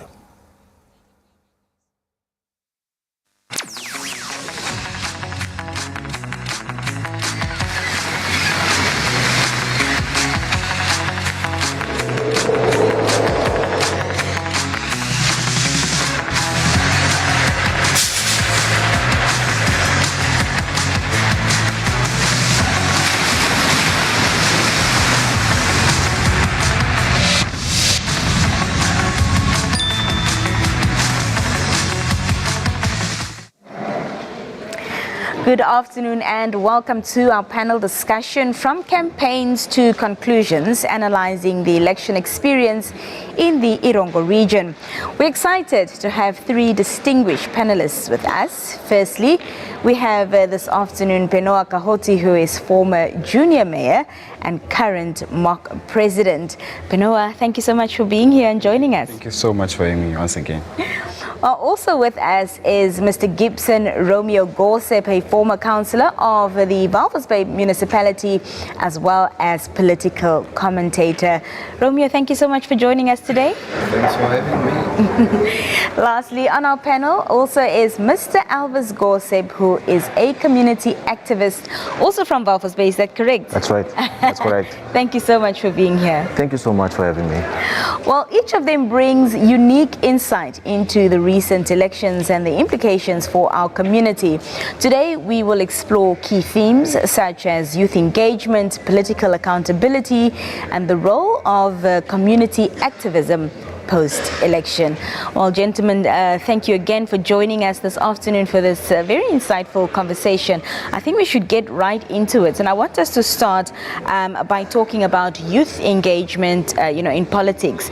So, Peno, I'll start with you. Perhaps you can talk to us about, what motivated you to, start getting involved in politics at such a young age, and also share your experience as former junior mayor and, mock president, and how this really shaped your perspective on local governance. Oh, thank you so much, Nina.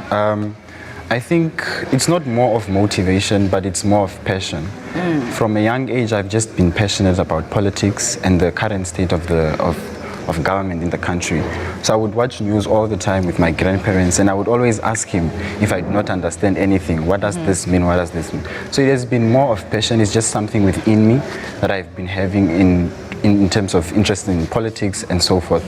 In terms of how my experience through the junior town council, as well through the mock president, through the US Embassy, has shaped my perspective on local governance. I view local governance as being a very important platform. It's very crucial for the development of the country and for the development of that local community. People tend to blame national leaders on national level for slow development and so forth, but I think development starts at the local level. Local authorities have the power to develop the country to much greater heights. So I think we should start to pay more attention to local authority, more local governments, and start to invest more in that and take it more seriously, because that's where the development starts and that's where the change will begin. Yeah. Mr. Gorsep Senior, shall I say, because we've got two Mr. Gorseps in the building today. For the sake of differentiating between of you, I'll refer to you as Speedy, as you're known by the local community in Walvis Bay.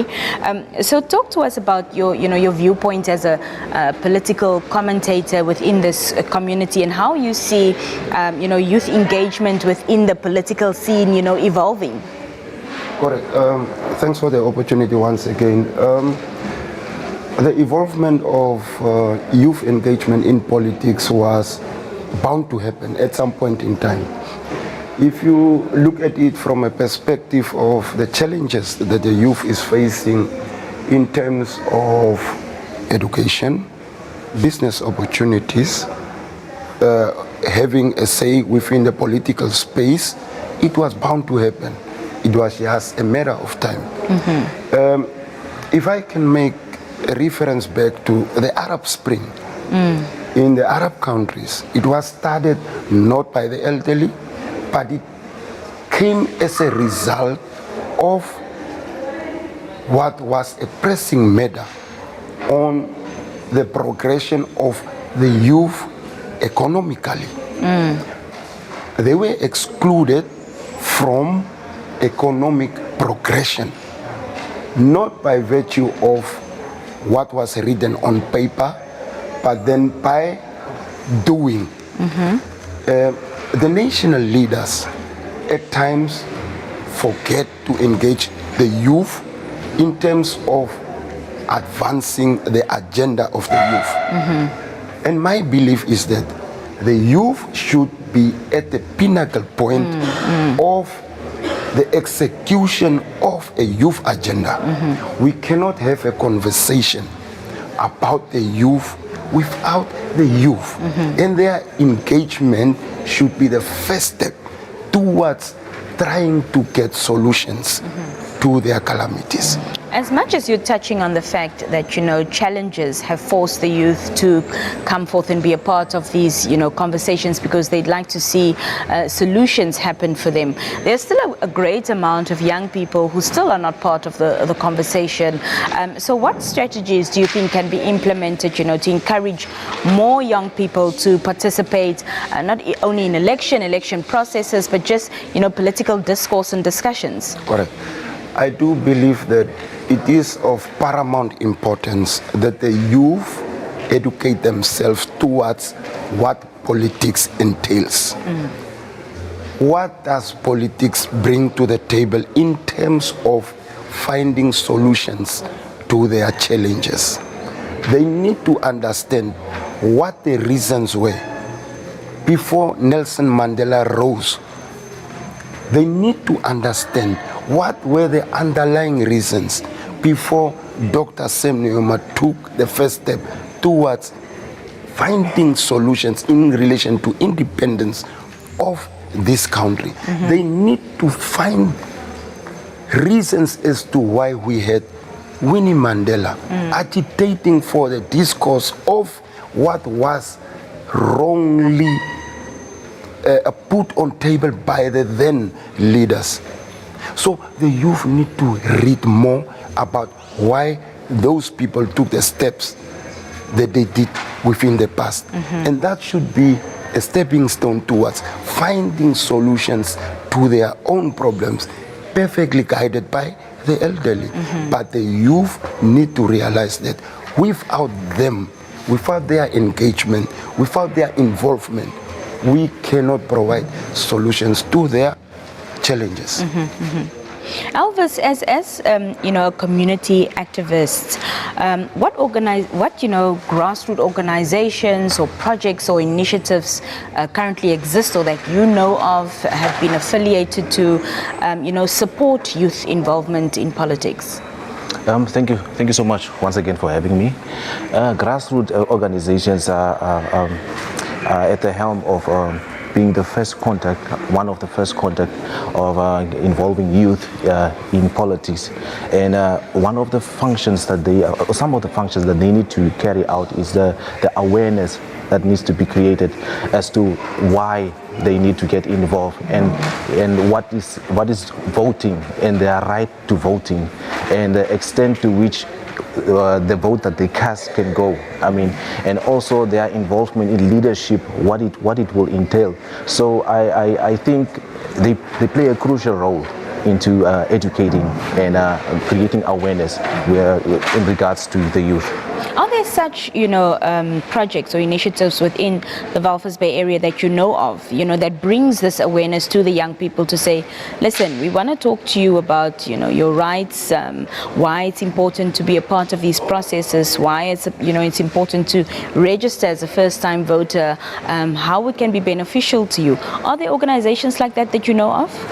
In Walvis Bay, I would say I do not know of organizations that do exist, but I do know of individuals such as the activists that go out and some political affiliations, but that remain not to be disclosed or linked to a certain political party. But in terms of an organization, I would say I don't think there is an organization. I speak under correction, but I have not been in contact with any organization. So I think the activists and the people around are doing much. They do a great job into educating, into reaching out, and yes, much needs to be done. There is a room for improvement. So just to answer the question, I don't. Benno, do you know of organizations that exist in this area that, assist the youth in sort of disseminating information, educating them on these matters? I mean, I wouldn't say per se organizations. Things, platforms such as the Junior Town Councils could serve in that regard. Junior Town Councillors can then educate fellow young people on how to vote, on election processes and all this. So you would want to take it through them, to then educate, peer-to-peer education through young people educating other young people. So I would suggest, or I would recommend junior town councils, or say junior town councils through different constituencies can then take up that role. Yes, very much. When it comes to social media, do you think that social media plays a role in mobilizing young voters? Very much, because many young people are on social media. So the way you would want to get young people involved is, the first thing that you would do is target social media, because that's a very powerful tool that you can use to get young people involved in whatever it is that you want. In this case, politics or engagement in politics. Right. So education through social media is a step to getting young people involved into political engagement and elections. Mr. Speedy, you're of a different generation, but do you think that social media does the job in educating young people on important matters such as these? There is no way that we can exclude ourselves from jumping on the bandwagon of the new evolution. The world is moving fast. We are talking about the IA. We are talking about the new way of doing things, especially in relation to ways of communication. We are in a digital space, and there is a great call for one to expand your horizons of understanding the digital era. It's of paramount importance for us to engage through the medium of social media because of the accessibility there too, and the sheer number of the youth that are making use of that space. I think if we can delve deeper into how best we can make use of that space, I think we can reach more audience, and the greater influence we have therein, the greater the output. Yeah, indeed. And your thoughts, Elvis? Yeah, I would say definitely it plays a major role, because the youth are on social platforms for as long as they are awake during the day.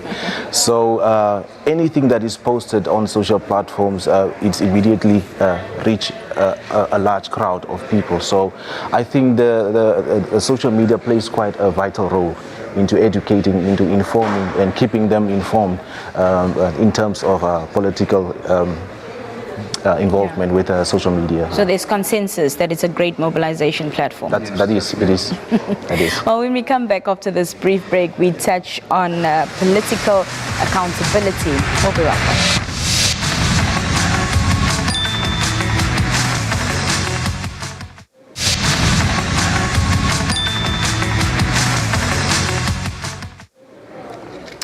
Welcome back. We are here with Penoa, Elvis, and Mr. Romeo, just discussing and sort of unraveling the political processes concerning elections that, of course, also the Erongo region participated in. We know that this region is the only region that didn't have an extension, but nonetheless, we all are still waiting for those results to be trickling in. Before the break, we spoke on, youth involvement in the elections, political processes, etc. And now we're going to touch on political accountability. Now, Mr. Speedy, as a former councillor of the municipality of Walvis Bay. You've been in a leadership position. So in your opinion, what are the key elements of political accountability that voters should demand from the elected officials? Yeah, there is a process preceding actual elections through which political parties engage the wider audience outside through their manifestos. Now, many a times you will find political parties not educating the greater audience as per the content of their manifestos. One of the aspects that are always enshrined within the manifestos is that of accountability. And most of the times when we think about the concept of accountability, we make references to financial accountability. That to me is not the only accountability that the political party should have towards their members, sympathizers, or the greater audience at large. Accountability is giving feedback or giving sort of a report on progress on your promises to the greater electorate. Yes. So it's of paramount importance that inner institutions of political parties should see to it that the community is kept abreast on the progress made with specific reference to the promises made. So accountability within political parties should not only be based on financial reports and those reports linked to financial expenditure and so on and so forth. So I think there is room for improvement in terms of accountability, but we need to educate our principal players within the political space, within our political parties, to say that, but we need to account. We need to give account on what we promised. How far are we? And how long will it take for us to be there where we want to be? And I think, yeah, there is still room for improvement. On that note, how effective, has the recent election process been in promoting accountability? We've seen reports. More recently, as in yesterday, I've been listening to the report that was given by a mission that is mandated to oversee or to report on the process of elections within our country. And the observers, is there? Correct. Right. And I've been listening intensively as to how their view is on the conduct of the institution that we have mandated to oversee the electoral process in Namibia. First and foremost, let me also make use of this opportunity to applaud the Namibians for a good conduct pre and post elections. We have seen how bad it can be when things are going south. Many lives have been lost. We have seen many court cases within our neighboring countries due to the aspect of those that are mandated not giving account to those that are expecting accountability from them. And we should make serious amends on holding to account those that are mandated to oversee our electoral processes, because the repercussions of misdeeds can lead to dire straits. And this we must prevent through educating them on their mandate through which they can be held accountable. Mr. Elvis, your thoughts on the effectiveness of the recent election process in promoting accountability? Sure. I would say that the institution, ECN, I think there's a lot of improvement that needs to be done from their side. I think a community engagement and also leadership engagement, I think they will then also be able to suggest what needs to be improved. But we have been on the ground, we've seen a lot of things that were not in line as to how it should have been conducted. I think from my view, accounting as an institution that is responsible for elections, we need improvement on their involvement. Yeah, I think so.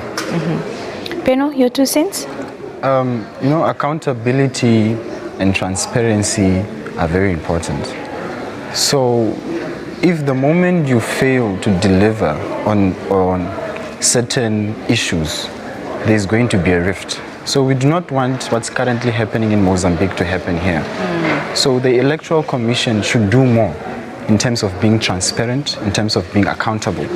There were a lot of mishaps in these elections. There were a lot of ups and downs. The Electoral Commission should provide full answers to the people because that's what they deserve. And also to the fellow young people, I must say I'm really proud of my fellow young people because we have been standing in those lines. We were very patient and we casted our votes. So now the Electoral Commission should then come to us, back to us, and give us a full report as to why there were these mishaps, and just be transparent with us. Yes. There has been reports, in fact. I mean, they've had, I think, by today they've had 3 press briefings. Are you saying that what's been said in terms of the reasons behind the mishaps and what caused delays, shortages of ballot papers is not sufficient?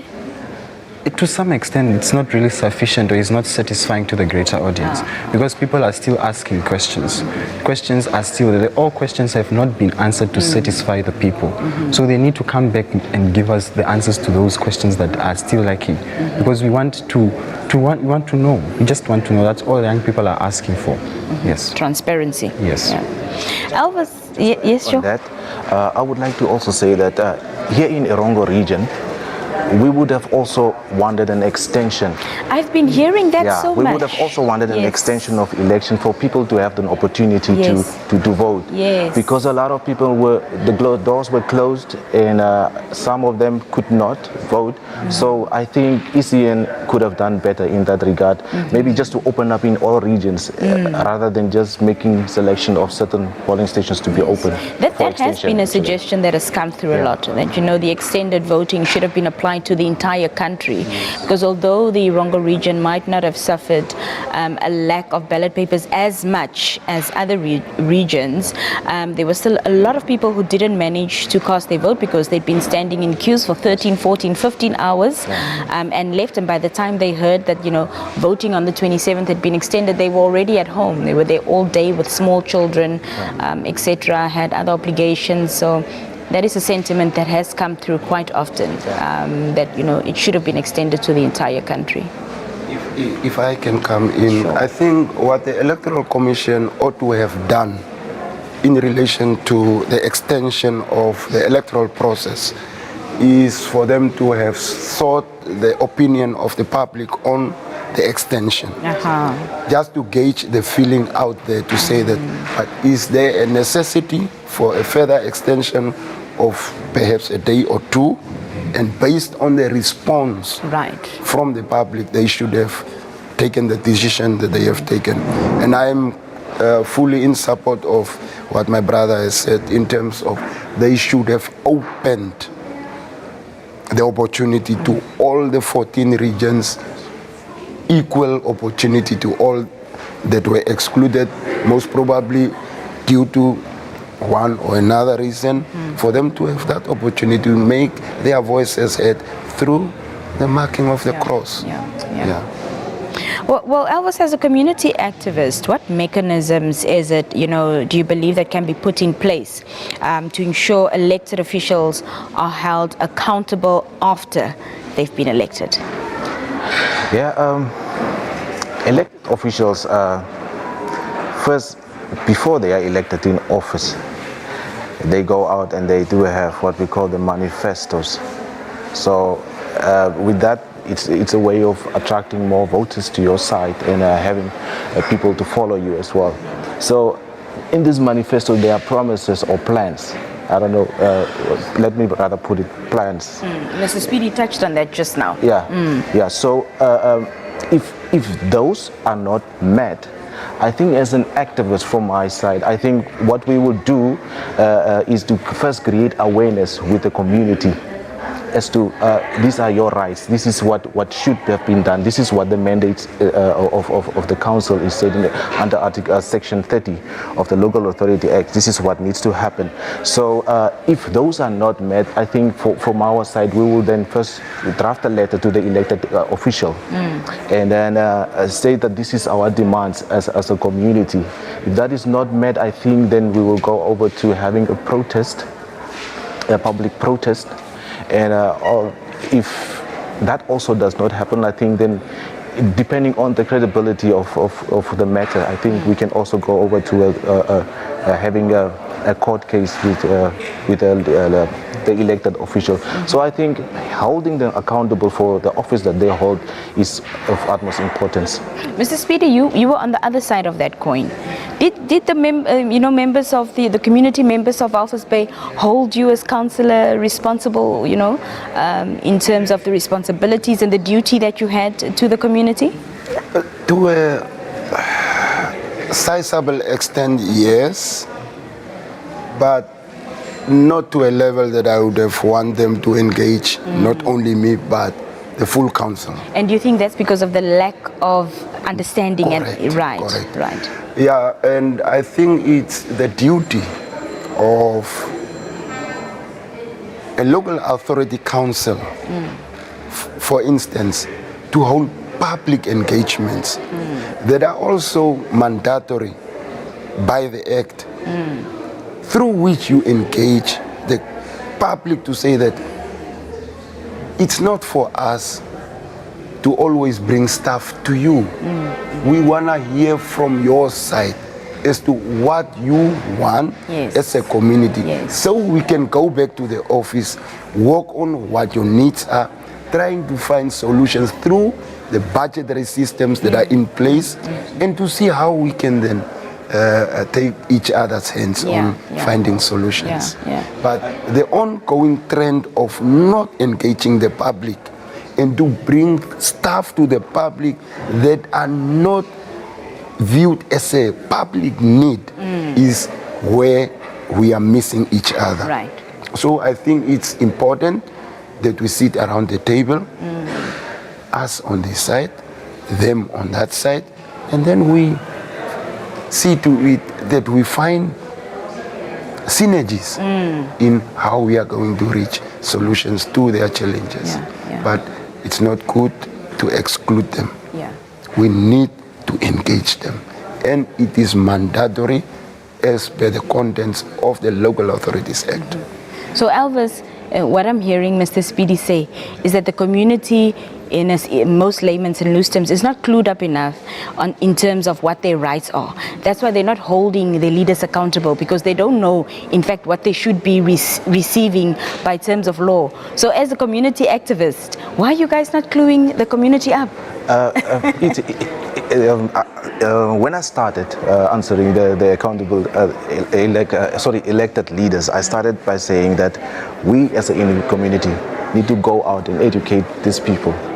As per the section 30 of the Local Authority Act, it's listed there why the Local Authority Act, what the functions are of the Local Authority Act. So we as the community activists, yes, we take accountability for sometimes lack of information for the community. Right. So we will have to.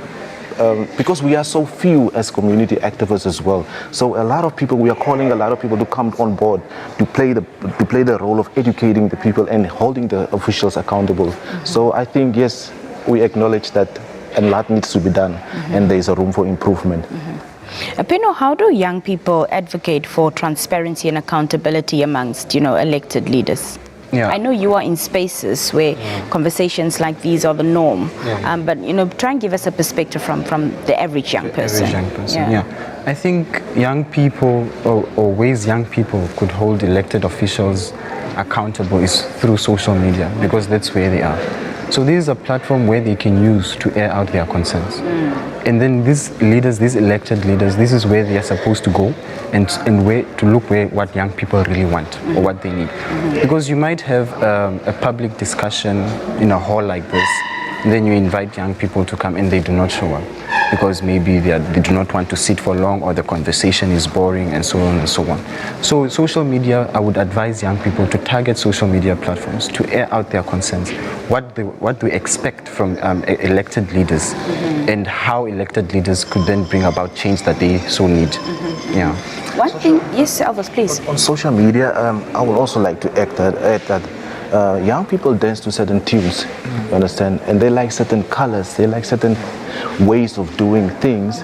So I completely agree with my leader here that once you want to catch the attention of these people, social media is good because when you read the newspaper articles online and you read the comments on it, you will see that there is a lot of engagement from young people from the comfort of their homes. That's why. So I think social media plays quite a very vital role in terms of that. Yes, sir. Yeah, I think if we are to empower the youth, especially a young man like him, they do have a plan of youth engagement. I think from a perspective of a local authority, we need to ensure that we do have a provision made that is specifically dedicated to youth programs through the organ of the youth council.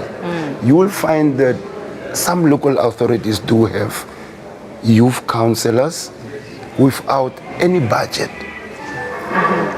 When they do want to do their programs, they are knocking on the door of the senior mayor, which I think it's not in line with their aspirations. We need to empower them. They need to run their own programs, fully supported financially by the senior council. That way we will teach them how they can be held accountable to financially. So let's trust them, let's entrust them to move their youth agenda and their own programs. So I think local authorities need to improve in that sphere of allocating specifically dedicated funds towards the youth for them to move their programs. One thing that is common to happen is during election season, as we are in this year and within this month and week, we have a lot of discourse, political discourse, discourse around political processes, etc. And you see, once the election process is done, these conversations die down until we get to the fourth year, on our way to the fifth year, when it's again time for elections. So I want to talk about post election activity, community activity, etc. That needs to happen on an ongoing basis. Having heard everything that we've discussed, Elvis, what are some of the immediate actions that community activists should be taking or following up after the elections? Well, we need to continuously engage our community by starting the organizations. I think it's a very good initiative to start an organization that educate people of their rights, and taking information to them and to listen to their plight as well, and then channeling their plight to the relevant authorities. So I think immediately what we will do is we will get engaged with the community. We will educate them. We will because there is a lot of people that do not understand. Even a lot will come and ask me, was this elections for local authority? Was that when are we going to elect our president? And while we are busy with the elections of the president, so there are a lot of education needs to go out also from our side. But we would like to also create close links between ourselves as community activists or community, as well as the current leadership, so that there is work relations between the two, because we are on the ground to get the message from the people as to what they want, and they are in a position to implement what we are asking for. So I think there need to be close work relations. Speaking of, working with current leadership, collaboration is very important. So, Peno, what are your thoughts on, collaborating with community activists as young leaders to drive change post-election? Before I answer that one, I would just like to touch on the post-election. I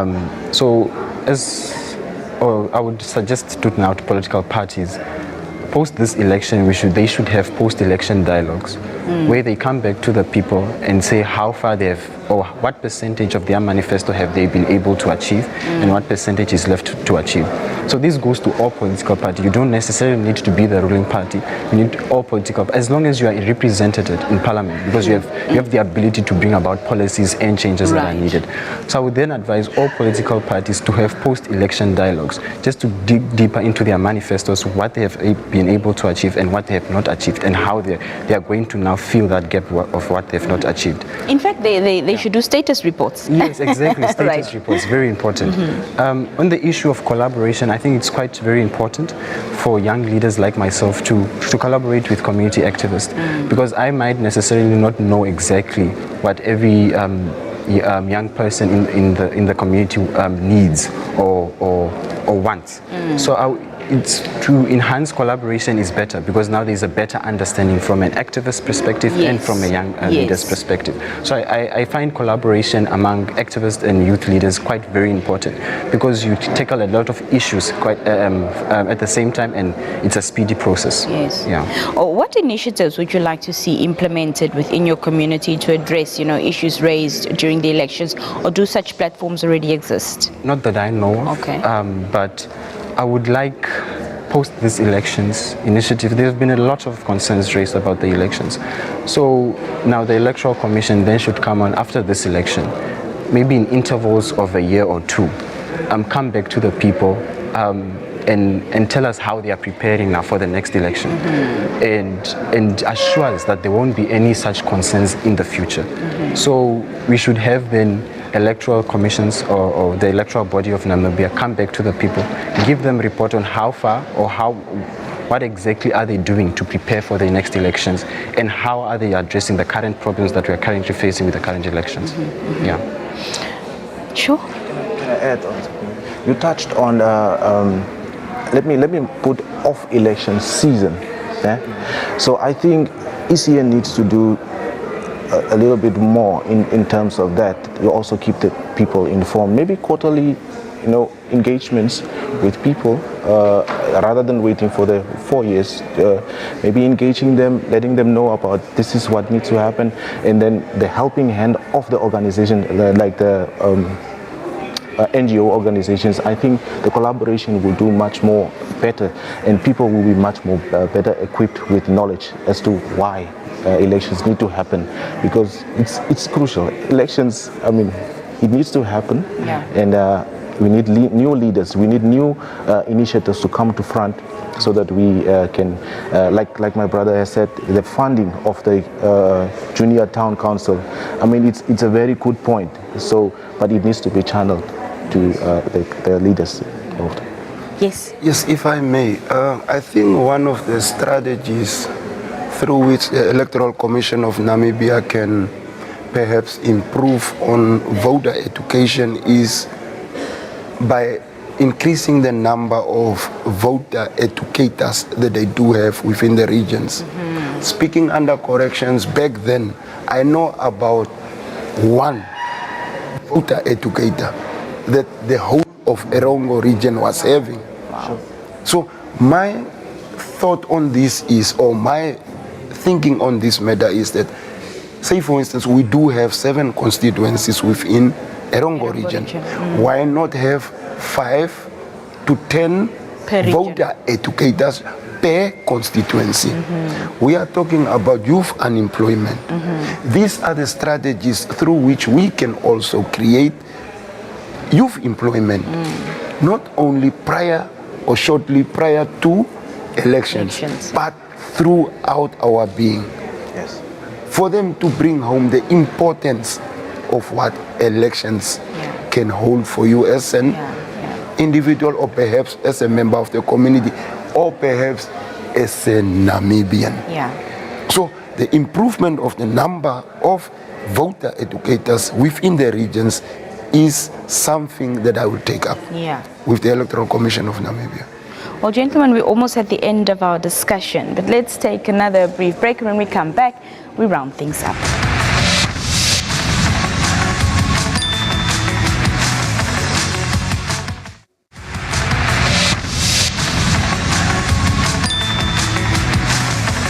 Welcome back.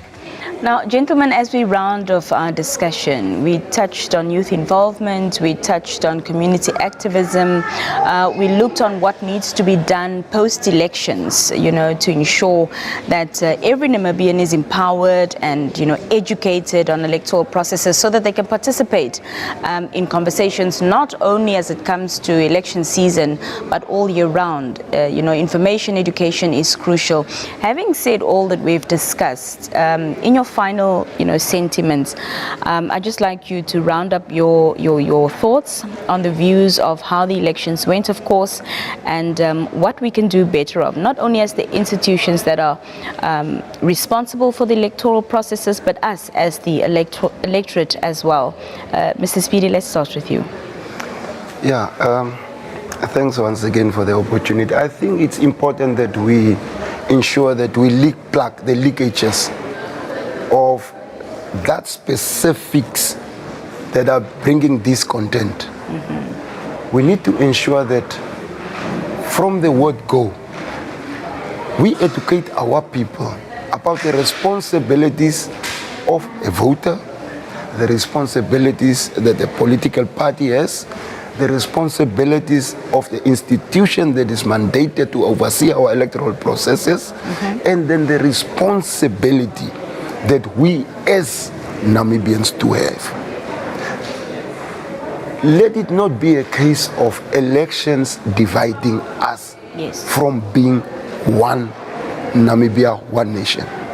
We need to ensure that we maintain the love, the unity that we have as Namibians, and we need to ensure that the electoral processes of Namibia remains a model democracy, not only in SADC, not only in Africa, but globally. Namibia should become a point of reference in terms of elections. That is how I would want to see us move forward. Thank you. Thank you so much. Elvis, your sentiments in a nutshell? My sentiments in a nutshell, voter education. We need to do more on voter education, as was alluded by my brother. It's unacceptable as to have only one, as he was also saying, one education officer. I think more needs to be done in terms of that from ECN side. I think ECN needs to hold regular engagements and also get the sentiments from the public as to why they feel maybe this was not free and fair to some extent.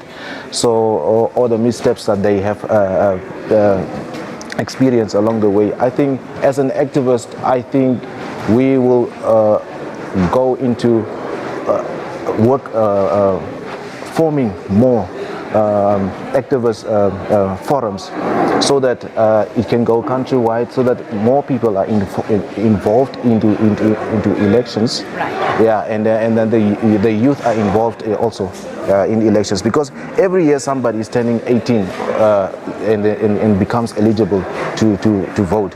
So I think all year round election education needs to take place. Not only from the ECN side, but there's civil society, there's organizations, lots of stakeholders that are also mandated, to do this work. So they should all come to the party equally. Exactly. Peno? This election was a very historical election. It will surely go down in Namibian history. Indeed. Yeah, and the results will be more historical. So from here onwards, young people will definitely be more involved in the democratic process. I think we have seen that in the lines, in the queues, the young people are involved. So post-election dialogues must then happen among different political parties. Youth engagement more, increase the platforms for youth to engage thoroughly in political dialogues throughout the next 5 years, as well as we need to see more young people in top leadership structures within various political parties, within various government institutions. It's very important to also just resonate with the fellow young people on the ground, and also to just get what their needs are and what their wants are. So it was quite enormous 3-4 days. So from here onwards, we hope for a better and more improved results in the next 5 years. Yeah. A better conducted, well-conducted elections in the next 5 years. Indeed. Gentlemen, I appreciate you being here with me this afternoon. I appreciate your time. Thank you so much. I look forward to engaging you again in the future. Thank you so much. High five. Thank you. Well, that's all from us here at the Multi-Purpose Center in Mondesa. Until next time, it's goodbye.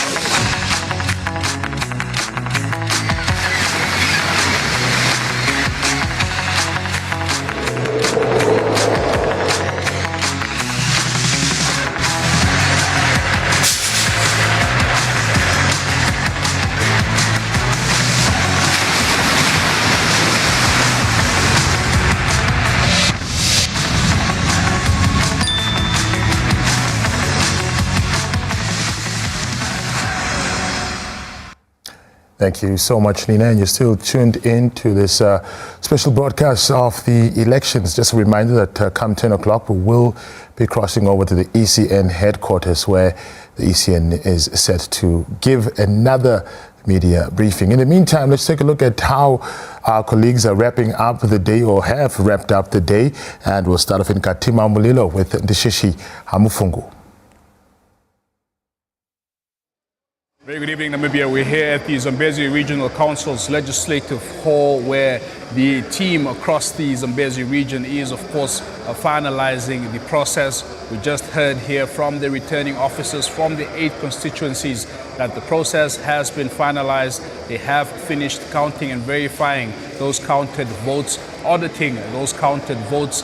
This is, of course, the collation center of the Katima Mulilo urban constituency, one of the biggest constituencies here, with a total of some 20,000 registered voters. We saw 23 polling stations, 19 fixed, and 4 mobile teams over the past week, over the past 4 days of voting. Of course, the Zambezi region comprises of 8 constituencies in total. I'll just quickly run through those constituencies. There are Judea, Lea Voloma, we have Kabe North, Kabe South, Katima Mulilo Rural, Katima Mulilo Urban, Kongola, Linyati, and the Sibinda constituencies. The returning officers are present here, where they, of course, oversaw the verification process. They have expressed satisfaction with the verification process. The votes have also been audited by the auditors present here, and they have described the overall election process here in the Zambezi region as very successful. You would, of course, remember that this region may prove very difficult as far as execution of those elections, considering the general terrain of the Zambezi region. We have a lot of floodplains, woodlands, etc.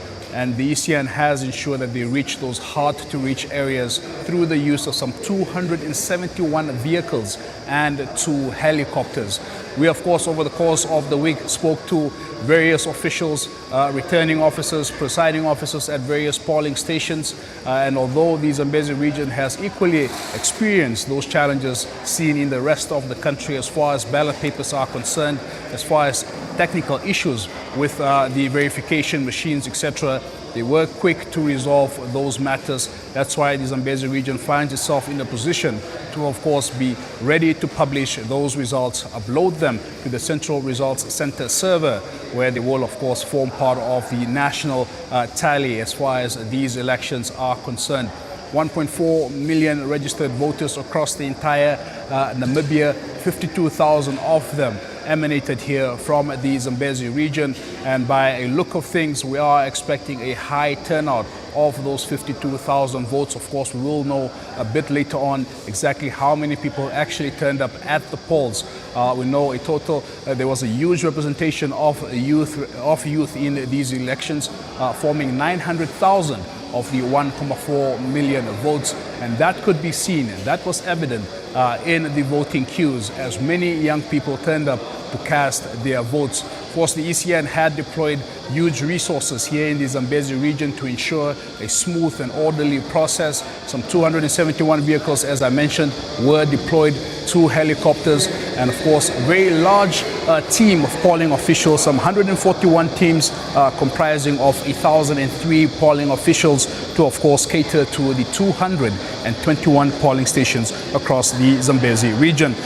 We spoke to the regional officer as well from the ECN, who of course oversaw the overall process here in the region. Leslie Simwanza is satisfied with the overall process, giving much credit to, of course, the conduct and the expertise and experience of the returning officers, of the presiding officers, and the training that went into the electoral officials. Of course, for myself and the team, we've been here all week covering the elections, covering various aspects of the elections. There are huge expectations now from the new administration, whoever comes into power, issues around the youth unemployment, addressing, of course, that major issue that has burdened the entire Namibia.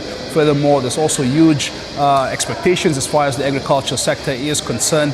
People would love to see more investments and real commitment towards making the Zambezi region the breadbasket of Namibia. Of course, we will see these results in the hours to come. The officials are confident that they captured these results accurately and that these results are a reflection of what transpired at the 221 polling stations across the Zambezi region. It's been an absolute delight being in your company this week. Of course, bringing conversations from all corners of the Zambezi region and from all aspects of the Zambezi region. And from myself and Ndishisha Mfungu and the entire team here, we wish you pleasant viewing ahead, and thank you for, of course, embarking on this journey, embarking on the electoral coverage with us right here from the Zambezi region. Thank you so much, Ndishisha Mfungu and the rest of the crew. I'll move on now to the Omahake region, where Leslie Chiwetha is in Kobabis.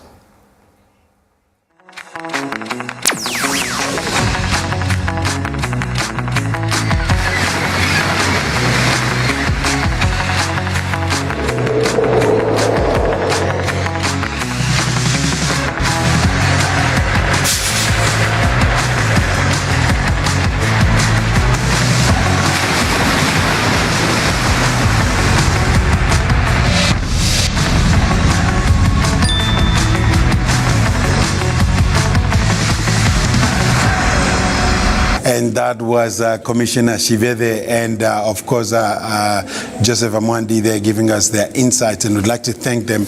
And over the past few days, obviously, we've interviewed a lot of people, and we're going to end right here where we started from day one. Brenda Shiombo, Dalen Mukoroli, Professor John Nakuta, and really people from walks of life, and also from the community of Kobabis and the surrounding, who've come here to tell their stories, how the election was to them.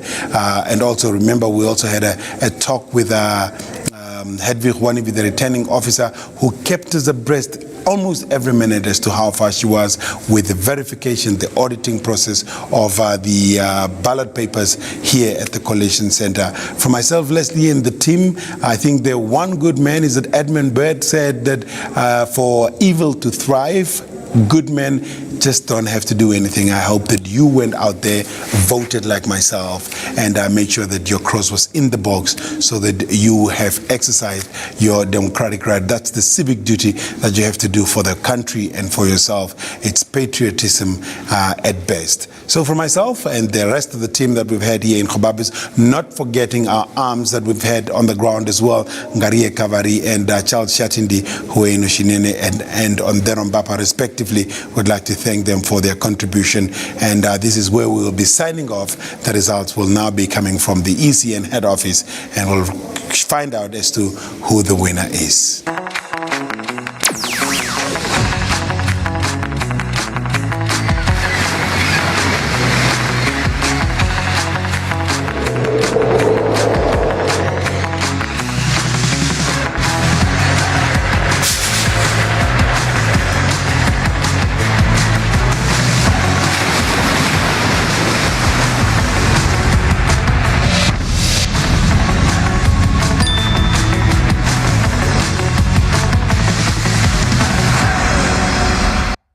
And that was Leslie Chiwetha wrapping up his assignment and also thanking each and every person that played a role in making that production a success. Now, last but not least, we'll cross over to Swakopmund, where Nina Katangana gives us a wrap-up of her assignment.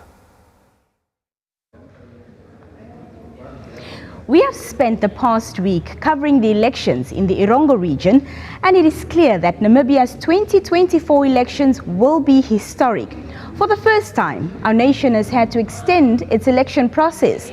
And as we await the results, we commend all Namibians for their resilience in exercising their democratic rights, demonstrating calm and solidarity throughout this challenging period.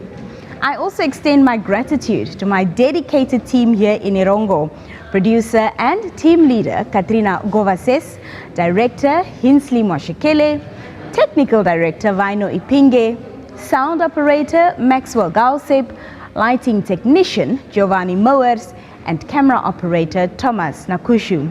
A special thanks to our reporters Stefan Wirap and Renata Rengura for their continuous coverage. Now, from all of us at the Multipurpose Center here in Mondesa, we bid thee farewell until next time. Thank you for watching. Thank you so much, Nina. Now, after that wrap-up, we'd just like to play some sights and scenes from the different regions where we sent our reporters. Let's take a look.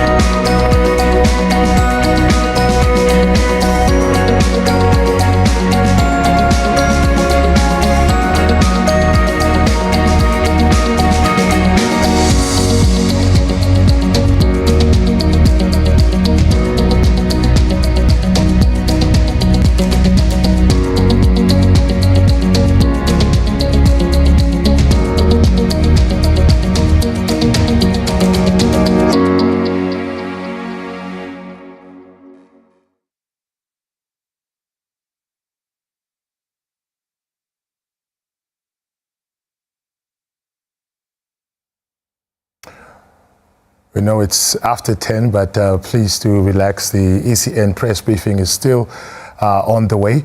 We will be crossing over there as soon as possible. Stay tuned.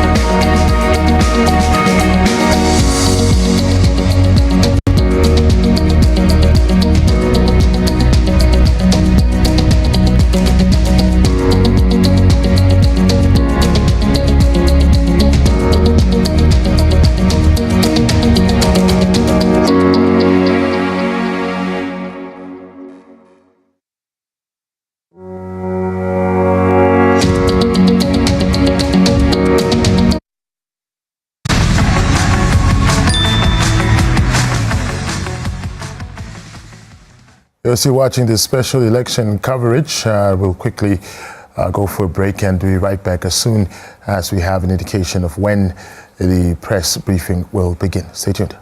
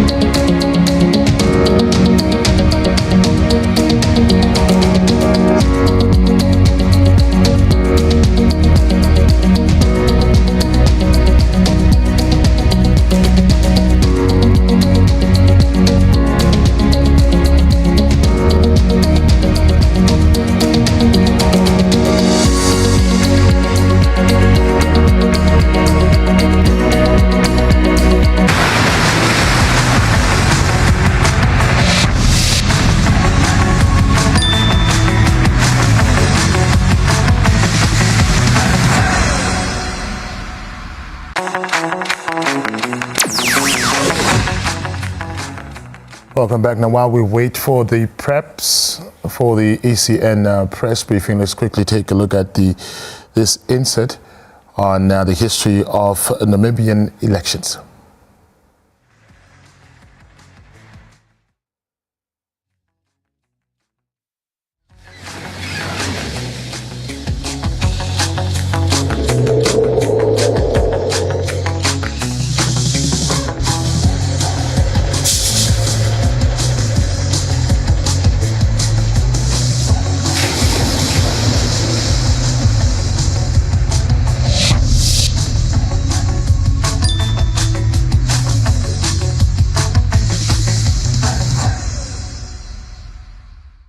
In 1989, Namibia had its first election under the leadership of the United Nations.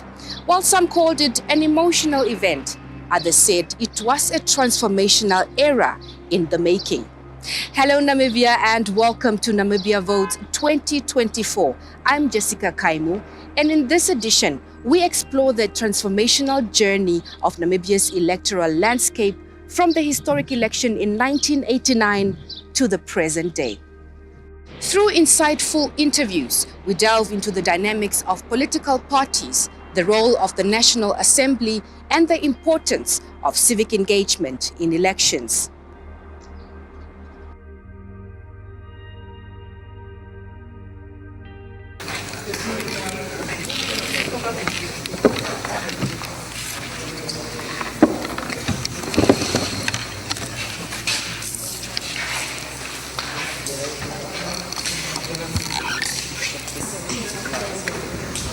Yeah, I'm very excited.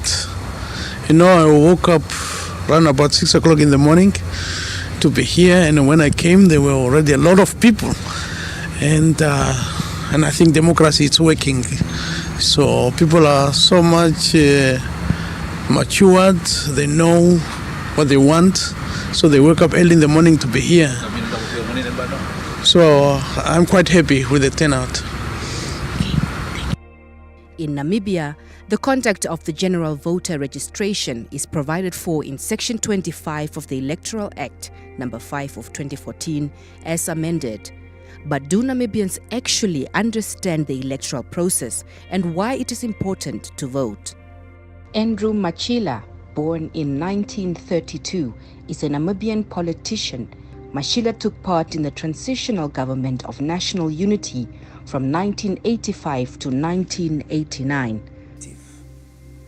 Or choosing an official, a public official who would do public work. So elections are there to elect public servants. Any country in the world that holds election is electing reliable public people who would serve members of the public. That is the most important part of election. Secondly, elections are there to determine the future of a country. If we don't elect people, we cannot know what is going to happen in future. We might end up in a mess. So elections are there to direct us to elect people who will guide the country, who will steer the country like you are steering a motor car to take it to a certain destination. So if we cannot have elections, we cannot know where we are going to, or we cannot decide where we want to go. Namibia had its first ever democratic elections in 1989 under the leadership of the United Nations.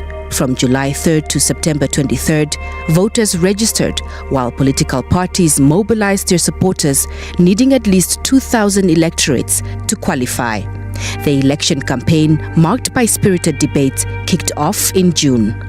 With the mushrooming of so many political parties now, how many political parties existed in Namibia at the time, Machila tells us? SWAPO, DTA, UDF, another one called AXI National. Then we had the NDP, the NDF, Namibia Democratic Front. And we had another one called FCN, and we had NNF, and altogether they were 7 parties participated in those elections. Now, at that time, some of the parties were parties that were long established, that had a long history. Like, for instance, SWAPO was established around 1960, so it was already a party 40 years old practicing politics. And then another party that had started earlier was parties like the FCN. I think it was from Riobot or so on. But these were smaller parties. These were not parties that could make a mark in the elections of the country. But another party which was quite new, which was formed in the 1970s, was the DTA. This one made a mark. It was quite big. So in the elections, it came out second. Yeah, only 7 parties made it to parliament. But in terms of contest, probably 16 or so, there were a lot of parties, but they didn't make it. And of course, today it's the same thing. You have 20 parties, and I don't think that we're going to have 20 parties in the parliament. The same thing will happen. Of course, you have SWAPO as the largest party, the stage setter, the dominant political force in Namibia. And then you have had opposition parties.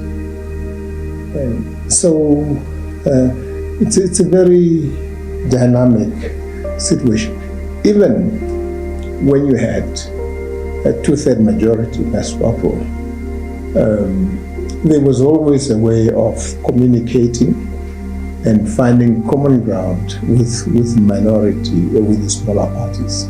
So it's not just a question of the overwhelming majority being controlled by the one party, but there's always been political space for the other parties also to make a contribution. The stage was set for Namibia's first democratic elections. Polling stations were crowded as everyone wanted their votes to be heard. Dr. Kaire Mbwende, a staunch political expert, recalls his experience at the elections. 1989 was the first election of its kind, and therefore there was a lot of enthusiasm about it in terms of participation. Everybody wanted to be part of the change, irrespective of which political organization you support. Of course, and the difference is that election was also under the management of the United Nations and its monitors, and so it was a different kind of election, but and of course with its own code of conduct and everything. But the different political parties that participated were very enthusiastic and also strictly adhered to the code of conduct. So even though it was transition and we had warring parties, we just made peace and we were able to have peaceful elections. And I think that is really a plus, the maturity of the people of Namibia, and to allow a democratic process to take place. The election in 1989 ran from the 7th to the 11th November due to a number of logistical and teething challenges, including the lack of transport. In the first elections, the first challenge I can tell you was distance. You know that Namibia's roads at that time, in many cases, many areas did not have roads. To reach the people was almost an impossible task without four-wheel driven vehicles. So that was the first challenge. How are the people going to, those who are organizing the people, how are they going to get to these villages that are way out there in the bush? How are they going to get to these people? Because everybody was expected to be given, it's a right to vote It's not a privilege. It is your right to vote. Now these people had rights to vote, but some of them were very far away. So people had to grapple with that problem of finding a way of making contact with every village in the country. That was the first challenge. Second challenge, education. Many of the people out there in the bush could not read and write. When you give them a ballot, they don't know what's there. No. You say to them, you go and make a mark there. Where? What kind of a mark? They can't sign. They had to get somebody who must show them to make a cross like this. That was the biggest challenge, that people did not know how to read and to write. And they are confronted with the ballot. Fortunately, ballots in those days showed the flags of the different parties. So the leaders of these parties, when they were organizing in their campaigns, had to carry their flags all the time so that the people got used to see, oh, SWAPO is this one, DTA is that one, SWANU is this one is that one. The people had to get used to that idea by seeing you carrying the flag of your country. Secondly, SWAPO, DTA did this. So the signs, the people were told, you will see this sign on in the ballot paper. There'll be this sign and this sign and this sign and this sign and this sign. All those signs will be on the ballots. And you make your cross on the sign which you know represent your party. The results were announced on November 14, revealing SWAPO as the dominant force, winning 41 seats. However, they fell short of the 2/3 majority needed to unilaterally draft the constitution. And the elections that were held in that November, SWAPO got 41 seats.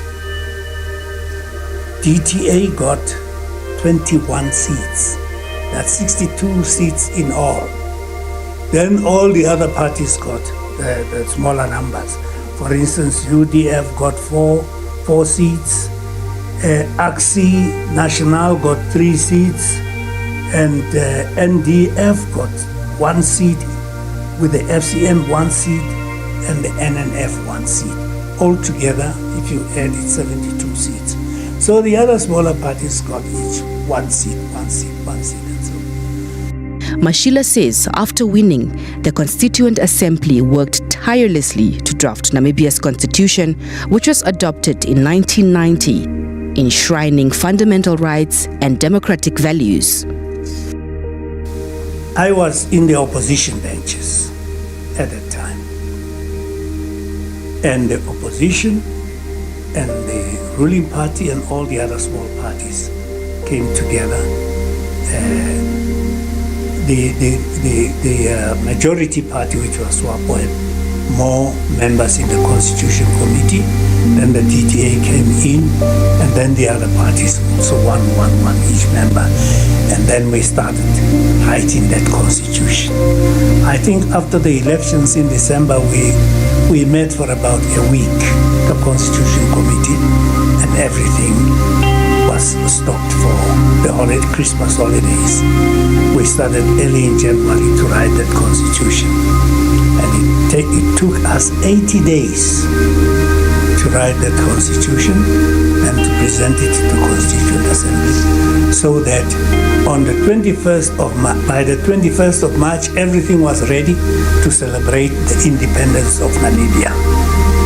And indeed, by the 21st of March, the new president of the country, Mr. Sam Nujoma, today Dr. Sam Nujoma, was the first person to raise the flag of an independent Namibia.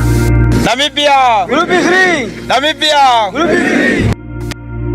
Dr. Sam Nujoma was sworn in as the country's first president, and a multiracial cabinet led by the first Prime Minister, late Dr. Hage Geingob, took office, marking the dawn of a new era for the nation. The second elections were held in 1994, making it the first parliamentary elections post-independence. Subsequent elections showcased the emergence of new parties and changing voter dynamics. In 1994, elections results came out as follow.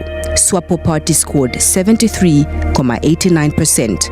DTA of Namibia was the opposition with a score of 20.78%.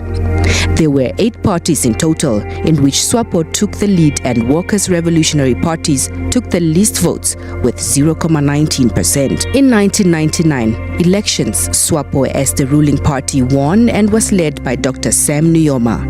Namibia is one of the most democratic countries in the world, and Mashila emphasizes the evolution of the different political parties. Now, if I can tell you that something startling which sets the mind to think, which makes us to think, is that 7 political parties in 1989, 11 political parties in 2014, 11. We have an election here next month. I don't know how many parties will be going into that election. But be that as it may, people want to vote. People have their own ideas about how they should vote, why they should vote. We educate them on this.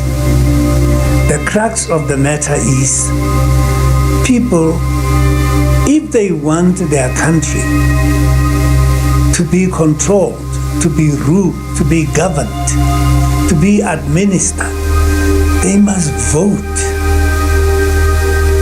People have got to go and vote in order to decide.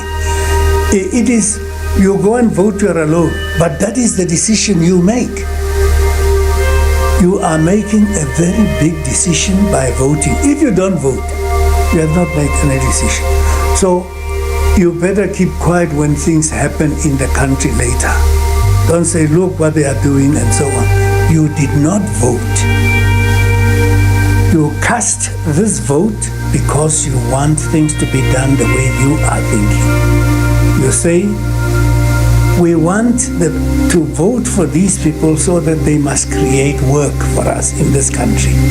We can't stay without working. We must work. So we vote for them to do that. Secondly, we vote for other issues, health, education, and so on. But the most important of all these, we vote for people so that our country should have peace and stability. No peace, no elections, no peace, no stability. People have to dictate how we must be governed. But the elections put us on the road to what the experts long ago called a government of the people, for the people, by the people. Namibia has been very stable over the last 34 years or so. It has been a participatory democracy.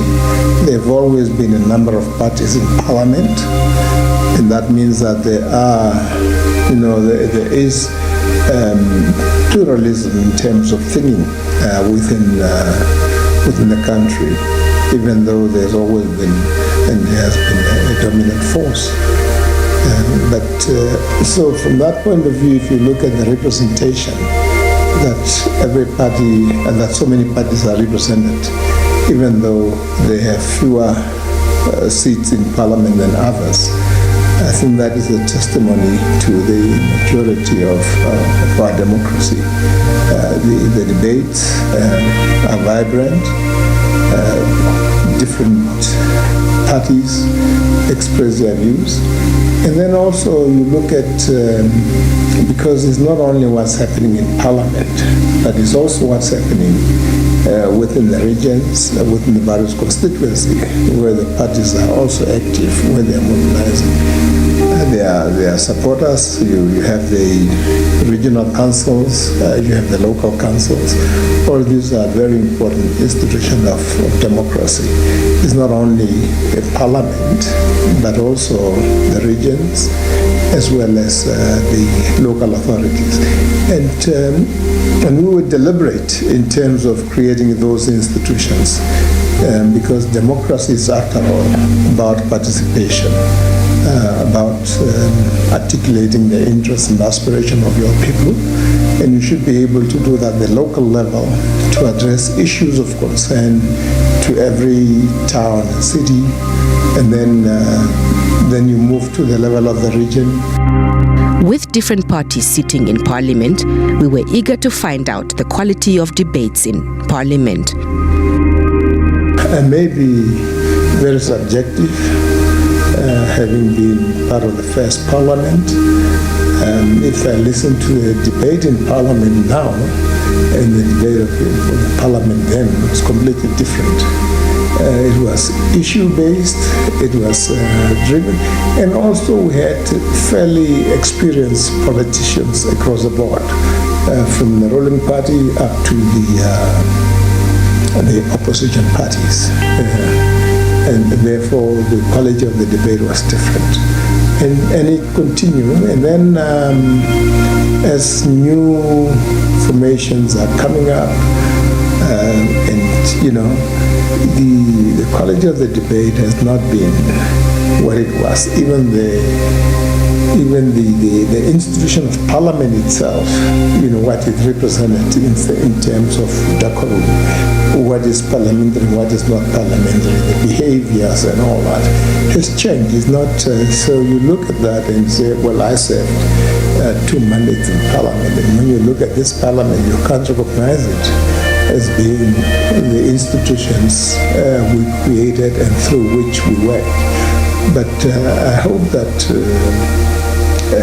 it's going to mature with time, and we are going back maybe to the Parliament that Namibia has been known for, to be issue-based and also consensus building on major issues of national interest, issues of foreign policy, issues of defense, and we'll add maybe issues of agriculture, food security.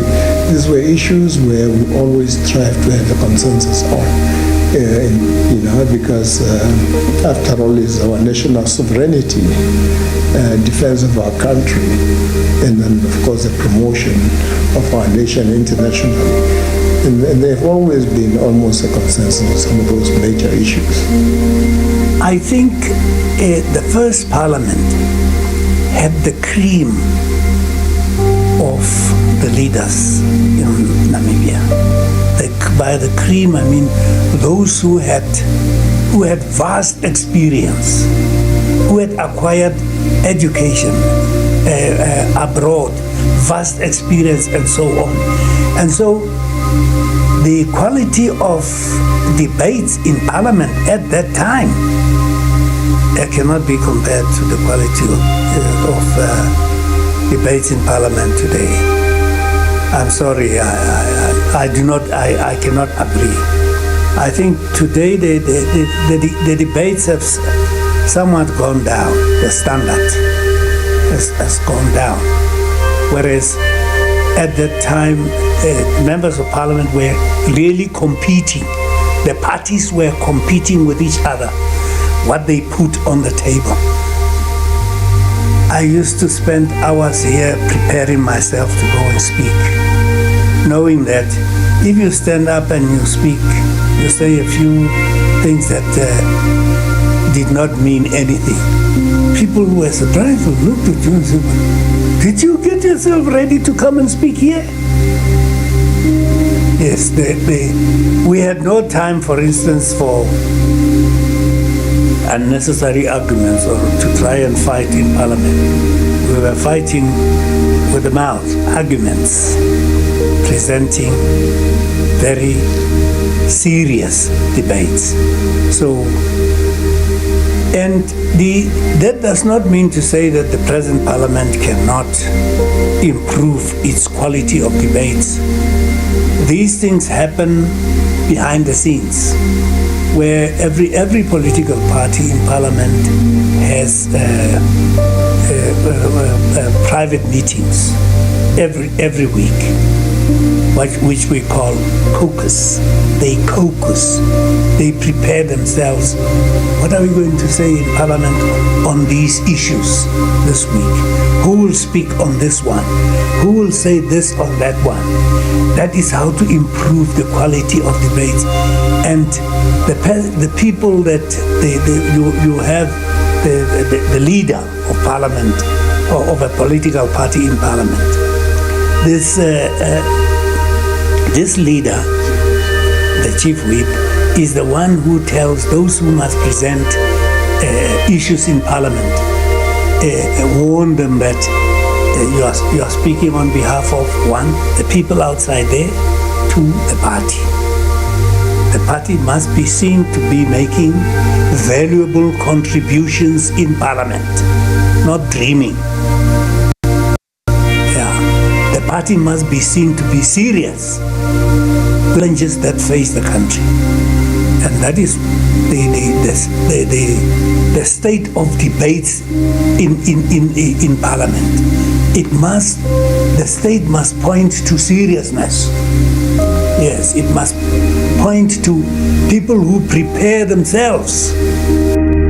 Nuyoma's presidency was marked by a focus on national unity and reconciliation, but also faced challenges like economic disparities and land reform. Succeeding Nuyoma from 2005 to 2015 was Hifikepunye Pohamba, who emphasized social justice and economic development. His administration continued to address issues of poverty and education while fostering international relations.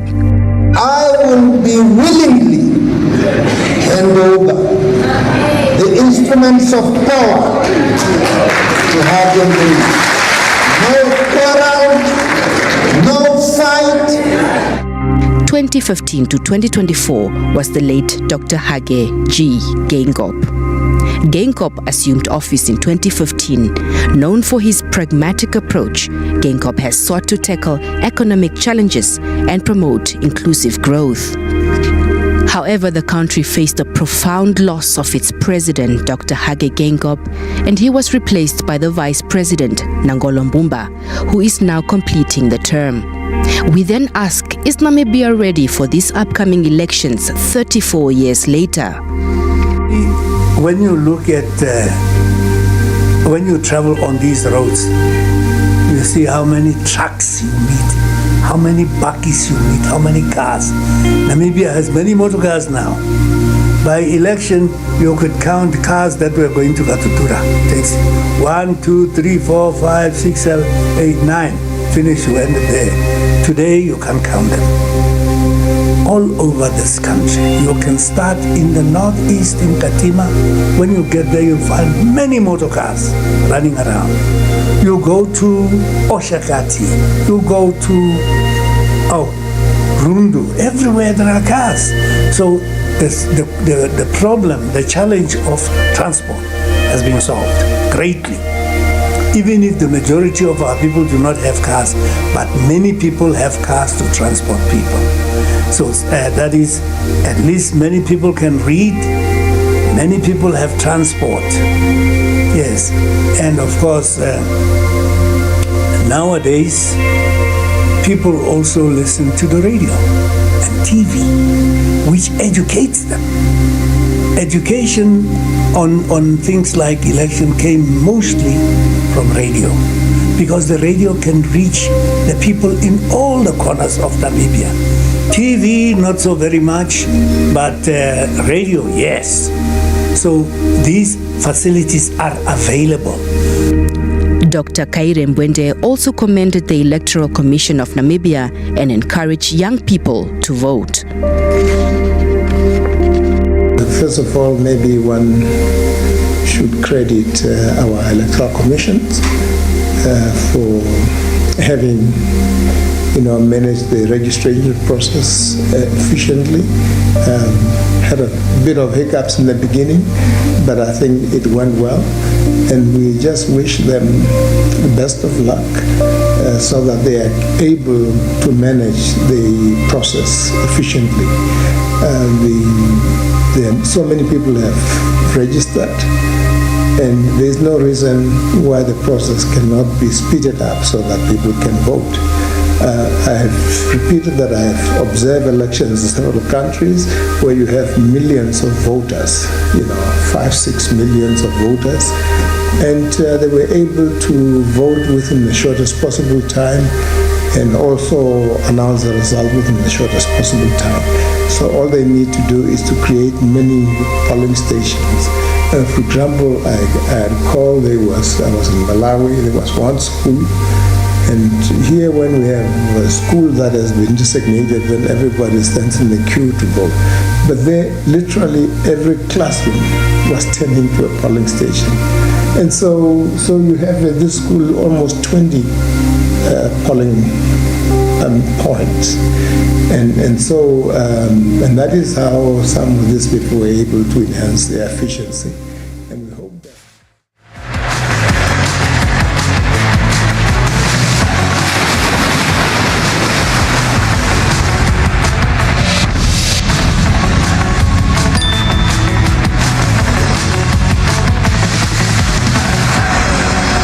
We are still here at the Kobabas Coalition Center. It's Namibia Votes 2024. I'm Leslie Shiweda. As you can see, this is the set that we have been using for the past 5 days to try and make sure that we bring you all the information as far as Omahake region is concerned and the Kobabas constituency. I've interviewed the governor here, I've interviewed the media ombudsman, and I've interviewed the returning officer and also the electoral officer for the region of Omahake. But I also just wanted to really give you the behind the scenes so that you will be able to happen as to what happened to your vote after you've casted it. It comes right here at the Coalition Center, and it's get to be put in all of these boxes, and they are always watched by a police officer, a party agent, or even just the observers themselves. And the reason why they have to do that is because this is very sensitive material.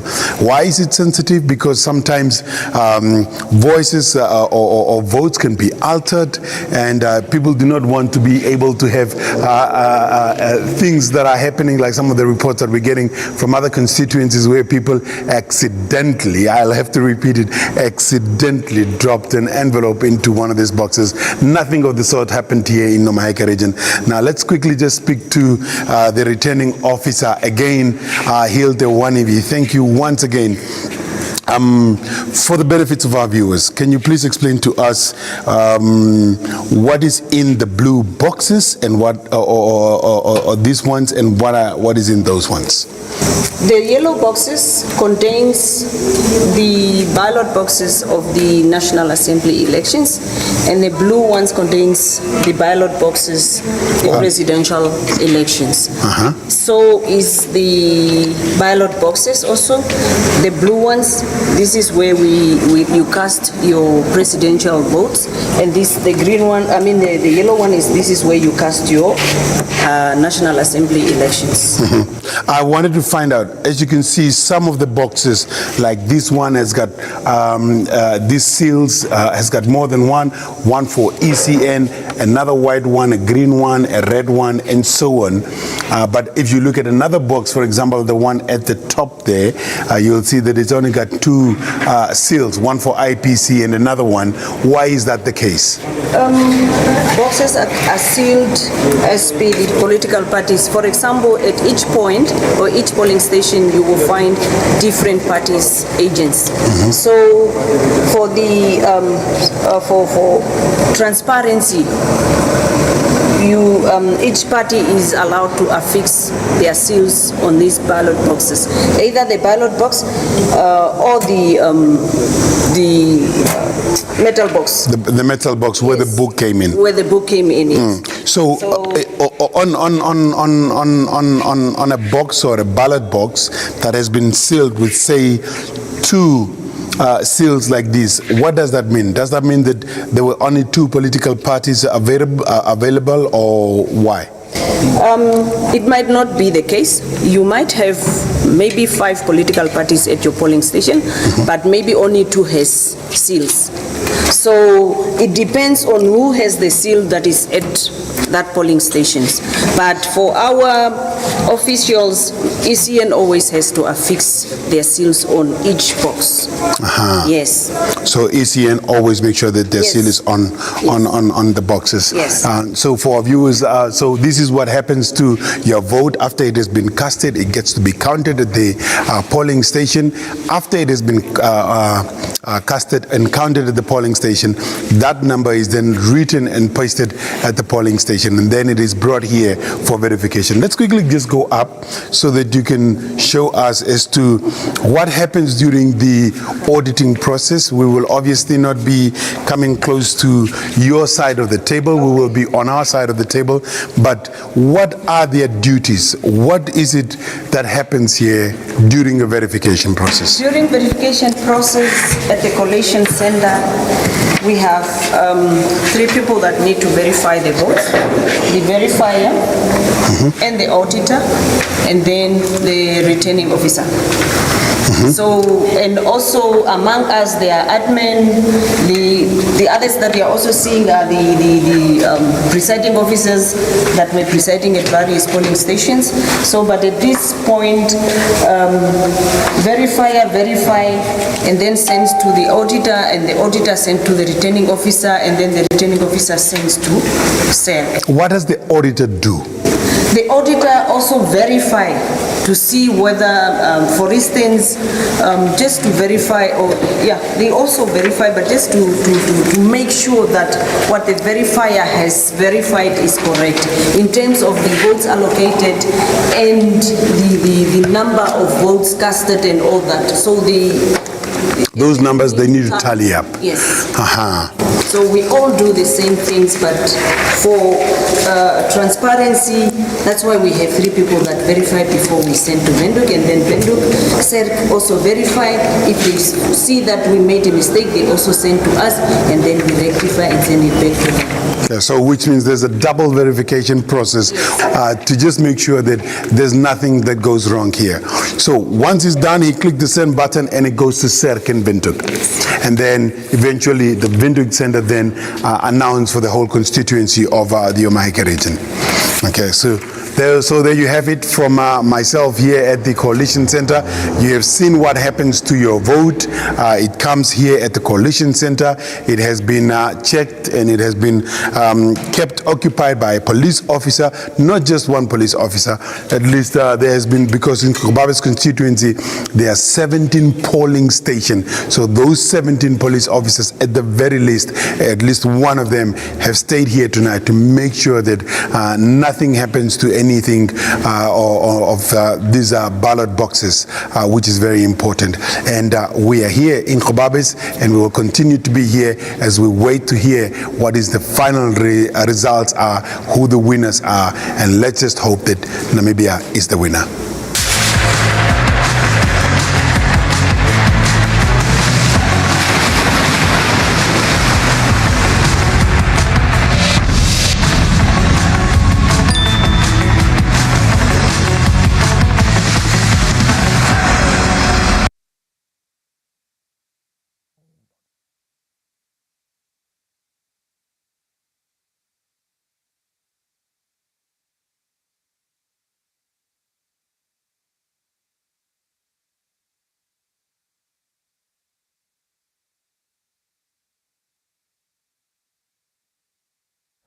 Yes, we are still waiting for the ECN to prepare for the briefing that they were supposed to have at 10 p.m. Please do bear with us. But earlier on, the Chief Electoral and Referendum Officer, Peter Sharma, provided an update on the preparations for announcing the results for the Presidential and National Assembly elections. He assured the public that the Electoral Commission of Namibia is committed to ensuring the integrity of the electoral process. The process of verifying and compiling results at the collation centers in all 121 constituencies has progressed well, or is progressing well, according to him, and results are being uploaded to the Central Election Results Center for further verification. Dedicated personnel have been assigned to oversee the transmission of the results to ensure efficiency. The Commission anticipates the preliminary results to be available shortly after the extended polls have closed, which has already happened, with formal announcements expected to begin today. Now, they emphasize the importance of accuracy and transparency and pledge to keep the public informed at each significant stage of the process. Mr. Sharma concluded by reaffirming ECN's commitment to democratic principles, thanking the public for their support and expressing hope for the continued success of the Namibian democracy. And later on, the floor was opened for questions from members of the media. Do stay tuned while we wait for the ECN to bring us up to speed.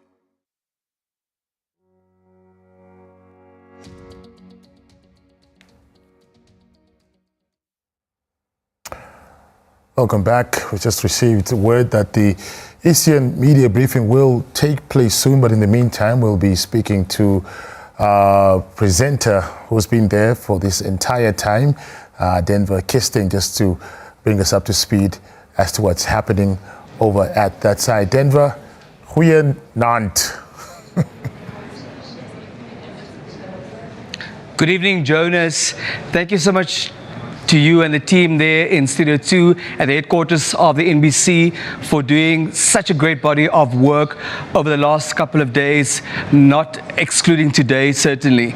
Now, we have it on very good authority, as announced earlier by the Chief Electoral and Referendum Officer of the Electoral Commission of Namibia, Mr. Peter Sharma, that a batch of results will be announced by the chairperson of the ECN, Dr. Elsie Nikembwa, this evening. And it is our understanding that that will certainly happen before midnight today. It's about 20 past the hour of 11. It's been a long week. It's been a long day. We did learn from the Chief Executive Officer, that is the Chief Electoral and Referendum Officer of the ECN, that they'll only announce those results that are ready to be announced once the polls close. And we know that the Act stipulates that the polls close at 9 o'clock, but whoever is in the queue at the time and who indicates that he or she wishes to cast their vote should be allowed to do so. So we do know it's common cause that polling has been extended to yesterday and today for some polling stations in some constituencies. But in the meantime, some results for some other constituencies are ready, and those are the results that we're expecting this evening, Jonas. Thank you so much, Denver. Now, you've been there for this entire duration. What were some of the highlights? I mean, you guys had the opportunity to see some of the drama that unfolded at the ECN, but what are some of the moments that really stood out for you during the coverage? So what we know about today's engagement was it was the fourth press briefing, Jonas, and there were instances during the course of the week where the ECN had indicated that they would engage Namibians, members of the media particularly, on developments, but on account of what unfolded, especially on Wednesday, 27 November 2024, and what the Commission was subsequently seized with in terms of the way forward, that some of those scheduled engagements couldn't take place and needed to be called off at the 11th hour. So I think in light of that, there's definitely a level of anticipation, and that increased incrementally. But while we're at it, Jonas, we also engaged our audiences on a number of our social media platforms, especially after the announcement of the Chief Electoral and Referendum Officer, Mr. Peter Sharma, this afternoon. And a question that we put to them on X was what their take is on the decision by the ECN to make results that are available known only once the polls close at those polling stations that were open yesterday and today in those constituencies. And we had about 410 votes in this poll about whether or not our audiences on X agree with this decision to only have the results released after the close of the polls. And about 60% of the participants in this very poll agree with the decision, while 23.7% are not in agreement with the decision to only release the results that were available once the polls that were still open, theoretically until 9 o'clock this evening, would close. And about 16.3%, Jonas, of the 410 votes cast in our poll indicated that they had no opinion to express in this very regard. As far as Facebook is concerned, we had three questions that we put to our audiences on this platform. And one of the questions that we put to them was, do you agree with the ECN's decision to only release the results after the close of polls? That's the same question, of course, that we had on X. And we had 753 agreeing with the decision, whilst 338 disagreed with that decision to only release available results once the polls that were open yesterday and today officially close. About 114 indicated that they had no opinion. Some more questions that we asked from our audiences, Jonas. Do you think the way the media reports issues can influence how people vote? Now, we had those observers from the SADC mission engage the media on their findings yesterday, although what they issued was a preliminary report, and they pointed out where areas of growth were and where we may need additional capacity also as members of the media when reporting on these issues, because we do know reporting on issues relating to elections, these are quite technical, these are complex, these are quite intricate matters. But in any event, those who participated in this poll had to say 408 agreeing, 79 votes not agreeing with the stance that the way the media reports on a matter could in fact influence the way people vote. And 43 participants indicated that they had no opinion about this very matter. But that wasn't the end of our engagement with our audiences, Jonas. We also wanted to hear from them what influenced their decision to vote for the political party or candidate of their choice. We do know that 1.4 million Namibians were scheduled to head to the polls because those were the number of registered voters who could participate in these elections.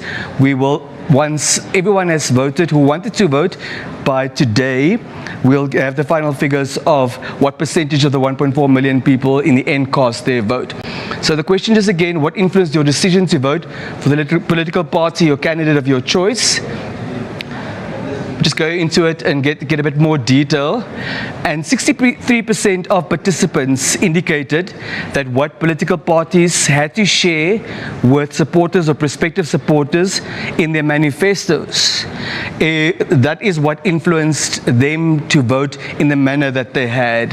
27%, Jonas, of participants indicated their voting was influenced by their loyalty to a political party. It's interesting to note that a mere 1% of those who participated in our poll indicated that family members as well as friends had an impact on the manner that they cast their vote on polling day.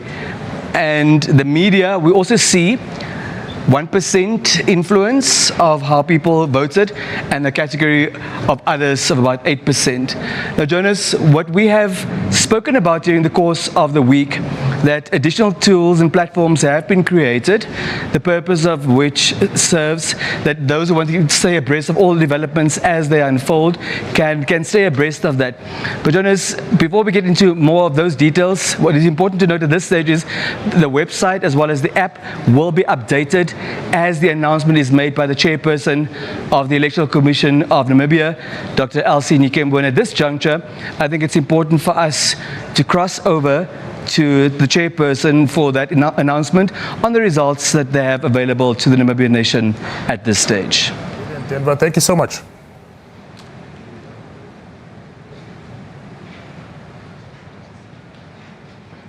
Yeah, the chairperson of the Electoral Commission of Namibia, Dr. Elsie Nikembo, and the commissioners, as well as the Chief Electoral and Referendum Officer, Mr. Peter Sharma, are on standby to announce to the Namibian nation the results that are available, and that announcement is imminent.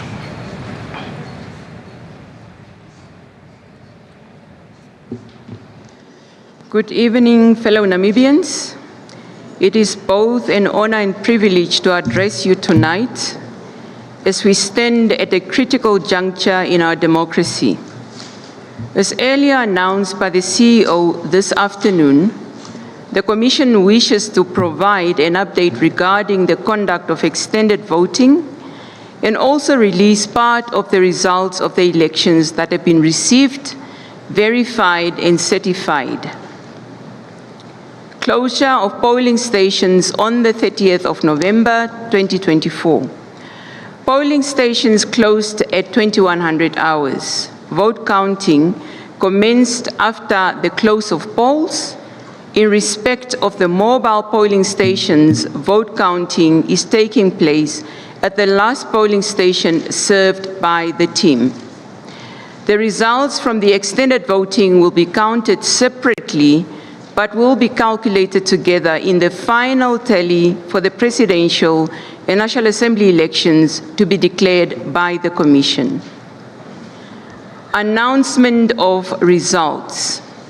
As we meet today, the Commission is ready to officially release the results of 10 constituencies in respect of the presidential elections and the results of 15 constituencies in respect of the National Assembly elections, which have been verified and certified by the Commission. Before I proceed to announce the results, I extend my heartfelt thanks to the voters who came out to cast their votes during the 3 days of voting. The special voting held on the 13th of November, the voting day 27th of November, the extended voting period on 29th and 30th of November 2024. Your participation in these elections have contributed to the results that the Commission is starting to announce this evening. Fellow Namibians, as I announce the results this evening, it is crucial to emphasize the meticulous process we have followed to ensure the credibility and accuracy of every vote cast. During counting, at the polling station, each vote has been subjected to thorough scrutiny to ensure that it accurately reflects the intention of the voter. This was done under the watchful eyes of party agents and observers. B, during collation, every result sheet from the polling stations across the country has been verified to guarantee that the figures align with what was recorded in the presence of the party agents. C, during verification, every result sheet collated has been subjected to thorough verification process before being recommended for certification and subsequent announcement. We wish to assure you, fellow Namibians, that the results being announced tonight are the true reflection of the will of the people. For those engaging in their own calculations, please ensure accuracy. We wish to reiterate that the Commission is the exclusive custodian of the official results announcement. I now move to the announcement of the results. In accordance with Section 109 and 110 of the Electoral Act No. 5 of 2014, I now announce the following results for the 2024 Presidential and National Assembly elections.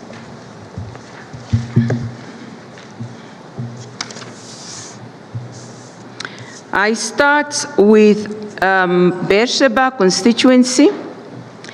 Announcement of constituency results in the presidential elections, here with the official results as declared by the returning officer of Beersheba constituency in the Karas region.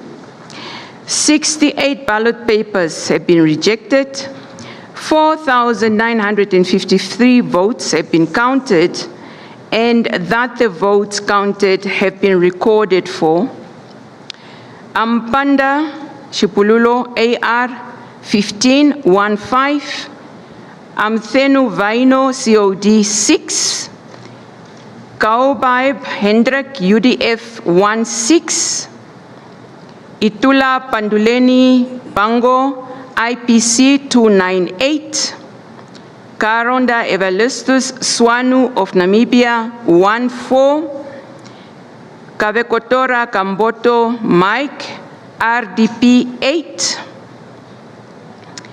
Kumbwa Ambrosius APP 3131, Likua Zakaria Amos UNP 8, Mach Henry Ferdinand RP 3939, Mikuilongo Epaphras NEFF 8, Nandi Ndaitwa Swapo Party of Namibia 2026-2026, Shumbwa Erastus ADM 5, Swartboy Bernardus LPM 2062-2062, Thomas Festus Body of Christ BCP 10, Venani McHenry Mike PDM 407.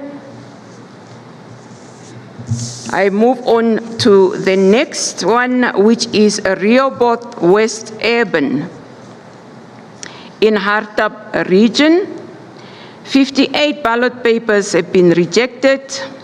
5,729 votes have been counted, and that the votes counted have been recorded for.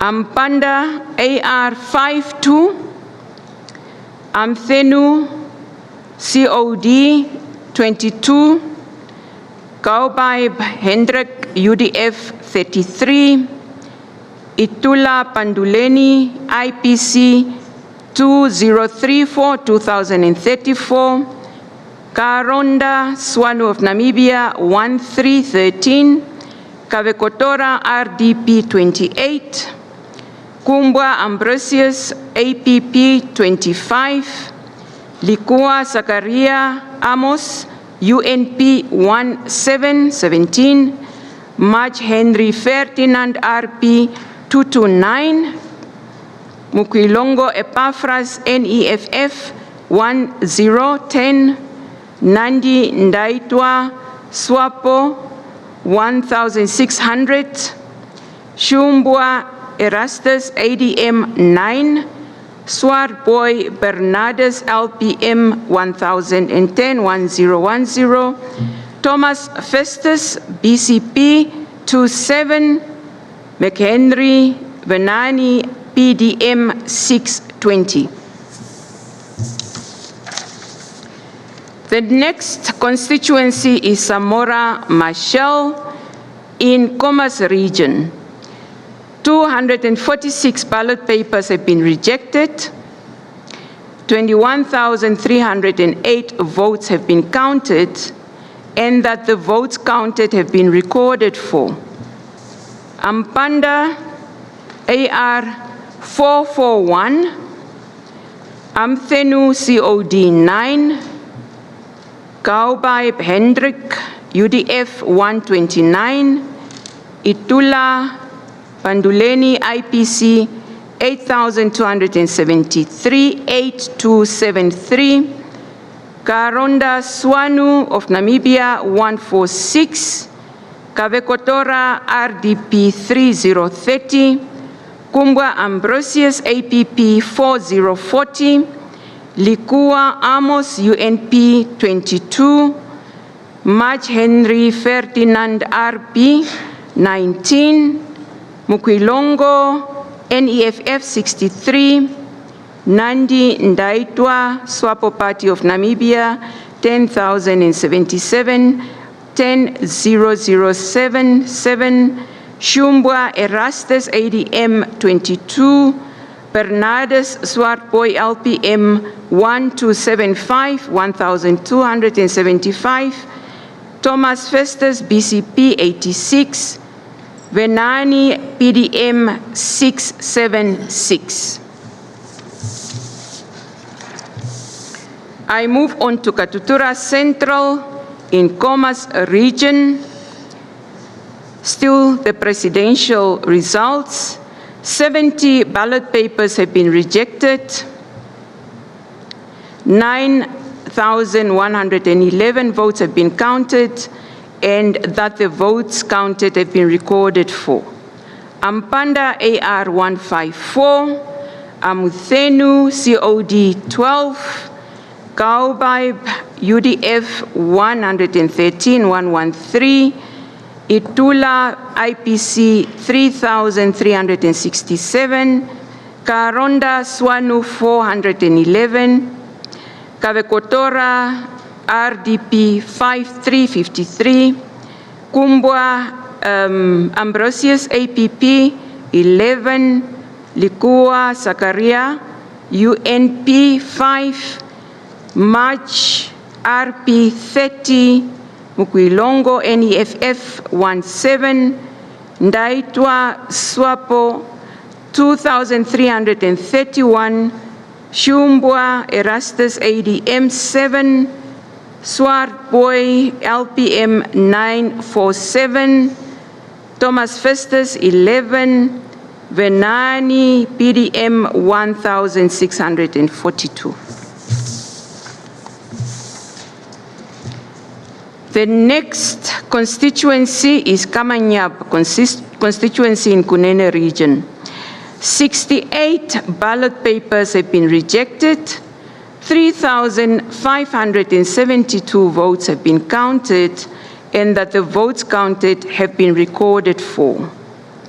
Ampanda AR 24, Amthenu COD 5, Gaobaib UDF 725, Itula IPC 511, Karonda Swanu 1717, Kabekotora RDP 1818, Kumbwa Ambrosius APP 6, Likua Amos UNP 6, Mach RP 48, Mukwilongo NEFF 12, Ndaitwa Swapo 1576, Shumbwa ADM 11, Bernardus Swartboy LPM 186, Thomas Festus BCP 9, Venani 418. I move on to Oshimbinde constituency in Omahake region. 37 ballot papers have been rejected.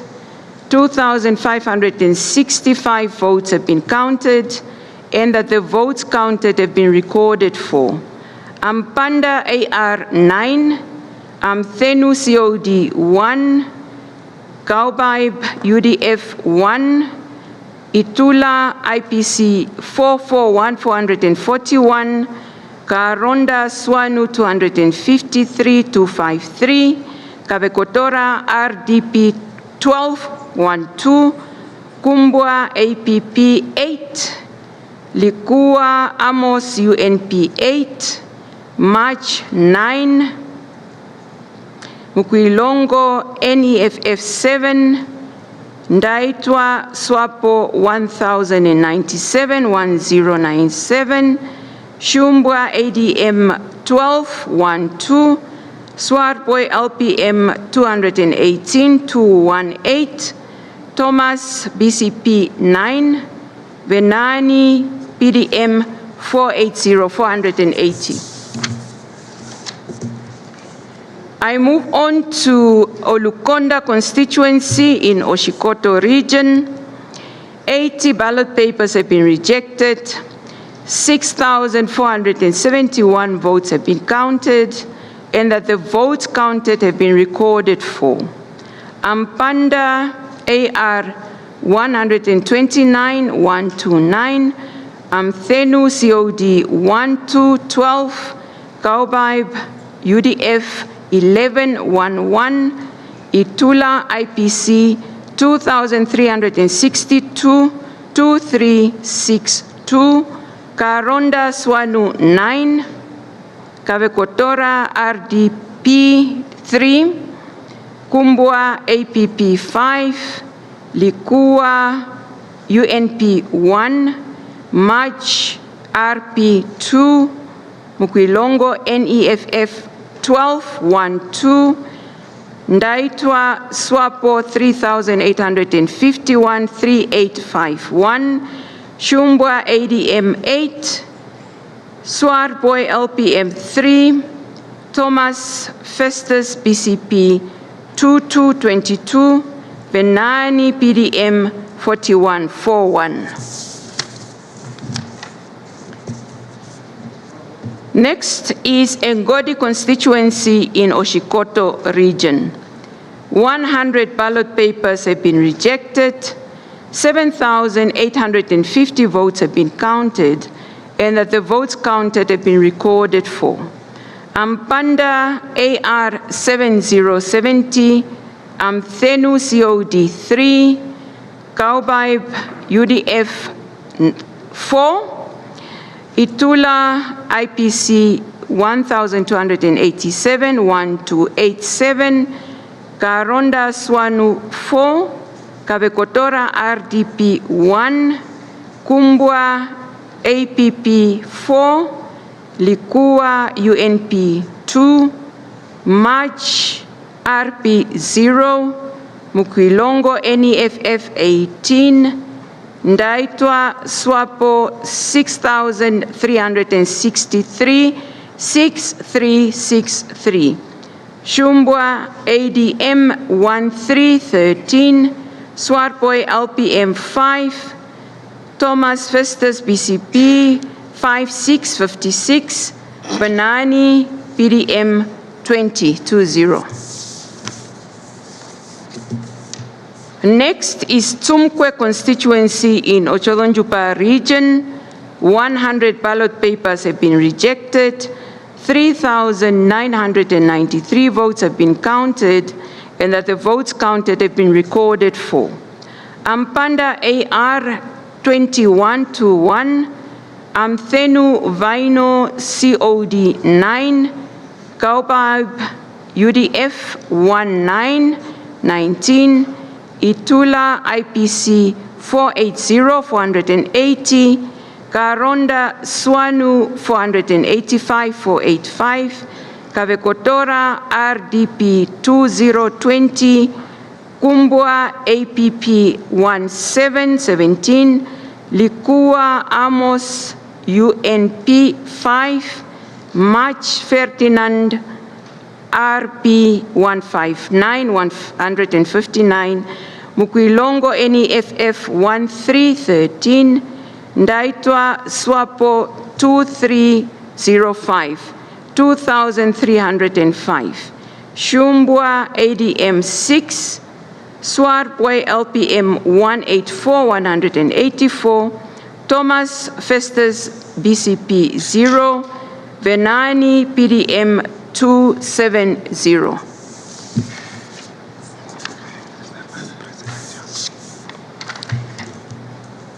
Linyanti constituency in Zambezi region. 36 ballot papers have been rejected. 3,161 votes have been counted, and that the votes counted have been recorded for. Ampanda AR 2727, Amthenu COD 3, Kaubaib UDF 2, Itula IPC 804 804, Karonda Swanu 2, Kavekotora RDP 13, Kumbwa APP 2, Likua UNP 6, March RP 159 159, Mukwilongo NEFF 6, Ndaitwa Swapo 1822 1822, Shumbwa ADM 5, Swartboy LPM 2424, Thomas Festus BCP 1, Venani PDM 285 285. This is the last presidential result for this evening. We now move on to the National Assembly. Is this mine or yours? Okay.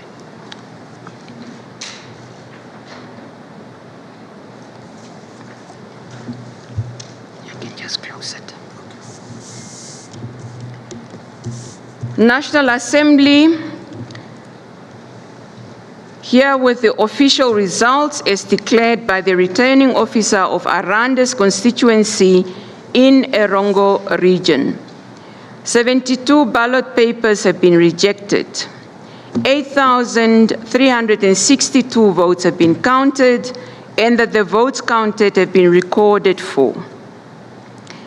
Action Democratic Movement ADM 24, AR 802 802, APP 3434, BCP 3232, CDV 1111, COD 9, IPC 2653, 2653, LPM 610, 610, NEFF 203, 203, NDP 34, NEFC 14, NPF 2, NUDO 2828, PDM 448,448, RDP 1717, RP 286,286,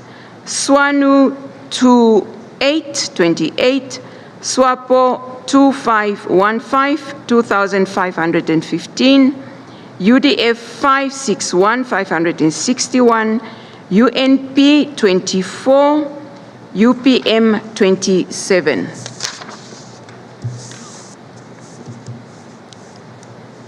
Rehoboth West Urban Constituency in Hartap Region.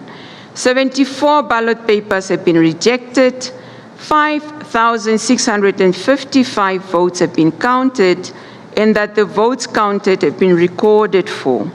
ADM 8, AR 136, 136, APP 2929, BCP 10, CDV 8, COD 12, IPC 1,533, 1533, LPM 1,159, 1159, NEFF 23, NDP 12, NEFC 2, NPF 21, NUDO 22, PDM 577, 577, RDP 23, RP 220, 220, SWANU 9, SWAPO 1370, 1370, UDF 23, UNP 11, UPM 447, 447.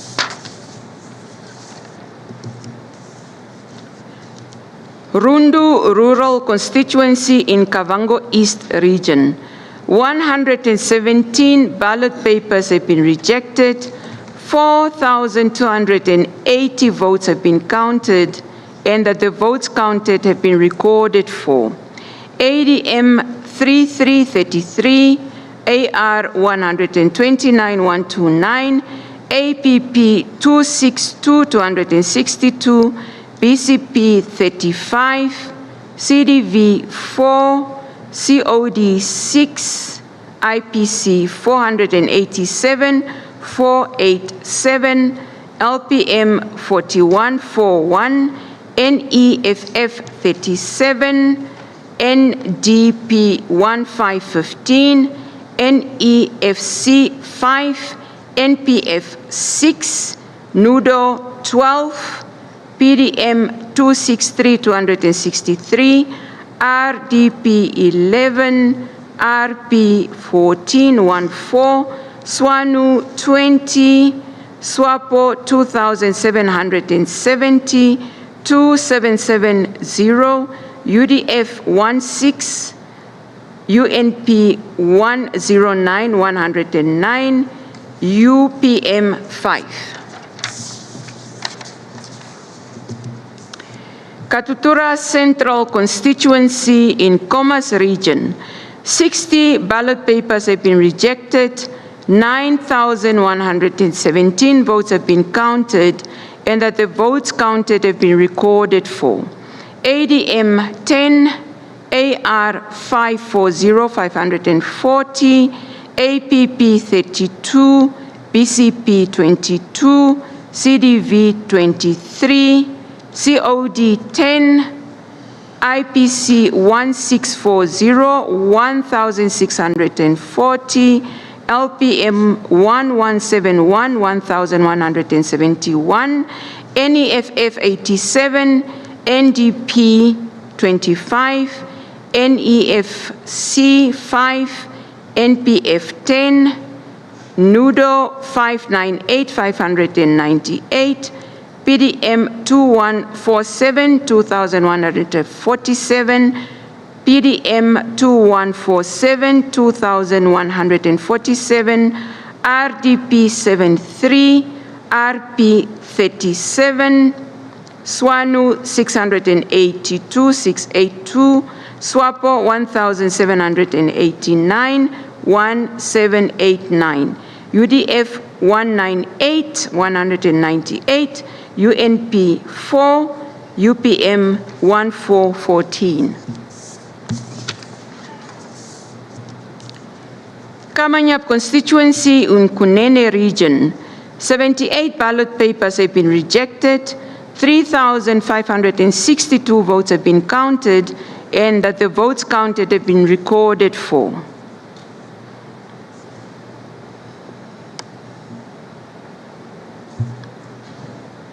ADM 11, AR 75, APP 7, BCP 14, that's 14, CDV 24, COD 5, IPC 365, 365, LPM 183, NEFF 1515, NDP 7, NEFC 5, NPF 4, NUDO 1616, PDM 424, 424, RDP 20, RP 76, SWANU 21, SWAPO 1454, UDF 817, 817, UNP 7, UPM 12.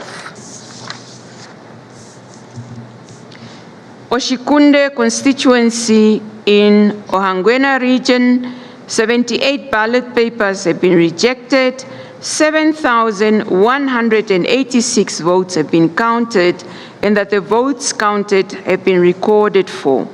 ADM 6, AR 194, 194, APP 0, BCP 104, 104, CDV 3, COD 3, IPC 556, 556, LPM 6, NEFF 26, NDP 4, NEFC 12, NPF 1, NUDO 7, PDM 37, RDP 19, RP 7, SWANU 1616, SWAPO 6171, 6171, UDF 12, UNP 1, UPM 1. Ndola constituency in Ohangwena region, 128 ballot papers have been rejected, 12,532 votes have been recorded, and that the votes counted have been recorded for. ADM 34, AR 980, 980, APP 1818, BCP 117, 117, CDV 15, COD 16, IPC 2399, 2399, LPM 7, NEFF 135, NDP 3, NEFC 5252, NPF 7, NUDO 7, PDM 131, 131, RDP 30, RP 8, SWANU 3333, SWAPO 8523, 8523, UDF 9, UNP 2, UPM 6. Ongenga constituency in Ohangwena region, 245 ballot papers have been rejected, 9,942 votes have been recorded, have been counted, and that the votes counted have been recorded for.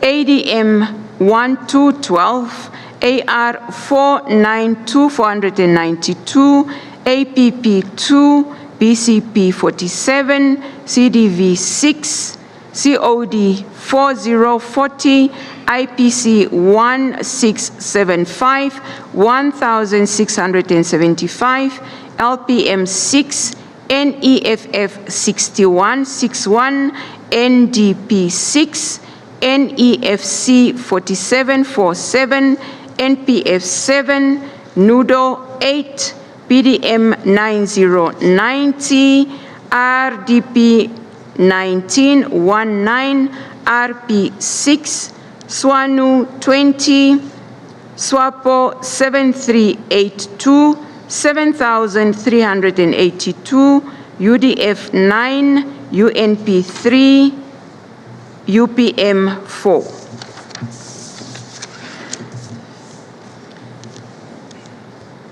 We move on to Oshombinde constituency in Omahake region.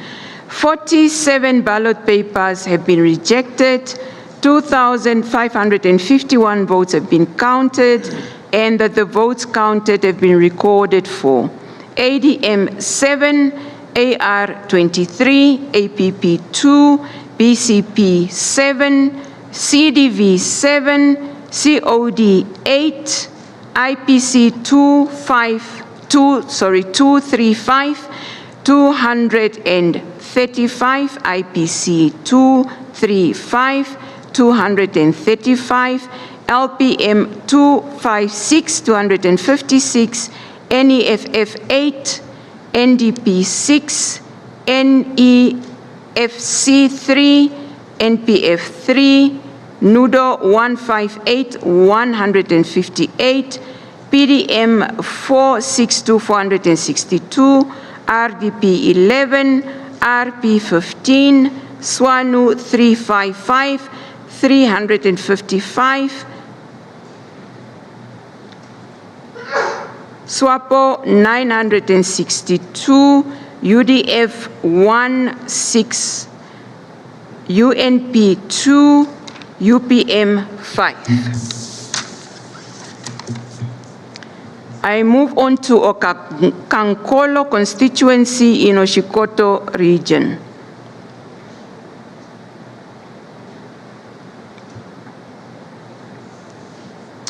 '83 ballot papers have been rejected, 6,236 votes have been counted, and that the votes counted have been recorded for ADM 4, AR 253, 253, APP 2, BCP 134, 134, CDV 4, COD 4, IPC 898, 898, LPM 5, NEFF 9, NDP 4, NEFC 2828, NPF 2, NUDO 8, PDM 29, RDP 7, RP 2, SWANU 1515, SWAPO 4808, 4808, UDF 1414, UNP 2, UPM 1. Ngodi constituency in Oshikoto region. 121 ballot papers have been rejected, 7,804 votes have been counted, and that the votes counted have been recorded for ADM 7, AR 235, 235, APP 6, BCP 9191, CDV 3, COD 4, IPC 1171, 1171, LPM 3, NEFF 27, NDP 6, NEFC 30, NPF 8, NUDO 8, PDM 39, RDP 6, RP 3, SWANU 1515, SWAPO 6112, 6112, UDF 1919, UNP 8, UPM 3. Olukonda constituency in Oshikoto region. 77 ballot papers have been rejected, 6,387 votes have been counted, and that the votes counted have been recorded for. ADM 1515, AR 584, 584, APP 5, BCP 67, CDV 2, COD 21, IPC 1981, 1981, LPM 1515, NEFF 4444, NDP 2, NEFC 47, NPF 2, NUDO 4, PDM 64, RDP 4, RP 1, SWANU 12, SWAPO 3,499, 3499, UDF 1616, UNP 0, UPM 2. Tsumkwe constituency in Ochodonjupa region. 81 ballot papers have been rejected, 3,940 votes have been counted, and that the votes counted have been recorded for. ADM 7, AR 62, APP 22, BCP 2, CDV 11, COD 2, IPC 310, LPM 197, 197, NEFF 1313, NDP 20, NEFC 7, NPF 3, NUDO 53, PDM 284, RDP 20, RP 158, SWANU 550, 550, SWAPO 2180, 2180, UDF 25, UNP 8, UPM 6. Otavi constituency in the Ochodonjupa region, 194 ballot papers have been rejected, 7,483 votes have been counted, and that the votes counted have been recorded for. Sorry.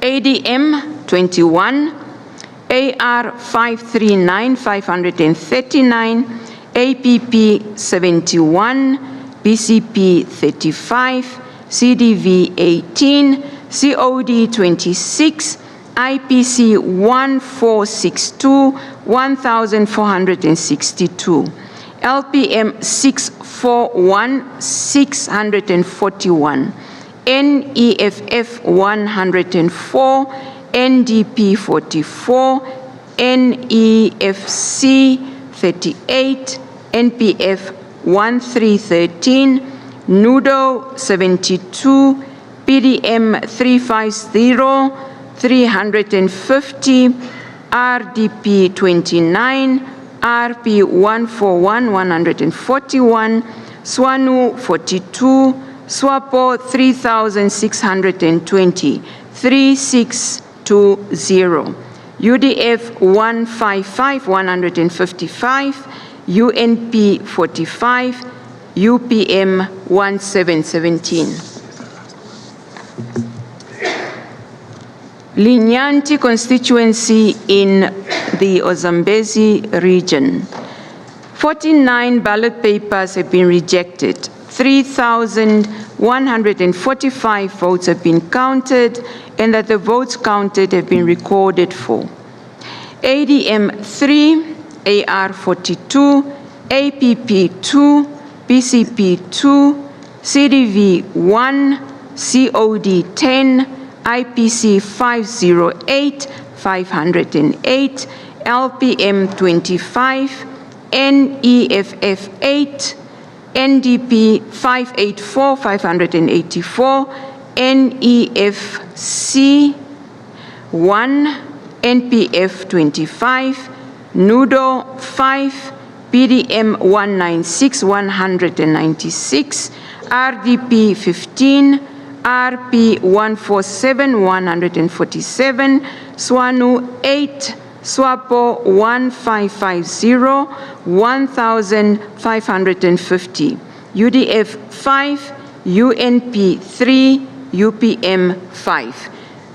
This is the last results to be announced this evening for the National Assembly. The rest of the results will be announced tomorrow as we are clearing them. Thank you. We've come to the end of this evening's announcement. Good night. Oh, you have questions? Do you have questions? Okay, please proceed.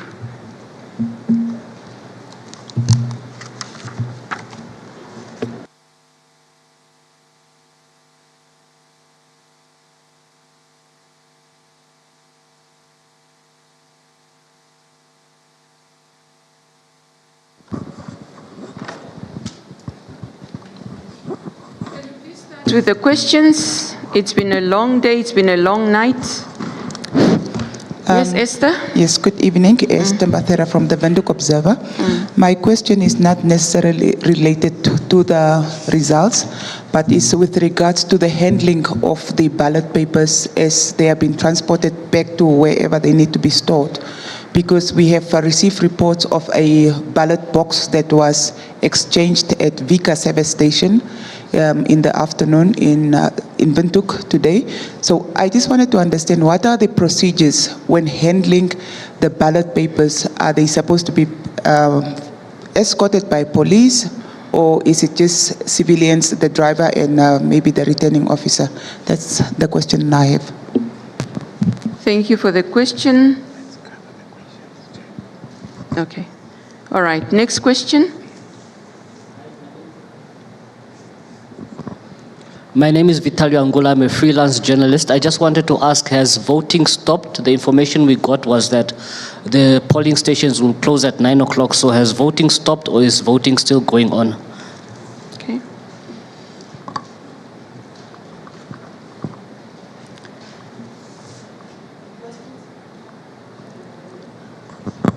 Okay, so the response to the first question, we have not received an official report with regard to that. But in terms of our procedures, there must always be police escort. Secondly, voting has stopped. The polling stations have closed at 9 o'clock. Thank you. Okay, I don't see any other hand.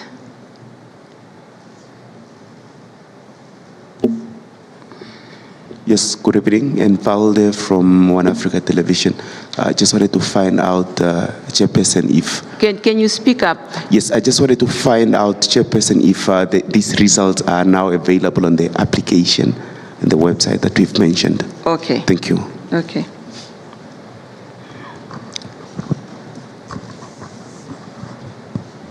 Okay, our procedure is that as soon as I've announced them, they become available. But there will be probably like 5 or 10 minutes before they are released. But they will be available on the app and also on the website. Yes.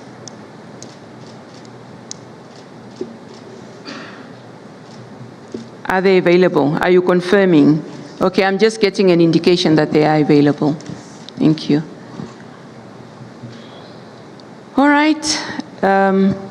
Can you please just hurry up with the questions? When I'm about to finish, that's when you raise your hand. Take the floor. Vitalio? Vitalio, again, there were reports of political parties busing people to polling stations. There was an incident in Oshakati. Was that in line with the code of conduct for political parties? Were they allowed to bus their supporters to various polling stations? Because there are complaints, but we don't really know where it stands in terms of the relevant laws of the ECN.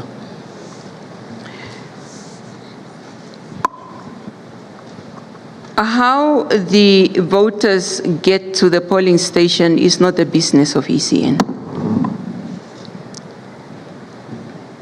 Our business, how the voters get to the polling station, is not the responsibility of the Commission.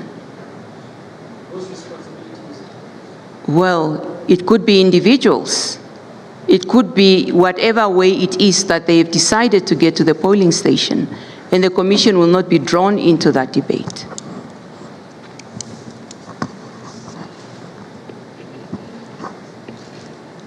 Okay, so that was the last question then. Have a blessed evening, and we meet again tomorrow.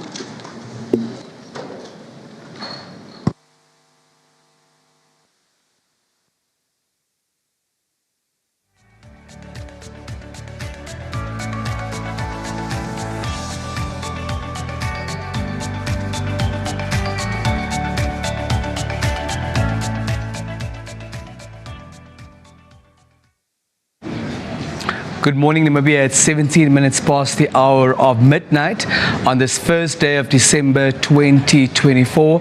That was the chairperson of the Electoral Commission of Namibia, Dr. Elsie Nyikumbo, releasing results for the just ended elections for 10 constituencies as far as the presidential race is concerned, and 15 constituencies for National Assembly. The chairperson did indicate that more results will be announced during the course of the day. Now, we have invited political science student Madam Konolenga Kapewa to join us for a youth analysis, a youth take on the just released results and the just transpired process. Good morning, ma'am, and welcome to this special broadcast. Good morning, and thank you for having me here today. We just witnessed the chairperson of the Electoral Commission of Namibia, Dr. Elsie Nyikumbo, release results for 10 constituencies regarding the presidential race and 15 constituencies as far as the National Assembly is concerned. What are your initial impressions on these results? Well, my impression is average, right? Comprehensively, from a realist perspective, power imbalances are part of the tenets of realism, right? So then we've seen that power is gradually shifting from the ruling party according to the results that we have received. So power is gradually shifting from the ruling party towards the opposition parties. Thus, we can conclude that there's a new power bloc which is being formed, thus with the aim of promoting international or national interests. I hear what you're saying. However, firstly, these are only 10 constituencies for the presidential race and 15 for National Assembly. In total, we have 121 constituencies in Namibia, and then the 122nd constituency being, of course, what transpired as far as the foreign missions are concerned.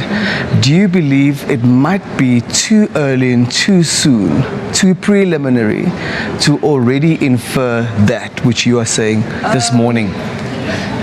No, I don't think so, because we do not only take into consideration the results that we have gotten today, right? So the results that we've gotten today, they favor the ruling party, but then when we compare the results that we've gotten today to the past elections, it indicates that power is gradually shifting from the ruling party towards the opposition party. Also, we have to factor in things such as voter apathy, right? How do voters feel towards the current party that's in power, right? So they are not satisfied with their governance. There's a lot of issues that have to do with unemployment as well as economic grievances.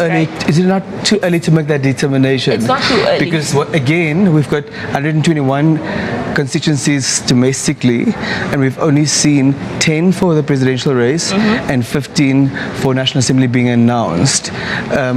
As more results are awaited, we have no indication yet as to how such a picture will unfold. But it's not yet too early.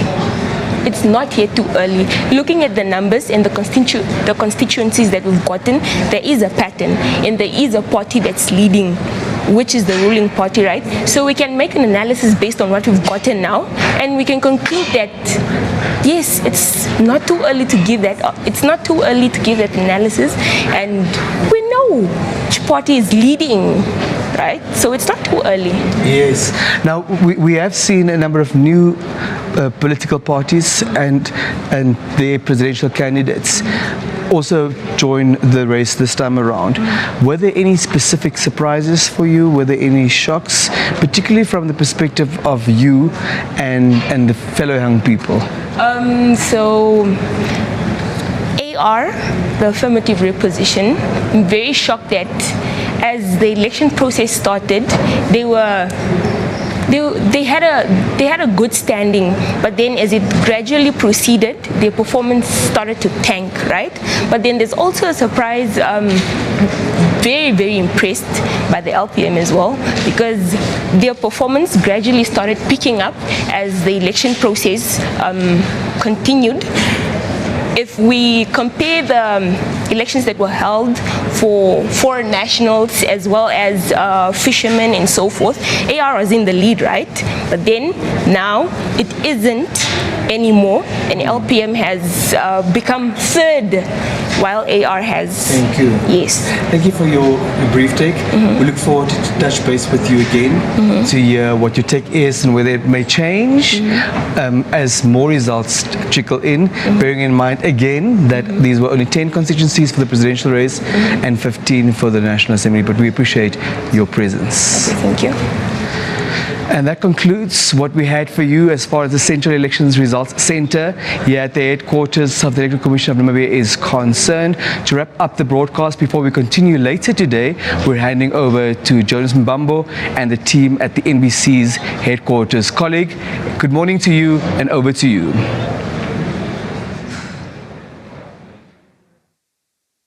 Thank you so much for that brief analysis that you had post the election results for now. And like the chairperson of the ECN said, Dr. Elsingi Kembwa, the rest of the results will be available tomorrow as they are finalized. With that said, we've also come to the end of today's production. Until later on today, for myself and the entire crew, cheers for now.